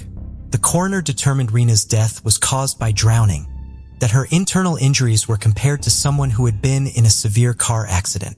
He later testified that even if she hadn't drowned, she probably wouldn't have survived her brain injuries. In February of 1998, 3 of the Shoreline they faced varying sentences. From a 60-day conditional sentence, they faced varying sentences from a 60-day conditional sentence to 1 year in jail. In April 1999, Glosky's trial began. By June, he was convicted of second-degree murder and given a life sentence. Since he was a minor at the time of the murder, he was eligible for parole after serving 7 years in prison. During his time in prison, he discovered he was Métis, a recognized First Nation class of people in Canada. Because of this, he was able to incorporate tribe elders into his parole processes, which included several restorative justice acts that involved him meeting with Rena's family. In July 2006, he received unescorted temporary absences from jail and was released on full parole in June 2010. The Verk family didn't contest the parole request, as they felt he was remorseful for his actions. Kelly Ellard, now known as Carrie Marie Sims, was 15 years old at the time of Rena's murder. Her lawyer requested to have her case tried in youth court, which was denied by the Supreme Court of Canada due to the level of violence involved in the crime and a seeming lack of remorse. She was first convicted of second-degree murder in March 2000, but it was overturned in February 2003, when the court ruled she wasn't given a fair trial. Ellard was then freed on bail pending her appeal after serving 18 months of her life sentence. 1 month later, she was charged with assault causing bodily harm after beating a 58-year-old woman in a Vancouver park. Her bail was revoked, and she was back in prison by March 2004. In June 2004, a new trial for Ellard began. Witnesses came forward claiming Ellard bragged about killing Rena. Glosky claimed he watched Ellard drown Rena, though Ellard's lawyer accused Glosky of lying multiple times during his initial statements to police and during the trial. During her trial, Ellard admitted to punching Rena because she thought she was going to hurt her friends, but denies murdering her. She claimed Glosky and 2 other girls killed her. She reported as saying, "I'm obviously going to be convicted. You've got what you want. My life is ruined." She showed no remorse for her actions, nor did she ever admit why she orchestrated the attack. The jury was out for 5 days, and in July 2004, a judge declared a mistrial due to jury deadlock. In February of 2005, a new trial for Ellard began, and the star witness was Glowatsky. Again, he testified to beating Rena with Ellard and leaving her dead in the water. On April 12, 2005, Ellard was convicted of second-degree murder for a second time. She was sentenced to life in prison with no eligibility for parole for 7 years. But that still wasn't the end of it. In September of 2008, the BC Court of Appeal overturned Ellard's second-degree murder conviction and ordered a 4th trial on the grounds that the judge from the 3rd trial gave the jury the wrong instructions over testimony. The Supreme Court of Canada upheld her conviction of second-degree murder in June 2009, finally putting an end to the lengthy legal case. The Parole Board of Canada granted Ellard continued day parole on July 14, 2021. In the media, this sparked Ellard has since changed her name and has had 2 children with her spouse. Ellard has since changed her name and has had 2 children with her spouse and maintained the conditional orders of her parole, which include staying away from drugs and alcohol and not contacting the Verk family. But the question remains, why did a group of teenagers murder the young teen? Rena Verk? One supposed motive for the murder was revenge. Rena had lived in a group home with 2 of the girls involved in the beating. They accused her of stealing one of the girls' phone books and calling people and starting rumors. Another girl said that she was mad at Rena for stealing her boyfriend. In 2000, Rena's parents sued the teenagers involved, as well as the British Columbia government and other parties. Society doesn't make people take responsibility for their actions. This is one way to make them responsible, Rena's father said. Rena's murder prompted nationwide conversations around racism and bullying, specifically bullying perpetrated by young girls.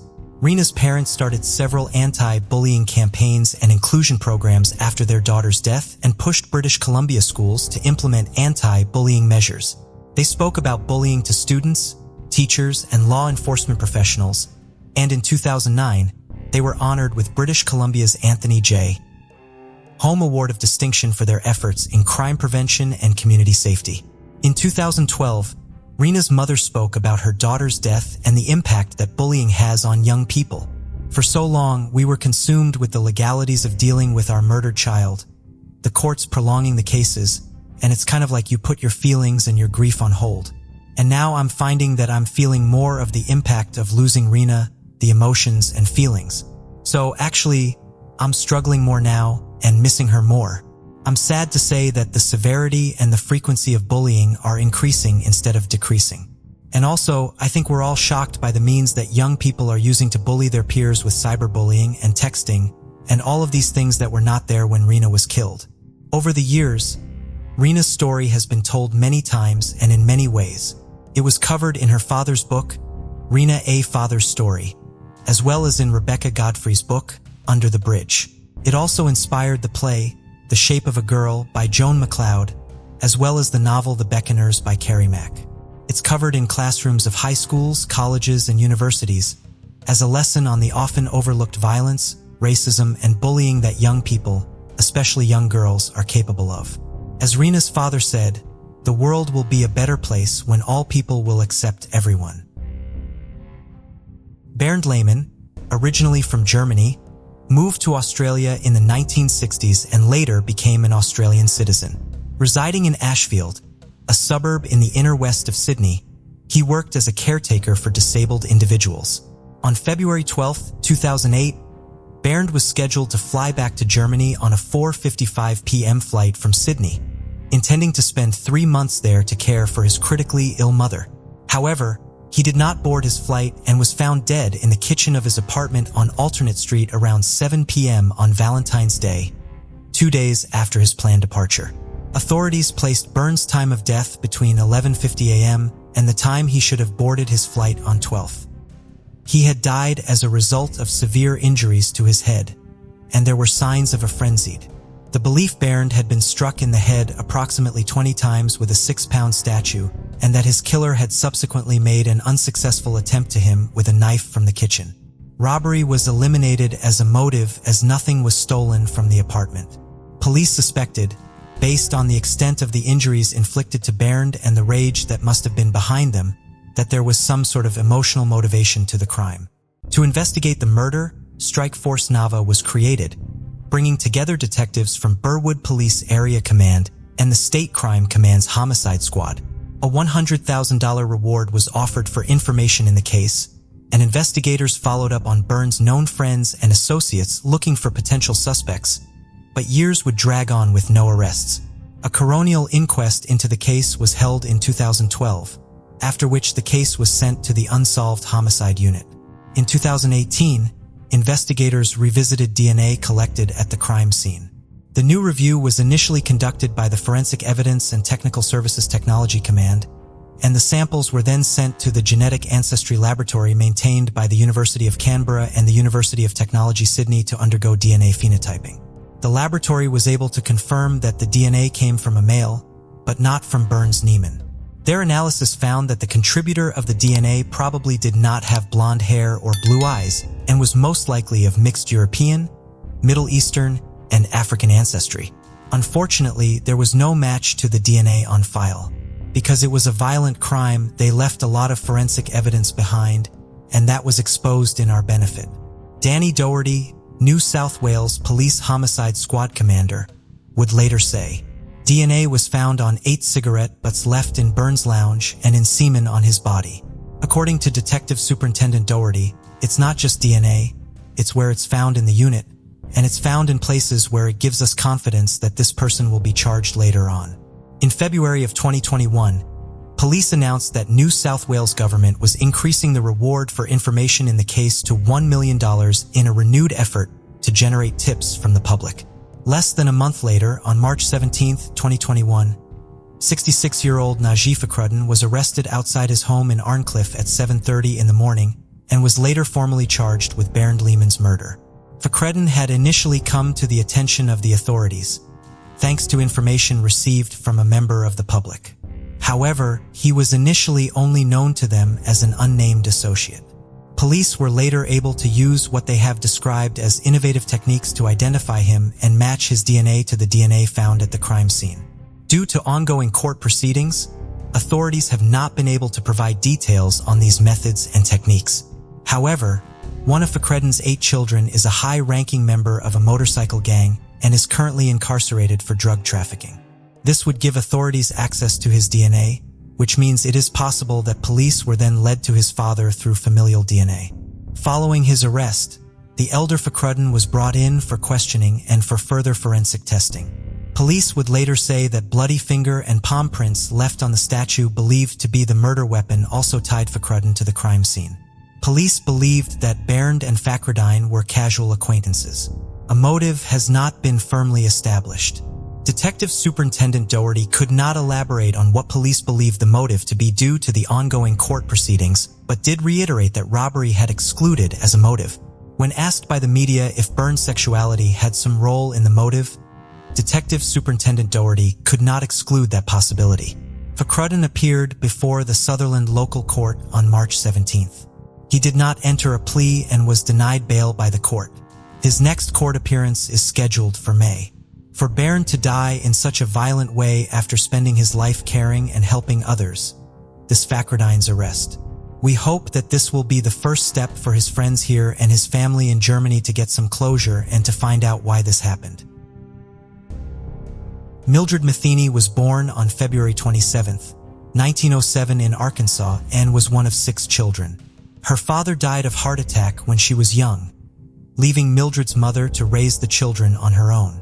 As an adult, Mildred married, had a son, and became a nurse.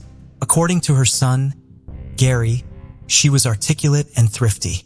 She was talented at cooking and at sewing and could make shirts for her son out of hog feed bags that he claimed were nicer than any once available at any store.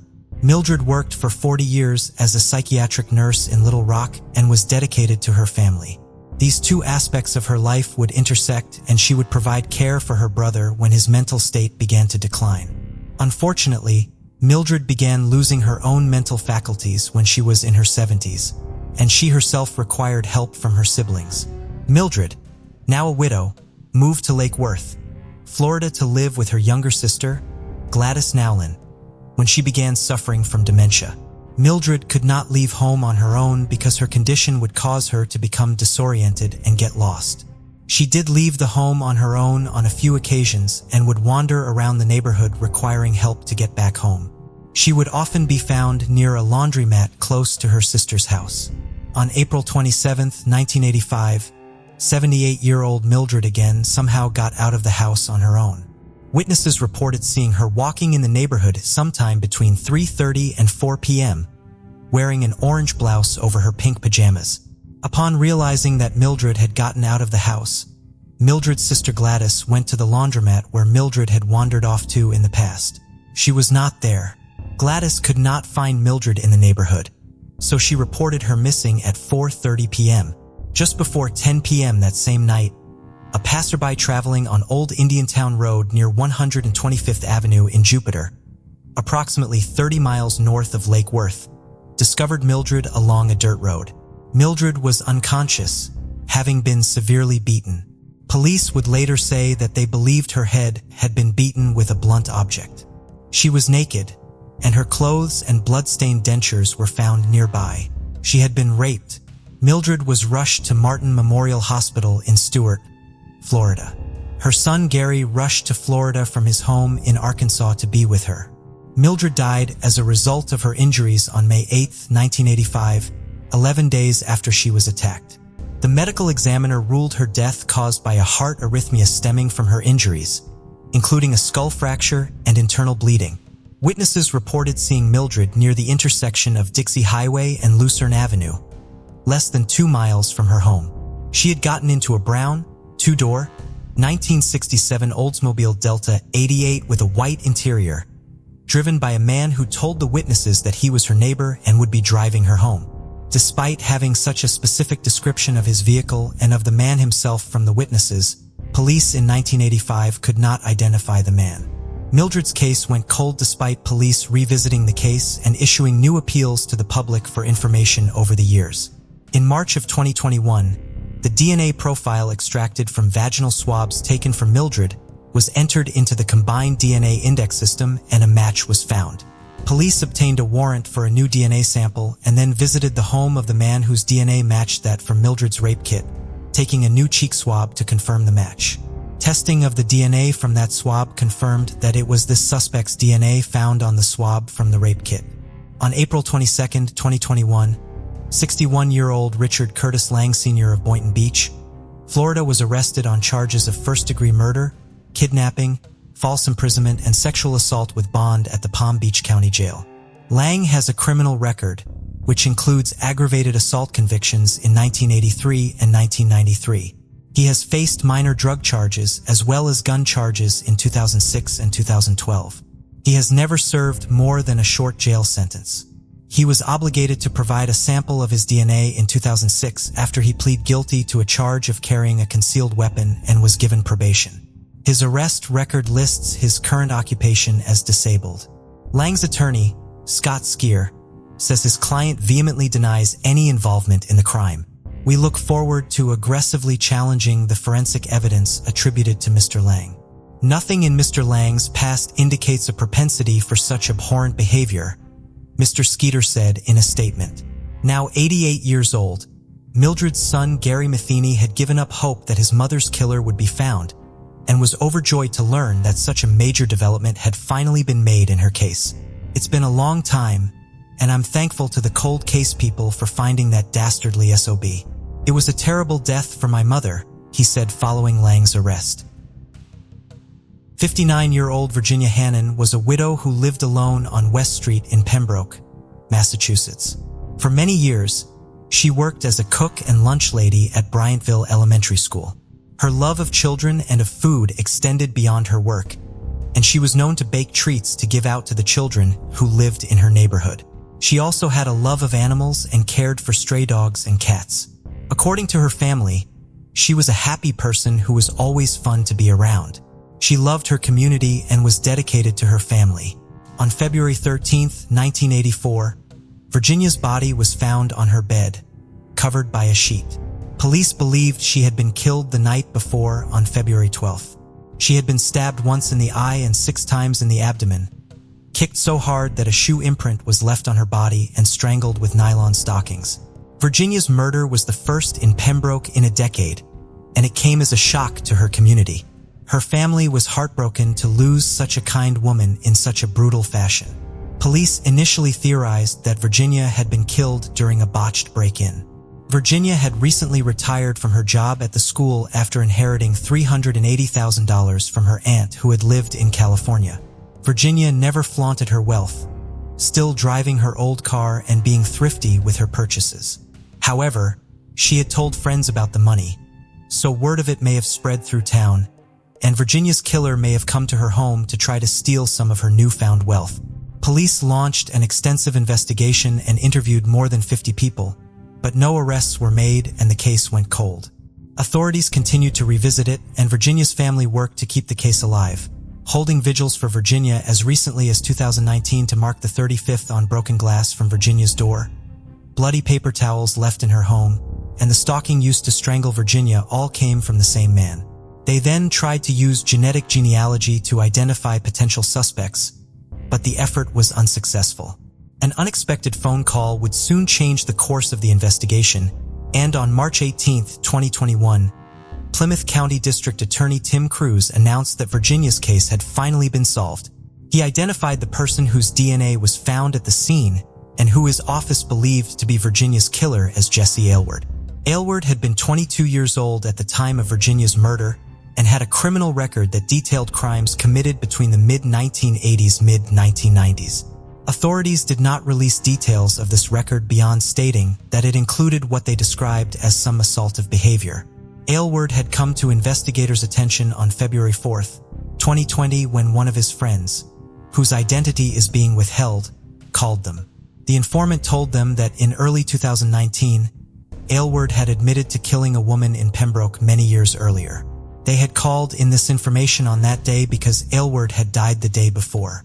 The informant was interviewed and is not facing any charges related to the case. Because Aylward had just died when investigators learned of his confession, his body was still at Brockton Hospital where he had passed away, and they were able to obtain a DNA sample from it. His DNA was ultimately found to be a match to the DNA found on the various items from the crime scene. Between the statement from the witness and the DNA evidence, District Attorney Cruz is confident that Aylward was responsible for Virginia's death even though Aylward is not alive to face charges in court. While Virginia's family is grateful to finally have answers in her case, they do wish that Aylward had been held responsible for her murder. His death also prevents them from trying to get him to reveal the motive for the crime. They are hoping that Aylward, being publicly identified, will encourage people who knew him to re-examine their memories and report any information they may have about Aylward or why he committed such a seemingly senseless and brutal crime. Somebody will remember, I believe, Virginia's nephew, Richard Hannon, said at the district attorney's press conference. Somebody will be brave enough to come forward. Ashley Jo was born on December 30th, 2011, bringing with her the hope of a bright future. She was a charming little girl with lovely black hair, sparkling eyes, and a cute button nose that reflected her innocent youth. However, Ashley's life was not without its challenges. Her parents, Mingming Chun and Liang Zhou, ran Eng's Asian Cuisine, a restaurant in North Canton. The demanding nature of their business left them with scant time and energy for their two daughters. As the weight of the restaurant took its toll, and caring for baby Ashley became increasingly challenging, her parents decided to send Ashley to live with her paternal grandmother in New York. This choice was made to ensure that Ashley received the attention and care she deserved, even if it meant being separated from her parents and older sister, Jojo. During her time with her grandparents, however, Ashley began showing signs of significant developmental delay, struggling to keep pace with her peers. By the time Ashley returned home to Ohio in October 2015, her condition had worsened by years of neglect and lack of essential nurturing. She was ill-prepared for the world and emotionally and developmentally behind, but at least she was back home where she belonged, reunited with her parents and sister. Ashley's parents, Mingming Chen and Liang Zhou, shared a common Chinese background, although they grew up in different countries. Reconstructing their journey, based on information available in court documents and immigration records, reveals a young couple determined to succeed and live the American dream. Mingming was born and raised in China, where her spiritual journey as a young woman led her to finding solace and purpose in the practice of Falun Gong, also known as Falun Dafa. Falun Gong is a spiritual discipline that combines meditation, exercises, and moral teachings based on the principles of truthfulness, compassion, and forbearance. It emerged in the early 1990s in China and quickly gained popularity, attracting millions of followers who sought inner peace and spiritual enlightenment. Falun Gong faced persecution from the Chinese government, as it was viewed as a threat to the authority of the Chinese Communist Party, CCP. The movement's rapid growth and independent nature raised concerns within the CCP about its influence and ability to mobilize people, while its spiritual teachings, emphasized personal values and spiritual growth, were seen as competing with the CCP's ideology. As a result, the Chinese government launched a systematic crackdown of Falun Gong practitioners, including arrest, detention, forced labor, torture, and allegations of organ harvesting. Mingming lived in constant fear, aware of her devotion to Falun Gong, made her vulnerable to punishment by the authorities, who justified their persecution through demonizing propaganda. She was forced to flee China in August 2008 and reportedly paid $68,000 to a human smuggler to sneak her into the United States through the Mexican border, concealed in a car. In early 2009, she applied for asylum. According to Mingming's statements to the U.S. immigration authorities, she was a former elementary school teacher in China and had turned to Falun Gong as a means to cope with insomnia caused by job-related stress. However, she was arrested by the police in April 2008. She claimed that the police had conducted a raid on her home and detained her for a month, where she was mistreated by the authorities and even beaten with a baton. Mingming had to finally sign a statement, renouncing her practice of Falun Gong to secure her release. However, the credibility of her story was questioned by immigration officials due to inconsistencies, and her asylum application was denied. Despite multiple appeals, a judge ordered Mingming's removal from the U.S. in late 2009, and her case was declined for further review in 2012. Meanwhile, Mingming and Liang's paths intertwined amid the hustle and bustle of his sister's restaurant in New York. Leon was helping his sister in the restaurant, when in the midst of the culinary chaos, his eyes met the enchanting gaze of Mingming Chun, who was also part of the restaurant staff.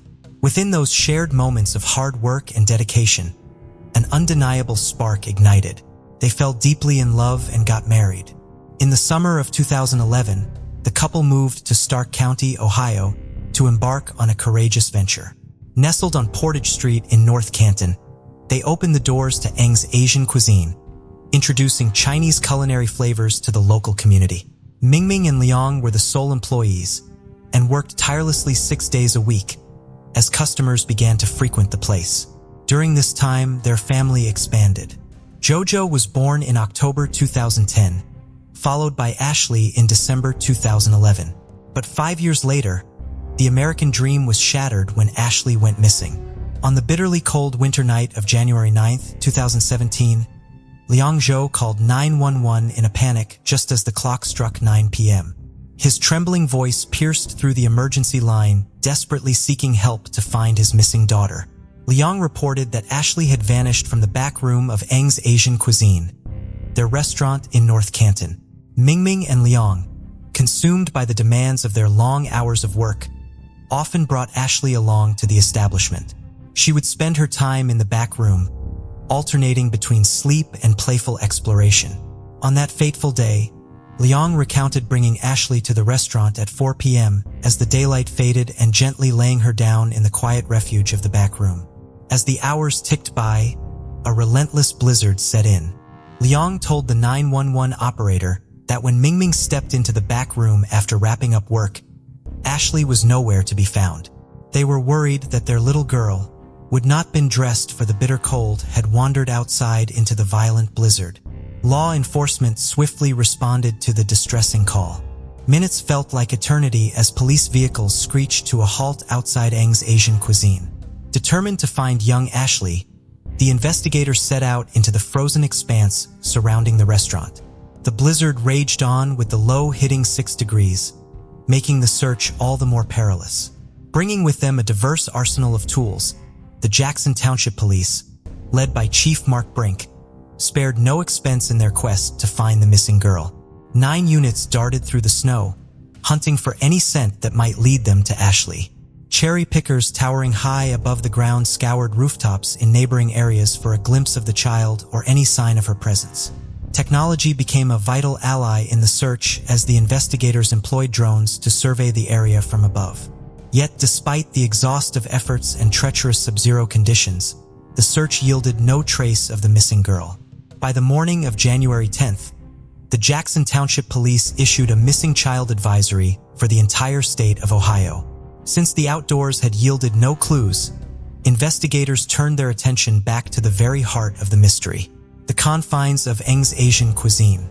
With meticulous precision, they combed through every inch of the restaurant, and it was within those familiar walls that they discovered the devastating truth. Ashley had never left the sanctuary of the restaurant.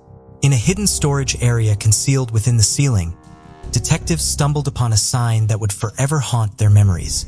In a massive salt container concealed under layers of salt, they discovered the lifeless body of 5-year-old Ashley.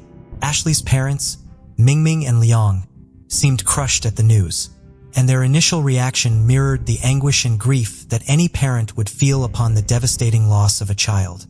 But amid the sea of tears and despair, a lingering doubt began to creep into the minds of the detectives. The authorities couldn't help but notice inconsistencies in Mingming and Liang's reactions. Their grief at times appeared staged, the expressions forced. The police, seasoned in their intuition, began to question the authenticity of the parents' emotions, noting the discrepancy between their outward display of sorrow and the unsettling reality that Ashley's body had been concealed within their own establishment. The once devoted parents, now entangled in the web of suspicion, became the focus of intense scrutiny and were taken in for questioning. As Mingming sat in the interrogation room, her expression remained eerily devoid of emotion, her face a mask that betrayed none of the grief one would expect from a mother who had just lost her child. The investigator, keenly aware of the stark contrast between her stoic demeanor and the gravity of the situation, wasted no time in confronting her with the chilling reality. "Mingming, your daughter is dead. Your daughter is dead. I just don't understand," the investigator stated, his voice heavy with disbelief and accusation. "I know that you're not crying. You said I don't have anything left. Isn't that what you told me? You don't have any tears left. You don't have nothing left. Mingming, your daughter is dead." Mingming sat there in silence, her eyes fixed on a distant point as if lost in her own thoughts. Pressed on, his voice laden with urgency and an underlying sense of dread. "What happened to Ashley? How did she die?" he asked. "I killed her." Mingming finally spoke, her voice devoid of any discernible emotion. The detective, taken aback by the stark confession, pressed on. "Did you hit her?" he asked. Mingming nodded, her face fixated on the table before her. "Yeah. And I asked my husband to take care of it." In the midst of this chilling confession, Mingming's detached demeanor remained unchanged. There were no tears, no remorse, only a spine-chilling calmness. As the conversation delved deeper into the dark recesses of her mind, she said something that disturbed the investigators further. "I need to take care of everything from the restaurant. I only have 2 hands," Mingming confessed, her words dripping with horrifying nonchalance. "I don't want to do that to Ashley, but you can't control yourself sometimes." In the grim aftermath of Mingming's shocking confession, the investigation turned its attention to Liang Zhao. Through chilling interrogation tapes, a harrowing picture began to emerge, shedding light on the deep-seated abuse and tragic offense that unfolded within the Zhou household. Liang Qiao recounted the disturbing sequence of offense that unfolded on that fateful day. He revealed that Mingming harbored anger toward Ashley due to her inability to be fully toilet-trained when Ashley accidentally soiled herself at home. Mingming's rage and frustration boiled over, and she resorted to violence. Liang disclosed that his wife forcefully struck Ashley's head against the carpet not once but twice. As a result of the brutal assault, condition rapidly deteriorated. She began gasping for air and subsequently vomited green bile. A panic-stricken Liang tried to clean up his daughter and attempted cardiopulmonary resuscitation or CPR, hoping to miraculously revive her. However, his efforts proved futile, and Ashley slipped away, leaving him engulfed in panic and despair. Fearing the worst, the couple hastily hatched a macabre plan. Liang believed that Jojo, being only 6 years old, would not be able to tell that Ashley was dead and would assume she was only sleeping, indirectly providing a false alibi for her parents. He explained that their intention was to make it seem like Ashley had left through the back door of the restaurant. Liang admitted to later moving Ashley's body to the storage walk-in freezer to prevent any odors using a bussing container typically used for collecting dirty dishes. During the interview, Liang admitted to their plan to hide the body had been driven by the fear that his wife, Mingming, would be discovered living illegally in the United States. Desperate to avoid Mingming's deportation and to protect their family from the dire consequences of their actions, they contemplating disposing of Ashley's body once the search for her had ceased. However, they were caught off guard by the lengths the police went to in looking for Ashley. Liang admitted they had not known about the procedures, polygraph tests, and interrogations that would follow the 911 call, nor had he anticipated such an extensive search effort involving numerous people. He expressed remorse and apologized. During the interrogation, Liang unveiled more distressing details about Ashley's upbringing. He confessed that Ashley had not been under their care during her early years and was instead sent to live with Liang's mother in New York until she turned 4, so that Liang and Mingming could focus on their burgeoning business.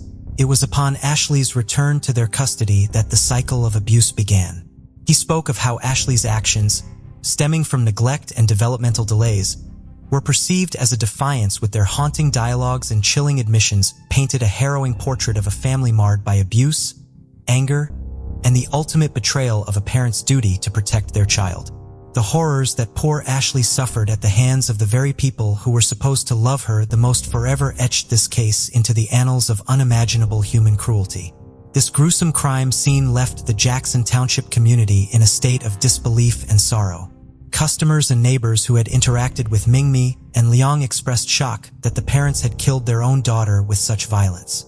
The family had resided in a top-floor apartment in a building near Interstate 77, and none of the neighbors had witnessed any negative moments between Ashley and her parents.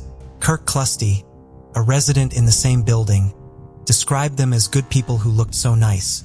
However, the family was known to be private, preferring to channel all their hard work and dedication toward running their restaurant without recalled seeing the girls in the restaurant while their parents worked. Ashley and Jojo would often play with crayons or on a tablet together. Customers who had interacted with the girls described them as polite and inquisitive. Ashley's tragic death led to an outpouring of support from the community. Meanwhile, her body was cremated and the ashes handed over to relatives in New York. Her older sister Jojo, grappling with the sudden absence of both Ashley and her parents, was placed in the custody of the Stark County's Child Welfare Agency. A memorial was set up outside the restaurant to honor Ashley's memory. People from across the county visited to pay their respects and left piles of stuffed toys, candles, and balloons. The community rallied together to mourn the violent end of such a young life, leaving a void in their hearts. The trial began with a preliminary hearing on January 19, 2017 at the Stark County Courthouse. In the solemn atmosphere of the courtroom, 35-year-old Liang Zhou stood before the judge, his voice quivering with emotion and eyes brimming with tears. As the events leading up to 5-year-old Ashley's death were reconstructed, his 29-year-old wife, Mingming, sat poker-faced throughout the proceedings, interacting only with her interpreter. Court documents revealed that Ashley's parents were accused of abusing her on multiple occasions, starting from the time she moved in with them in October 2015 until her death over a year later. In September 2017, Liang, a U.S. citizen, reached a plea agreement with county prosecutors. He pleaded guilty to 2 counts of endangering children, both second-degree felonies. One count was related to the events surrounding Ashley's death, while the other was linked to previous instances of abuse inflicted upon the young girl. In addition to the charges of endangering children, Liang pleaded guilty to tampering with evidence, obstructing justice, and gross abuse of a corpse, all serious felonies. The murder charge against Liang was dismissed in exchange for testifying against Mingming. The Stark County Prosecutor's Office revealed that Liang did not directly cause the injuries that led to Ashley's death on January 9, 2017. He was fully aware of Mingming's physical abuse toward the child in the months preceding her untimely death. Assistant Stark County Prosecutor Tony Schellinger noted that there was no evidence indicating that Liang had personally abused Ashley on the day of her death or any previous point. Defense attorney Joseph Gorman, who represented Liang, acknowledged his client's failure to protect Ashley and his panic attempt to keep his family intact, resulting in the poor decision to cover up his wife's crimes. Liang had already lost his child, and with Mingming's impending prison term, he was attempting to safeguard what remained. Nevertheless, the couple's actions spoke volumes. Liang had helped Mingming to deceitfully lie to the police and had himself reported Ashley as missing. These calculated falsehoods led Stark County Common Pleas Judge Marissa Hartnett to hand down a 12-year prison sentence to Liang on January 10, 2018. Judge Hartnett acknowledged the terrible choices made by both parents. Addressing Liang directly, she emphasized that though he did not directly cause Ashley's death, his decisions compounded the tragedy. Expressing empathy, she noted that had he made different choices, he could have had the chance to be there for their surviving daughter. As Liang addressed the court, his voice trembled with grief and regret. He shared that Ashley's 6th birthday had just passed 2 weeks prior, emphasizing the profound void left in his heart. "It goes without saying that I wish the situation was different," he murmured, his words punctuated by somber pauses. "And no one's going to remember her. No one but the people in my family. I don't want to be rude, but none of you remember her. None of you." Mingming Chun was originally charged with murder, but had it reduced to involuntary manslaughter by reason of insanity. The Stark County Prosecutor's Office clarified that Ashley's murder was not premeditated, and due to this, Mingming did not qualify for the death penalty. In a press release, Stark County Prosecuting Attorney John D. Ferrero described the tragic incident as an act of anger committed by a mother who had never formed a bond with her child, since she had not raised her since infancy. He noted that Ashley was more of a burden than a blessing to Mingming. During the police interrogation, Mingming had described Ashley as defiant, saying she would push her sister when she didn't get her way. But Schellinger clarified that there was no evidence indicating that Ashley had shown any disciplinary problems. According to Mingming's defense attorney, Richard Drucker, the stress of managing the family's restaurant in Jackson Township, which operated almost around the clock, led to Mingming's violence against Ashley. Drucker acknowledged that Ashley's death was the tragic consequence of this violence. He also expressed Mingming's deep sorrow over the loss of her child and appealed for forgiveness on her behalf. During the court hearing, an interpreter also read a brief statement on Mingming's behalf, expressing her remorse for what happened to her daughter and voicing her desire to become a better person. Mingming pleaded guilty to involuntary manslaughter and other charges related to the death of her daughter, and was sentenced to 22 years in prison. Her sentence includes 11 years for the involuntary manslaughter charge, 8 years for 1 count of endangering children, and 3 years for tampering with evidence, the maximum prison sentence for each offense.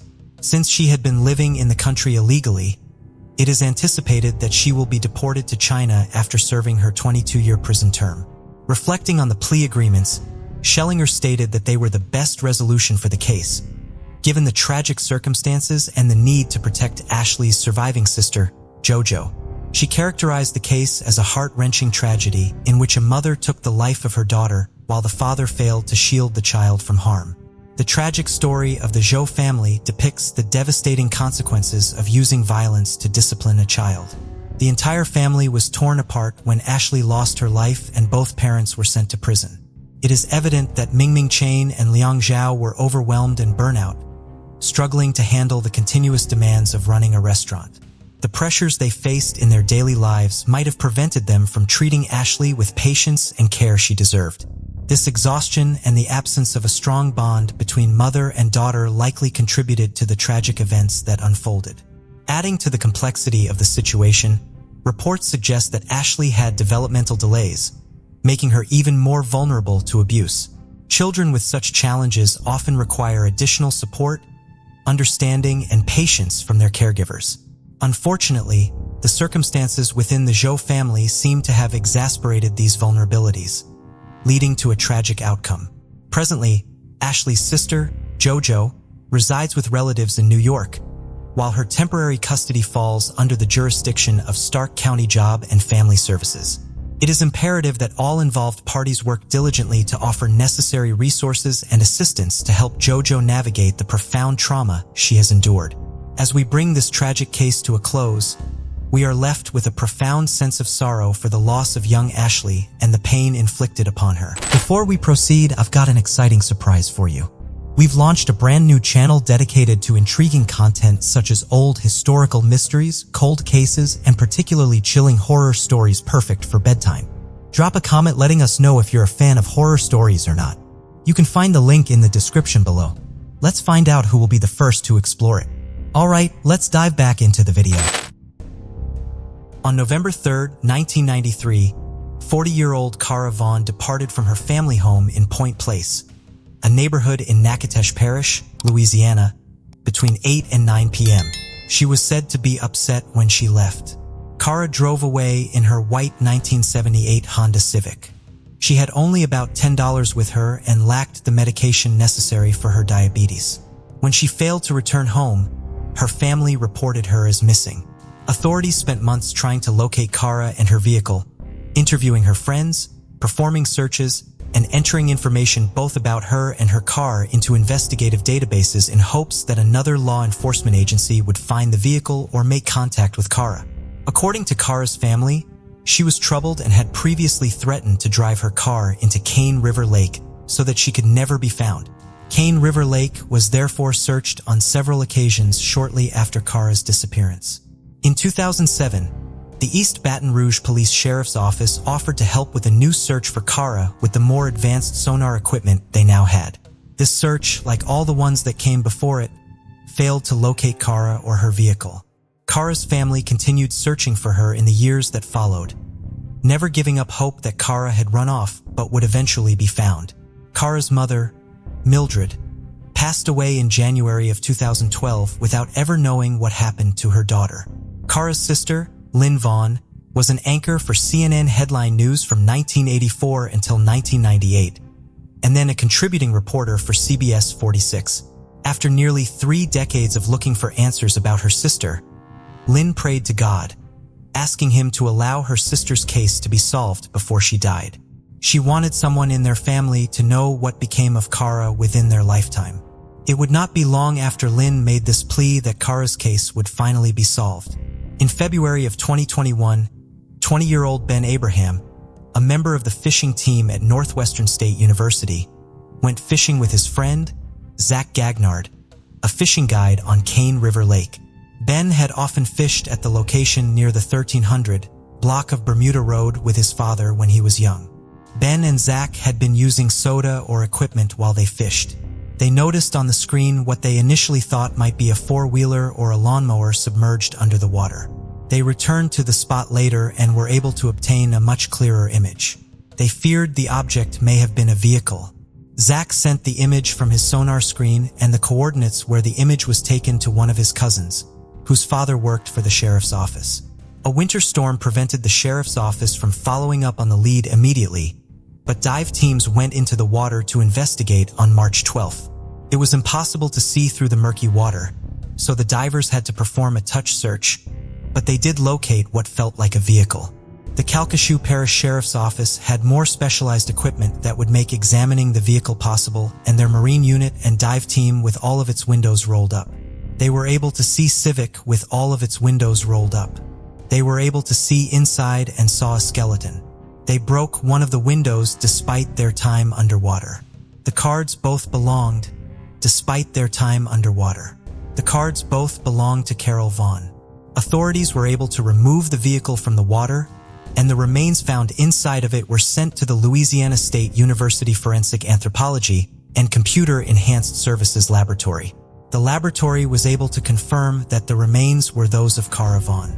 Cara's sister, Lynn, was of course heartbroken that Cara was no longer alive, but grateful to finally have answers and relieved that Cara did not appear to have met with foul play. Cara will be buried near her mother in Natchitoches. Taisha Bell was a loving mother of 2 daughters, ages 1.5 and 5.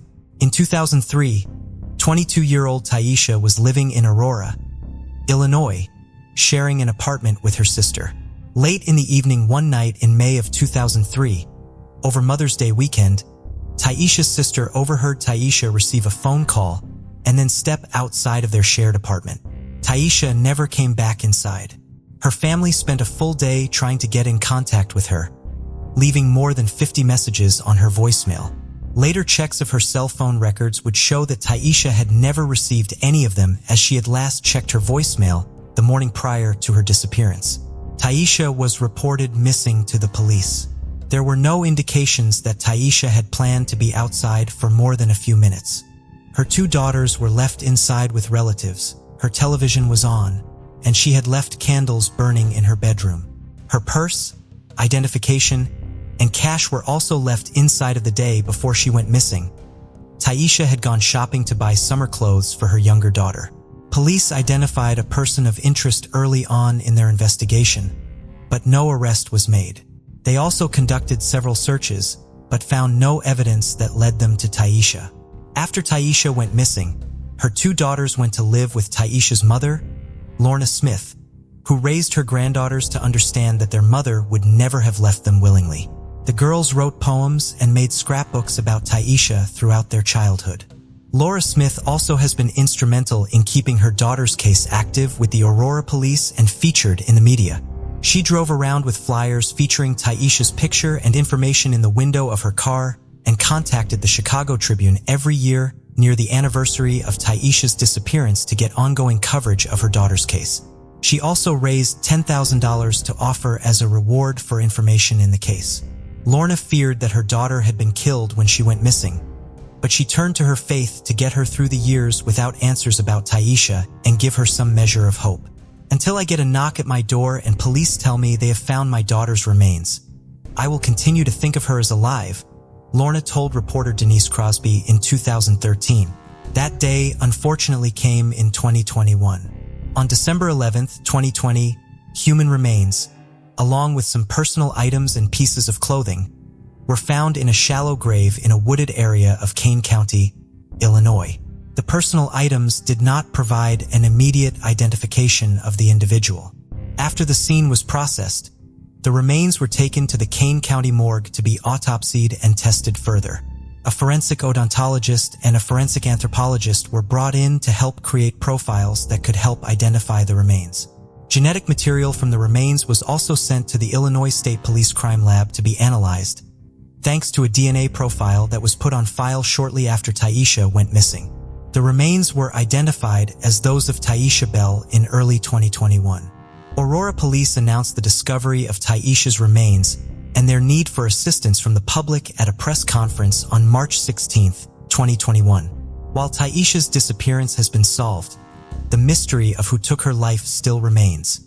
Due to the ongoing investigation into the case, certain details, such as the exact location where Taisha's remains were found and the exact cause of her death, have not been released to the public. However, based on the results of her autopsy, her case has been reclassified as a homicide. Authorities do not yet have enough evidence to make any arrests. Our detectives continue to have theories in Taisha's case, but we need more information before criminal charges can be authorized. According to Aurora Police Jack Fischel, we implore anyone who may have information to please come forward. Ronnie Lateste was a 38-year-old postman from Bruges in Belgium.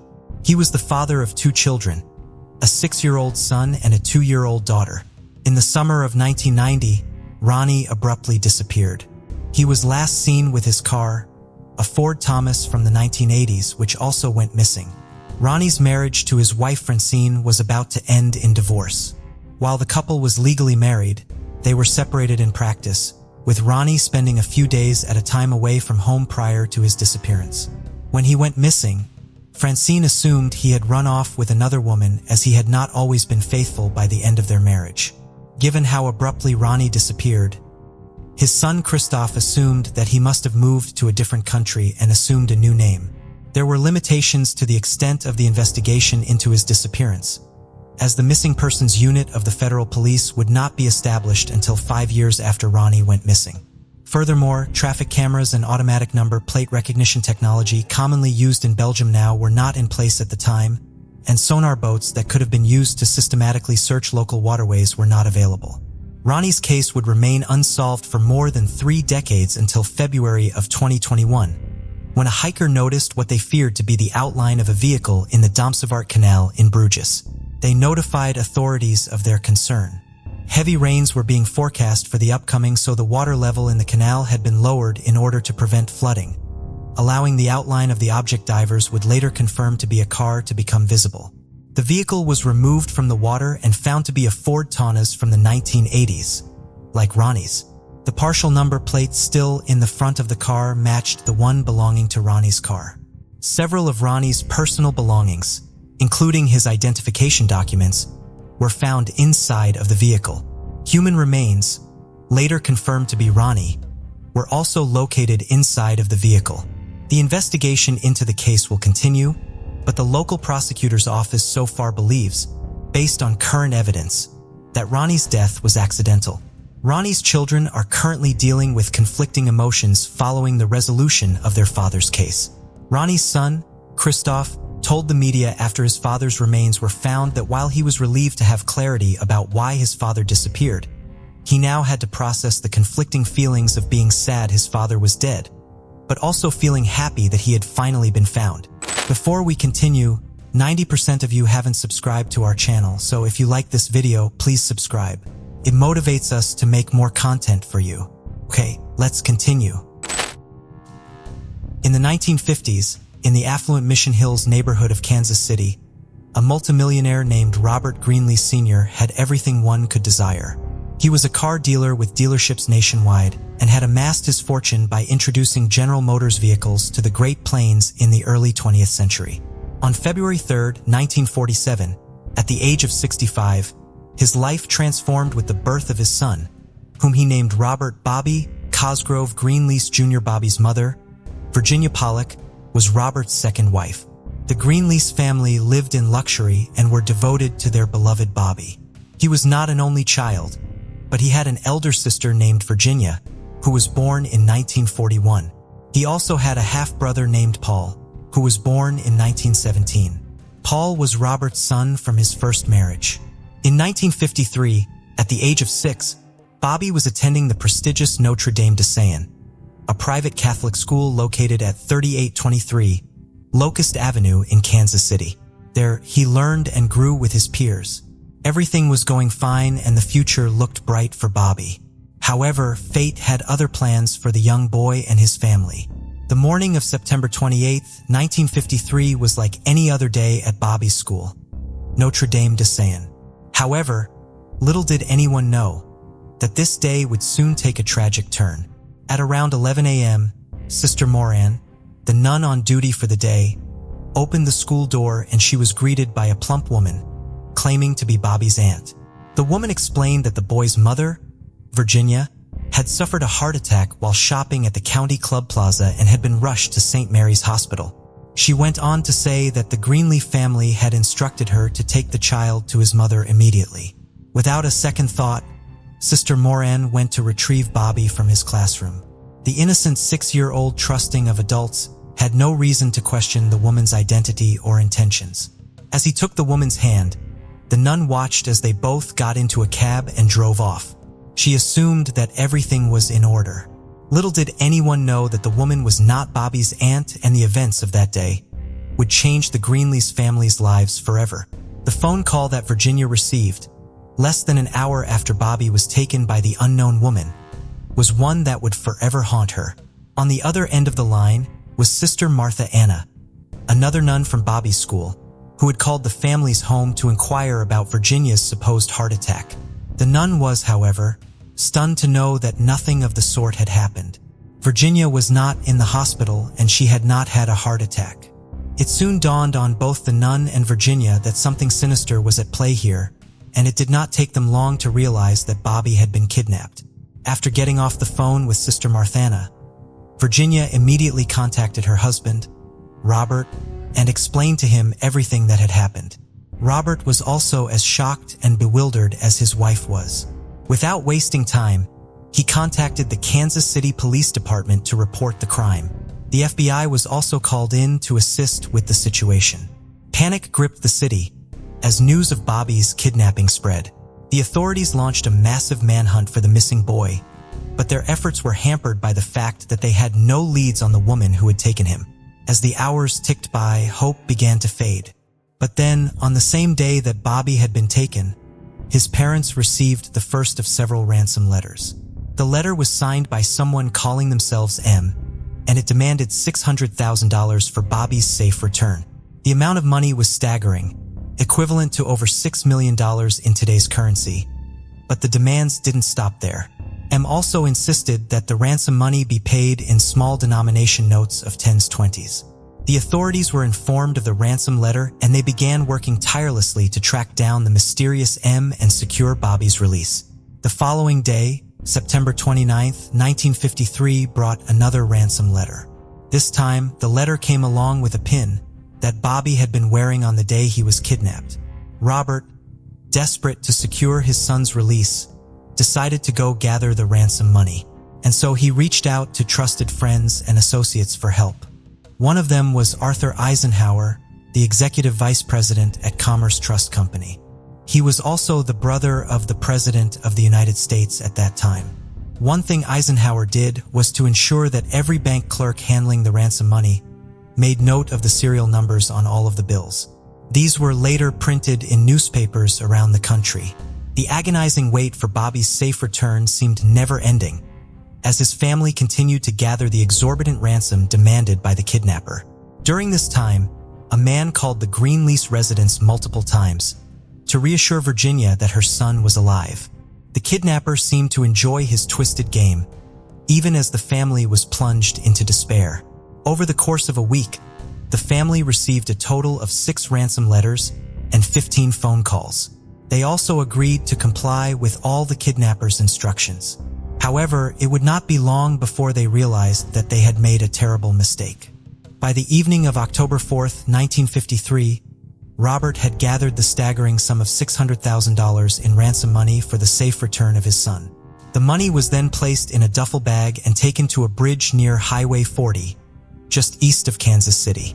It was the largest ransom ever paid in American history at that time. Early the next morning, the kidnappers made contact with the Greenleafs to confirm that they had retrieved the money and that Bobby would be returned within 24 hours. But as the day went on, there was still no word about the boy's whereabouts. The family waited anxiously for any news, but none came. The Greenleafs were left to wonder if their son was alive or if they had been betrayed by the kidnappers. The suspense was unbearable, and it seemed like their worst fears were about to be realized.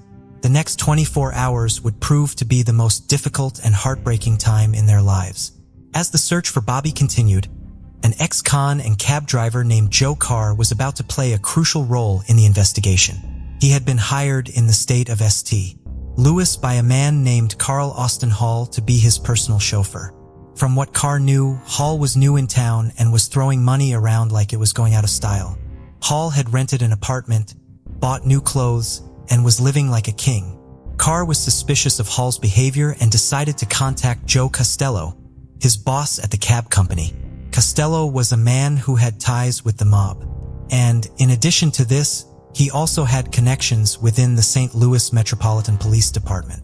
The sun had set on October 6, 1953, when Lieutenant Louis Shoulders and Patrolman Elmer Dolan received a tip from Costello about the man flaunting large amounts of money in St. Louis. They immediately rushed to the apartment where Hall was staying and apprehended him. Inside the room, the officers found 2 hefty metal suitcases filled to the brim with cash. It was an unbelievable sight. Hall was then escorted to the Newstead police station in North St. Louis, where the authorities interrogated him about the source of the money. At first, Hall was insistent they had done nothing wrong, but investigators soon began to put the pieces of the puzzle together. They suspected Hall was involved in the Greenleaf's kidnapping, given the amount of money he had on him. After some interrogation, Hall finally cracked and confessed to his role in the crime. But the most shocking revelation was yet to come. When asked about the whereabouts of Bobby, he revealed the boy was dead. Hall revealed they had not acted alone. He had a partner in crime, a woman named Bonnie Hetty. Together, they had hatched the plan to kidnap Bobby and extort his wealthy parents for a hefty ransom. With Hall's confession and a thorough background check, investigators were able to piece together the timeline of events and uncover the shocking details of how the kidnapping occurred. It was a web of deceit and betrayal with greed at the center of it all. Authorities found out that Hall came from a well-to-do family. He was the son of a lawyer. When his parents passed away, he inherited their 1,100-acre property in Pleasanton, Kansas, along with a substantial inheritance. However, Hall took a turn for the worse, as he went on a downward spiral, wasting his fortune, getting divorced, and falling into addiction. His life hit rock bottom when he was sent to the Missouri State Penitentiary for robbing a cab driver of a mere $38. While in prison, Paul dreamed of one big score that would set him up for life. And that's when he remembered the wealthy Greenleaf family. You see, years prior, Paul had attended a military reform academy with Bobby's older, adopted half-brother, Paul. And that was when he had gotten to know about the family's wealth. In no time, Paul hatched a plan for a ransom payout. All that was left was to figure out just how to abduct the child. That's where Bonnie came into the picture. Bonnie was a woman of many contradictions. Despite being the beneficiary of a sizable inheritance from her father, she still indulged in prostitution and wild parties. She also seemed to have a thing for criminals. Her first husband was a bank robber who met his end in a hail of bullets from the police. But her second marriage didn't fare any better, and she ended up inheriting a house from the divorce settlement. It was in the bar of Hotel Robidoux, Missouri, that Bonnie crossed paths with Hall. Perhaps it was fate, or maybe just the universe aligning, but their chance meeting marked the beginning of a dark and twisted partnership. As the months passed, Paul gradually revealed his twisted scheme to Bonnie, and to his relief, she was all too eager to participate. And so, in the summer of 1953, Paul and Bonnie began trailing the Greenleaf family like two hungry wolves, stalking their prey. They watched as the family went about their daily routines, hoping to find a weak spot to exploit. At first, they planned to snatch the Greenleaf's daughter, Sue, but they soon realized that Bobby, the 6-year-old son, would be an easier target. They knew that they had to act fast if they wanted to make the big score. And with this, the stage was set for the kidnapping that shook the nation to its core. Bonnie had been the one that pretended to be Bobby's aunt and picked him up from school without raising any alarms. Following this, Bonnie and Bobby were then dropped off at a drugstore, where Hall was waiting. Paul took control of the situation, driving them across state lines to a vacant field in Overland Park, Kansas. Bonnie got out of the car and walked a short distance, leaving Bobby alone with Hall, who had no intention of keeping him alive. At first, Hall tried to take Bobby's life by using a piece of rope, but the rope was too short. Frustrated and angry, Paul punched Bobby in the face, knocking out one of his teeth. Bobby fell to the car's floor, and that's when Hall pulled out his .38 caliber pistol and shot him at point-blank range. Bobby did not survive for more than 30 minutes after he was abducted. After carrying out the evil deed, both Hall and Bonnie knew they had to get rid of the evidence. They drove to Bonnie's home in St. Joseph, Missouri, with Bobby's lifeless body wrapped in a plastic bag. They then carefully placed the bag in a pre-dug grave in the backyard. To conceal the stench of the dead body, they dumped a large amount of lime onto the bag. Hall then planted chrysanthemums over the grave, hoping to disguise it as a flower garden. Now, when Hall and Bonnie got their hands on the ransom money, they wasted no time in escaping across the state to St. Louis. Their Hall had purchased a pair of metal suitcases to stash the money.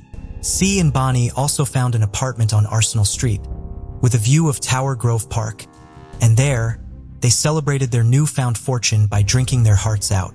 As the night wore on, Bonnie's drunkenness began to get the better of her and she dozed off. This was the perfect opportunity for Hall to put another plan he had into action. In the middle of the night, he put $2,000 in Bonnie's purse and slipped out of the apartment with the rest of the loot. Hall then took a cab to the Coral Court Motel in Marlboro, Missouri, and along the way, he picked up a prostitute named Sandra O'Day. He planned to use Sandra's help to divert the police's attention. Before his arrest, Paul arranged for her to fly to Los Angeles and mail a letter he had written to the Greenlease family. Doing this would have thrown the police off his trail.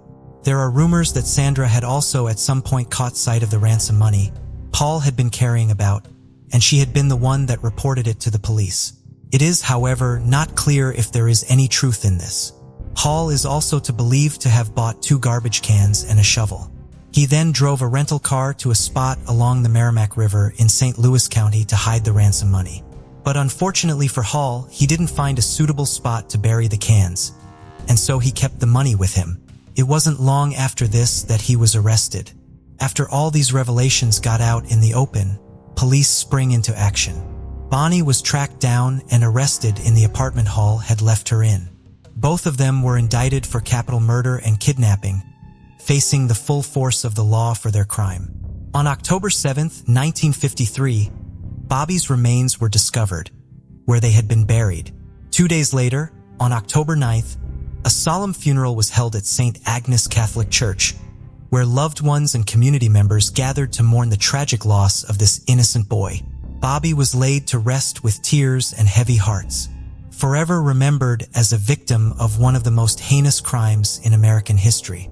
As for the 2 kidnappers, justice was swift for them. Because the crime had crossed state lines, the case became a federal one.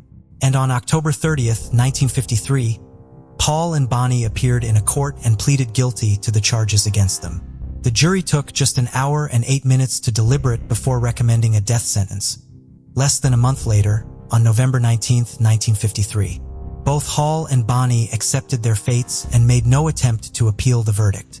They were executed together in the Missouri gas chamber on December 18, 1953, a mere 81 days after the kidnapping.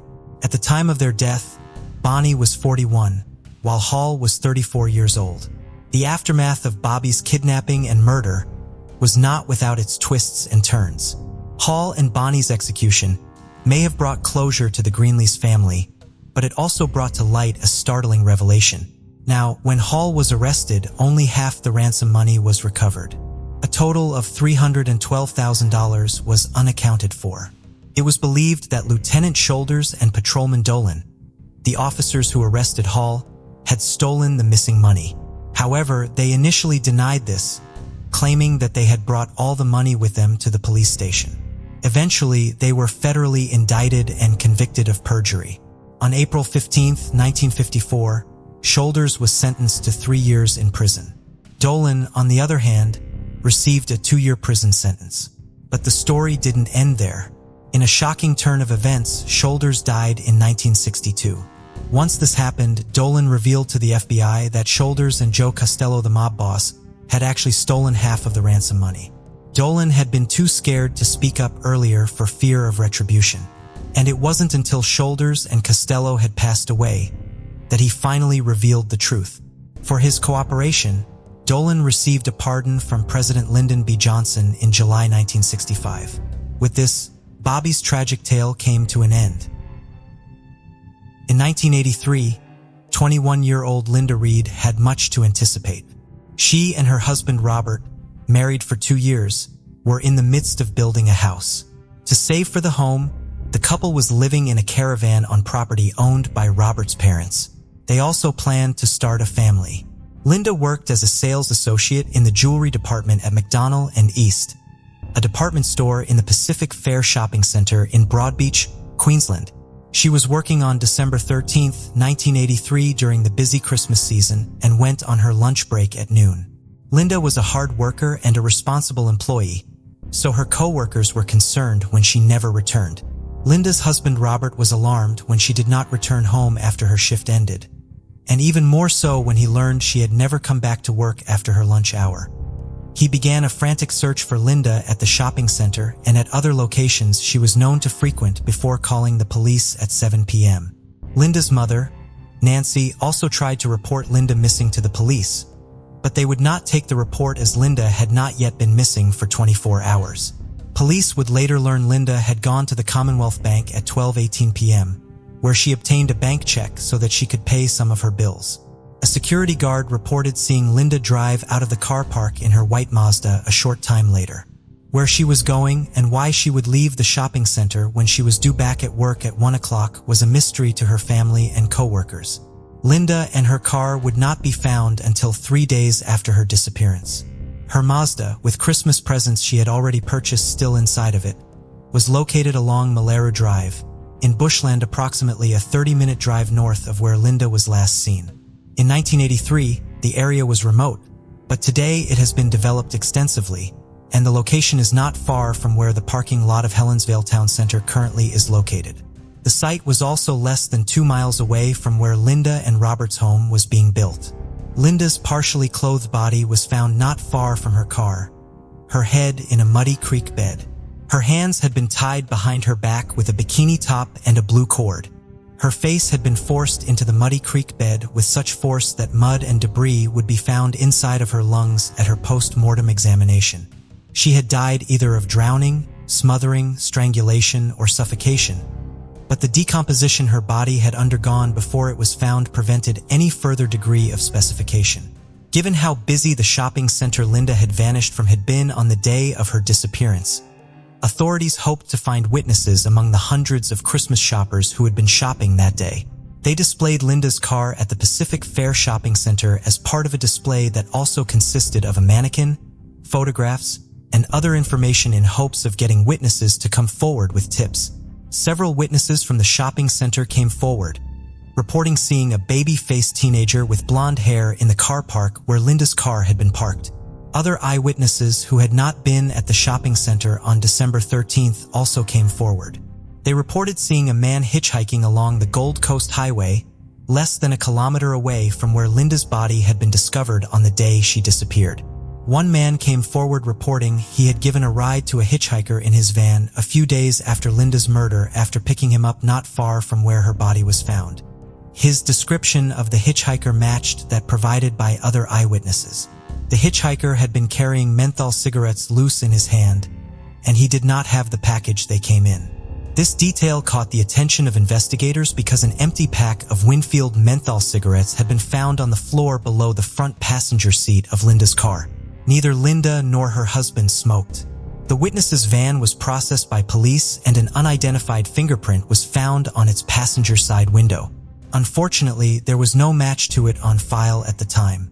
A major break in the case came in 1985 when a jailhouse informant claimed that a fellow prisoner had confessed to Linda's murder. 45-year-old Graham Steer told authorities that Craig McConnell had confessed that he and another man had abducted and killed Linda, while he and Steer were both being held at the Bago Road jail. According to Steer, McConnell had told him that he and another man had been trying to steal a car from the car park at Pacific Fair and abducted and killed Linda after they feared she saw them. McConnell was serving 2 life sentences for 2 gruesome murders committed in Brisbane in 1984, both of which he committed with several accomplices. A detective described McConnell in court as the greatest argument for the death penalty there ever was. McConnell had confessed to both of the murders and pleaded guilty to them in court. McConnell claims that police tried to link him to Linda's murder and questioned him about it when he initially confessed to the 2 murders he did commit. He denied killing her at that time and continued to do so after Steer reported his alleged jailhouse confession. McConnell was brought to trial for Linda's murder in 1986, the admitted killer still denying any involvement in the case. A main witness against him died of heroin overdose just prior to the start of the trial, and the case against McConnell was based on Steer's statement and circumstantial evidence.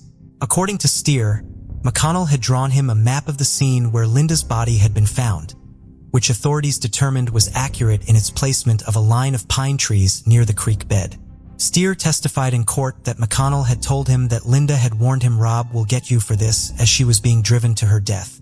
Linda did call her husband Robert Rob as opposed to Bob or Robbie or any other nickname. Steer also claimed that McConnell had told him that he had eaten the sandwich Linda had packed for lunch and that it had cheese and pickles on it. Traces of cheese had been found inside of Linda's car when it was processed by the police. This circumstantial evidence was enough to convince the jury of McConnell's guilt, and he was found not guilty of Linda's murder due to a lack of evidence in October of 1986.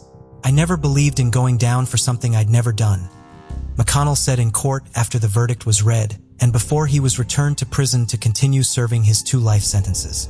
Despite his acquittal, police presented evidence casting McConnell as a likely suspect in Linda's murder at an inquest into her case in 1987. Linda's death devastated her family, including her parents, Nancy and Oscar, and her brother Philip, and the passage of time did little to ease their pain. In a 2010 interview, Oscar revealed that he had been diagnosed with kidney cancer and feared he would die without knowing who was responsible for his daughter's murder. "I just want to know what happened to my beautiful daughter. I deserve that. It's always been terrifying to think we could never find out who killed Linda. I just want answers," he said. "It hurts to know Linda's killer is still out there, walking around, living life. Linda had her future taken away, and so did we." Unfortunately, Oscar did pass away before his daughter's case was solved. Linda's husband Robert could only sleep a few hours a night immediately after she was killed, staying awake for most of the night thinking about what had happened to his wife. Years after her death, he was still often crying himself to sleep.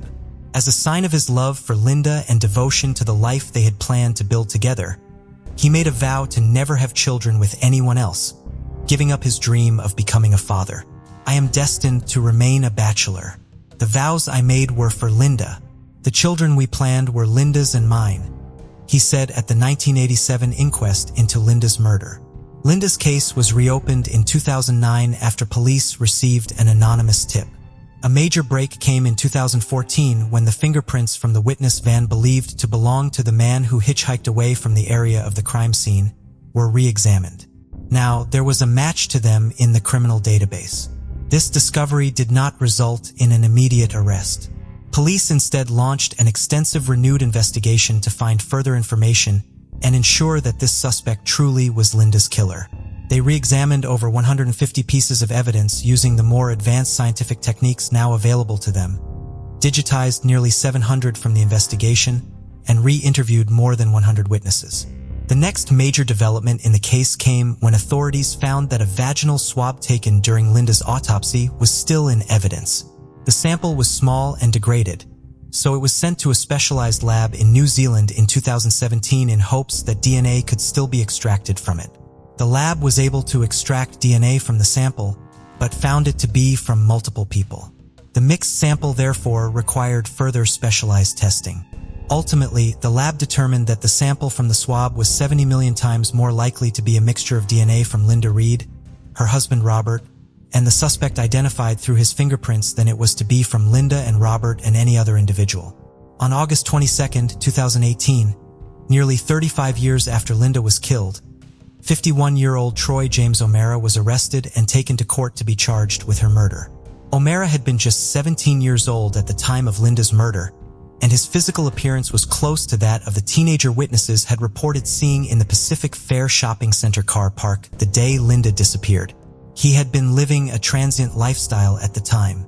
When he was arrested for Linda's murder, O'Mara was already serving a life sentence for a murder he committed just 18 months after Linda was killed.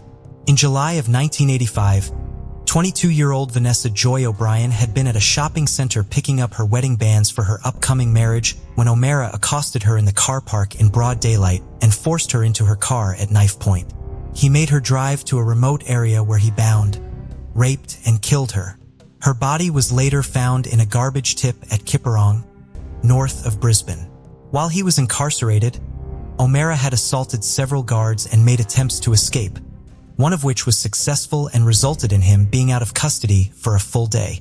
O'Mara initially denied killing Linda, but in March of 2021, he pleaded guilty to both her rape and murder in Brisbane's Supreme Court. He found Linda eating her lunch in her car on December 13, 1983, and forced her to drive out to the bushland where he bound, raped, and killed her. He claimed he had killed Linda because he felt like killing a woman at random that day, the same motive presented at his trial for Vanessa O'Brien's murder. Police believe O'Mara acted alone and that he did not know Linda prior to the day he killed her. Following O'Mara's plea, victim impact statements from husband and mother were read to the court. What can I say after 37 years, 1,000 tears, and many prayers wondering what my daughter went through in the last minutes of her life? Linda was a wonderful daughter, sister, and for a short time also a wonderful wife. My only regret is that Linda's father never lived to see this day. Linda's mother Nancy's statement read in part. O'Mara's defense lawyer told the court that his client hoped to one day be released from custody so that he could at least see and hopefully care for his elderly mother, who was now in a nursing home, and his cancer-stricken stepfather. He also told the court that O'Mara's violent behavior in prison had taken place in the 1990s and that he had been enrolled in educational programs since then. Crown Prosecutor Jody Wooldridge warned the court that O'Mara's guilty plea should not be taken as a sign of remorse. When he delivered his decision about O'Mara's sentencing the week after O'Mara entered his guilty plea, Justice Glenn Martin agreed with this assessment. On March 17, 2021, Justice Martin sentenced O'Mara to 20 years in prison for Linda's murder and a further 10 years for her rape. Justice Martin also ordered that O'Mara would be eligible for parole on July 11, 2022, just 16 months after he sentenced in Linda's case. Justice Martin argued that while O'Mara's crimes against Linda showed a high level of violence, sentencing could not be based on a strict mathematical calculation and that another life sentence for O'Mara would be, in his words, excessive. In making his decision, Justice Martin took into account the fact that O'Mara had legally been a minor when he killed Linda and current sentencing guidelines. If the defendant had committed the two offenses of murder in the recent times as an adult and he would be required to serve a minimum of 30 years in prison, he said in his decision. While he believed the nature of the crime merited a substantial sentence, he argued that because O'Mara will have been incarcerated for 37 years in July of 2022, it should be up to the parole board to determine if he is released. While Justice Martin's decision may be correct from a legal perspective, the possibility that O'Mara may be released so shortly after being sentenced for Linda's rape and murder does raise ethical concerns. The 37 years that have passed since Linda was taken from her family have not taken away the pain her loss caused them, but they have also not made Linda any less important to or loved by those who were closest to her. Linda's mother, Nancy, continues to visit her grave every week. On January 25, 2010, in the town of Kentwood, everything appeared routine as people went about their daily lives. However, at 6 p.m., an unexpected 911 call jolted the police department into action. The caller's voice was filled with terror, clearly identifying him as a frightened teenager in a desperate situation. Little did they realize that this alarming call was only the start of a disturbing and shocking sequence of events. The police, in an attempt to know the details about the events that had unfolded, started asking questions to him. Even in the chaos, the police didn't ignore the possibility of the victim attempting suicide, so they tried to confirm their doubt. As the call was getting intense, the police wanted to gather more detailed information, and for that, they wanted to speak to someone older to clarify what had actually happened. This seems strange considering he had previously mentioned that all were present, then somehow suddenly no one was at home. At that time, the person started to share a disturbing suspicion that he felt during his father's death. He also listened to the sounds of someone running from upstairs, after which he hurried upstairs only to be met with the scene of bloodshed and the lifeless body of his father. In the midst of their shock and confusion, A thought lingered in everyone's mind. If the father wasn't the one running, then who was and where had he gone? As the call ended, the police wasted no time and raced to the 58-100 block of Pine Vista Street in Kentwood. Upon arrival, they were greeted by Keyshawn Mann, a 13-year-old boy who had bravely reached out to report his father's murder. With him, there were his two younger siblings, in which one was 8 years old and the other was 12 years old. Keyshawn's eyes were filled with a mix of fear and desperation as he provided the police with a detailed account of the horrifying events that unfolded. He explained how he heard the sound of a gunshot and quickly went upstairs and found his father, Jermel Stokes, a 35-year-old man, lifeless. The crime scene was a chilling sight, with blood splattered in the room. The police swiftly secured the area and began examining Jermel's body. They found a gunshot wound at the back of his head. Surprisingly, there were no other signs of violence or injuries on his body.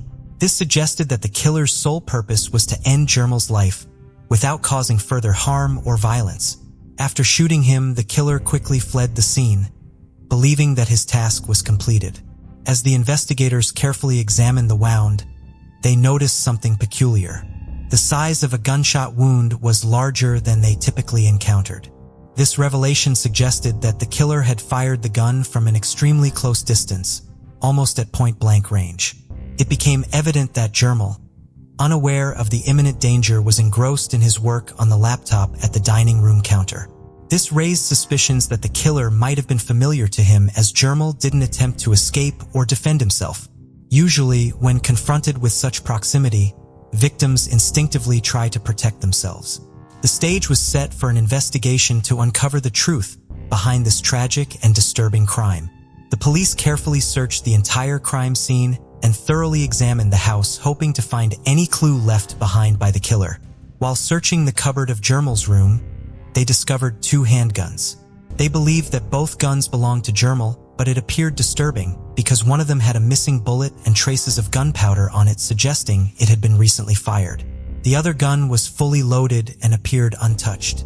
This raised suspicions because if the killer had used the gun to kill Jermel, it seemed unlikely he would have had enough time to put it back in the closet before leaving.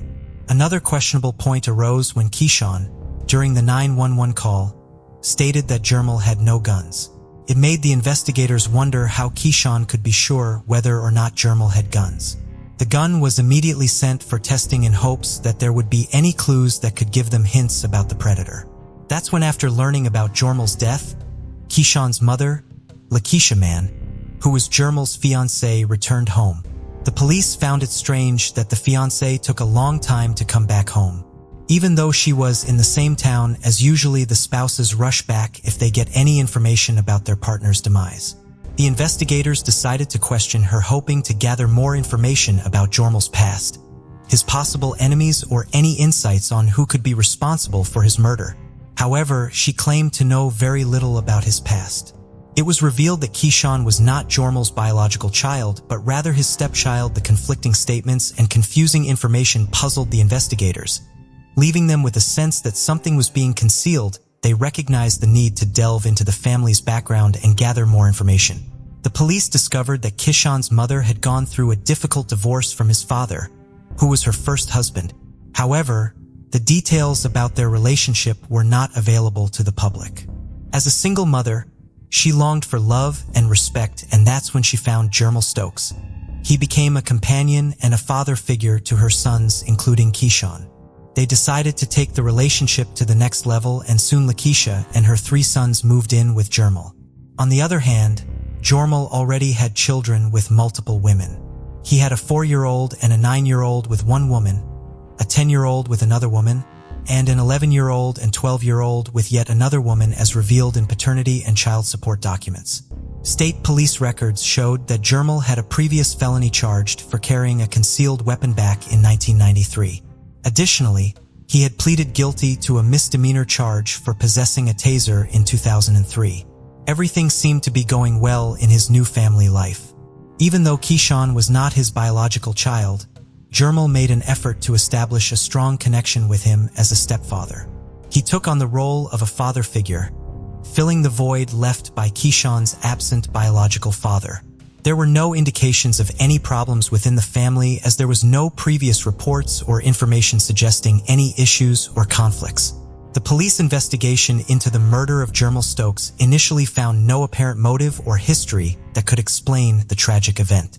They didn't find any clues or suspicious information about the family. Also, no one was a suspect, which clearly made it a mysterious case. However, Detective Mattis couldn't shake the feeling that there must be a reason behind every killing, even if it wasn't immediately evident. Despite initially ruling out the family's involvement, the investigators were unaware of the hidden secrets and darker truths lurking beneath the surface of their seemingly perfect family. The police shifted their focus towards finding someone who may have had a personal motive or grudge against Jermel, possibly responsible for his murder. They started by questioning the neighbors, urging them to recall any unusual activity, or if they saw anyone running away from the house on the evening of January 25, 2010. The neighbors, still shaken by the tragic event, admitted hearing the sound of a gunshot, but did not witness anyone fleeing from the scene. The police extended their inquiries to Jermel's friends and relatives, hoping for additional leads, but unfortunately, they hit a dead end. There were no apparent clues to follow, no evidence left behind, and no traces of blood or fingerprints at the crime scene, making it challenging for the investigators to suspect anyone. Finally, the results of the gun testing came back, uncovering a shocking truth that left everyone stunned. The fingerprints found on the gun used to kill Jermel belonged to his own stepson, Keyshawn. It was an unexpected revelation that shook those who knew the family well. This revelation added a perplexing twist to the case, as Keyshawn had been the one to call the police in distress, reporting his father's shooting. They were now faced with the daunting task of understanding the motives behind this unexpected turn of events. The police began piecing together the puzzle, drawing connections regarding the 911 call made by Keyshawn. Initially, Keyshawn stated that they all were sitting on the couch at the time of the murder, which indicated that the family was present at the moment. But when police requested to speak with someone older, there was suddenly no one at home, which raised eyebrows. Based on these inconsistencies, the police reached a conclusion. They believed that on January 25, 2010, just before 6 p.m. when Keyshawn's mother was out, he saw it as the perfect opportunity to carry out his plan. Quietly, he retrieved his gun from the cupboard, shot his father, and then placed it back in its original location. In a state of panic and fear, he called the police to report his father's murder, unaware that his decision to put the gun back would serve as solid evidence against him. However, they were yet to discover the motive behind Jermel's murder. The police returned to the house on Pine Vista Street in Kentwood and interviewed Keyshawn in a separate room to get a clearer account of what happened on the night of the murder. They asked him directly if he had killed Jermel, and to their surprise, Keyshawn admitted that he had been playing with the gun.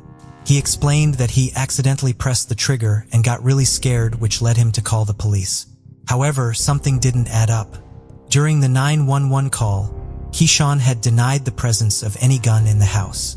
But now, after talking to him, it was clear that something was wrong. Why would he first deny having a gun and then admit to playing with it? The police believed that Keyshawn intentionally killed his father rather than it being a simple accident. However, considering his young age, they decided to seek the help of a professional psychiatrist to talk to him. They understood that as a child there might be underlying reasons or issues that led him to take such a drastic step. During the therapy session, he was asked about the reason behind killing his stepfather. And that's when the twist of the other side of the coin was revealed, as there was something more behind the happiness and the seemingly perfect family. Keyshawn opened up about the abuse and torment he and his family endured at the hand of Jermel Stokes. He revealed that Jermel would frequently beat him, his mother, and his siblings for even the slightest reasons or whenever he was in a bad mood. Keyshawn wanted to protect his mother and siblings from the ongoing torture and felt trapped with no way out. He believed that the only solution was to eliminate his stepfather, Jermel. He shared with the therapist the horrifying instances of Jermel abusing his mother, including sticking a finger down her throat. He also recounted the times when Jermel would strike him and his brothers with a paint stick in their mother's absence. Keyshawn spoke about the time when Jermel had choked him and how he managed to escape his clutches. Keyshawn's heart was consumed by hatred for Jermel. Fueled by a deep love for his mother, He couldn't bear to see his mom suffer under Jamel's abuse any longer. The pain of witnessing his mother's mistreatment became unbearable for Keyshawn, and he made the difficult decision to use one of Jamel's own guns to end his life. This young boy had already endured so much in his life, perhaps due to some unknown reasons behind his mother's previous divorce. But this time, Keyshawn reached the breaking point, and it drove him to commit a truly horrific crime. The layers of emotions and motives made this tragic tale all the more intriguing. Considering Keyshawn Mann's age of only 13 years old, it was decided to send him to the circuit court for trial in June 2010. This made him the youngest person in Kentwood County to be charged with murder and one of the youngest in the state to face such a trial. The Kentwood police detective in the courtroom revealed that Keyshawn had confessed to killing his stepfather, Jermel Stokes. During the trial, Keyshawn admitted taking Jermel's unregistered silver handgun from a closet. He was aware that the gun was loaded, having inspected it by removing and reinserting the clip. When Keyshawn's lawyer Fred Johnson asked if he approached Jermel from behind, Keyshawn confirmed that he did. When Johnson posed the crucial question, "You understood that pulling the trigger could result in someone's death?" Keyshawn replied with another yes, clearly stating that the shooting was not accidental. In the courtroom, a close friend of Keyshawn from Park Ridge Academy, whose identity remained undisclosed due to his young age, stepped forward as a witness ready to unveil chilling revelations. He told the jurors that on January 25, 2010, Keyshawn bought a gun at high school. He showed the gun to him and also shared about his plans. In the court, a 21-page document from the Children's Trauma Assessment Center was presented. It contained details from Keyshawn's therapy sessions where he confessed to the crime and also revealed the traumatic reason behind it. According to the therapist, Keyshawn believed that killing Jermel was the only way to protect himself and his family from severe abuse and potential harm. The therapist described Keyshawn's experience as a result of chronic exposure to extreme violence and a home environment that was sometimes chaotic and threatening. Even Keyshawn's mother acknowledged that there were moments when she feared Jermel might kill her or her sons. Keyshawn's lawyer, Fred Johnson, expressed his belief that the reported domestic violence in the household played a crucial role in the shooting. However, he viewed the therapist's conclusions as subjective and possibly not strong enough for the trial. He emphasized that Keyshawn felt remorseful, scared, and concerned for his mother. Johnson stated that Keyshawn deeply regretted his actions and was aware of their impact on his mother. While the police and prosecutors questioned the assessment report's credibility, as they pointed out that there were no prior police or Child Protective Services calls regarding the abuse from the family. Police interviews indicated that Keyshawn's mother, Lakeisha Mann, was the one who enforced discipline in the household. Some of Jermel's relatives wearing T-shirts that read "Beloved Melly," a nickname for Jermel, didn't believe he had ever abused the children or Lakeisha Mann. Jermel's uncle, Jose Moore, dismissed the claims as unfounded. Kent County Prosecutor Bill Forsyth stated that investigators couldn't establish a clear motive for the crime. The lack of a known reason behind the murder was unsettling for everyone involved. After carefully considering all the evidence and hearing the details of the case, Judge Daniel Zamaita sentenced Keyshawn to serve the next 8 years until he turns 21 at the Muskegon River Youth Home, a juvenile for killing Jermel Stokes. If Keyshawn completed this term, he would be released in 2018. However, there was also a possibility of facing a different sentence that could result in his transfer to an adult prison ranging from a minimum of 162 months up to life. Some relatives of the victim, Jermel, expressed dissatisfaction with the proposed deal, feeling that the punishment given to Keyshawn was insufficient. Jermel's sister, Kyshandria Stokes, stated that her brother was 35 years old and that she believed that Keyshawn should serve a sentence of 35 years in prison. She felt that justice was not being served. Jermel's aunt, Annette Moore, also voiced her opinion that the ruling allowing Keyshawn to return to regular life was unfair. She believed that Keyshawn committed a serious crime and should receive an adult sentence, as she did not think he was mistreated. Moore voiced her dissatisfaction with the fairness of the current sentence, but the verdict had already been announced and couldn't be changed, so there was no other way but to accept it. However, after 3 years, on February 13, 2013, Keyshawn, now 16 years old, appeared in court for a progress evaluation during his time at the Muskegon River Youth Home. Reports indicated that he was doing better than average in the facility. While he was in a secure section, he was able to attend classes and counseling sessions. The administrators at the youth home assessed his performance as a 4 on a 1 to 5 scale and noted that he was making significant progress. They even observed that Keyshawn had been able to handle his anger, emotions, and frustrations in a positive manner, displaying appropriate coping skills.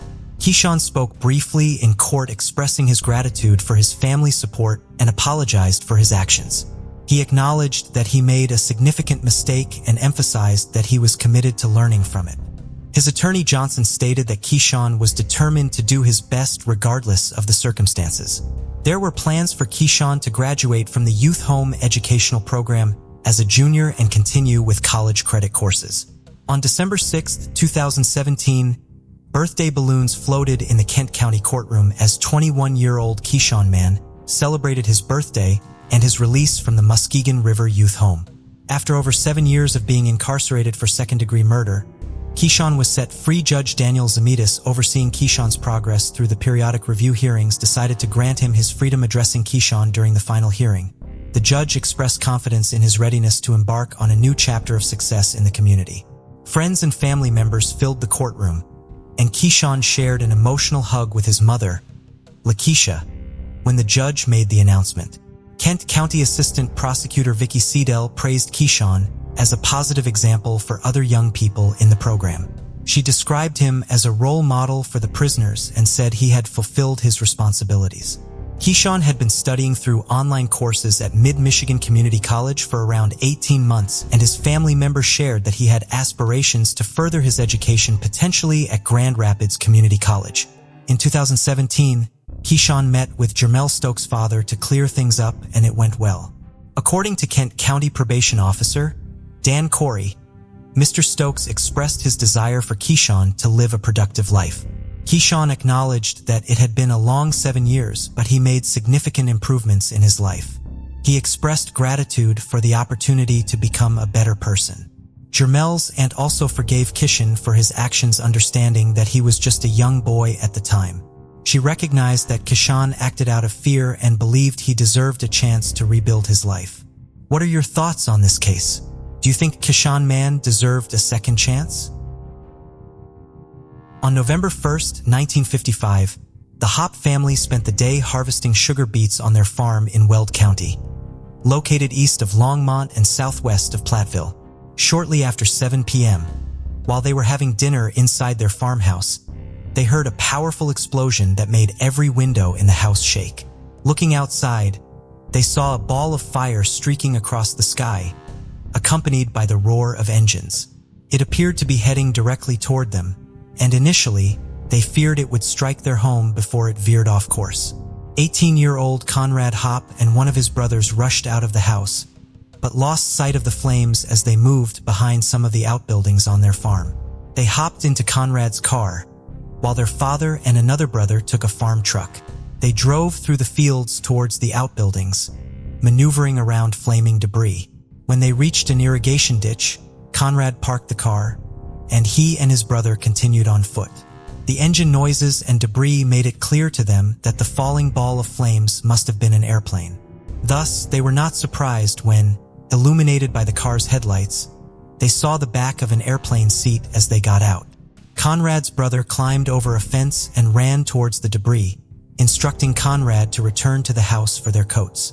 As Conrad turned back, he saw the front of the airplane seat he had previously seen from behind, along with a person still strapped in by their seatbelt.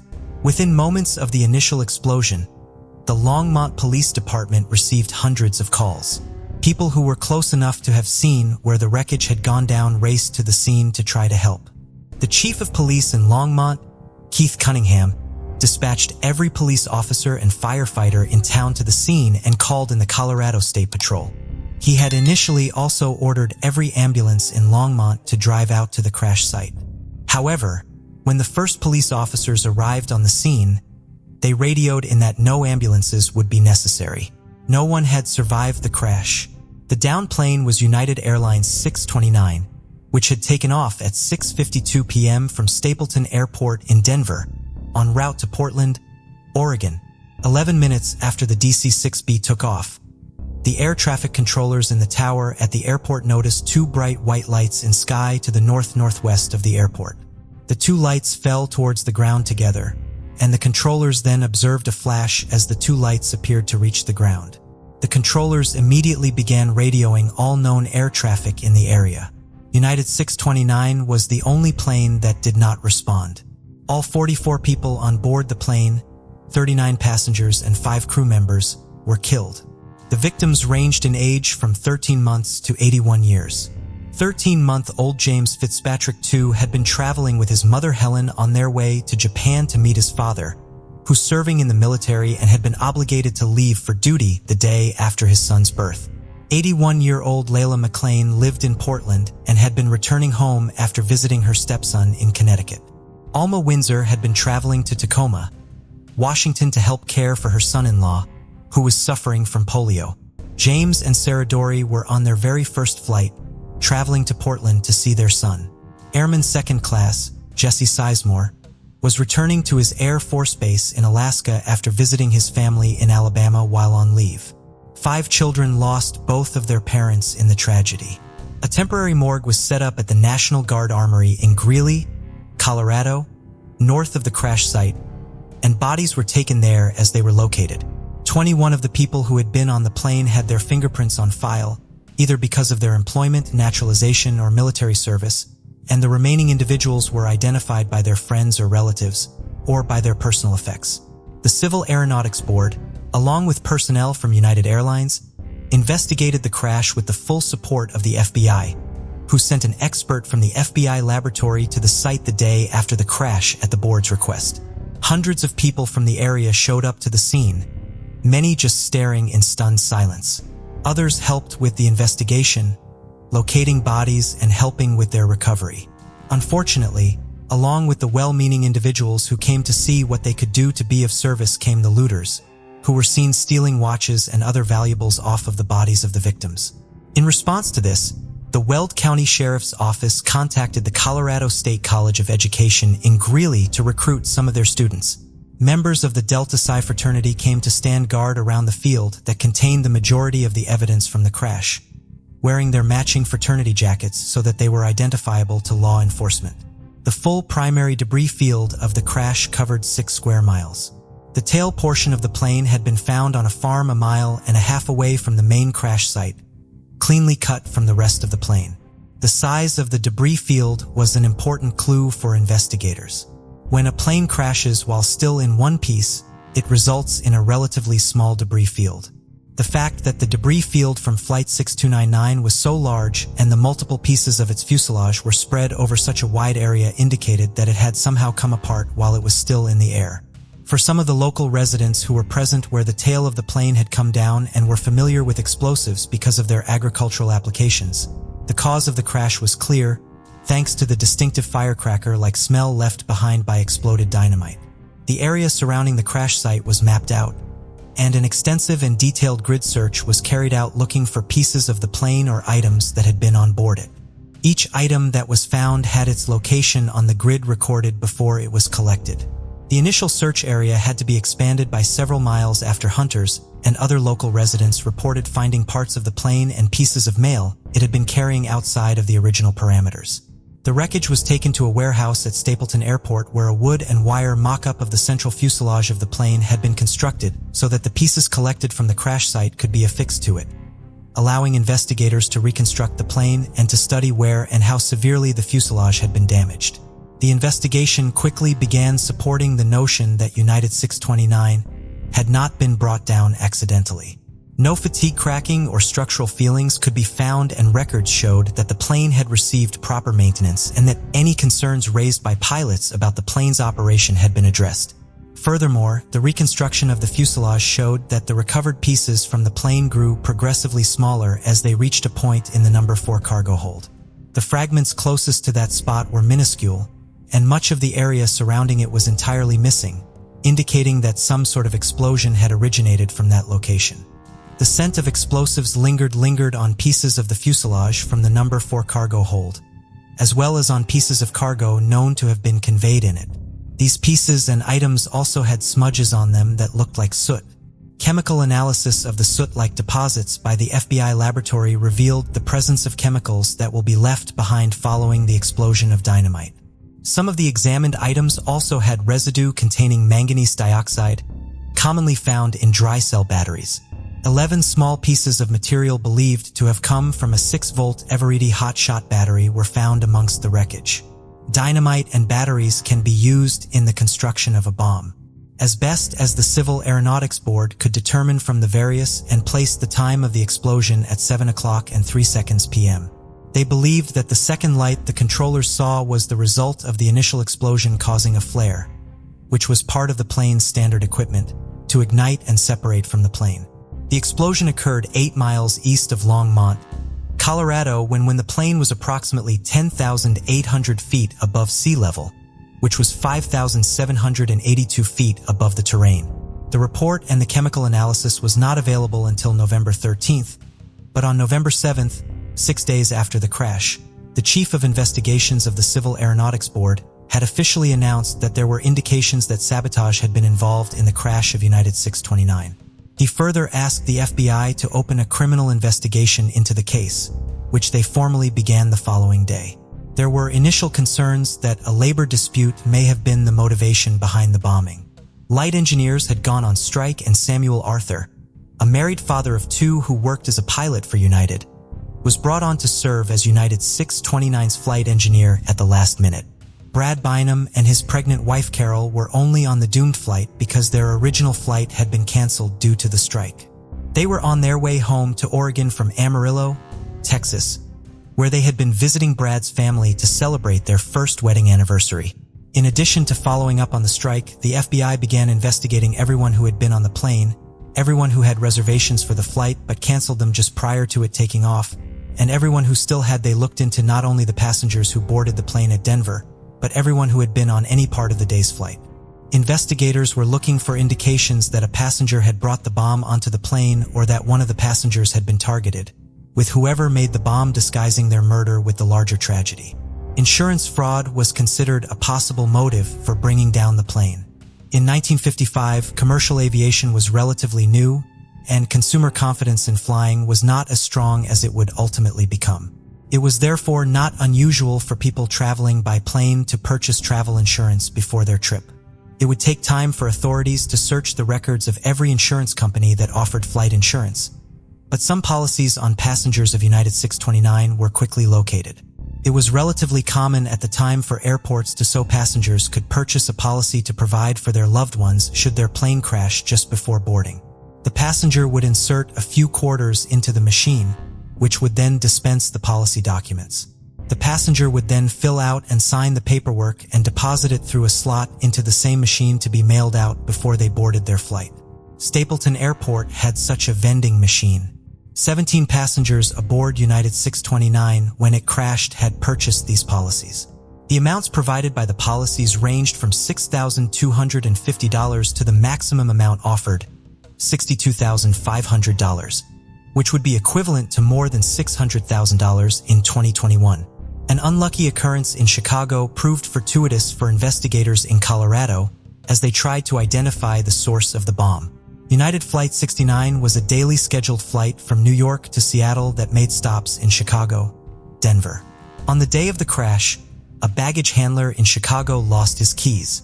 He believed he lost them while loading Cargo Bay 4 on United 629. So the bag of Chandlers in Denver were contacted and asked to search that cargo bay for the lost keys.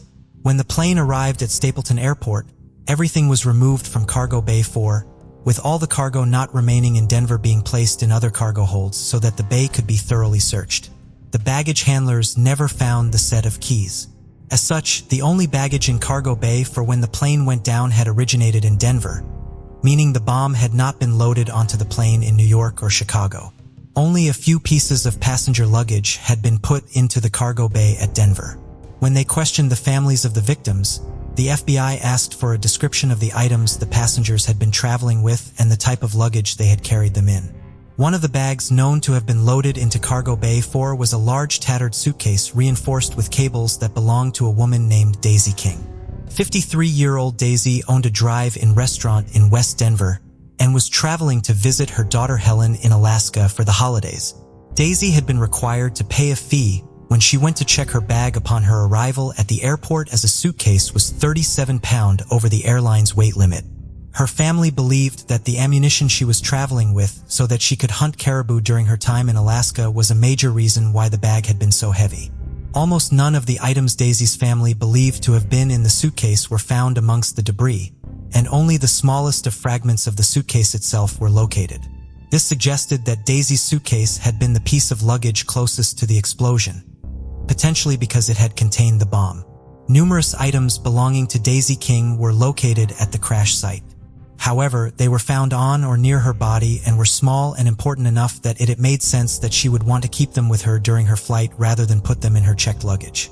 The items included $1,000 in traveler's checks, a list of addresses, personal letters, keys to and receipts for safety deposit boxes, and newspaper clippings about various members of her family. The clippings concerning Daisy's son, Jack, however, were not pleasant pieces of memorabilia, as they did not describe his accomplishments, but rather his criminal past. John Gilbert Graham, known as Jack, was born on January 23, 1932, the second of his mother Daisy's children. He had an older half-sister named Helen from his mother's first marriage. At the age of 16, Jack struck out on his own, forging his identity documents to say that he was older so that he could join the Coast Guard. He served from April of 1948 until January of 1949, and he was last stationed at the Coast Guard installation at Groton, Connecticut. He was honorably discharged after his true age was discovered, but a notation in his records shows that he had been without leave for 63 days during his time of service, meaning he was AWOL for almost a quarter of the time he was with the Coast Guard. Jack eventually returned to Denver and took a job as a payroll clerk at a manufacturing company. In March of 1951, he stole a checkbook from his employer and began forging the company owner's signature and cashing the checks at various businesses throughout Denver, ultimately stealing more than $4,000 from the company. He to leave town. Jack's whereabouts during the next several months are unknown, but he ultimately ended up in Lubbock, Texas, where he was arrested on September 11, 1951 for hauling whiskey in violation of Texas laws. Jack was only arrested after he ran a roadblock driving over 100 miles an hour and was shot at by authorities. He was then convicted on the bootlegging charge and spent 60 days in county jail. He was then released to Denver County District Attorney's Office to face a forgery charge related to the bad checks and money he stole from his former employer. He was convicted of the forgery charge in November, but was only given a sentence of 5 years probation after his mother paid back $25,100 in restitution, and he agreed to pay back the remaining balance in installments. Jack made his monthly restitution payments and visits to the probation officer consistently over the following few years. However, Jack's probation reports state that he did not appreciate the seriousness of the charge he had been convicted of, and that his mother was highly overprotective of him. Jack worked mainly as a heavy equipment mechanic and received his high school diploma after passing the entrance examination for the University of Denver. He was only a student at the university briefly, leaving the school with no degree, but with a wife, Gloria. Jack's stepfather, Earl King, died of heart disease on October 16, 1954, leaving his mother, Daisy King, a substantial estate consisting largely of property and various business interests. Following her husband's death, Daisy went to Marco Island, Florida to tend to a home she now owned there. In February of 1955, Daisy returned to Denver because Jack and his wife, Gloria, had just welcomed their second child. Daisy then purchased a home on West Mississippi Avenue, which was primarily to be used as the family home for Jack, Gloria, and their children. Daisy did create a basement apartment in the home, where she would reside when she was not traveling to check up on her various business interests. That May, she opened the Crown A Drive-In restaurant on South Federal Boulevard and hired her son to manage it. The FBI had interviewed 100 of connected to the passengers of United 629, searching for potential motives to harm one of them. This included friends, co-workers, and neighbors of Daisy King. At least 3 different people had told the FBI to investigate Jack Graham. While Daisy had provided Jack with a home and a business, the relationship she had with her son grew worse as their lives became more intertwined. Witnesses reported that Jack and Daisy fought like cats and dogs over business matters and that Jack may have been stealing money from the drive-in. Insurance money seems like an obvious motive for Jack to kill his mother. He initially told the FBI that he had purchased 3 flight insurance policies, all paying out the smallest amount offered at the airport. He, his half-sister Helen, and his aunt each were the beneficiaries of one of the policies. However, the FBI would discover the duplicates of these policies hidden. The third, which listed Jack Graham as the beneficiary, was in fact for $37,500. Jack was also suspected of perpetrating other, smaller insurance schemes in the months before the plane crash. In July, his new Chevrolet pickup truck was hit by a train just after Jack jumped out of it. Jack claimed that the vehicle had stalled on the tracks. He tried to convince his insurance company to pay him cash for the damages, but they refused, only paying for the repairs directly. Then in early September, an explosion at the Crown A resulted in over $1,200 worth of damage. Gas line, which ultimately resulted in the explosion once the accumulation of gas inside the restaurant reached the pilot light of its water heater. A few dollars worth of change had also been taken from the register, and several pieces of furniture had been broken prior to the explosion. Authorities were suspicious of the incident, but the insurance claim was ultimately paid and no arrests were made. The restaurant had had that Jack may have placed something in his mother's suitcase, a fact which he himself had not revealed in his initial interview with agents when he claimed to have no knowledge of what was in her luggage beyond the ammunition she was bringing for caribou hunting.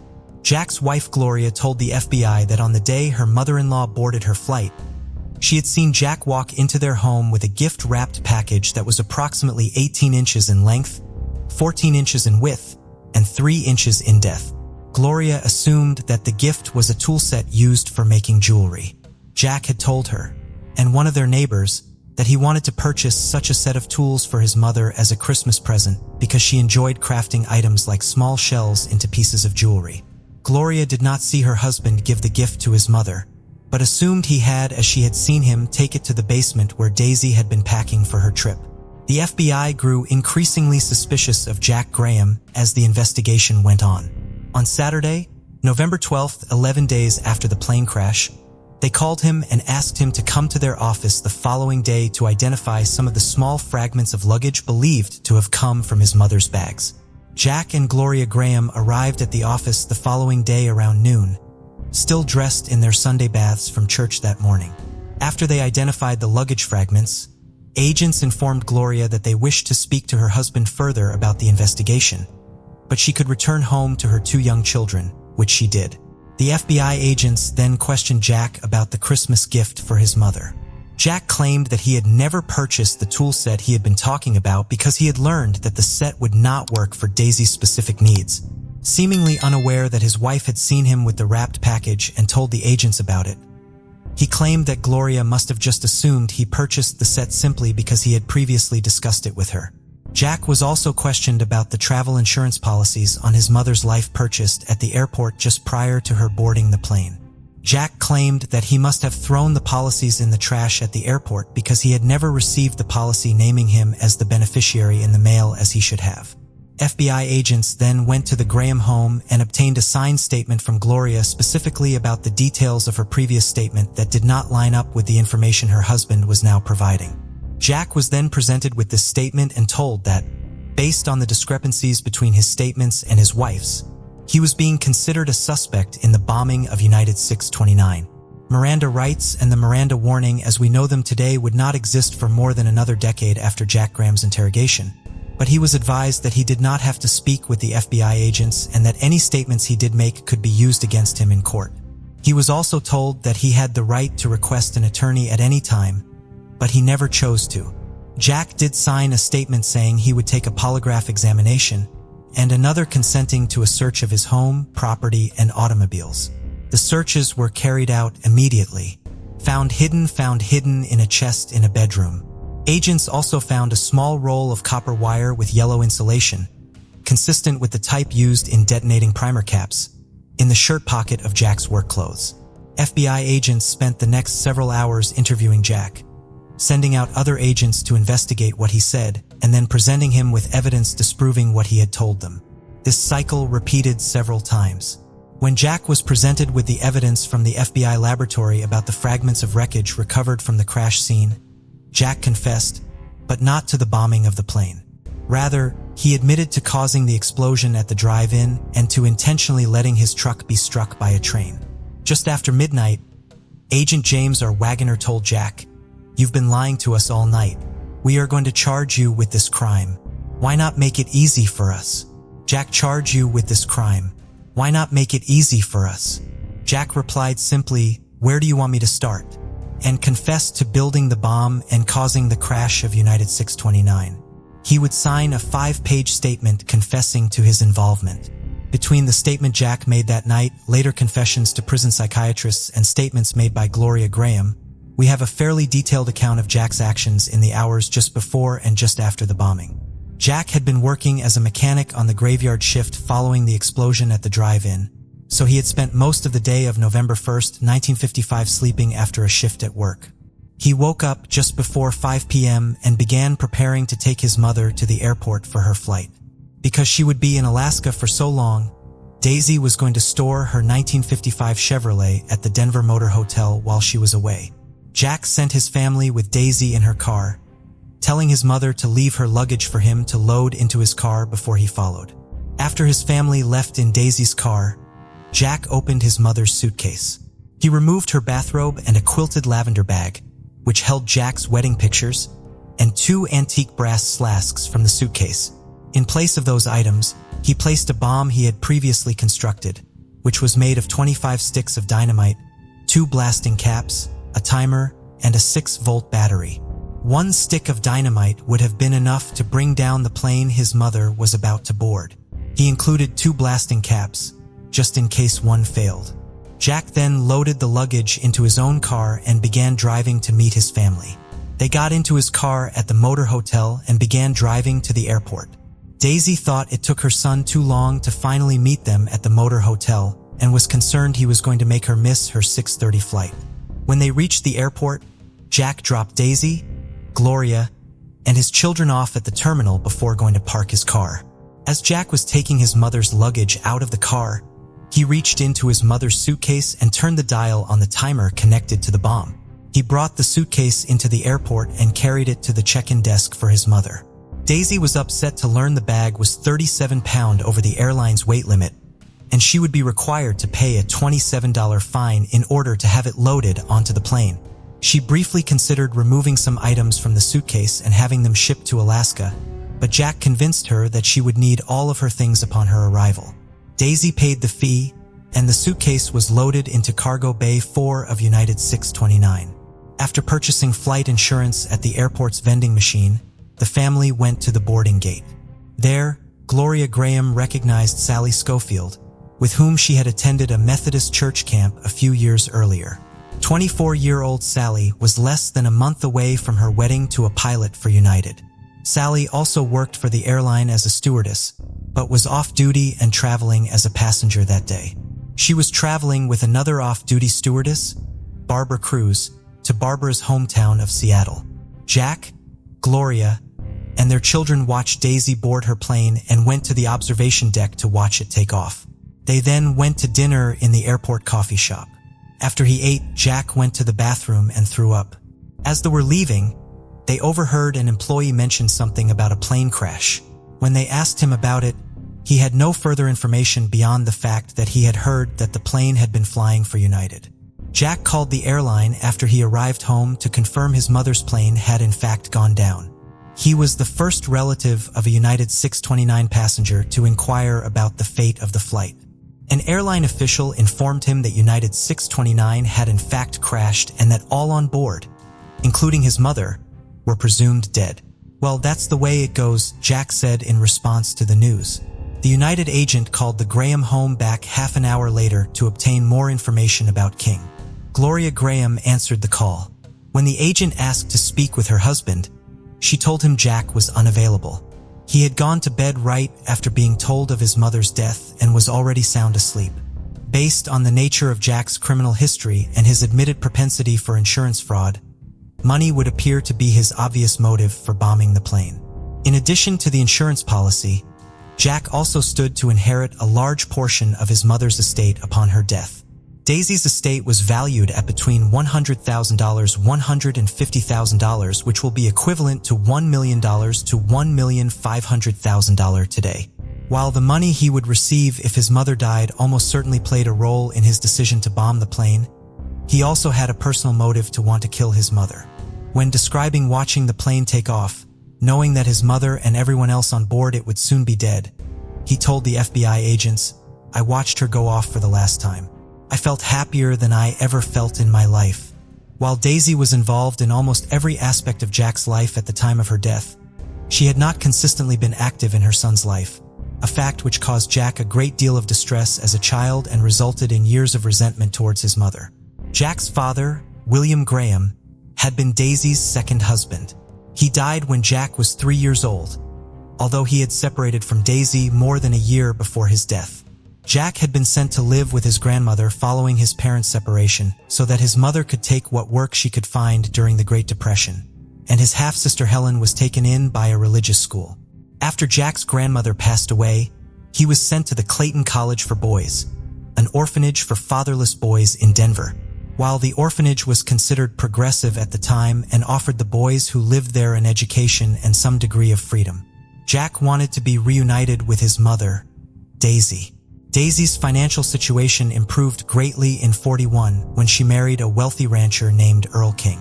Jack ran away from the orphanage to try to reunite with his mother several times, but she would always send him back.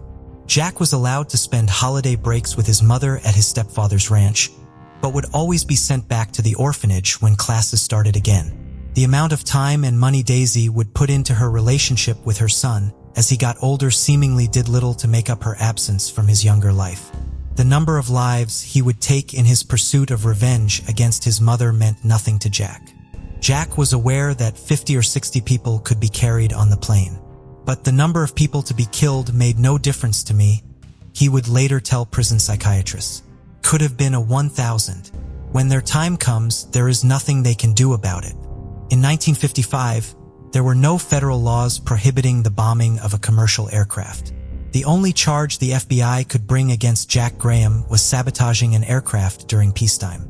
On November 14, 1955, a special agent from the FBI filed a complaint before the U.S. Commissioner in Denver charging Jack Graham with sabotage. Jack could not make his bond and remained in custody. However, this charge carried a maximum sentence of 10 years, hardly an acceptable prison term for a bombing that took 44 lives. Therefore, federal authorities agreed to turn Jack over to the state of Colorado.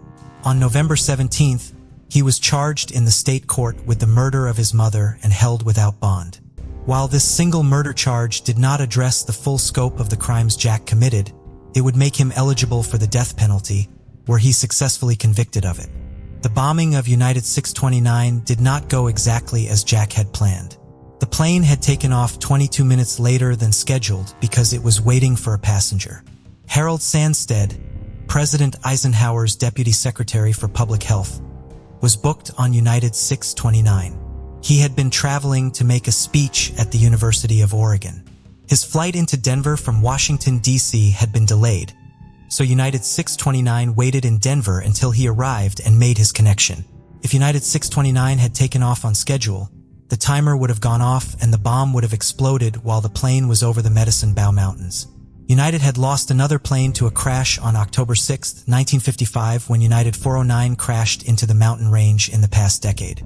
If the plane had gone down in the mountains, the crash site may not have been accessible until the following spring, compromising the evidence and potentially obscuring the true cause of the crash.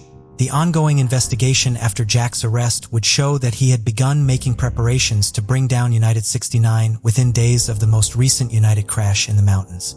Jack had approached the owner of an electrical company asking for a job, which he said he would work for only a nominal amount of money in hopes of gaining more experience in the electrical field. The owner agreed to employ for a week, and when that term was over, Jack asked him several questions about how to obtain a timer that worked with a battery and did not go beyond 2 hours.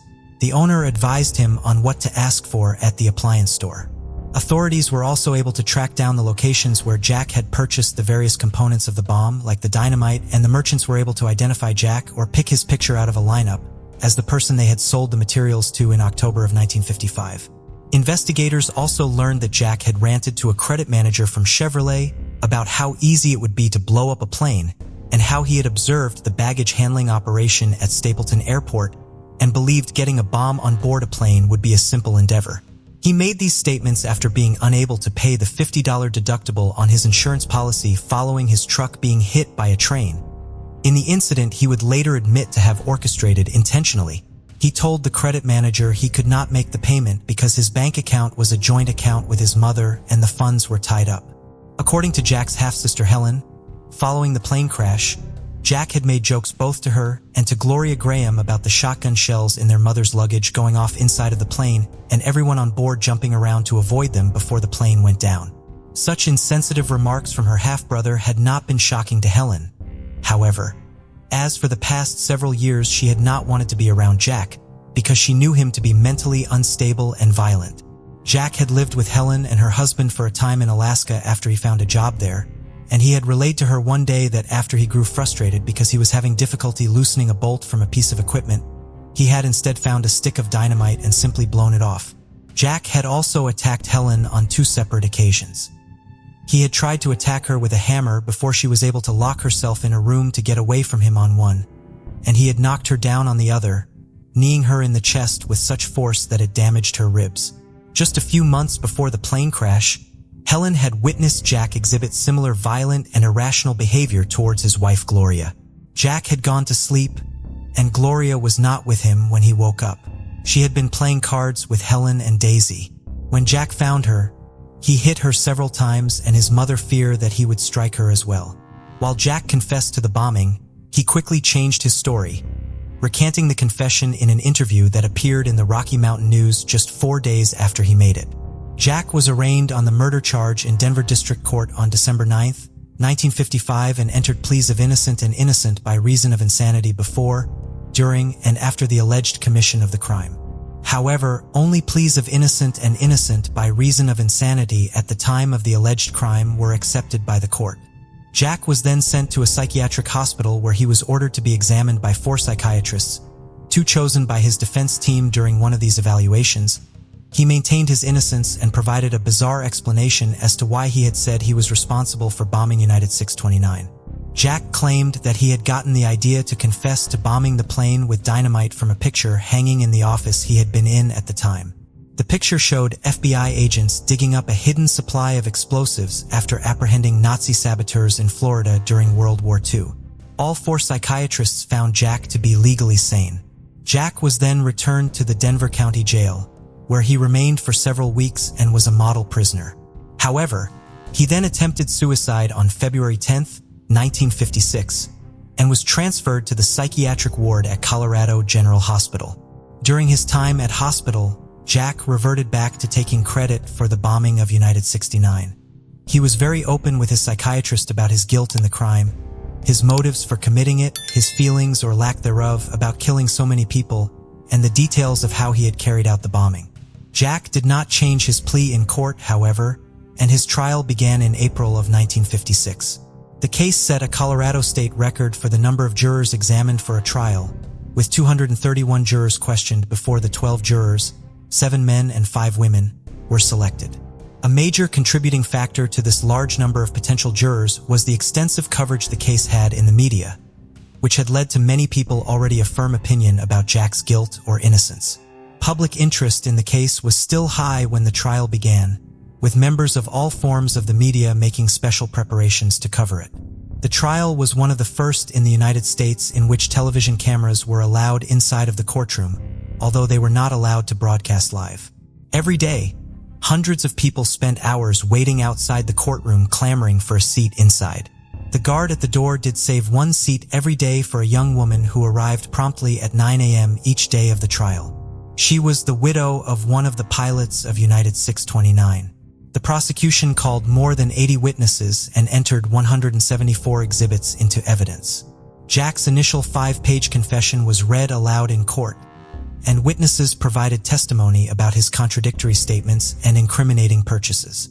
Members of the ground crew at the airport confirmed that the plane had been in proper working order at takeoff, and members of the Civil Aeronautics Board, representatives of the Douglas Aircraft Corporation, and employees of United Airlines detailed the collection and preservation of the pieces of wreckage from the crash site, and how they had determined where the explosion had originated. An expert from the FBI laboratory testified to the laboratory's identification of the chemical residue and battery fragments. The prosecution's case was detailed and thorough. The defense case was far less robust, and they only had 8 witnesses to call. With few other options, Jack's lawyers did attempt to have evidence and testimony from the FBI excluded from the trial. On the 9th day of the trial, they were granted a hearing in federal court, during which they argued that the evidence provided by the FBI had been illegally obtained because Jack had not been advised of his rights before he was questioned and his property was searched. FBI agents testified and proved his innocence. He ultimately did not testify at the trial. On May 4, 1956, the jury returned with a verdict after deliberating for just 69 minutes. They found Jack Gilbert Graham guilty of his mother's murder. He was sentenced to die in the gas chamber. Jack's conviction did little to ruin the calm and disinterested mood he had maintained throughout his trial. It also failed to inspire any pity for his victims in him. Following his conviction, he told a reporter from Time magazine, "As far as remorse for those people, I can't help it. Everybody pays their way and takes their chances. That's just the way it goes." Jack had seemingly no interest in delaying his execution, but his attorneys filed motions and appeals on his behalf against his wishes. When they tried to get Jack a new trial, Jack took the stand and told the judge he did not want a new trial or for his conviction to be reviewed by the state Supreme Court. Jack's execution was stayed after his attorneys filed another appeal without his consent, but the Colorado Supreme Court upheld Jack's conviction and set his execution for January of 1957. While the bombing of United 629 would have a profound and devastating impact on the loved ones its passengers left behind for the rest of their lives, the life of the man responsible for it would end just 14 months after the plane was brought down. On Friday, January 11, 1957, Jack was taken to the gas chamber at the Colorado State Penitentiary. He was stripped down to his underwear, had a black mask placed over his eyes, and was strapped to a steel chair. Warden Harry Tinsley said, "God bless Jack," after he strapped him to the chair, and Jack responded with "thank you." After the gas was released into the chamber, Jack began coughing and then screaming before succumbing to the gas. He died 11 minutes after the gas entered the chamber, his death mirroring the deaths of his 44 victims who were senselessly killed when an explosion brought down their plane 11 minutes after it took off. September 2017 brought a harsh hurricane season to the Caribbean. The island of St. Thomas in the United States Virgin Islands had already been pummeled by Hurricane Irma when news arrived of a second hurricane approaching. With only a few days to get ready, the island's residents started to either evacuate or hunker down. Among those who decided to stay was 32-year-old Hannah Up. A teacher at the Montessori school, Hannah was known for her vibrant, energetic, fearless, and adventurous nature, but the strain from the hurricane appeared to be wearing her down. While she was preparing her classroom for the second storm, her co-workers noticed she was off. Her positive, bubbly demeanor was muted. She was described as acting complacent and quiet, which was very unusual for her, though at the time it was easy to brush that off as just stress from the storm. On September 14th, Hannah's roommate saw her get up and leave the house around 8 a.m. Though it was earlier than she usually left the house, her roommate assumed that she was going to work early to help out the school. This would end up being the last confirmed sighting of Hannah. The following day, Hannah missed a meeting at the school, and her coworker and best friend, Maggie Guzman, thought that this was highly unusual. She tried to call her, but no answer, and had stopped by Hannah's house and noticed her car wasn't in the driveway. Becoming increasingly concerned, Maggie started contacting Hannah's friends and family. One of Hannah's oldest friends cryptically told her to look by water. Maggie started a search party and asked people to start looking in Hannah's favorite spots. One beach in particular, Sapphire Beach, was Hannah's favorite place to swim. The beach was a disaster.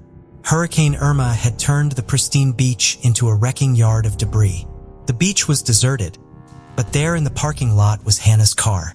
Inside the vehicle were her purse, passport, ID, and $100 in cash. On a bar stool in what used to be a beach hut bar was a pile of neatly folded clothing, sandals, and car keys, all belonging to Hannah. At that point, Hannah had already been missing for 2 days when the official search for her began. It was believed that she'd gone for a swim and something may have happened to her. Because ferries and local boaters were helping to evacuate the island, there was heavy boat traffic that day. The entire perimeter of the island was searched with no sign of Hannah anywhere. During the search, it was discovered that this wasn't the first time that Hannah had gone missing. This would be the 3rd time, and the previous 2 incidents also had happened under similar circumstances. Back in September 2008, the then 23-year-old said goodbye to her roommate. It had been the first day of her new teaching job in New York City. Again, she failed to show up, for which immediately launched a missing person investigation. The NYPD had treated the case from the start as an abduction, as Hannah had disappeared without her wallet, ID, and left cash in her apartment. She vanished without a trace. 9 days into her disappearance, NYPD received a call from a man who'd gone to school with Hannah, and he said that he'd seen her at an Apple store. He said that he'd gone up to her and asked her if she was the Hannah that was missing, and bizarrely, she said that she wasn't Hannah, nor was she missing. This confused the man, as he was sure he was talking to Hannah and she was very much missing. The NYPD got surveillance footage from the store and they were able to confirm it was Hannah up. Why had she told the man she wasn't Hannah? The NYPD determined that Hannah had been to the Apple store to log in to her Gmail account and confirm that she was alive. But it started more questions than answers. What was she doing? Why was she hiding? Why had she seemingly abandoned her life? 2 weeks into her disappearance, it was discovered that she had been using the facilities of her old gym to shower. Though she had no ID on her, she remembered her gym number, and a front desk person was able to confirm her identity. She'd also been sighted at a Starbucks in Soho, but she had disappeared again by the time officers had arrived. On 20th day, since she'd first gone missing, the ferry captain of Staten Island Ferry saw a woman's head bobbing in the water, floating face down. They deployed a rescue boat and assumed the young woman was dead, and were shocked when she gasped for air and started crying as they lifted her out of the water. She was taken to the hospital, severely dehydrated, hypothermic, and covered in sunburns, but otherwise okay. She wasn't able to tell medical staff who she was or what had happened to her. At the hospital, she was diagnosed with a rare form of amnesia called dissociative fugue. Usually only brought on by extreme psychological trauma, it is the same form of amnesia that was portrayed in the Jason Bourne story. Sufferers often appear very typical, though they may not be able to tell people who they are. They can continue on everyday activities that they may have done routinely in the past, like show up at your old gym or go to places that are most familiar to them. What had happened to Hannah that brought on the state? Eventually, Hannah could remember her first name and gave medical staff her mother's phone number.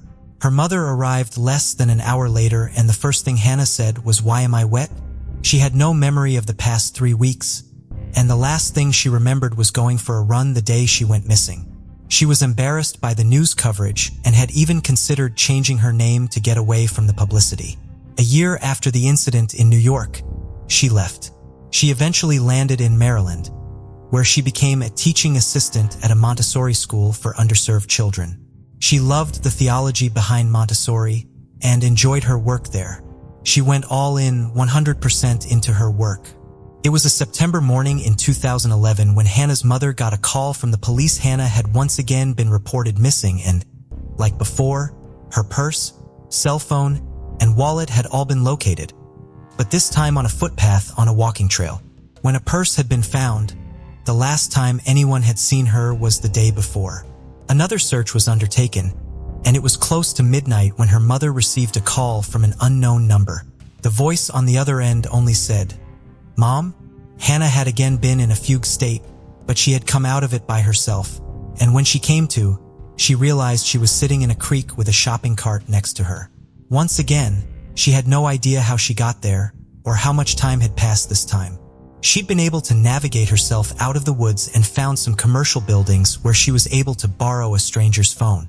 All 3 disappearances had happened in September, right before a new school year began. In the days following up to her 2017 disappearance, friends had noticed she had been acting odd. She had told one friend that she didn't like the fall. None of her friends in St. Thomas knew about her past disappearances. Her family had been nervous for her to move so far away, but Hannah had laughed and said, "It's a small island. How far can I go?" 6 days before her disappearance, she stopped using her phone. She seemed to be on autopilot, but because those closest to her had no idea about her past, they brushed it off as stress from the storms. She could have already been transitioning into a fugue state for several days before it eventually took over. Hannah was a strong swimmer, and for some reason she was drawn to the water when she was in a fugue state. She had mentioned after her 2011 disappearance that water helped her to find herself. Back on St. Thomas, crews searched desperately for 2 days before the search had to be called off because Hurricane Maria was touching down. Even worse than Irma, Maria brought on heavy winds and rain, and once again battering St. Thomas. After the hurricane passed, the search was taken up again by boat and helicopter. All 80 islands in the area were searched with no sign of Hannah. Other theories that were run down were that she may have swum to one of the other islands, or been picked up by a local boater. The days leading up to Hurricane Maria were a flurry of activity, and it could have been possible that she'd been lost in the shuffle. Her disappearance in New York demonstrated that she was very resourceful and could draw from previous knowledge to keep her safe. Her mother routinely visits St. Thomas, and everyone on the island knows what Hannah looks like. Her mother remains optimistic that one day Hannah will pop up somewhere and remember who she is. Before we proceed, I've got an exciting surprise for you. We've launched a brand new channel dedicated to intriguing content such as old historical mysteries, cold cases, and particularly chilling horror stories perfect for bedtime. Drop a comment letting us know if you're a fan of horror stories or not. You can find the link in the description below. Let's find out who will be the first to explore it. Alright, let's dive back into the video. On January 27, 2017, Elaine Park got in her car and disappeared in the early morning hours. The 20-year-old had spent the night at her on and off boyfriend's house in Calabasas, Los Angeles, California. Her boyfriend, Div Campari, said the two had seen a movie the night before, and when they went to bed, everything seemed normal. However, around 4 a.m., Elaine seemed to have woken up abruptly and was experiencing a panic attack.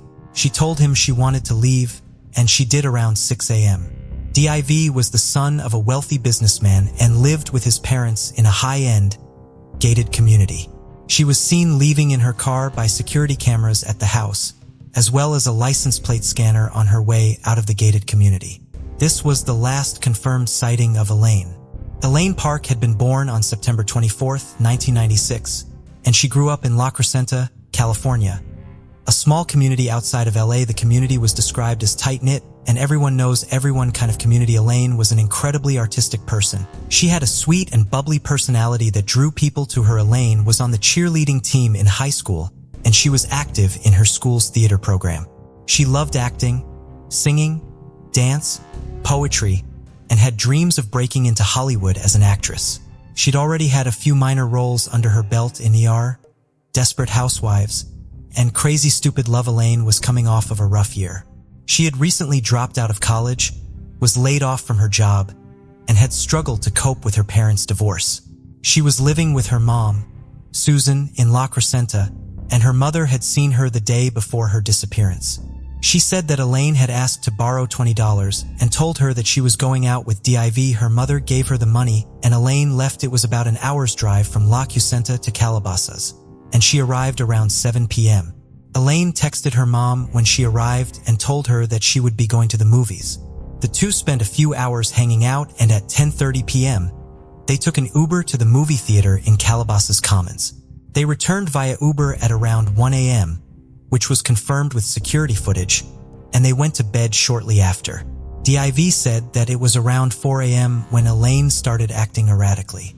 He said that she was shaking and singing, and he said that to him she seemed to be having a panic attack. He said that he tried to get her to stay, but she wanted to leave and he didn't stop her. She was picked up leaving on the security cameras, and her body language doesn't indicate any sign of stress, agitation, or fear. Later that day, her mother sent her a text message, but initially she wasn't alarmed when she didn't get a response from her daughter. She also wasn't concerned when Elaine didn't come home that night, as she had assumed she was still with Div. Elaine was in her 20s, and wasn't in the habit of telling her mom where she was all the time.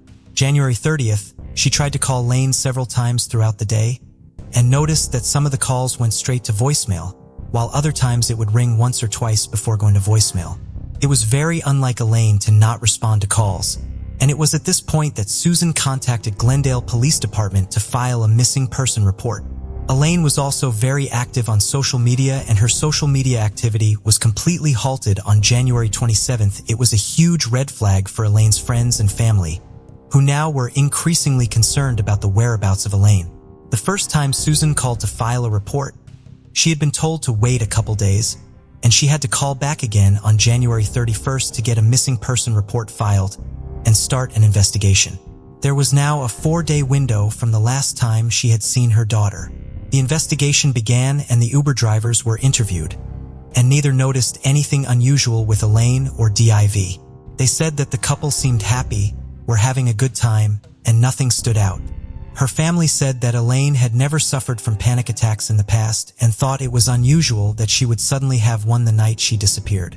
There were questions about drug use, though DIV denied that they had used any substances. Friends of Elaine said that she had been known to experiment in the past, but wasn't a frequent drug user.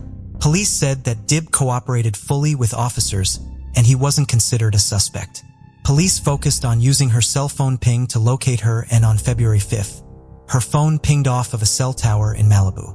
9 days after her disappearance, officers located her gray 2015 Honda Civic. It was found seemingly abandoned along the Pacific Coast Highway. It was a heavily populated area with houses and businesses all along the beach. Her car was found unlocked, keys in the ignition with the lights on, and a dead battery. All of her belongings were laid out inside the car, which included her laptop, cell phone, and money. It was unclear why it was in Malibu. It wasn't an area of LA that Elaine frequented. Except for the battery, the car was fine. There was also no sign of struggle in the vehicle forensically. Bloodhounds were brought in and they didn't pick up her scent in the area, and cadaver dogs also went through the car and didn't indicate anything suspicious. It also didn't seem likely that her car had been there long. Residents in the area said they would have noticed a car not moving for several days with the lights on. Also, because the car had been found unlocked, with the keys in the ignition, it led officers to believe that the car had dumped and maybe someone had intended to have the car stolen. Detectives searched the coastal area near the car for 2 weeks and found nothing else related to Elaine's disappearance. Officers didn't release how much cash was found in Elaine's car, but Elaine's mother noted it was more than the $20 she had given her. Her family says that they don't think that Elaine left willingly, and she didn't have the means to run away and start a new life. The Glendale Police Department made a huge mistake, which may have undermined the entire investigation. They returned the vehicle and all of the personal items found in the car to Elaine's family without taking fingerprints or DNA samples from any of the items, though they told media that they felt that the disappearance was suspicious and likely foul play. The Parks family hired their own private detective, but he wasn't able to locate any new information that led to finding Elaine. Police are asking anyone from Calabasas and Malibu to check their security or dash cams from January 28, 2017 to February 2, 2017. Elaine was last seen a light gray sweatshirt, denim shorts, and white athletic shoes. She also has waist-length brown hair with blonde tips. She is of Korean descent, standing at 5'5" and very petite. She has 4 distinct tattoos. On her left arm, she has a moth on her forearm and a cow skull on her upper arm. On her right arm, she has a dagger and a rose on her left shoulder. She also might be wearing a gold necklace with the letter E. It was her favorite necklace, and it wasn't found with her belongings. If you have any information, please contact the number on this poster. In early May 1994, in Pine Bluff, Arkansas, 18-year-old Clichender Hall was dropped off at her clerical job by her mother. She was most often called CLIA and worked for Dr. Larry Amos, who ran a non-profit organization out of his house. The team was close to graduating high school, and she only had 2 weeks left, and then she had plans of becoming a pediatrician. She had a summer internship lined up in Boston and was her parents to pick her up when she was finished. Clea called at 8, one of her parents, to pick her up when she was finished. Clea called at 8 p.m. and her mother answered. Clea asked if anyone had called the house for her, and no one had, so Clea said she was almost finished and she would call again for her ride. Her mother hung up and waited for that call, but ended up dozing off on the couch. The phone never rang again, and her mother Laurel woke up with a start at 12:45 a.m. when her husband came home from work. Laurel immediately called Dr. Amos, and she said that he answered on the first ring. He noted that Clea had left at 8:30 p.m. and got into a vehicle he didn't recognize. At first, her mother assumed that she might have called up a friend and went somewhere with them. She stayed up all night waiting, but Clea never walked through the door. Her family had hoped that she would be at school the following day, but deep down her mother knew that something wasn't right. Clea never took off. She was an incredibly responsible teenager. She was an honor student, top of her class, and was given the commencement speech at her graduation ceremony in 2 weeks. She worked hard to save her college and was active in her church and multiple academic clubs. She never went anywhere without telling anyone. Clea also didn't have her purse or any ID. None of her belongings were missing. There was no way she had planned on leaving for an extended amount of time. Clea's brother called home from school the following morning and let his parents know that she wasn't there, and they called the police to report her missing. Unfortunately, like so many of these cases, police told Clea's mother to wait 24 hours and hold tight in case she came back. When the allotted 24 hours passed, an official police report was filed, but it contained very little information, and a search was not started immediately.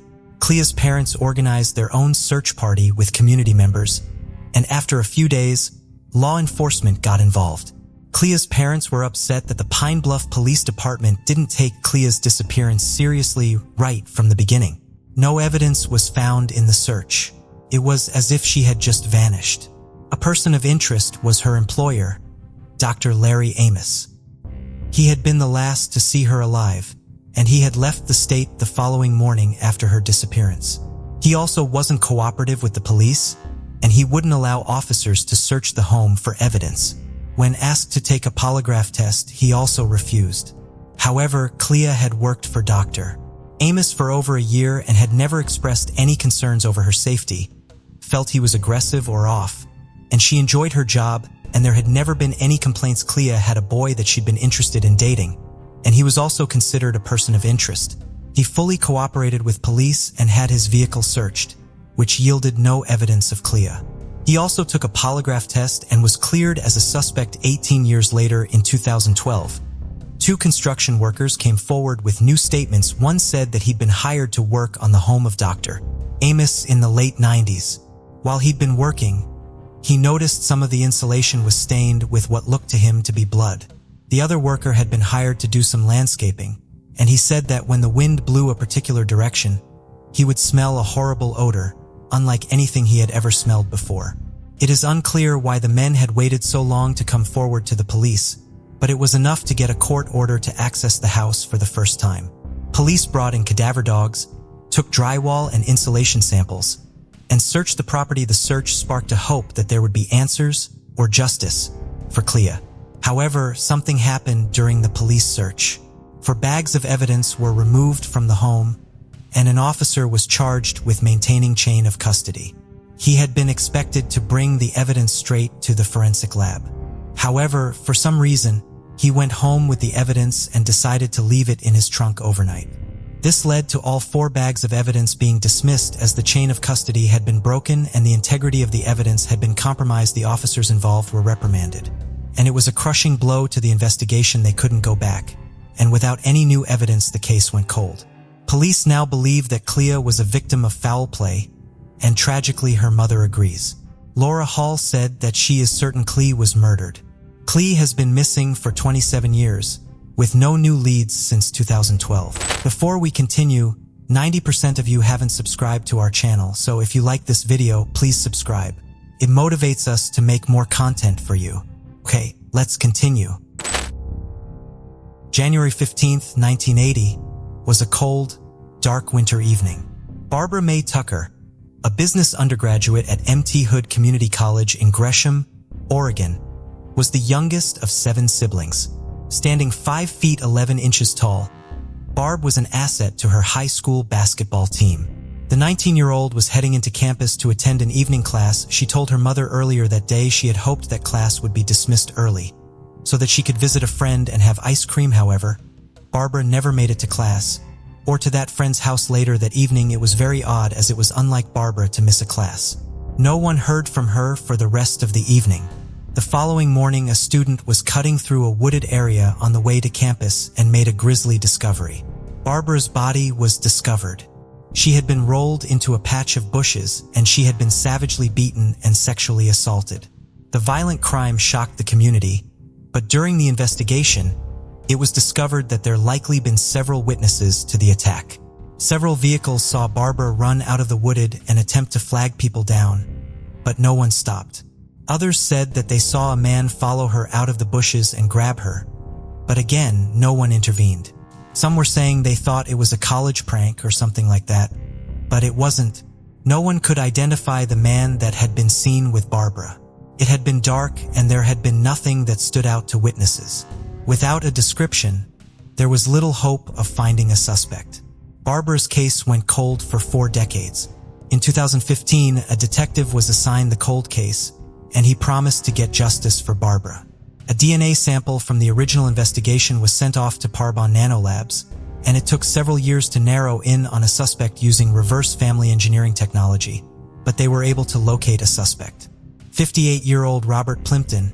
He would have been 16 at the time of the crime, and he was arrested during a traffic stop. After his arrest, it was discovered that Plimpton had a history of violence towards women.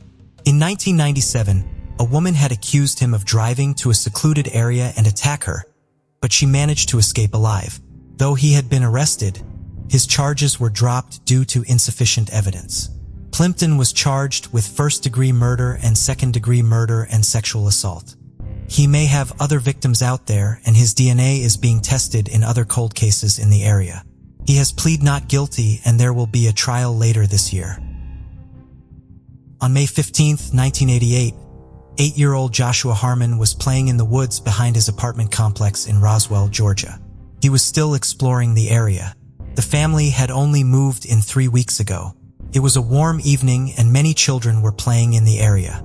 Joshua loved nature, and his favorite place to play was in the woods. Joshua was expected to come home for supper, and when he failed to show up, his mother looked for him, calling out his name in the neighborhood. Joshua had a learning disability, and he was easily frightened and wasn't comfortable around strangers.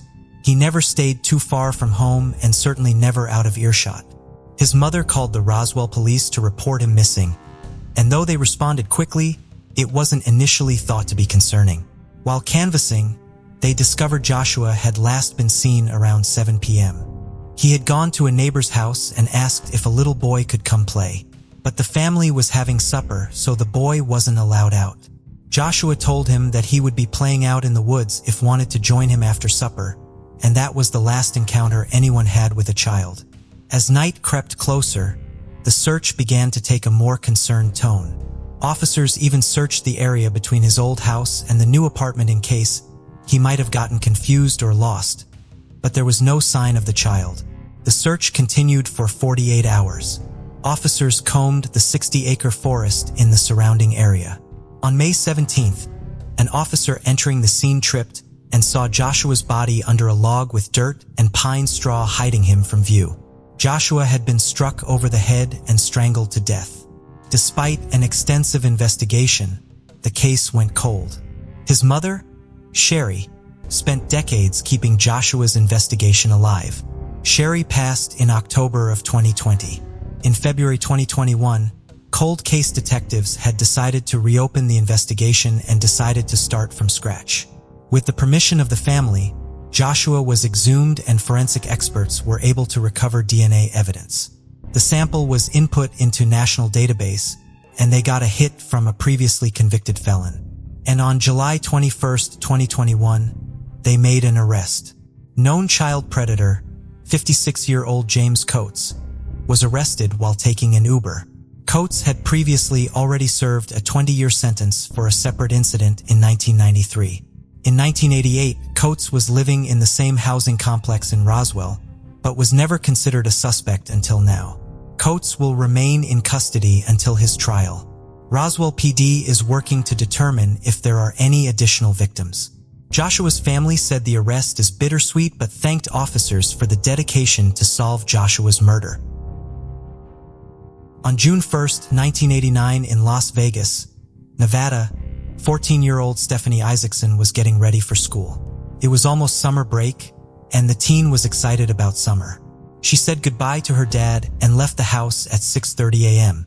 Stephanie used the same route every day, cutting through a sandlot shortcut to get to El Dorado High School. All seemed normal throughout the day until her father came home from work and noticed Stephanie wasn't home. It wasn't that late yet, so he'd call the school and see if Stephanie had been held up or been asked to stay late. It was then that the school informed him that Stephanie hadn't arrived for classes that day. He then called several Stephanie's friends. All of them said that they hadn't seen her that day and didn't know where she was. Police were called and an aggressive investigation began right away. A search party went out retracing Stephanie's walk to school. Her books and backpack were found first. It was discovered that Stephanie hadn't made it far from home. While searching the empty sandlot near her house, Stephanie's body was discovered. She had been sexually assaulted, bludgeoned, and strangled. Despite best efforts from officers, a suspect was never identified. It had been the early morning when she was walking to school, and officers suspected that her attacker had studied her routine and waited for her in the secluded sandlot. No one saw anything or anyone suspicious.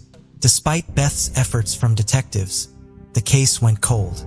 Over the years, the case would be reopened and evaluated.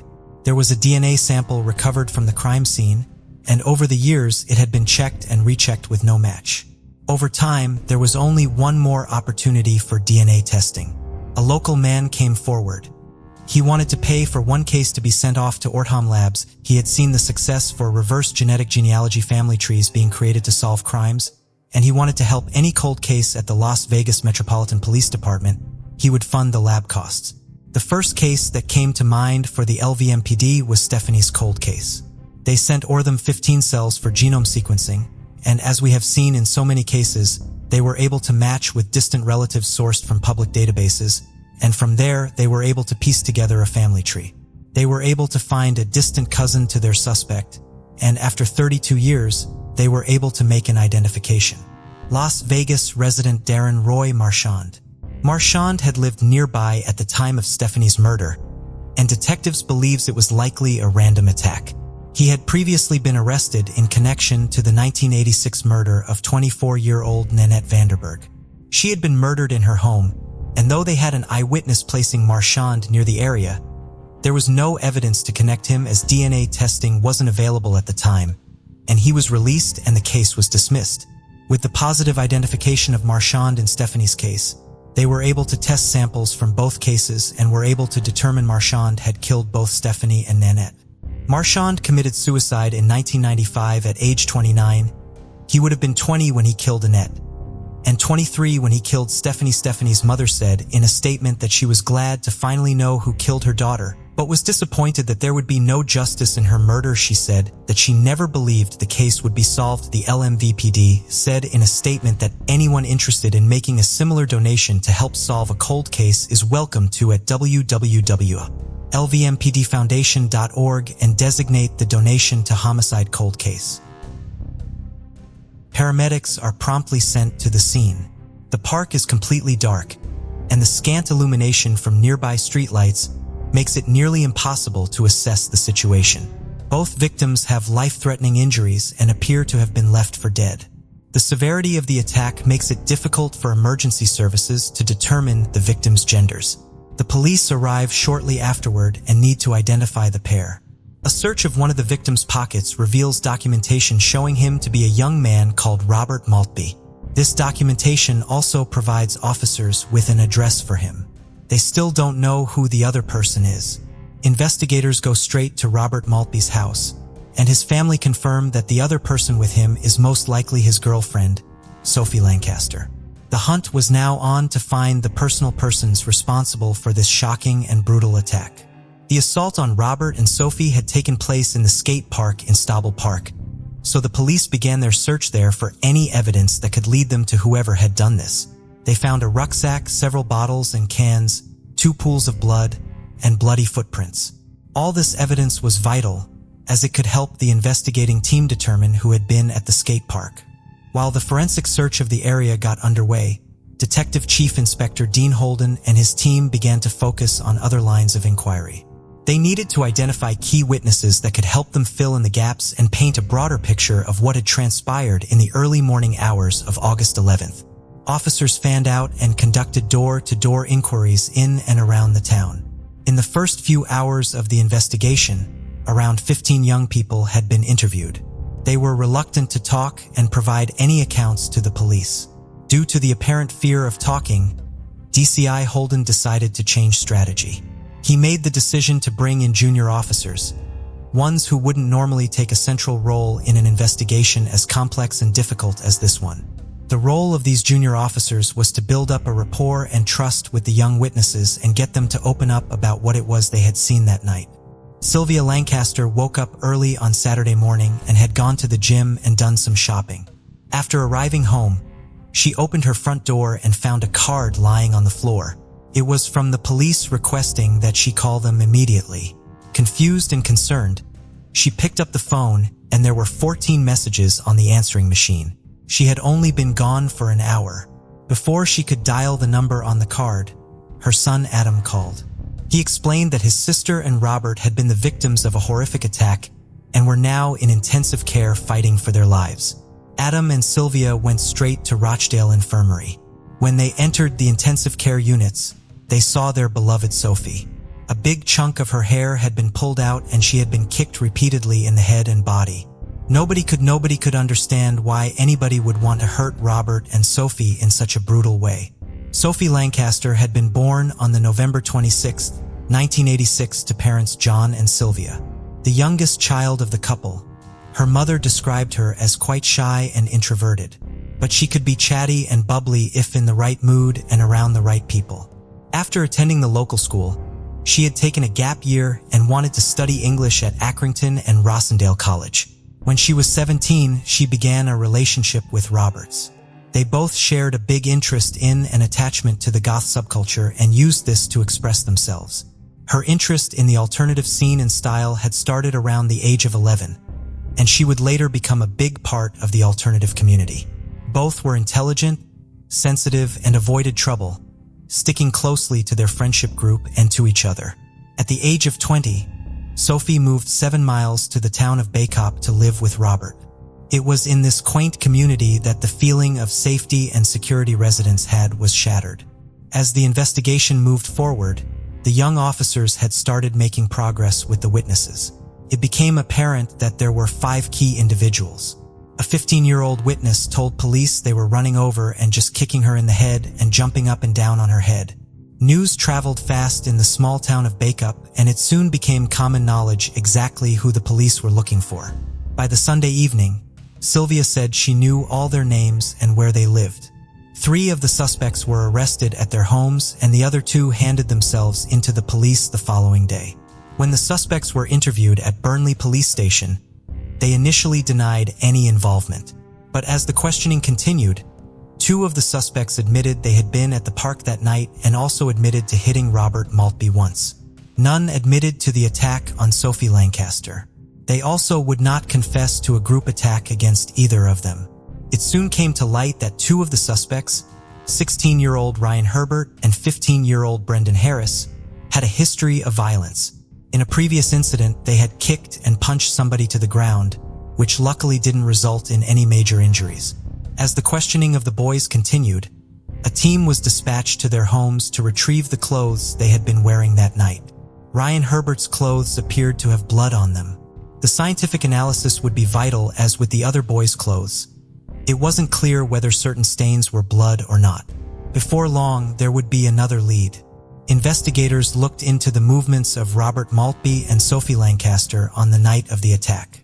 They were able to identify a garage on Market Street that they had called in at whilst they were heading to the park. When looking further into the garage, they discovered in the early morning hours, within an hour of the attack in Stableye Park, a male had been seen near the garage hose pipe and appeared to be washing blood off his hands and face. Unfortunately for the police, the CCTV system wasn't working, so no footage had been gathered. As they continued to investigate despite this appearing to be a promising lead, it turned out to be unconnected. The man had been assaulted in a completely separate incident, and this was corroborated by several witnesses. Despite the setback, DCI Holden's hunch to use younger officers started to pay off. One witness came forward and said they had seen the attack on Robert and Sophie. One day after the attack on Sunday, August 12th, all 5 boys, Ryan Herbert, Brendan Harris, Joseph Holm, Daniel Holm, and Daniel Mallett, all aged 15-16, were charged with grievous bodily harm with intent for the assault on Robert Maltby. Due to insufficient evidence at the time, they weren't charged with the attack on Sophie Lancaster. But as it happened straight after the attack on Roberts, officers were relatively satisfied that either the whole group or a few individuals from it had attacked Sophie. As they had no history of violence, the other 3 suspects were released on bail. Ryan Herbert and Brendan Harris were remanded in custody at a Young Offenders Institute. In the first week since the attack, it was hoped that Sophie and Robert would recover. Whilst Robert began to show signs of improvement and would later come out of his coma, Sophie's condition was significantly worse. She was suffering from brain damage and her prognosis wasn't good. DCI Holden decided that in order to gather more evidence about the extent of her injuries, he needed to use a new technique. He had a forensic pathologist visit her while she was in the intensive care unit. The medical practitioners who were looking after her could give their expert advice on what the injuries were, and the pathologists could give advice on how the injuries had been caused. DCI Holden wanted to ensure that the full extent of her injuries was known before they began to heal, thus giving the pathologist a chance to give their opinion on how they had been sustained. The pathologist concluded that the head injuries Sophie had sustained had come from being kicked by more than one person. Based on the forensic evidence and the testimony of the witness, the police now had enough to charge for the assault on Sophie Lancaster. All 5 boys were brought back into custody. Despite the best efforts of the medical staff caring for her, Sophie continued to deteriorate. 10 days after the attack on August 21st, she was sent for a brain scan. Tragically, it showed no function. Her family were faced with the unbearable, turning off her life support and saying goodbye to their beloved Sophie. Due to all the wires and machines, her mother couldn't hold her.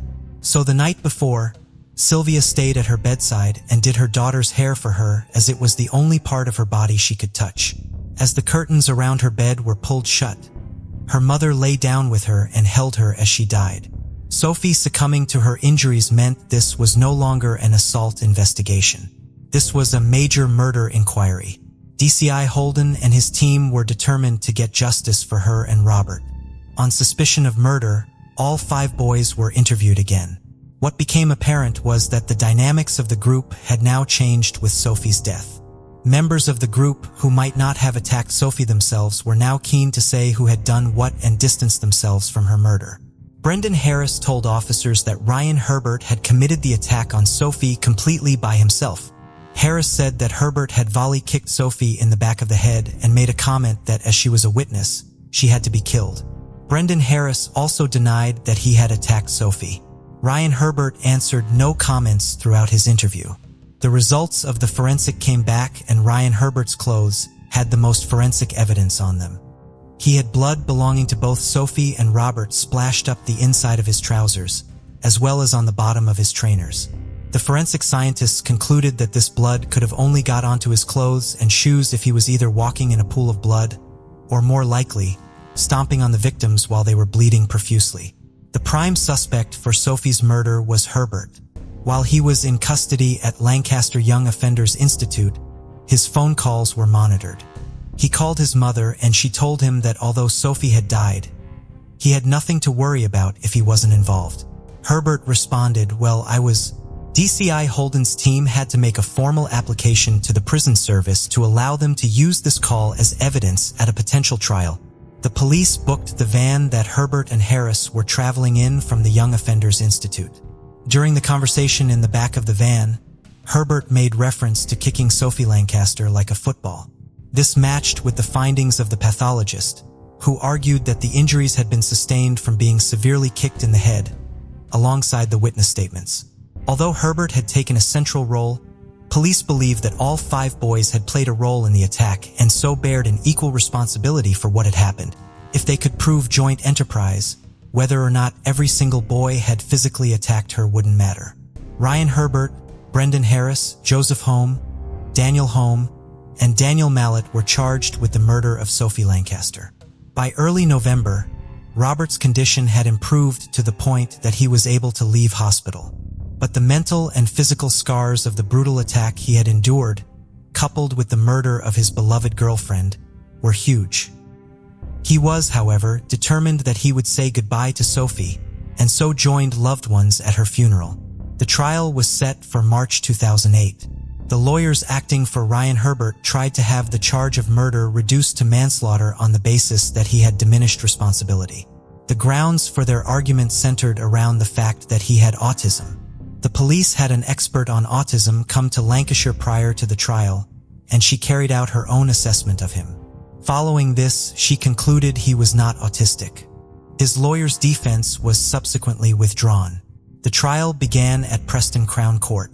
When it came to the charge of grievous bodily harm with intent against Robert Maltby, all 5 boys entered a plea of guilty.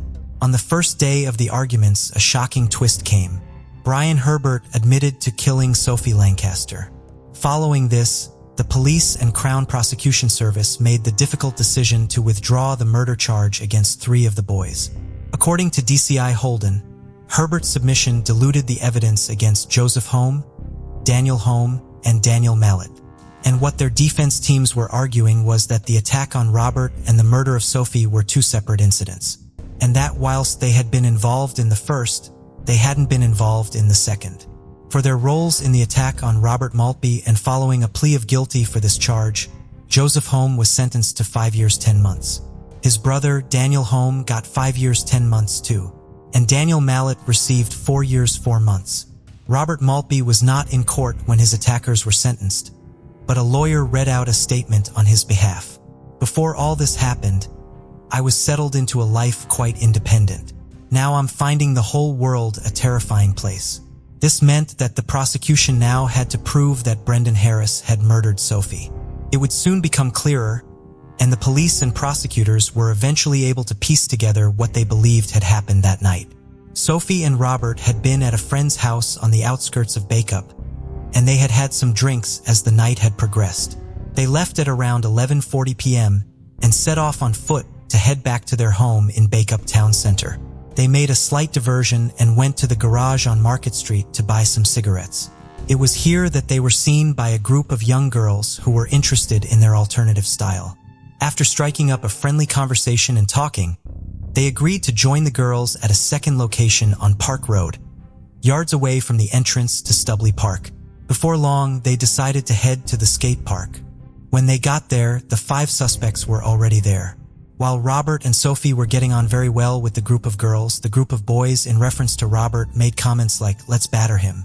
Brendan Harris stepped forward and punched Robert in the face before the other boys joined in and proceeded to kick him to the ground.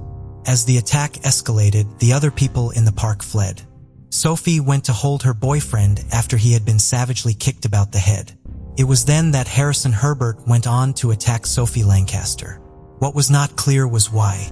Why had this group of boys targeted a young couple who were just going about their business? Sophie's mother Sylvia's theory was that because Robert and Sophie were alternative, this was the motive for the attack.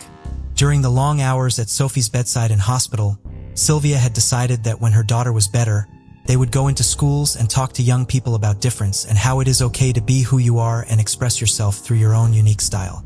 Tragically, Sylvia would never get to do this with Sophie.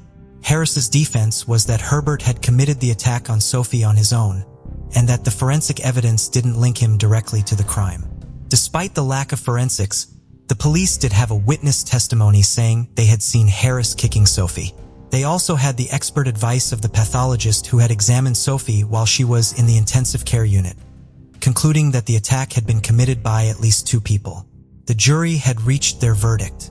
Brendan Harris was found guilty of the murder of Sophie Lancaster, a crime that Ryan Herbert had already admitted to. The following day, Ryan Herbert and Brandon Harris were sentenced. Brandon Harris was sentenced to life in prison with a minimum term of 18 years that he must serve before he can be considered for parole. Ryan Herbert received life in prison with a minimum term of 16 years, 3 months. His sentence would later be reduced by 9 months following an appeal, arguing that a big enough reduction had not been given following his guilty plea. In February 2020, it was announced that following progress he had made in prison, Ryan Herbert's minimum jail term had been reduced by a year. Following the sentencing, Sylvia gave a statement outside the court. "I stand outside this house of justice, not as Sophie's mother, but as her voice that was cruelly silenced in a single, mindless act. I hope, therefore, that as a society, we can use what has happened to reflect on where we are going and what changes we need to make to prevent others suffering in this way." Detective Superintendent Mick Gradwell of Lancashire Police said it was one of the most violent murders he had come across in his entire career. "I do not think Herbert and Harris have recognized how violent the attack was. They have just done it without thinking. But they seem to have enjoyed it and carried on remorselessly kicking at 2 very defenseless people who were unable to protect themselves because of the level of violence inflicted upon them.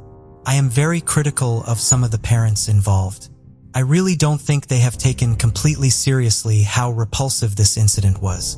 In 2017, Robert Maltby gave his first full-length interview since the attack. Following Sophie's funeral, his mental health declined and he became reclusive. He received treatment and eventually felt ready to visit Sophie's grave and return to Studley Park. He studied illustration with animation at Manchester School of Art and moved there for his final year. But none of these moments felt like breakthroughs for him. They were both incredibly profound and entirely meaningless. There is no one big thing that snaps you out of it. It has been gradual and hard. To him, the media focus on their appearance in the aftermath of the crime felt like a form of victim blaming. Besides being patronizing, the goth thing was also an oversimplification of a much broader social issue. Life hasn't progressed in these poor areas. There is still that dissatisfaction, that stagnation. These areas are still forgotten, and forgotten people will feel like, well, it can breed nihilism. I've never tried to demonize the attackers, and in many ways, they were victims. In 2014, Sylvia Lancaster was awarded an OBE by the Prince of Wales for her work in tackling hate crime. Despite the brutal murder of her daughter, Sylvia was determined that her death would not be in vain, nor would her daughter be forgotten. A charity was set up called the Sophie Lancaster Foundation, aimed at eliminating discrimination against people from alternative subcultures. The charity works to promote tolerance and acceptance for others. The foundation's mission is to eradicate prejudice, hatred, and intolerance, a fitting tribute to the intelligent, sensitive, and kind-hearted Sophie Lancaster. On January 3, 1956, 3 boys went hiking near Wadsworth Park, northwest of Great Falls, Montana. As they walked down a dirt road, they discovered a car parked between 2 trees. The vehicle's radio, headlights, emergency brake, and ignition switch were all engaged. Inside, they found a man with his hands bound behind his back using what would later be identified as his own belt. He had been shot in the head. The man was 18-year-old Lloyd Dwayne Bogle, the owner of the car. Originally from Waco, Texas, Dwayne was an airman second class who had been serving at nearby Malmstrom Air Force Base for the past 8.5 months, assigned to the 29th Fighter Interceptor Squadron. Dwayne was a graduate of Waco High School, loved by everyone in his family for his charm and sense of humor. Authorities did not believe that robbery was the motive for Dwayne's murder, as his expensive camera was still inside of his car and $5 in cash was found on his body. They instead feared a much worse motive, kidnapping. When the worried parents of Dwayne's girlfriend, Patricia Patty Kalitsky, came forward after Dwayne's body was found, reporting that Dwayne and Patty had spent the previous evening together and that Patty had never returned home. There was no sign of Patty in the immediate vicinity of the car, so authorities began searching out from the crime scene looking for her. Patty would not be located until the following day, January 4th, when a county road worker found her body at the bottom of a rocky ravine along Vineyard Road, 5 miles outside of Great Falls and nearly 8 miles from where Dwayne had been killed and Patty had presumably been abducted. The trail of blood that ran down the ravine indicated that Patty's body had rolled down to the location where it was found from the gravel road above. Patty had been just 16 years old and a junior at Great Falls High School when she was killed. She was popular in her neighborhood and in school. And according to one of her friends, she did not have a mean bone in her body. Her classmates described her as witty, fun-loving, and bubbly, and her sister said she was always smiling. Patty was seemingly good at everything she tried, including ballet and tap dancing. Patty and Dwayne had only recently started dating after meeting at Patty's cousin's wedding a month before they were killed. They bonded in part over their shared love of music and dancing. While they had not been together for very long, Patty and Dwayne were spinning with each other. The couple had already begun discussing marriage, and Dwayne had spent Christmas of 1955 as a guest in the Kalitsky family home. They spent all of their free time together, and the Kalitskys already considered Dwayne to be like part of their family. Newspapers reported shortly after the murders that Patty's parents had not contacted authorities as soon as she failed to return home on the evening of January 2nd because they assumed that she and Dwayne had eloped. However, according to Patty's sister, Darlene, while the couple was in love and extremely happy together, they were still getting to know each other, and Patty was determined to go to college, so an elopement was not immediately considered. Her parents had panicked when Patty, who was responsible and considerate, failed to return home by her 10 p.m. curfew, which she always adhered to. They began calling around to Patty's older sisters to see if she had gone to one of their homes, but she was not with any of them. When they could not find Patty anywhere she conceivably would have gone, they then began considering the possibility that Patty had eloped, as her oldest sister had done when she was Patty's age. Patty and Dwayne had last been seen at Pete's Drive in restaurant drinking Cokes on the night of January 2nd. According to the employees of the drive-in, they arrived there around 8:30 p.m. and left a little after 9. They were alone in Dwayne's car. The location where Dwayne and his car were found was used as a local lover's lane, leading police to believe that Dwayne and Patty had driven there on their own accord, and their killer had found them there and forced them out of the vehicle. Authorities believed that Dwayne and Patty were both killed by the same person due to the circumstances of the case and the manner in which they were killed. Both Patty and Dwayne appeared to have been forced to kneel before they were shot in the head from behind. Authorities did not initially believe Patty had been sexually assaulted in any way because she was found fully clothed save for the one shoe that came off of her foot as she rolled down the embankment, and the initial inspection of her body was inconclusive. However, further testing and examination showed injuries consistent with rape, a conclusion that would be further validated by more advanced technology applied to the evidence decades later. The coroner believed Dwayne survived for several hours after he was shot. He placed the time of the shooting sometime between 10 p.m. and midnight and Dwayne's time of death sometime between 2 and 4 a.m. Authorities were dedicated to the investigation, and a massive effort into identifying the killer was launched. Sheriff DJ Leeper purchased a polygraph machine with his own money to aid in the investigation and arranged for an examiner from Seattle to come to Great Falls to oversee its use. 10 officers worked on the case full-time. Authorities began looking for anyone with a motive to harm either Dwayne or Patty. Patty's mother, Catherine, told police that when she had seen Dwayne the day before his body was discovered, he had seemed moody enough that she asked him what was bothering him. He told her that he was bothered about an argument he had recently had with a friend from the base and just couldn't shake his bad mood.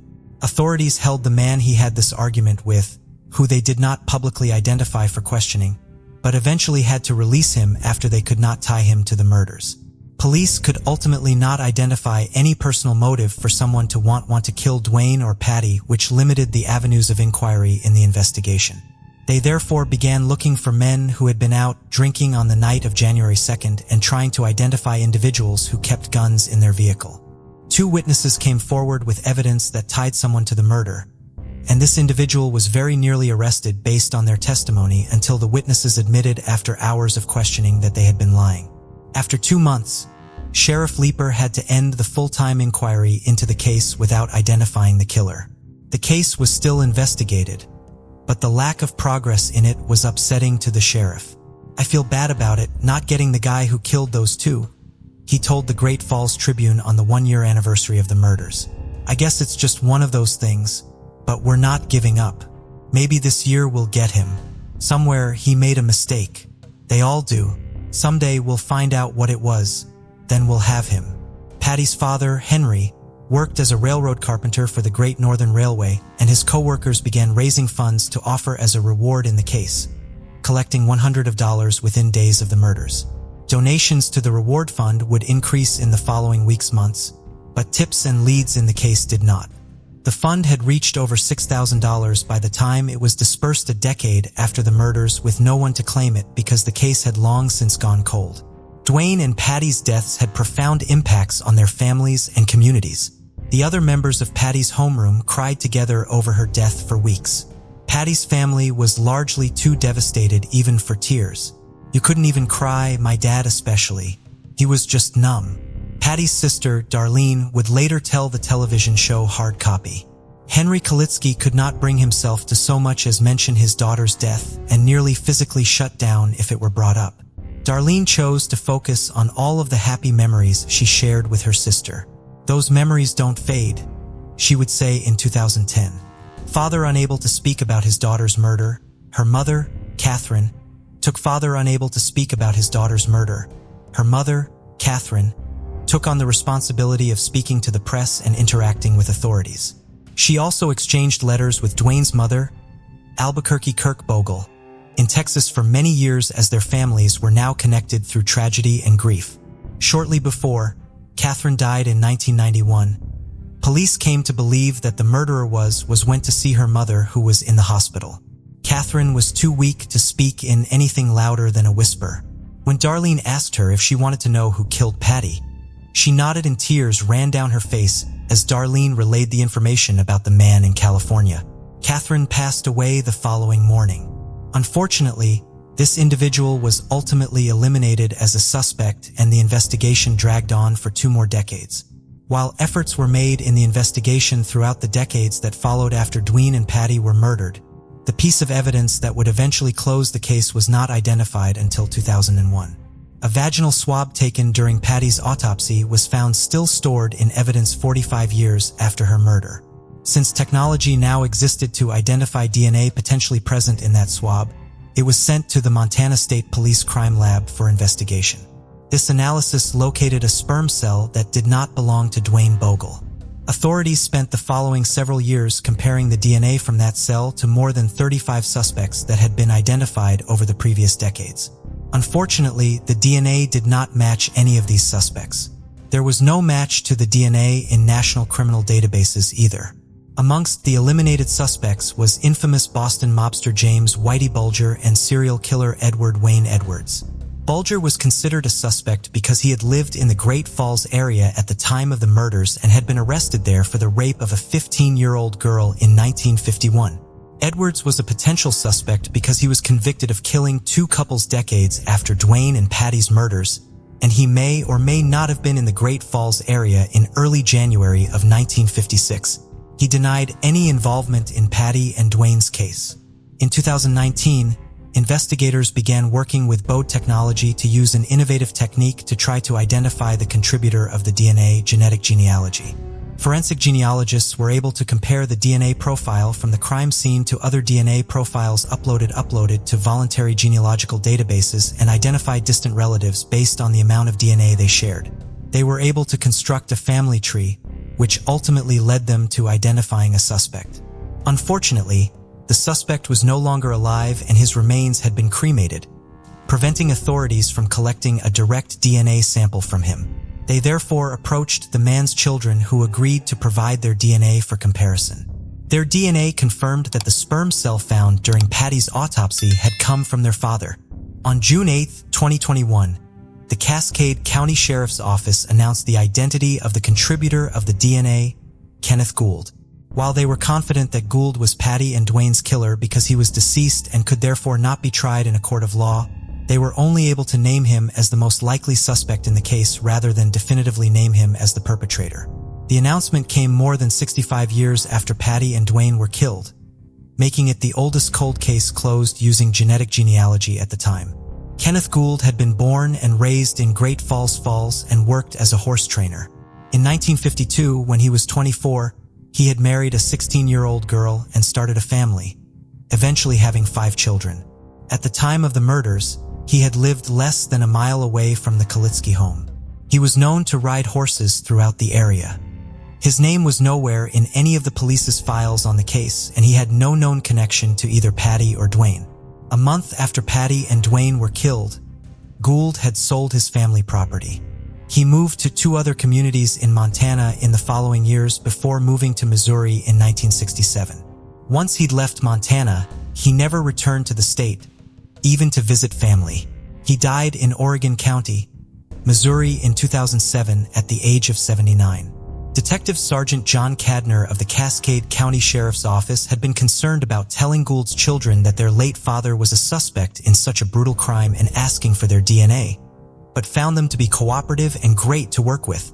While they were surprised that their father, who had no criminal record, was a suspect in the case, they agreed to cooperate and provide their DNA. His daughter basically said, "You never know. Some people just have secrets that they never told anybody," Detective Sergeant Cadner said, recalling his conversation with the family. Because so much time had passed between the murders and Gould's identification, many of Patty and Dwayne's loved ones were no longer alive to hear the news. Patty's one surviving sister, Darlene, was suffering from advanced dementia by the time Gould was finally identified. The closing of the case stirred up a variety of emotions for Dwayne's family. While they were glad to have answers, Gould's identification brought up many memories and opened up a lot of emotional wounds amongst his relatives who were old enough to have known Dwayne personally. "It's like it just happened yesterday," Dwayne's niece Karen Bogle McCarthy told the New York Times. "So if I was asked, is this great modern technology a great thing? I would say, on balance, yes, for my generation, a generation once removed. But it definitely reopens old wounds that have had a chance to cross over." Karen was speaking to the media on behalf of her family because her aunt had been in tears throughout the days following the announcement. Karen is the daughter of Dwayne's younger brother, James "Jim" Bockel. Jim, who had turned 15 just 6 weeks before his older brother was killed, had idolized Dwayne while he was growing up. Jim did not live to see his beloved brother's killer identified, passing away in November of 2013 due to a neurodegenerative disease shortly before his 73rd birthday. Jim had been an accomplished musician who served as a professor for almost 3 decades at Texas Tech University, where he had established a classical guitar program, retiring in 2005 to spend more time with his family after receiving his diagnosis. While the resolution of the case caused old emotional wounds to be reopened, the Bogle family appreciates Gould's identification because, according to Karen McCarthy, it conclusively allows us to stop wondering. "We are relieved to no longer have to contend with wild speculation and outlandish theories about the case." Particularly upsetting to the family were rumors that Dwayne and Patty had been killed because Dwayne had somehow gotten involved with the mob. In Great Falls, there had also been rumors that Dwayne had been involved with drug dealers back in Texas shortly after the murders occurred, allegations that investigators publicly discredited. Gould's identification not only allows the Bogle family to finally know who took Dwayne from them, it also puts an end to the decades of speculation and rumor they have had to contend with. In light of their success in closing Patty and Dwayne's case, the Cascade County Sheriff's Office is now considering establishing a dedicated cold case task force. They hope that such a task force can provide the closure they have now been able to provide the Kalitsky and Bogle families. Quite frankly, that's our duty, according to Sheriff Jesse Slaughter. Our duty is to make sure that we solve these cases. On Sunday afternoon, August 27, 2005, 911 dispatchers in Syracuse, New York received a call from a distressed wife. She reported that she and her husband had argued, and he had been drinking heavily before locking himself in their bedroom the previous night. She mentioned that she had stayed at a friend's house overnight and gone to work that morning but grew concerned when he failed to show up for work. The caller was Stacy Castor, the office manager for her husband David Castor's air conditioning company. She indicated that her husband had ceased communication from the bedroom and requested a wellness check. An officer arrived and, unable to get a response from David, forcibly broke down the door. Inside, they found David lying face down on the bed, deceased. Initially, it appeared David might have committed suicide. The officer noted that Stacy was shocked and hysterical, but this wasn't the first time she had lost a husband. Her first husband, Michael Wallace, had died of a heart attack in 2000. At the time, there was little suspicion surrounding Michael's death, but authorities began to wonder if there was more to Stacy Castor's story than mere misfortune. they decided to take a deeper look into the young, twice widow. Stacy met her first husband, Michael, while at a bar in Clay, New York. They met in 1985 when Stacy was only 17. Michael, 6 years older, was described as kind of a wild guy. He loved the fast life of partying, drinking, and having a good time. The two married in 1988 and had their first daughter, Ashley, the same year. Michael had a short stint in prison for DUI charges and had cooled his partying ways. When he got out, the couple had their second daughter, Bree, in 1991, and the couple settled into a very everyday life. Michael worked at a large commercial air conditioner and Stacy worked in the billing department for an ambulance dispatch company. Money was tight for the family, but they were always able to make ends meet. Michael loved his daughters, but he had a clear favorite with his youngest, Bree. This bothered Stacy. Stacy wasn't a loving mother, she wasn't described as maternal, and she didn't seem to even like children, including her own. When Michael favored Bree over Ashley blatantly, Stacy decided she would have Ashley as her favorite. More to compete with Michael rather than putting Ashley first for her benefit as the couple neared their 10th anniversary. Their marriage was simply going through the motions. Stacy had concerns that Michael was having an affair, and she had told a friend that she wanted to get a divorce in the winter of 1999. Michael had begun getting mysterious waves of illness while he had a family function. He was described as acting unsteady, coughing, and looked swollen. Family members convinced Michael to seek medical attention, and he reluctantly went to a doctor. The doctor thought Michael was suffering from some sort of inner ear disorder because he wasn't sick consistently and it seemed to come in sporadic waves. On January 11, 2000, 12-year-old Ashley came home from school with her sister and found her father on the couch. Ashley called her mother at work and said that her father was acting weird and making funny faces. Stacy came home and found Michael unconscious. Stacy called an ambulance, and though first responders were able to restore a pulse en route to the hospital, Michael Wallace was pronounced deceased before arriving. Doctors said that Michael had died from a heart attack and didn't deem the death as suspicious. However, Michael was only 35, and other than the mysterious medical issues, he had been extremely healthy. His family wanted an autopsy performed, but Stacy refused. Now a widow at 29, Stacy buried her husband with a quick funeral and moved on with her life after Michael's death. Stacy became a distant parent, though she had never been a very hands-on mom. Being a single parent gave her new freedoms in addition to a bit of life insurance money of $55.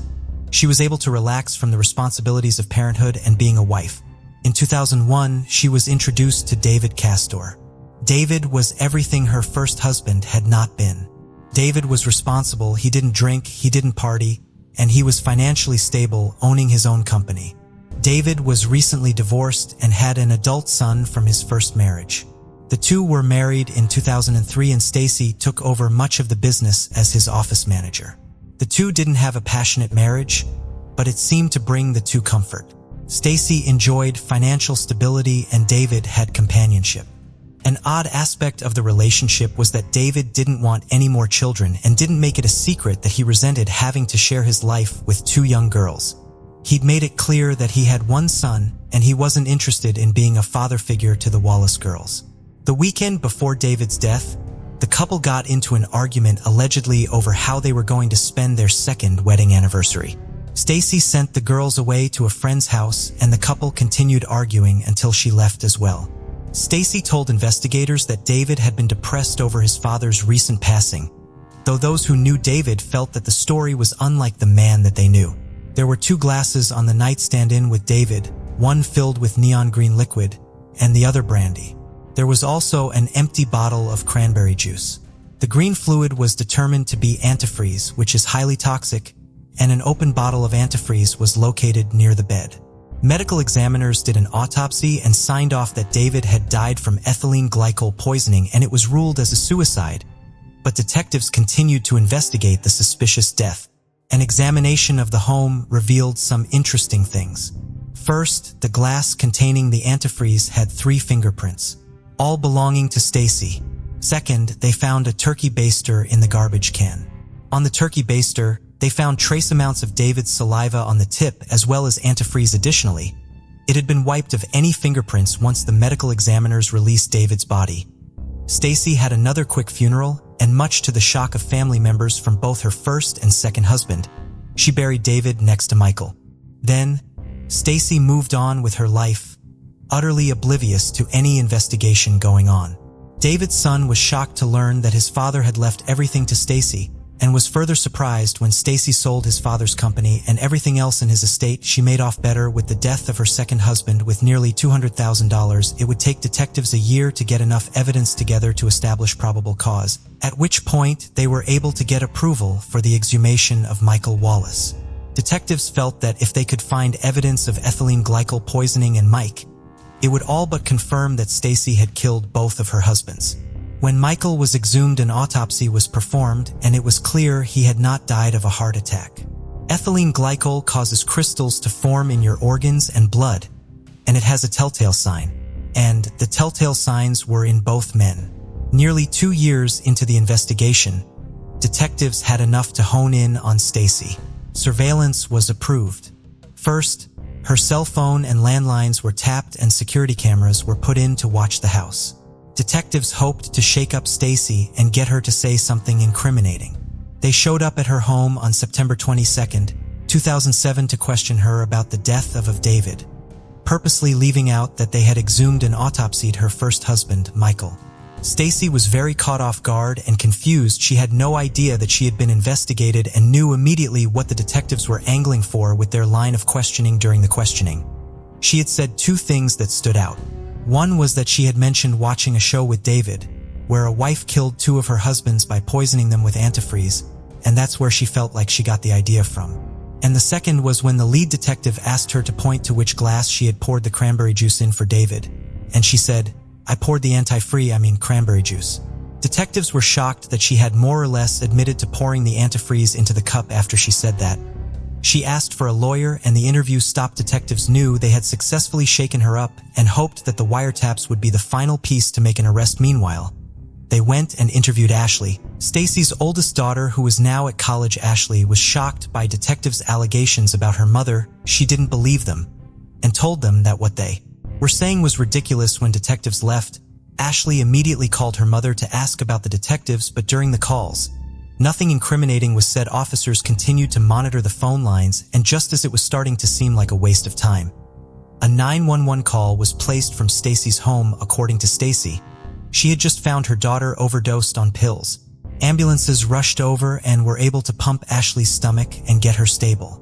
They determined that she had overdosed on prescription painkillers, and had it even been a few minutes more, she likely would have died. Ashley said she woke up to her mother by her side, but she was very foggy and couldn't understand what people were saying. At first, she floated in and out of consciousness for hours, and when she woke again, there was a detective. The detective informed her that she had attempted suicide, and in her note she had confessed to killing her father and stepfather. Ashley was shocked and told the officers she had no idea what he was talking about. She told detectives that the last thing she remembered was being with her mom. She said that her mom had called her and asked her to come over for drinks. She said that her mom had made her a mixed drink of vodka, orange juice, and Sprite, and she remembered it tasting weird. But Stacy had convinced her it was fine after she drank the drink. She recalled getting very tired and going to bed. She said that she trusted her mom and had no reason to suspect anything sinister. Fortunately for Ashley, detectives had a mounting case against Stacy already, and Ashley was believed. Detectives were sure that Stacy had poisoned Ashley in an attempt to place blame onto her daughter and shift suspicion from her. There was also evidence to support Ashley. The note, for example, had been typed up on a computer and didn't have a written signature. A forensic analysis of the note also determined that it had been written and printed from Stacy's computer. It had gone several revisions, all auto-saved in Microsoft Word, and the timestamps were when Ashley had been in class. Ashley would also have only been 11 at the time of her father's death, and hadn't been home when David had died. Despite Stacy's attempt to divert suspicion, there was no evidence to connect Ashley to either crime, and Stacy now had an attempted murder charge added to her list of crimes. Stacy was arrested at the hospital and was charged with 1 count of second-degree murder and 1 count of attempted murder.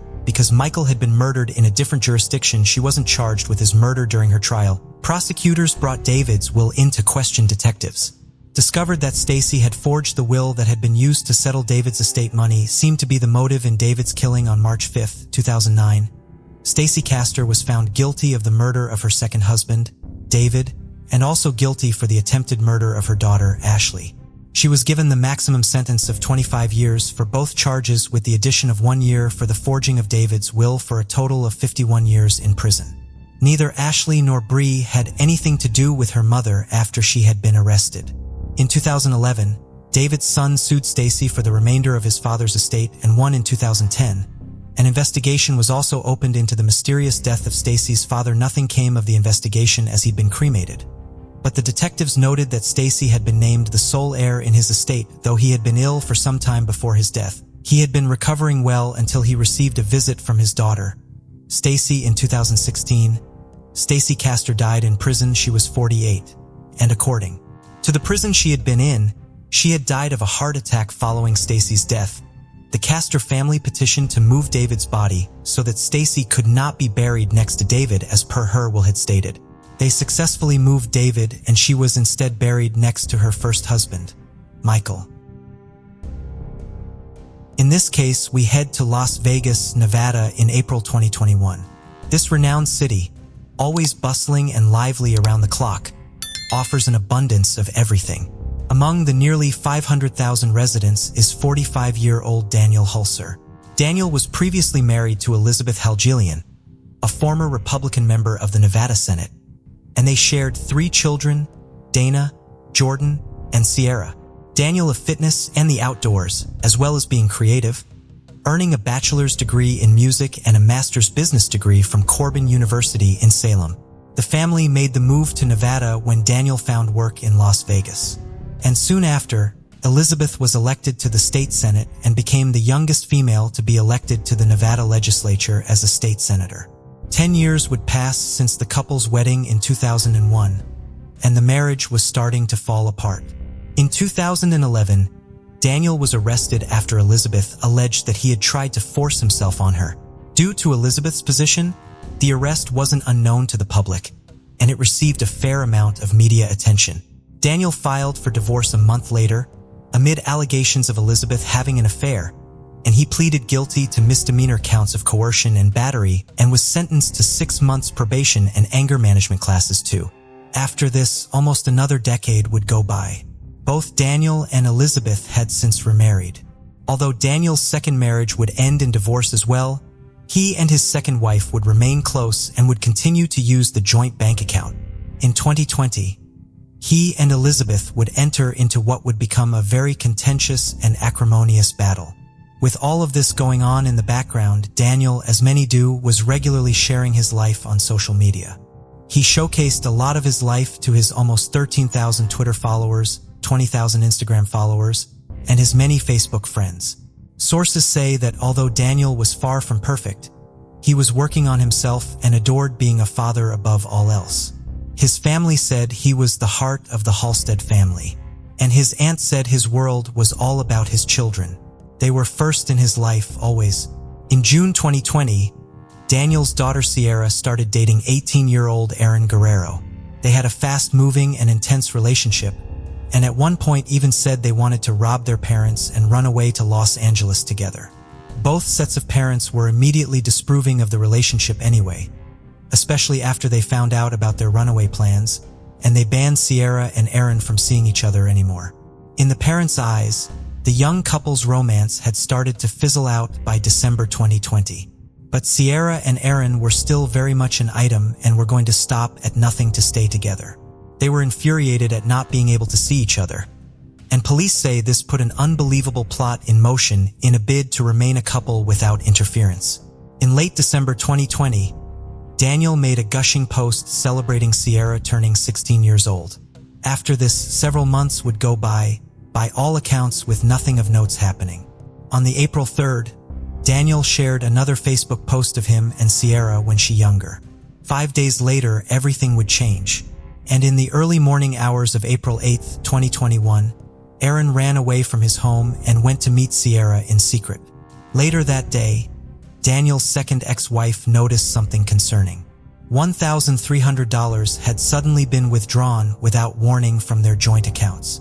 With no word from Daniel as to why this would have happened, she sent him a text, but was met with no response. Christine, Daniel's mother, and his ex-wife Elizabeth were also trying to get hold of him. Neither of them were having any luck. Although Daniel had been out of town for several days, he should have been back by now, and there was no reason for him not to be responding. Christine asked a family friend if they could check on her son too, hoping someone else would have more luck than she was. The family friend called Sierra, and Sierra told them that her dad was just in the shower but had broken his phone, which was why he wasn't answering his calls. She promised she would get him to call them back, but that call never came. The same friend followed this up several more times before Sierra started avoiding the calls completely. A panicked Christine sent a message to her granddaughter. Christine wasn't accepting this as an answer and soon contacted Sierra again, this time demanding to know where her father was. Sierra gave the same excuse. He was in the shower. Christine knew something was deeply wrong and threatened to call the police. Sierra subsequently hung up the phone. Shortly after this, surveillance cameras captured Daniel's blue Nissan Altima leaving the area. Christine asked Peggy Newman, Daniel's friend and landlord, if she could visit the house to check in on him. Peggy said she wouldn't be able to get there for a few hours, but she would be happy to make the trip. Scared to enter the house alone, she waited on the driveway for a friend to join her. While this was going on, Christine made the call that every parent dreads. Peggy and her friend discovered the front door was open, Daniel's car was missing, and the house smelled of smoke with a large scorched patch on the living room floor. They tentatively went through every room upstairs but found nothing.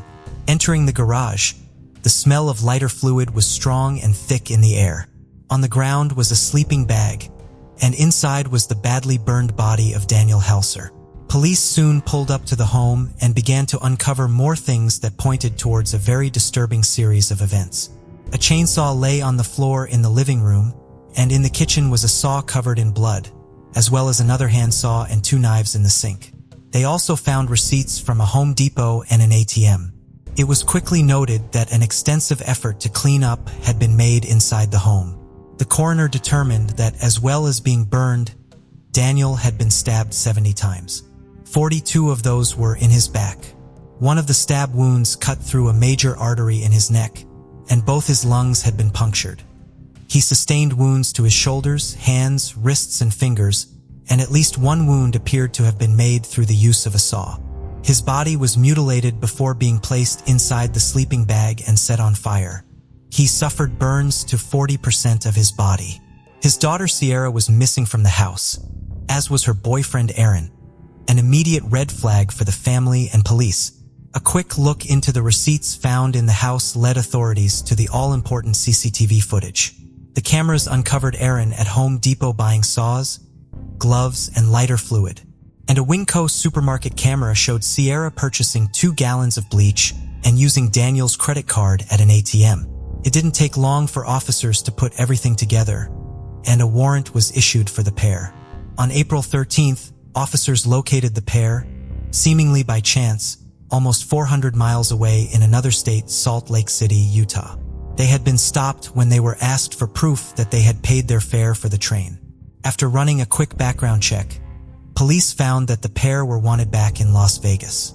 Authorities soon located Daniel's car, which Sierra and Aaron had stolen and fled in, and a blood-stained blanket was found in the boot. A search of Sierra's phone pulled up a disturbing video that the pair had recorded. They appeared to be lying down in a tent. It is unknown whether this video did actually end up on YouTube or any other platforms, but it still added even more evidence against them. They were extradited to Nevada and booked into the Clark County Detention Center. The teens were faced with 9 felony counts each, which included charges of murder, conspiracy, arson, robbery, and fraudulent use of credit and debit cards. They were held without bail. Chief Deputy District Attorney Christopher Hamner said his office were considering seeking the death penalty in Aaron's case. Although Sierra was charged as an adult as well, Nevada law stipulates she could not face the death penalty because she is under 18, making her automatically exempt. On June 15, 2021, Sierra and Aaron attended an arraignment hearing. They both pleaded not guilty. Family Court Judge Charles Hoskin, who had been involved in the long custody battle between Daniel and Elizabeth, made comments before Daniel was killed and said that he foresaw troubled times ahead. He recalled, "I saw a lot of things with Sierra that caused me concern. It indicates to me that something else is going on with her, and I don't know who at this point is to blame for that, but I'm less concerned about placing blame than I am with regard to this child and the child's relationship with a parent. Daniel's landlord Peggy Newman later said, "I hope he didn't see his daughter hurting him. I know he loved his 3 children very much." The family issued a statement which read in part, "The total lack of remorse on display in the video is both reprehensible and unforgivable. While we are grateful for the work of the detectives and the district attorney, we are waiting for justice to be served with maximum accountability allowed. We love Dan very much and miss him every moment of the day. This is the only statement we will be making." The judge set the trial for Sierra and Aaron for December 2021. Fond du Lac, Wisconsin, is often described by its residents as the quintessential American city, a beautiful, quiet place ideal for raising a family and settling down. The name Fond du Lac, which is French for the bottom or the farthest point of the lake, reflects its location at the southern end of Lake Winnebago. Among the nearly 43,000 people who call Fond du Lac home are Tim, Eve, and Tamika Nance. Eve and Tim had met at a friend's party in 1992 when they were both 16 years old, and their relationship moved fairly quickly. Friends said they both had great senses of humor and were very charismatic, bonding straight away and loving to laugh and entertain people. They soon moved out of their parents' home and into an apartment together. Eve found out she was pregnant a short while, and the pair started planning their wedding. In 1994, when Eve was 9 months pregnant, she was attacked outside of the couple's apartment by a man trying to steal her purse. Tim heard this and ran outside with a gun. In all the commotion, he shot the attacker in the foot. The wound wasn't fatal, and despite Tim and Eve's protests of self-defense, Tim was placed under arrest. As Tim was being taken away by officers, Eve went into labor, and their daughter Tamika was born as Tim was being booked into jail. Tim would remain in jail on assault charges for almost a year, and when he was released in 1995 on the way home, he and Eve stopped at the courthouse and finally got married. Eve was very close to her younger sister Tina, with Tina moving into her sister's home in 1995.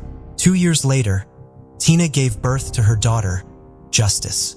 Justice and Tamika were more like sisters than cousins, and the whole family were a tight unit. In 1997, Tim would be arrested again, this time on a drugs charge, and he served 3 years for this offense. When 2002 came round, Tim, even Tamika, would make the move to Fond du Lac. Although Tim found finding work, Tim was happy to stay at home and look after Tamika, as well as her cousin Justice. Tim was happy to stay at home and look after Tamika, as well as her cousin, Justice. Tamika recalled, "My mom worked a lot. My dad tried, and they made the best of it." Tim was a popular man and had a lot of friends in the area, frequently hanging out at local bars and playing pool at the weekends. Time spent away from the home was an issue in the couple's relationship, mainly due to the fact that, according to friends, Tim was well known to be a ladies' man, and this accounted for a lot of his time away. Although Tim had previously tried to cover his tracks, the cheating was becoming more and more blatant, and Eve was well aware of his many affairs. They would row a lot about it, and physical fights would often break out, with Tim even fracturing Eve's leg one night.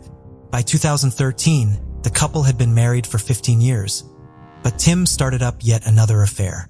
When Eve came home and found the pair in bed, she punched Tim in the face. Everyone was urging the couple to end the marriage, with Eve's brother asking why she was staying with him. Eve said she would rather have some of Tim's time than none of it at all. Tim told a friend he was having his cake and eating it too, and the relationship carried on as it had been. Later that year, on a typical Tuesday in November 2013, the usually quiet police department received a call from Eve Nance. Tim had gone out on Friday evening and not returned home. Eve was both worried and annoyed that he wasn't returning her calls. Many wondered if Tim had disappeared to go and meet another woman, but although all of his friends could attest that it wasn't unusual for Tim to leave home, it was unusual for him to drop out of contact completely, especially for 4 days. The police arrived at the couple's home, and Eve told them she was becoming concerned that something bad had happened to him. She told officers that the last time she had seen him, they had had yet another fight, and Tim had stormed out of the house and gone to Milwaukee, just over an hour away. Eve gave them a theory as to why he could be missing. She explained that one of the ways Tim made his money was by dealing drugs. Over time, Eve claimed the longer he was dealing, the more he was using drugs himself. Although he hadn't been using for a while, she was worried he may have relapsed and accidentally done something to himself or done a drug deal gone wrong and someone had hurt him. Police knew that Tim's record wasn't clean and wondered if drugs was at the root of what had happened to him. But once they started talking to people that also knew Tim, a very different picture was painted. One of Tim's good friends, Tasha, said at one point he dealt a little weed, but he most definitely was not a hardcore drug user. The idea of him disappearing from the family home to go on a drug binge seemed totally unbelievable. Authorities contacted Tim's cell phone provider, and to their concern, there had been no activity for days. It had now been 2 weeks since Eve said she last saw Tim, and the police were having little luck in finding any leads. They could draw no conclusion other than he had been met with foul play. Friends of Tim elaborated more on the fights between the couple and said that Eve had threatened her husband on several occasions, even brandishing a gun at him and the woman he was seeing. But they all acknowledged that Tim was far from perfect himself, and the relationship was on a downward spiral. The more his friends talked, the more everyone became more and more convinced that if something had happened to him, it was something to do with Eve. His friend Tasha said, "I knew right away she killed him." Another more thorough search of the couple's house found a hole in the wall in the bathroom one authorities were sure had come from a bullet. Fond du Lac Police Detective Bill Ledger noticed that the shower curtain liners in the bathroom were brand new and seemed out of place. Eve was asked to come to the station to clarify a few more things. She admitted that although she knew about the many affairs, she denied being bothered by them, saying she accepted who Tim was, and that was just how their relationship worked. She also denied ever threatening Tim and didn't involve herself with his business outside of the family home. But now the police had found a bullet hole and had witnesses that could attest to Eve threatening him on many occasions with a gun. But although they now suspected Tim was dead, officers had yet to find a body, and they didn't have a weapon either, which meant they didn't have enough to arrest Eve for murder. They did, however, have enough to suggest probable cause. Probable cause requires that the police have more than just suspicion, but not to the extent of after a week. Eve asked if she could talk to the investigators, as she now had a very different story to present. She told police that there had been an altercation at the house that night, and when she had tried to walk away by going into the bathroom, Tim had followed her. She said he was the one waving a gun around and started hitting her. The process of her trying to get the gun away from him, the gun went off and Tim was shot twice in the chest, she claimed. The detectives asked why she didn't think to call 911, but Eve said she went blank.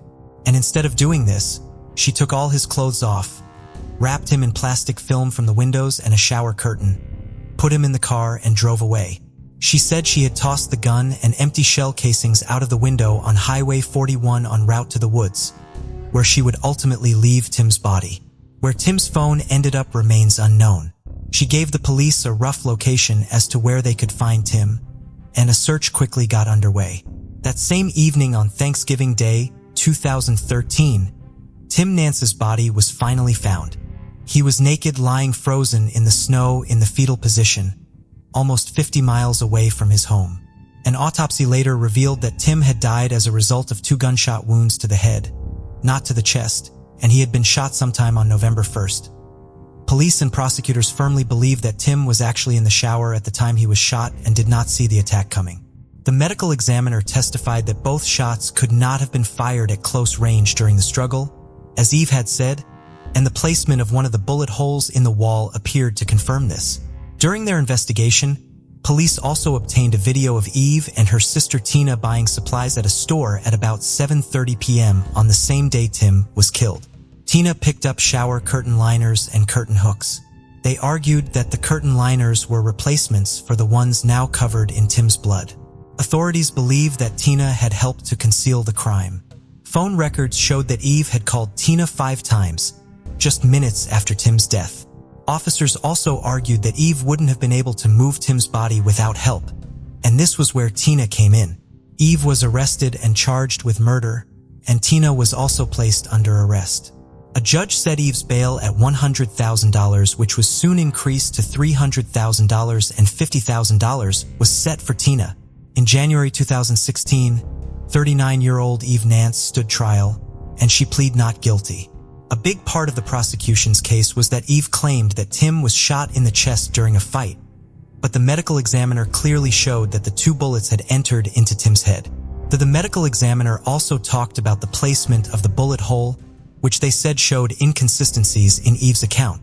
And according to the prosecution, the motive was simple: rage and revenge. After years of threatening with him, she had finally done it.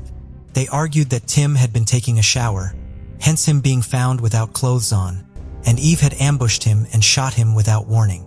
The prosecution described it as an execution. But according to some experts put forward by the defense, Eve was suffering from battered person syndrome. After years of infidelity in a volatile and violent relationship, this had pushed her to her limits.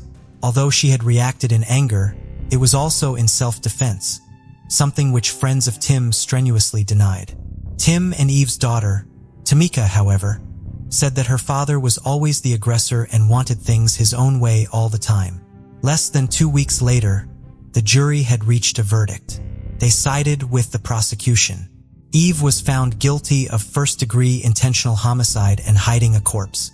The judge believed that some leniency should be given under the circumstances of everything that had been put forward. When it was her time to speak, "Whatever happens here today, I love you very much." Several people, "Whatever happens here today, I love you very much." Several people spoke on Eve Nance's behalf, including Tamika, who said, "My mother is not a monster. She is a wonderful person. I miss my father. I can't lose her too."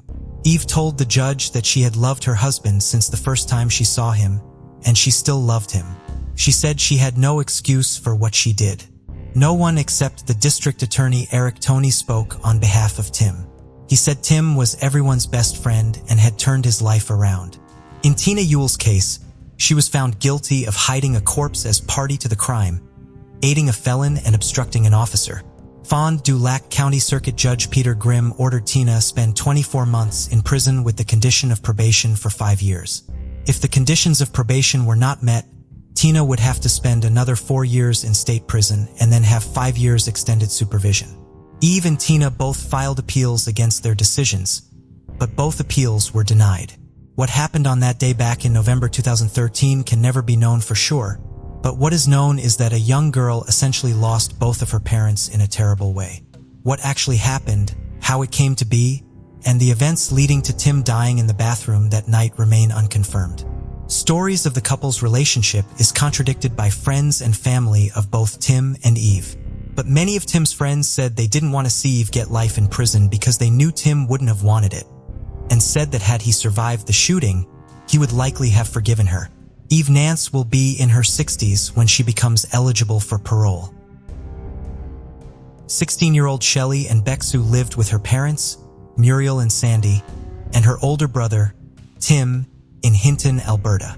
Despite her petite stature, standing barely 5 feet tall and weighing less than 100 pounds, Shelley's physical size did not reflect her vibrant personality. She adored children and aspired to become a teacher. A Christmas enthusiast, she had the ability to brighten anyone's day, no matter how tough their circumstances were. Always eager to help others, she treated everyone equally, disregarding their financial status or social standing. She assumed that everyone shared her giving nature and concern for others, and her mother, Muriel, fears that this trust may have played a role in her sudden disappearance, which occurred on May 3, 1983. That evening, Shelley had been at her boyfriend's home in what is now known as the Hillcrest Trailer Park, but at time was called the Sunset Trailer Court. She called home around 8 p.m. to tell her mother that a friend was coming to give her a ride home and she would be there soon. Shelley asked her mother if she could make her a specific Hungarian noodle dish that was one of her favorite foods. At 9 p.m., Muriel received another phone call, this time from Shelley's boyfriend, who asked to speak with Shelley, and Muriel told him to stop joking around since Shay had not yet returned from his home, before realizing that the fact that he was calling assuming her daughter had already returned home meant that Shelley had left and that something had gone seriously wrong during her travels. Shelley's boyfriend did not have any way of driving her home, so a friend was supposed to come over to give her a ride, like Shelley had said during her earlier phone call. However, that friend was unable to give her the ride as planned, So Shelley had decided to walk the 4 miles between the trailer park on Highway 16 and her home off of Highway 40. Sandy and Tim got in their car to go out looking for Shelley, and Muriel set out on foot to search for her daughter. It was dark, and her efforts were hampered by unusually strong winds that whipped through the area that night. Fading through the wind, Muriel walked along the highway, calling Shelley's name, hoping her voice would carry over the howling winds. The authorities were called, and an investigation began. A witness came forward reporting a sighting of Shelley, and they had seen her walking west on the north side of Highway 16 going towards her house. The witness said Shelley did not appear to be trying to hitchhike. Authorities, along with Shelley's friends, family, and neighbors, spent weeks searching for her. The area off of the highway was dense woodland, making the search difficult. A few days into the search, several items that belonged to Shelley were discovered off of the highway near the Athabasca River, approximately 3 miles away from her home. These items included the jacket she had last been seen wearing, a bra, pantyhose, Shelley's library card, and a library book she had taken out on the day she disappeared. Shelley herself, however, remained missing. The Royal Canadian Mounted Police interviewed several persons of interest, but no arrests were made in the case. Authorities remained in contact with Shelley's family for the first decade following her disappearance. But according to her mother, Muriel, while the family continued their own efforts to find Shelley, they did not hear from the RCMP for a period of approximately 15 years, once the 10-year anniversary of Shelley going missing passed.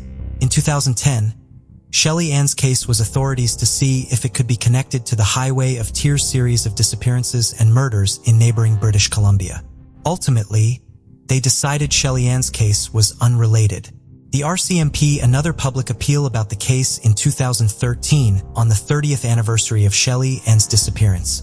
That same year, Shelley's older brother, Tim, passed away from cancer. Shelley's case is currently assigned to the Historical Homicide Unit of the RCMP. They re-interviewed witnesses, investigated new tips, and re-examined evidence using modern forensic techniques.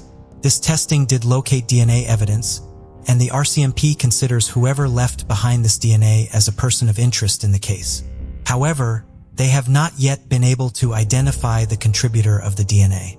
We never close cases, no matter how old, Sergeant Jason Zaslak of Homicide Unit said in 2020. This case is one that really touches the heart. We haven't given up. Given the passage of time and the lack of any sign of Shelley living elsewhere, both the RCMP and Shelley's family believe that she most likely is no longer alive. While the RCMP remains focused on the criminal investigation, Shelley's family just wants to find her. "I'm not looking for justice. I don't think I'll get it," Shelley's mother, Muriel, said in 2020. "I just want to find my daughter's remains so I can lay her to rest and give her peace. And for us, there is no such thing as closure, but there is peace. All we want is peace." Stephen Newing was born on April 15, 1958 in the seaside town of Blackpool. He was the oldest of 4 children. Remembering her son in 2013, his mother, Jean, said, "I think of his cheeky little freckled face and the way he always used to get up to mischief, whether it was falling off his bike, falling out of a tree, or having his teeth knocked out by a foot in 1969. The family was living on Lee Warner Avenue in Fakenham, Norfolk. That September 2nd was during Stephen's school holidays, so the 11-year-old had been playing with a friend. He told his mother he would be having dinner at his friend's house, and Jean told him to be home by 8 p.m. before he left. When 9 p.m. came that evening and Stephen had not yet returned home, Jean called the police. Stephen was seen by his brother and a friend as he left home around 3 p.m., and another friend believed they saw him walking alone along a road later that evening. He had left his bicycle at home that day and had no money with him. Police conducted door-to-door searches and numerous interviews. Stephen's satchel was found near a water tower not far from his home. Reports of sightings of Stephen came in from Norfolk and Suffolk, and a potential sighting of him, police described as significant, came in from Sutton Bridge in Lincolnshire. There were fears that Stephen may have fallen down a well, but authorities say that possibility has been thoroughly investigated. The Newing family home was searched twice, and authorities are confident that Stephen's family did not play a role in his disappearance. Investigators have considered the possibility that Stephen was abducted, even interviewing a man working at a circus that was in the area at the time of Stephen's appearance. They were concerned may have been involved, but so far they do not have any evidence supporting this or any theory. Stephen's devastated family found various ways to both live with Stephen's loss and honor his life in the years following his disappearance. While they could not have a funeral in the traditional sense as they did not have Stephen's body, they held a memorial service for Stephen at Fagenham Parish Church in 2002, during which a memorial was dedicated to Stephen in hopes that coming together to honor Stephen's life would assist them in their ongoing attempts to cope with his disappearance. Stephen's mother, Jean, worked with the Benjamin Foundation to open the Stephen Newing House in partnership with Flagship Housing and the North Norfolk District Council. The house provides housing and support to vulnerable 16 to 25-year-olds in order to combat youth homelessness. According to staff, Mrs. Newing seemed to take comfort in visiting the residents of the house, and she bought them Christmas presents every year. While Mrs. Newing found ways to honor Stephen's life, she never gave up on her goal of finding her son. I still very much want to know what happened to him. At my age, I don't know that I'll ever know the truth, but I feel it's important for me to find out, Mrs. Newing said in 2013. She passed away on September 1, 2014, the day before the 45th anniversary of Stephen's disappearance. In 2019, investigators highlighted a little-known detail of the case in hopes that it would jog the memory of witnesses who may have seen Stephen the day he disappeared.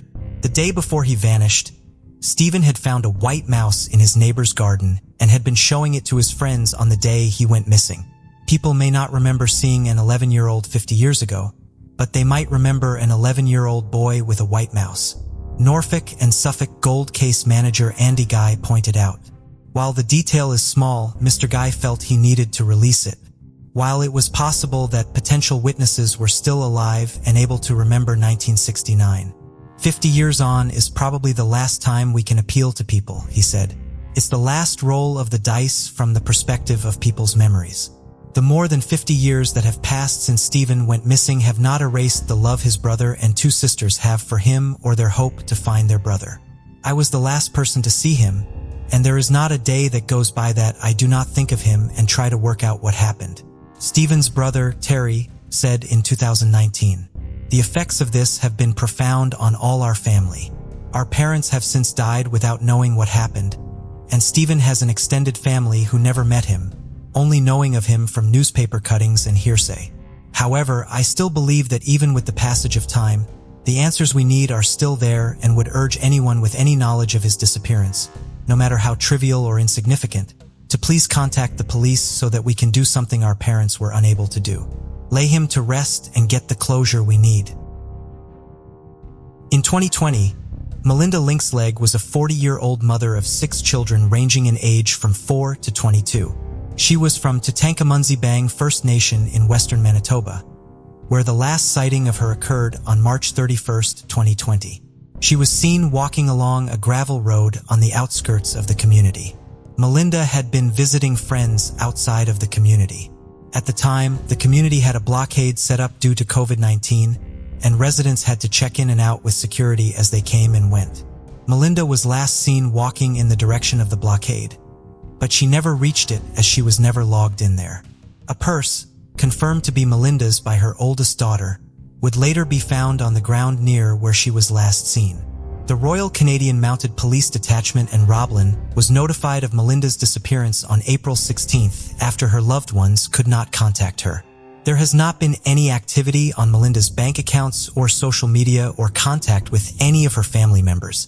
By November of 2020, the RCMP had spoken with more than 50 people and followed up on numerous tips in connection to their investigation into Melinda's case. Potential sightings of Melinda throughout Manitoba have been reported since she vanished. However, subsequent review of surveillance footage has found that the woman witnesses believed to be Melinda was not in fact her. While the RCMP has been investigating the case, the physical searching for Melinda has largely been carried out by her large extended family. Their efforts have been limited by their lack of access to resources like equipment and trained personnel and, eventually for several months by severe winter weather. Melinda's family is heartbroken over her disappearance, especially her children. It's painful. Melinda's Aunt Betty Linksleg told CBC News in January of 2021. For the whole family and the siblings, I guess when you lose somebody like that and you just don't know what happened, it's not only shocking, but it's just a daily hurt. Melinda's younger children are in the care of their grandparents. Melinda's family is offering a $5,000 reward for information in the case. In 2020, 45-year-old Fauna Fry was temporarily sharing a home with her father John and older brother Dallas. The three of them worked together in the family business, building and selling homes. The family was close not only because they spent so much time working together, but also because they had survived a great deal of tragedy. Fauna's mother and sister had died within 2 years of each other, with her sister passing away in 2006. Fauna would lose her one remaining sibling in 2020. On June 19th, Dallas Fry unexpectedly died of a heart attack at the age of 47. It was Fauna who found his body after he failed to show up to a home where the family had been working, refinishing its hardwood floors. The death of her brother was a devastating loss for Fauna. On June 27th, she left home in her blue 2000 Jeep Grand Cherokee to drive to Grants Pass, Oregon to give some of Dallas' possessions to a longtime friend of his. That friend did confirm that Fauna reached his home and had delivered the items. On June 28th, Fauna called her father from the Super 8 motel in Grants Pass. She had rented a room for a night there and called from the room's landline. Fauna had left her cell phone, which she typically did not like to use, and her laptop at home when she left on her trip. According to John, Fauna sounded highly distressed, still struggling with the grief caused by the death of her brother. She told him that she had given a ride to a hitchhiker, which was unusual for her. John told Fauna that she should consider looking for a cabin to rent nearby because she would be more comfortable there than she would be in a motel. Fauna did then make a reservation at the nearby We Ask You Inn for the following night and told her father that she would call him the next day after she checked in there. She never did. Fauna had told her father over the phone she was going to take a shower and then run out to the store. According to the friend of her brother's she had gone to see, there had not been any bags or suitcases in Fauna's car when he happened to glance inside of it while she was at his home. Credit card records show that she made purchases at 2 stores in Grants Pass that night. At Big 5 Sporting Goods, Fauna purchased 3 flashlights, only in turn a sports bra, capris, and a pair of tennis shoes.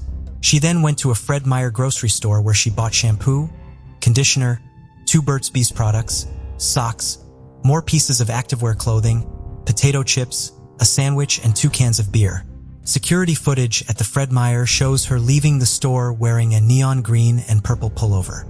Security footage at the Super 8 confirmed that Fauna made it back to her room after she left the store and shows her leaving the motel the following morning, June 29th, with her belongings. This would be the last confirmed sighting of Fauna. She never checked in for her reservation at the We Ask You Inn. Her credit card was still charged for the stay as she never called to cancel a reservation. There has been no further activity on her credit card or bank account. When Fauna did not return home or make any further phone calls to him, her father reported her missing. John has been desperate to find his one surviving child and dedicated himself to the search for her even while he is still in mourning the recent loss of his son. He began driving all over the state searching for Fauna and following up on any lead he can get, sleeping in the back of his truck during his travels. "I've searched half the state of Oregon," he told Dateline in early September, more than 2 months after Fauna went missing. "We're at a standstill and don't know where to go from here. We just want her home safe." John has also hired a private investigator to work on the case. There have been several potential sightings of Fauna reported since her disappearance, but none of them have been confirmed or helped bring Fauna home. Other women close in age and appearance to Fauna went missing in the area around the time of her disappearance, which Fauna's father believes may be part of a pattern. These other disappearances also make it difficult. Up prior to going missing was found and interviewed, but could not provide any information about Fauna's whereabouts. Fauna had previously lived in southern Oregon for many years and was familiar with the area. She regularly hiked and was accustomed to the outdoors. On September 23rd, police found Fauna's Jeep north of Gayley's, Oregon on Rubin Mountain Road. a few miles past the Grave Creek boat landing. The vehicle was locked and authorities believe it had been left where it was found for at least a month. Cadaver dogs were brought in to search the area but did not find anything. The Oregon State Police processed the vehicle for evidence and found some of Fauna's belongings. They found fingerprints which were not yet processed as of February of 2021. As there is not yet definitive evidence of a crime being committed, the fingerprints have not been prioritized over other evidence needing to be processed at the lab. On the first anniversary of Fauna's disappearance, a rally was held outside of the Josephine County Courthouse to bring attention both to Fauna's case and to other similar cases in the area. Fauna's family was supported at the rally by others concerned by the large number of women who have gone missing in Southern Oregon in recent years, including activists from the missing and murdered Indigenous women movement and the families of other missing women, including relatives of 43-year-old Lisa Cronin, who disappeared from Sunny Valley, Oregon in December of 2019. There is currently a $100,000 reward being offered in Fauna's case. Fauna remains missing, and her father remains committed to finding her. 6-year-old Aji Dacer lived in Immokalee, Florida, and was a student at Village Oaks Elementary School. He lived with his mother, Marie Nieta, and his stepfather, Antal Allant. Marie came to the United States from Haiti in 2001. She returned to Haiti for a 3-month visit, during which time she conceived Aji, who was born after she came back to Florida. Aji's biological father, Yves Dacer, remained in Haiti, and Antal considered Aji to be like his own son. Aji loved spending time at his grandmother's house in the Immokalee Farm Workers Village and playing with children from the neighborhood. He spent a lot of time there, especially when his parents were at work. His mother worked in nursing at an assisted living facility in North Naples, and his stepfather worked at a local pizza parlor. Aji was at his grandmother's house on Saturday, January 10, 2009. He spent most of the day coming in and out of the house, and ate lunch with his grandmother. When he was outside, his grandmother kept an eye on him through the window as he played. Aji's stepfather came to pick him up around 5 p.m., but could not find Aji amongst the group of neighborhood children playing outside. He asked the other children where Aji was, but none of them knew where he had gone. Aji's grandmother had last seen him from inside the house approximately 15 minutes earlier. Neighbors helped look for Aji in the neighborhood and in nearby woods, but could not find him, so the authorities were called. The search effort for Aji and the investigation into his disappearance was headed by the Collier County Sheriff's Office. Canine units were brought in and searchers combed the area on foot, on horseback, and on altering vehicles. In addition to the Collier County Sheriff's Office, law enforcement agencies from neighboring and the federal government also joined in the search for Aji. These agencies included the Lee County Sheriff's Office, the Henry County Sheriff's Office, the Charlotte County Sheriff's Office, the Fish and Wildlife Conservation Commission, the Florida Department of Law Enforcement, the Federal Bureau of Investigation, and the Henry Correctional Institution, which provided bloodhounds to the search effort. Aji's neighbors helped look for him as soon as his disappearance was noticed, and volunteers from the larger community quickly volunteered to join in the effort.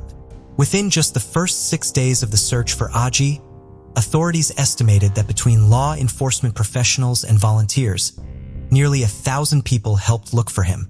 Despite this massive effort, no sign of Aji was found. Aji's parents described him as a good boy who knew to stay close to his grandmother's house when he was outside. He had never run away or wandered off in the past. Aji was developmentally delayed, and while he was 6 years old, he was estimated to have the mental capacity of a 2-year-old. Aji was largely nonverbal, mainly communicating by shaking his head or nodding. While he would not verbally respond to people who talked to him, he did understand very well when he was spoken to. However, he mainly understood Haitian Creole, and his English vocabulary was more limited. Because of his special needs, there were also concerns that Aji may be alarmed by the noise created by the search parties and hide from them out of fear. His parents believed that he would be able to comprehend that he was lost and needed help, but would most likely be too afraid to approach a stranger to try to get assistance. Over 100 tips were called in within the first week following Aji's disappearance, and authorities cleared more than 80 of them within that same time period. They believed Aji most likely either wandered off or was abducted, but they have no strong evidence supporting either scenario. According to the other children who had been outside at the time, they did not see any suspicious vehicles or individuals. Aji's case received national attention and was featured on America's Most Wanted 3 times in 2009, and he was one of 6 missing children featured on the cover of People magazine that November. Thanks to a partnership between the National Center for Missing and Exploited Children, the United States Postal Service, and Valaces, one of the nation's largest marketing companies. AJ's picture and information were included with National Direct mailing advertising flyers distributed in November and December of 2009. The flyers reached 75 million homes across the United States. For months after AJ's disappearance, his mother gave birth to a daughter, named Ajayani in honor of her missing brother. Aju's family has said they will never give up on finding him. "We still have never forgotten, never in my life," his mother said in 2019. Even a decade after he went missing, they still had not been able to give up hope on the possibility of finding him alive, and their hopes were raised when another missing child, Jamie Kloss, was found alive in Wisconsin. "I think he's still alive because I don't want to think something can happen." Antoine Lallant said in 2019, "I want to think he's still there." Thank you for joining us on this journey into the depths of unsolved mysteries. Cold cases not only challenge our understanding of the past, but also ignite our curiosity and determination for answers. Remember to subscribe to stay updated on our latest investigations. And if you have any information regarding the cases we've covered, don't hesitate to reach out. Together, we can shed light on the shadows of the past and bring closure to those who seek it. Until next time, stay vigilant, stay curious, and never stop seeking the truth.